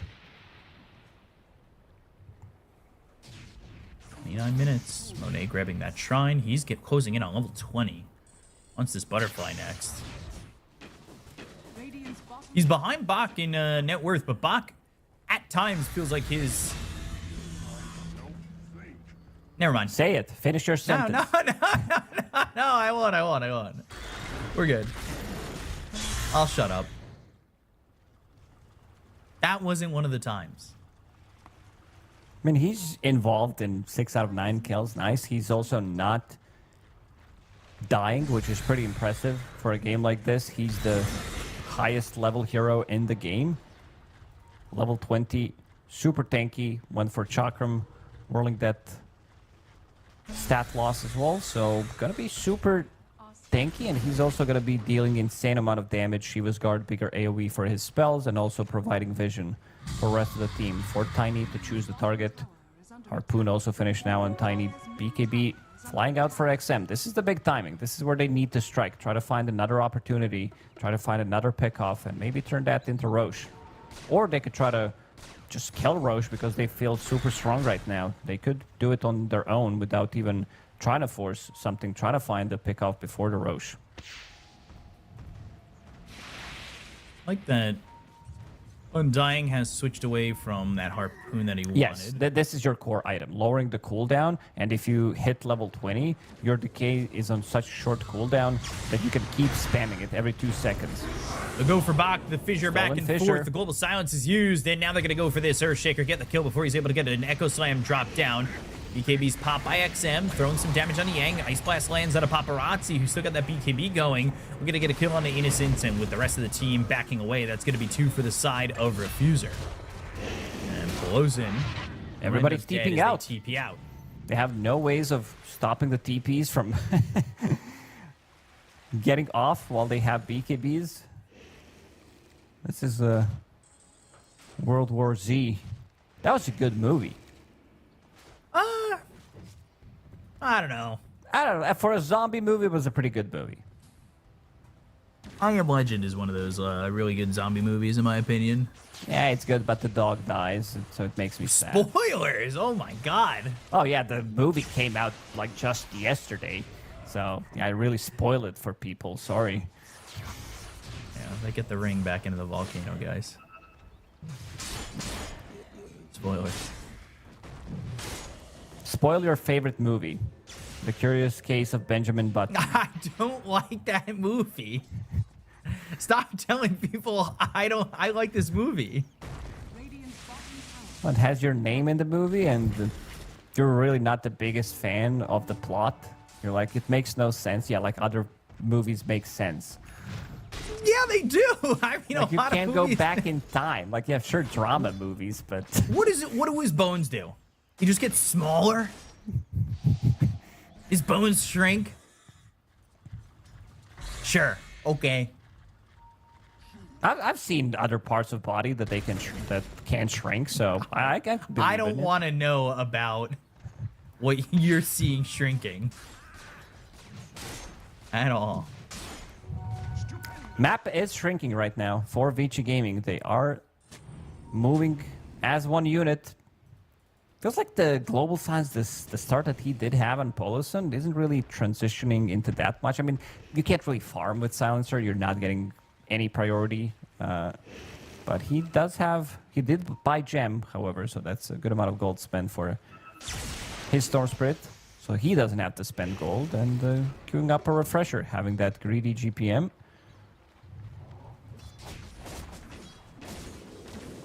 I like the GPM. A little greed in my life.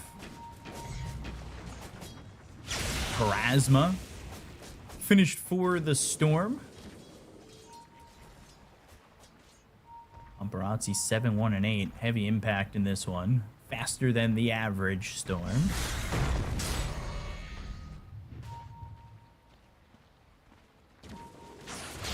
They are still grouped up. They have done this a lot. They have held hands and tethered each other for a lot of this game. Which we've talked about before, which is a little bit of a reason in which they haven't taken a bigger lead at this point. They might find Shiro. He is invis, a bunch of blinks, some dust, a harpoon to get away, but the ball lightning follow-up. And now we'll steal the tree grab. Not the best spell to steal, but they've got the decay. They'll go into the BKB. They hit the toss. They've got the avalanche, and they'll throw the tree. He'll TP out. I also And like that, Shiro gets away. that he's using his combo, a couple of right clicks, knowing that they can't really stop him from getting the BKB TP off. And Undying is now online, level 18, soon to be 20. Needs another good fight, but the decay cooldown is going to bring it down to 2-second cooldown, and then you can just keep spamming that. Global Silence, Paparazzi, he's in. Yeah, and Obviously gets the kill in a Jin-Q there. Global Silence to try and save the Earthshaker. I love what they have in their quick buys after seeing that they have no follow-up stuns. Their only instant initiation is going to be Rubik. 3 hexes queued up. 1 on Rubik, 1 on Undying, and 1 on Storm. And a refresher for Pelosin, of course.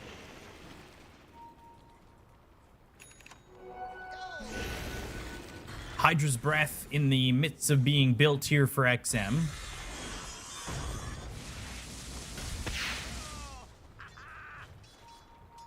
How do you think that smells, Hydra's Breath? I don't know. What do they eat? Are they like Well, you- Komodo dragons that they just eat? I mean, this could be... Yeah, so you believe in Hydras, but you don't believe in Benjamin Button I getting didn't smaller. say I believe in them. I was just saying, in theory, potentially, what is something that they might eat as a Hydra? Like something rotten. I don't know. Like Undying, probably. That's the smell that we've seen on Ice screen Blast. when he was using phase Cold boost. feet. Killing a Bobaga. Still Ice Blast for Stolen. a second. Yeah. Had it for a second, and now he doesn't. Amplified damage available. Shiro is going to pick it up. This could be the fight for Whoa. them. Oh, God, Paparazzi. He ends up dead. Bot gets the kill there. The amplified damage in the hands of this tiny and oof, God. Jesus. Right in a Roche off that. Storm, what was the death summary there? He took a lot of damage so quickly. Unable to survive and get that BKB off to any sort of chance to turn that around or just to escape with his life. Now that puts an Aegis in the hands of Vici, where Refuser can't come over and stop this in any way. I gotta say, I don't know where these percentages are coming from. This is 33% to 66, 67. It just feels like the lineup that they have scales really well. Maybe because we haven't seen too much of a Draw Ranger. She's super farmed, level 22. Just finished off her shard as well. Butterfly plus Aghanim Scepter. It's a lot of damage. We haven't seen her join in some of these fights yet. Bauble for the Drow. But taking a look at some of these other neutrals. Of course, the Conjurer's Catalyst for XM. How do you feel about Conjurer's Catalyst for Sniper?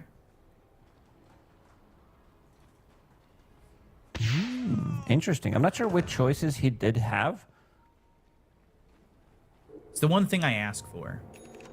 Is if we don't see the choices before they pick, I'd like to know the history of the choices they had. It's a smart idea, Ben. Thanks, Lacoste. No, it's good. That's actually a good one. I'm not sure if he had Flair's Boda available, but this is also good amount of damage over time that you're dealing with your Mage Slayer, Conjurer's Catalyst. XM. They're gonna get Tormentor. Shard for Y. 38 minutes in. They will have that Are scanning. extra bit of a stun available. Refresher online for Silencer. GPM kicked in.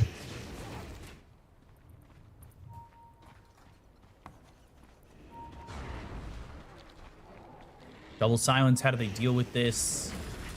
For Vici, they're up 3k, they've got an Aegis, but can they beat a double global? They can't get their hands on Monet or Storm. One of them is going to have free reign on a fight. But they smoked up, and now they've got this Hydra's Breath. It's all timing out really well for Vici to take a fight here. They're wrapping around. They've got the scan. That connects. Jump in. BKB early. Paparazzi, he's got to try and make something happen, but who can he go for? Does he want to take the tanky Bach? No, not really. Global Silence comes out again, but XM's going to start hitting onto the Storm Spirit, who no longer has the BKB. Yang drops this Tombstone right in front of the eyes of Vici. Interesting. He went for Tombstone, extra 4 attacks to kill it at level 20. Well, that did all of nothing for that Tombstone. Yeah, you're playing against Tiny with Echo Saber AC. Sniper's gonna shoot it from the distance. I gotta say, these items on Sniper, if you showed me and said, guess which hero buys these items, not sure if I'd be able to guess it correctly. The Mage Slayer kind of, especially with the neutral item, that's the one that sticks out the most. Sniper really liking his nice blast. Hold on. Hold that thought for a second, because Tiny's looking to catch up to Monet. Won't quite get there, but they are still looking to chase. TP gets out. Rest of these heroes will escape. And as I was saying, XM really does like the bottom left to top right corner items. Very important. Very important indeed. They want to be playing the longer fights. You see that they want to jump in, survive through Global Silence, maybe pop a BKB and then try to reset. Really love the build on Jinkyu. This is something that he did in game number 1 when he was playing against Silencer on Rubik, getting Guardian Greaves so that he could dispel at least one Global Silence and then try to surprise them with the Blink Initiation. And also going for the second way of dispelling things, BKB queued up next.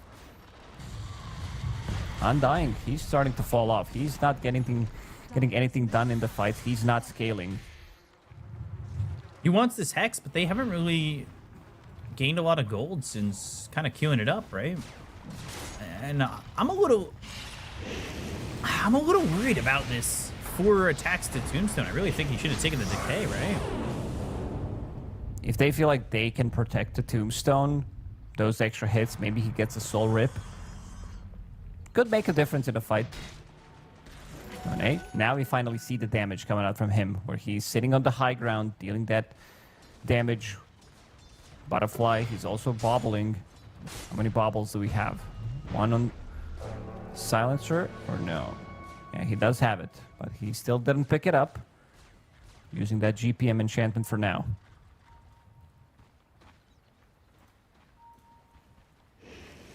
Dire's top Now look at some of the choices here for Pelosin, but he's gonna hold Greedy.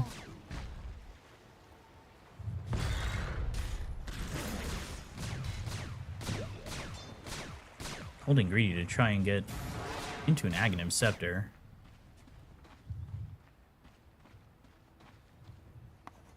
Is that worth the next item, you think, the Aghanims for Silencer? Yeah, I don't think there is a better item. It could stop Shaker from getting... Like, he has only one way of dispelling things. Might Right. have a BKB for the next fight when it occurs, but yeah, I'm totally fine with this. I don't think you can get a better overall item. Maybe Hex. We've seen Y pick up Hex in the previous game when the game was about to end, but they also have triple Hex queued up, so you don't want to have like bazillion Hexes on the team. Somebody will still need to deal the damage. Level 25 on Draw Ranger. Extra multi-shot waves. He went for multi-shot damage as well. Cooldown, all the left talents. Actually, all 4 talents are multi-shot related. Interesting. +2 multi-shot waves, multi-shot damage. God damn. All the multiing makes you feel like Ogre Magi at times. I miss that hero. Nowhere to be seen. I do want him feel, back. however, that considering that we are in this turret meta, where you're playing Shadow Fiends, Raw Rangers, Wind Rangers, he could fit in nicely, giving them extra bit of attack speed, especially to Draw Ranger, good body to soak up the damage. Ooh, scan connected for a second. Now the smoke, the wrap, the play. Can they make it? They threw the obs on the high Shin ground. Q, first point of Shin Q's gonna contact, be gets spotted. hexed. Gets hexed immediately. Dies so quickly. The damage out. They got that one. Global Silence comes through, and now they're going to try and get the kill on a Paparazzi. The damage overwhelming him. He needs to get out of here. Ball lightning all the way to the peninsula as the Global Silence comes out again. Ancient Apparition gets up out of the high ground. Yang, he's getting hit by XM, who pops his BKB. They're going to kill into Bobica. They're going to throw the Ice Blast unneeded. As he's already dead, they'll also get the Tombstone. Back alive with the Ceaseless Dirge. Storm did survive. They got the kill there onto the Rubik, but they end up giving away their Earthshaker. Sure, he was hesitating there for like a half a second whether he needs to use the BKB straight away. Does have 2 toss charges, so could have maybe BKB'd immediately. Tossed Storm twice with the damage from Sniper. Should be enough to get the kill. This is a massive lead now for Vici. Something we talked about in the draft was it's going to be hard to go high ground against Vici. But they also have a lineup that takes high ground very well.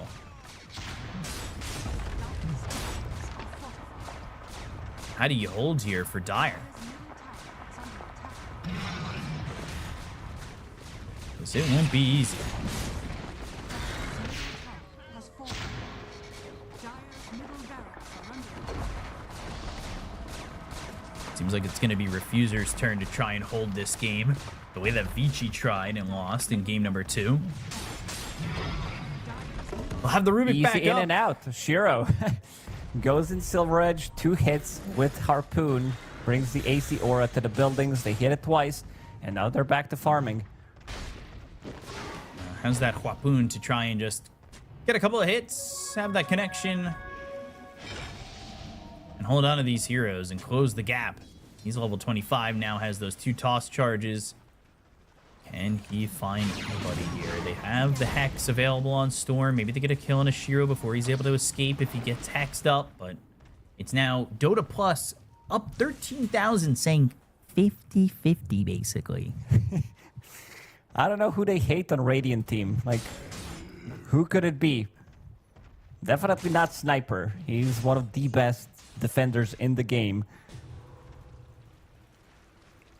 I don't even know who it is. Like, what's causing this? Because maybe we're overlooking the power that Dota Blast. Plus always gives to Storm Spirit.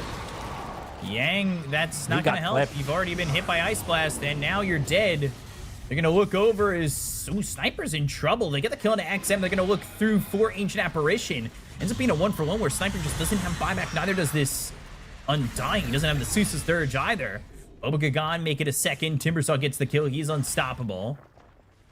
Bach didn't die a single time this game. And he's also super annoying. Once he goes in with Overwhelming Blink and Shiva's Guard providing vision, canceling some of the Blink daggers as well, and slowing them down, it is very difficult for you to play the game. Providing vision for the team, potentially Shaker gets the Echo Slam. No Global Silence, Refresher's coming off cooldown. Shiro, he's looking. He's hunting. A rock They could in see their AC natural Aura. habitat. They could see AC Aura on the creeps. Dire's middle barracks are under Listen, desperately trying to farm here. He is off in the side of the jungle, just trying to get anything he can. Mid-center racks are gone. That's it. One set gone, 2 to go. And Roshan will roar, but how do you even get in on this?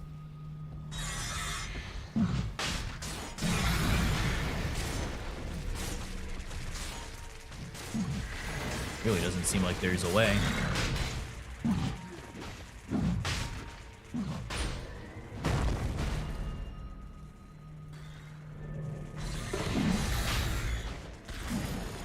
Roche soon to be taking XM back in. They still have that outpost, and that's going to be now an Aegis for the sniper. Refresher Shard given over to the Earthshaker. He needs to keep the distance. I also want to see which item he is going to commit with, because you can see his thought process where he needs a BKB, then they pick up some hexes. Now he was thinking about, Octarine Core, but I think this is the item, or he needs to pick up Aeon Disc. This is a very expensive item that he can also use on his allies, so overall a better choice. And getting good amount of gold, though. Can they get the kill? Global Silence. Ancient Apparitions here. They go to the Tombstone. They should be able to find him, and they do. Bach dead for the first time this game. They want more. Why? Throws out that Ice Blast. BKB gets popped, and they will get the kill onto the Ancient Apparition. 2 years dead on the side of Vici. XM is on a different side of the map. He doesn't have TP for 10 seconds. Echo Slam? Not really sure what Yang's doing here. He's going to try and survive, but there's no way. And he drops a gem. Radiant are scanning. That's pretty massive. This is the second gem, I believe, that they lost. That's not good. Definitely They not still- good they when still you have another heroes. gem. Okay, then they're okay. They recovered one. Well, I don't know if they recover what they just... There's 3 gems in the game, Lucas. There's so many gems. There's 2 in the base for the Radiant, 1 on this Rubik. Well, if at first your gem doesn't succeed, bye-bye again. It's for double invis. You need the double gem or dust plus Only gem one combination. Yeah. Lincoln's getting delivered to Jinkyu. Also hit level 20 from that fight. Extra bit of a damage from Echo Slam. This is not one of those games where he's probably going to be getting some gigantic Echo Slams. Global? 3-4 man. Global. Just to keep him alive. Sniper ready to siege the high ground. Aegis up and running. Ooh, okay. Ice Blast, Bobica. This is a level 3 Ice Blast. And at level 20, probably taking that plus 4 second Ice Blast Frostbitten duration. So that'll make it 16.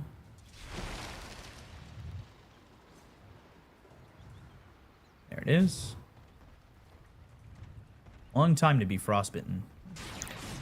Long time no see. Really glad that this hero is back after giving him some buffs. The Chilling Touch, giving him Hell some yeah.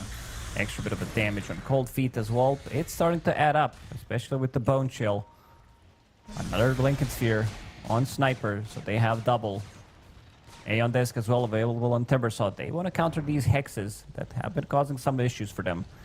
Off to the high ground, Boba in a good spot to steal things. Let's see how they're going to approach this block. Ready with the Blink, Overwhelming Blink, and Yang Shiva's Guard. just jumps right in. They get the kill on Bobica immediately, and Yang has to back up. BKB was used, but they took so much damage. The Fissure blocked him out for a second. Nice play from Bach. He's backpacking his Aeon Disc so it doesn't get procced, even though he dropped below 50%. Keeps dropping it. Any instance of the damage will trigger.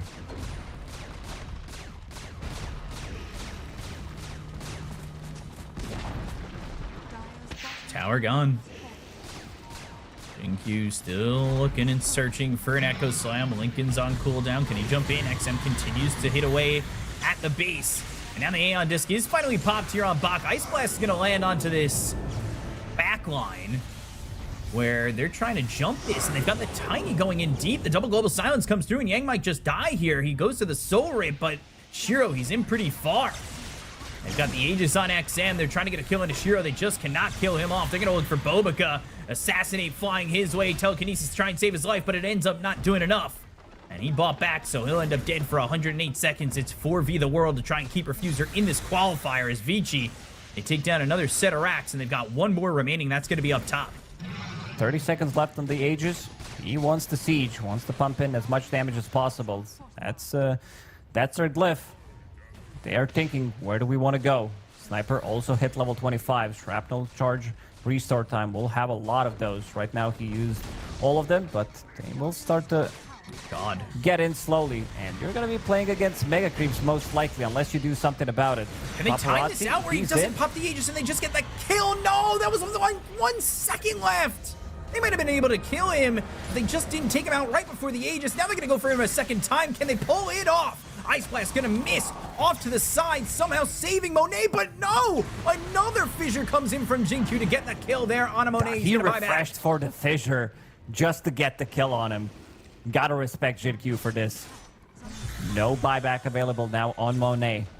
Sniper relatively low with his HP. Let's see how they approach this. There is a high ground ward that sees them right now. No Rubik for 35. There was a chance that they could have killed him, but they were just a second too early, and the Aegis gets used. Now it's a 25,000 net worth lead.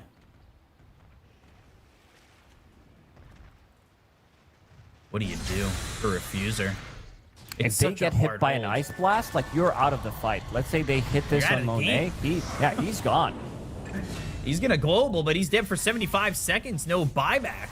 They want Megas. Now, Bach, he gets away with that BKB. Tiny. He's dead. Try and get a kill here on a Shiro, and they do rip him apart. They chisel him down to nothing, and he's gone for 100 seconds. Ooh, a little bit of a mistake. This Megas. is range barracks, though, so unhealable damage done to the barracks. It's basically 3 hits from Sniper. He's going to be able to kill it. Amplified damage also available on him. We've seen it. We've seen it a couple of times so far in the Chinese qualifiers that it's almost impossible to deal with Mega Creeps. Every single game that we've seen against Megas, there is no coming back. Especially because you're in this Tier 5 neutral item territory. Then you start sending out the books, Audacious with the Desolator as well.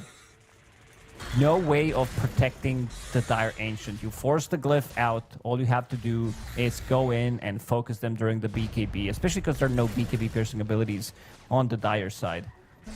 Storm. Moving a bit far forward. Maybe a bit too far forward. Oh, dear.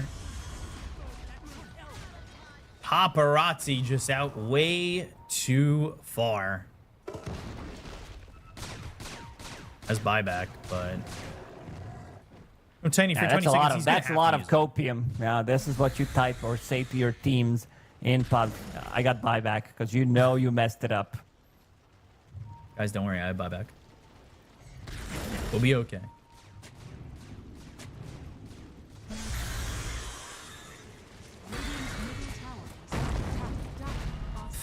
Banner has been planted. Sniper, he wants to go in. He wants to kill off these barracks. Multiple shrapnels. Catapults are still alive, and catapults are going to finish off the job. And they're going to jump Yang in. Ice Blast buyback coming out from the Storm Spirit to try and get XM. Ice Blast flies over both Yang as well as Paparazzi. They're going to have to be a little bit careful about the damage coming in from Monet to get the kill on XM. He doesn't have an Aegis this time around. Bach's going to pop that Aeon Disc. They'll try to get away. Now, ooh, the Glacier with the right clicks onto Bach, but he's able to get the BKB off. Global Silence comes out again, and they get the kill on XM. Now he's got buyback. Do not underestimate the damage this Draw Ranger can do. That's 6 slotted Draw Rangers, 7 slotted if you count in her Aghanim Scepter that she also consumed to buy this Swift Blink. Can still get rid of Power Treads and maybe even needs a bit of a different item. Like Satanic is cool, but it's also not very effective against Ancient Apparition. Maybe it's got to be Divine Rapier. Ice Blast. Start thinking about it. Yang dead. Yang is down. Ceases Surge on cooldown for 2 minutes. Does have buyback available. They're going to potentially get Bach here. Look at the damage coming up from the Drow. Oi. Bach dead. You want our off laner, we'll kill yours. XM, by the way, bought out. He doesn't have buyback anymore.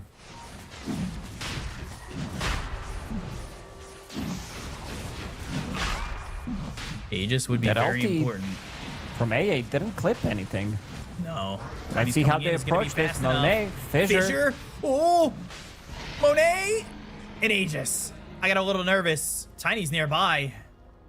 Tiny with a shield rune is nearby. He's effectively got 8,000 health. Could have been a disastrous fight if Monet dies there. That's Blast? GG. Oh, can he snipe him? It's going to go over It's the gonna top clip of him. No, no. Ooh. Moved out right. I think it's time for AA to queue up a refresher. If you hit Yes. somebody with that ulti, like we talked about the way that you can finish the game, especially with the tier 5 neutral items, you get a connection onto them and they're out of the fight for 15 seconds. Dire's middle tower is under attack. I agree. The refresher. As what do we Grandmaster Ancient Apparition? I go to the refresher. But nobody should be taking advice from me. But I really do think a refresher is really good in this situation for exactly the reasons that you said. Yeah, it's either that or they pick up a hex. I don't think I've You're not see a getting better that item. close, right? As No, Ancient but I mean, Apparition? you have a blink dagger, so you can have that. Yeah. But they also have ways of instant initiating with the Earthshaker. So I think they need to start thinking about potentially a situation where they're stuck, where they can't end the game, and try to find the item that can win you the game.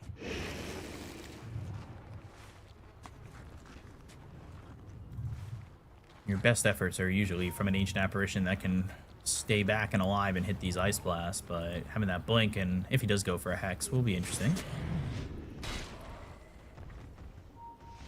He's closing in on level 25, and... He's that not he close. needs it He's not closing in on 25. He needs to Let win the me fight. go. But if he wins the fight, he wins the game. Let me go. Just talking about, you know, do you take the 4% Ice Blast kill threshold or 450 AoE cold feet? Both are really good in this scenario because they can shatter, or they can also, you can push them out with Avalanche? the AoE Ice cold Blast feet. flying in, and actually doesn't even clip Yang. It's off the mark. He gets the BKB off as well as that ult. The Flesh Golem now, Assassinate flies through. He ends up surviving.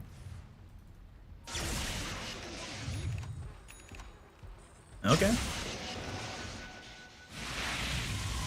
Ice Blast a little bit off. Not his fault, though.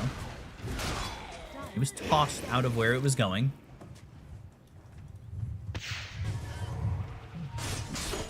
Tiny about to hit level 30 in half a level. Is that close enough?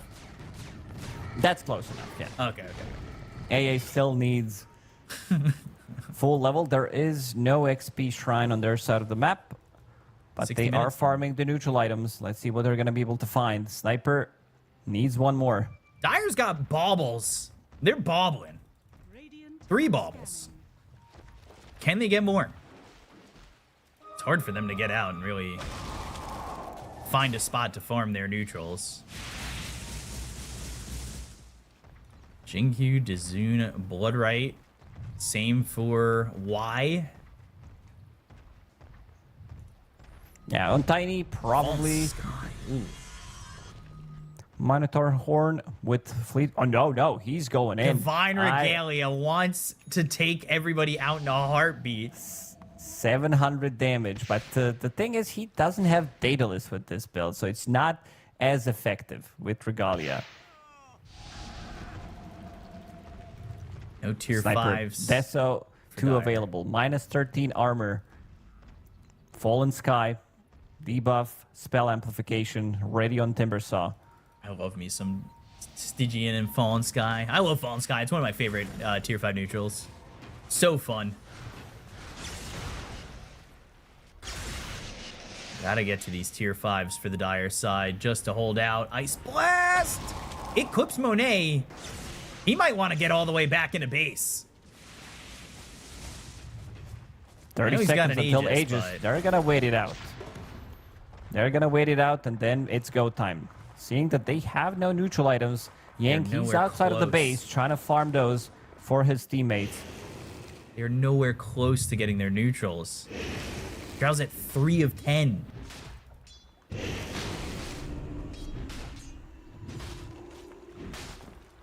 Oh dear. I think it's time to go, because they don't have their tier 5 neutral items. You have such an advantage in moments like this. There it is. Aegis just expired. Yang going through There's his twin the gates, smoke. trying to farm some on the other side. So is Rubik's trying to Boboka. farm him to, yeah. Oh god, this is scary. You just show up to the base, they're not even there. They're all trying to get their neutrals. Undying finally gets his. What's he gonna take?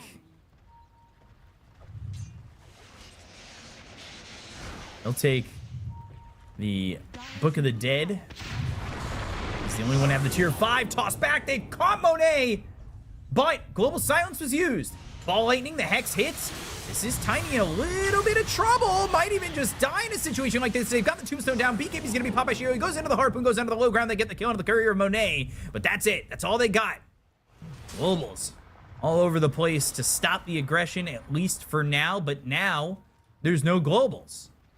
Wind Waker coming out from Bach. He was the one who was backpacking it and used it on Tiny. Gave him just enough time to react with the BKB and then get out of the trouble. Rubik got his There it is. bubble. Oh, it's gonna Nice hit them, 4 of blast. them. This is it. This is the time Can to they go. get the Echo Go to for the follow this buildings. up? They don't even need it. Look at the damage coming in. Monet's barely able even to fight. He's got no health. He's got hit with this Ice Blast. It's going to be a long time before he's able to do anything close. It's probably going to shatter, and He's will. gonna shatter. And so will Monet. He's got buyback. Fallen Sky dropped down onto Boba to get the kill. That's going to be 3 heroes dead with the buyback being used by 2. They're going for the towers. Both tier 4s are gone. Vortex on multiple heroes, but they need the follow-up damage coming out from this Drow. Unfortunately, in the face of the Drow, in the face of Monet, Another AA ulti's flying. damage. Bach eating it right in the face of Monet. Can he even survive? He's looking to get the damage, but no, the save is there. Monet is gone. Yang is dead. They no longer have this Drow, but they've got the Ceaseless Sturge. They'll call GG, and Refuser have been eliminated as Vici move on to the final day of the Chinese regional qualifiers. Oh man, what a way to close it out. This is what we said. This is how you need to close it out in a situation like this. Why? He hits a 4-man AA ulti, and then yeah. he was just in the secret shop. I was watching what he was doing. He just purchased another refresher. Even if Monet doesn't die, there's going to be another ulti flying towards them. So, good way of thinking, I gotta say. And XM Sniper, something that didn't start too strong because they wrapped around him, gave very good lane to Paparazzi, ganked him level 1 with 3 heroes. He still managed to do XM things on Sniper. Yeah, this looked good for Refuser for the first part of this game, but they were unable to really close it out, and you could see that they were struggling. Once it got to about, what, the 30-minute mark, it felt as though Refuser were the ones who were on their heels the entire time and never really had a chance to move forward, move out, and do anything.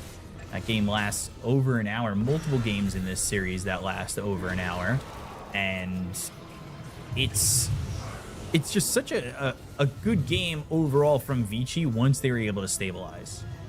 Really didn't make many For sure. mistakes. Refuser, they had a good run, I gotta say. It could have been a bit of a different story if they managed to close out this first game. They had a massive lead. They had a relatively good lead in the third game as well, but Vici, being a stronger team, being a more experienced team, and also being a team that has played much more competitive Dota recently, finding a way how to get out of some slippery situations. Yeah, finding their way out and ahead, and Refuser just maybe the lack of professional Dota play, like you said, is showing its face on this one, because that was just a very difficult game to get, be in the back half for Refuser. And maybe other teams pull it out. It's not so easy. It's so hard to get into the face of these heroes. And then once they're taking your high ground from a distance, we've talked about some of these drafts that have the ability to do this, where they can just poke your buildings down with nothing really pushing them away. And Tiny's one of those heroes that could do that, especially with the aid of Sniper and Timbersaw in front of him. All you got to do is hit some of these shots and take these towers and buildings out slowly but surely. And once you put them up against Mega Creeps, you've said this, it's so hard to come back. We have not seen a comeback from Mega Creeps yet. And this 4-man Ice Blast, Just so good from the Ancient Apparition, and you could see, if you look at the map, the Ancient Apparition is actually all the way on the left side of the map. Yeah, I think Jinkyu, knowing how good of a player he is, he could have Echo Slammed there with the shard and got the kill instantly, I believe. But he also didn't want to do that because he wanted to give them slightly more time where the heroes are not dying, which gives his team more time to actually go in and kill those buildings, and also saves in the Echo Slam potentially for another fight. Knowing that the heroes are gonna die, so they need to sit in the fountain. It's actually better to not kill them, where they don't feel comfortable coming back. They can't heal in the fountain, and there was this refresher that was purchased on the side, but the game was, unfortunately for them, already over. XM, man, what a performance by him. That second game was like he solo carried that game. Even though they lost it, he was the one keeping them in the game. And this time around, on his signature sniper, having a couple of these early deaths did set him back for good, but then managing to make a really strong comeback. Yeah, doing a good job of bringing this one back. 30-29, Vici win the game. Bach, a big component of that. Who would you give MVP to? Because there was a lot of guys and a lot of things that went right for all these players. I think Bach. I think he was the one that had some like really nice moves in the end, because he was the one that was also not dying for a really long time, playing into difficult matchups, going for the right itemization, backpacking A on disc, using BKB, then putting in his Wind Waker, saving his carry in the end when it really mattered. Yeah, definitely did a good job. Fallen Sky at the end, it showed up. Net worth 41,999. So close to 42,000. But good hero damage to net worth for him, and a lot of XPM. Just really overwhelmingly good from this Timbersaw. And a great job from Vici to get to this final day. This final day is going to be very exciting. Honestly, the potential matchups that we're going to have for Vici, both Yakuto or Resilience, are going to both be very difficult for any team. Like, this is anybody's game at this point. 2 series, 2 qualifiers. I mean, this is exactly what you want coming into the final day. Yeah, these are the teams that you would, I would say, expect coming, that are going to be in top 3, and they are here for a good reason. Vici Gaming, they dropped down earlier than maybe I expected. I thought it was going to be like clean sweep coming on from them, but yesterday they didn't have a good day, and now they needed to make this lower bracket run happen. They gave them a lot of sweat on Refuser in this series, and there's still one more to go. Yeah, definitely one more to go. And we had some good results earlier today that have led us all the way to this point, which have shown up as being pretty important. Refuser, they took the 2-0 over Game Master. Vici took the 2 over Cloud Rising. We had that long break in between those 2 series into this third one, and it delivered. This was a 2-1 that delivered in a lot of ways and was really awesome to watch. And it puts Vici in that lower bracket round 4 with a chance to qualify. Resilience, Yakuto will go up against each other first at that upper bracket round, and they'll try for a BO3 chance to qualify. And then the loser of that will play Vici after an extended break to go up against them. So we see the schedule. We start a little bit of a later time tomorrow. Resilience, Yakuto, the Battle of the Red Banners is going to be quite interesting. That Resilience squad is some old school players in Erica, but some newer school players in Niu, Planet, ZZQ, guys that I really have a lot of respect for.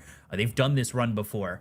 They have done this run. They did it with Team Zero, ZZQ, Niu. These guys have made this happen, and we'll see if they could do it again tomorrow. It's going to be an interesting one, and you know, it's going to take 3 games, and we'll see who comes out on top. It's a lot of stress. There's 2 spots. You have 2 lives if you're in that upper bracket.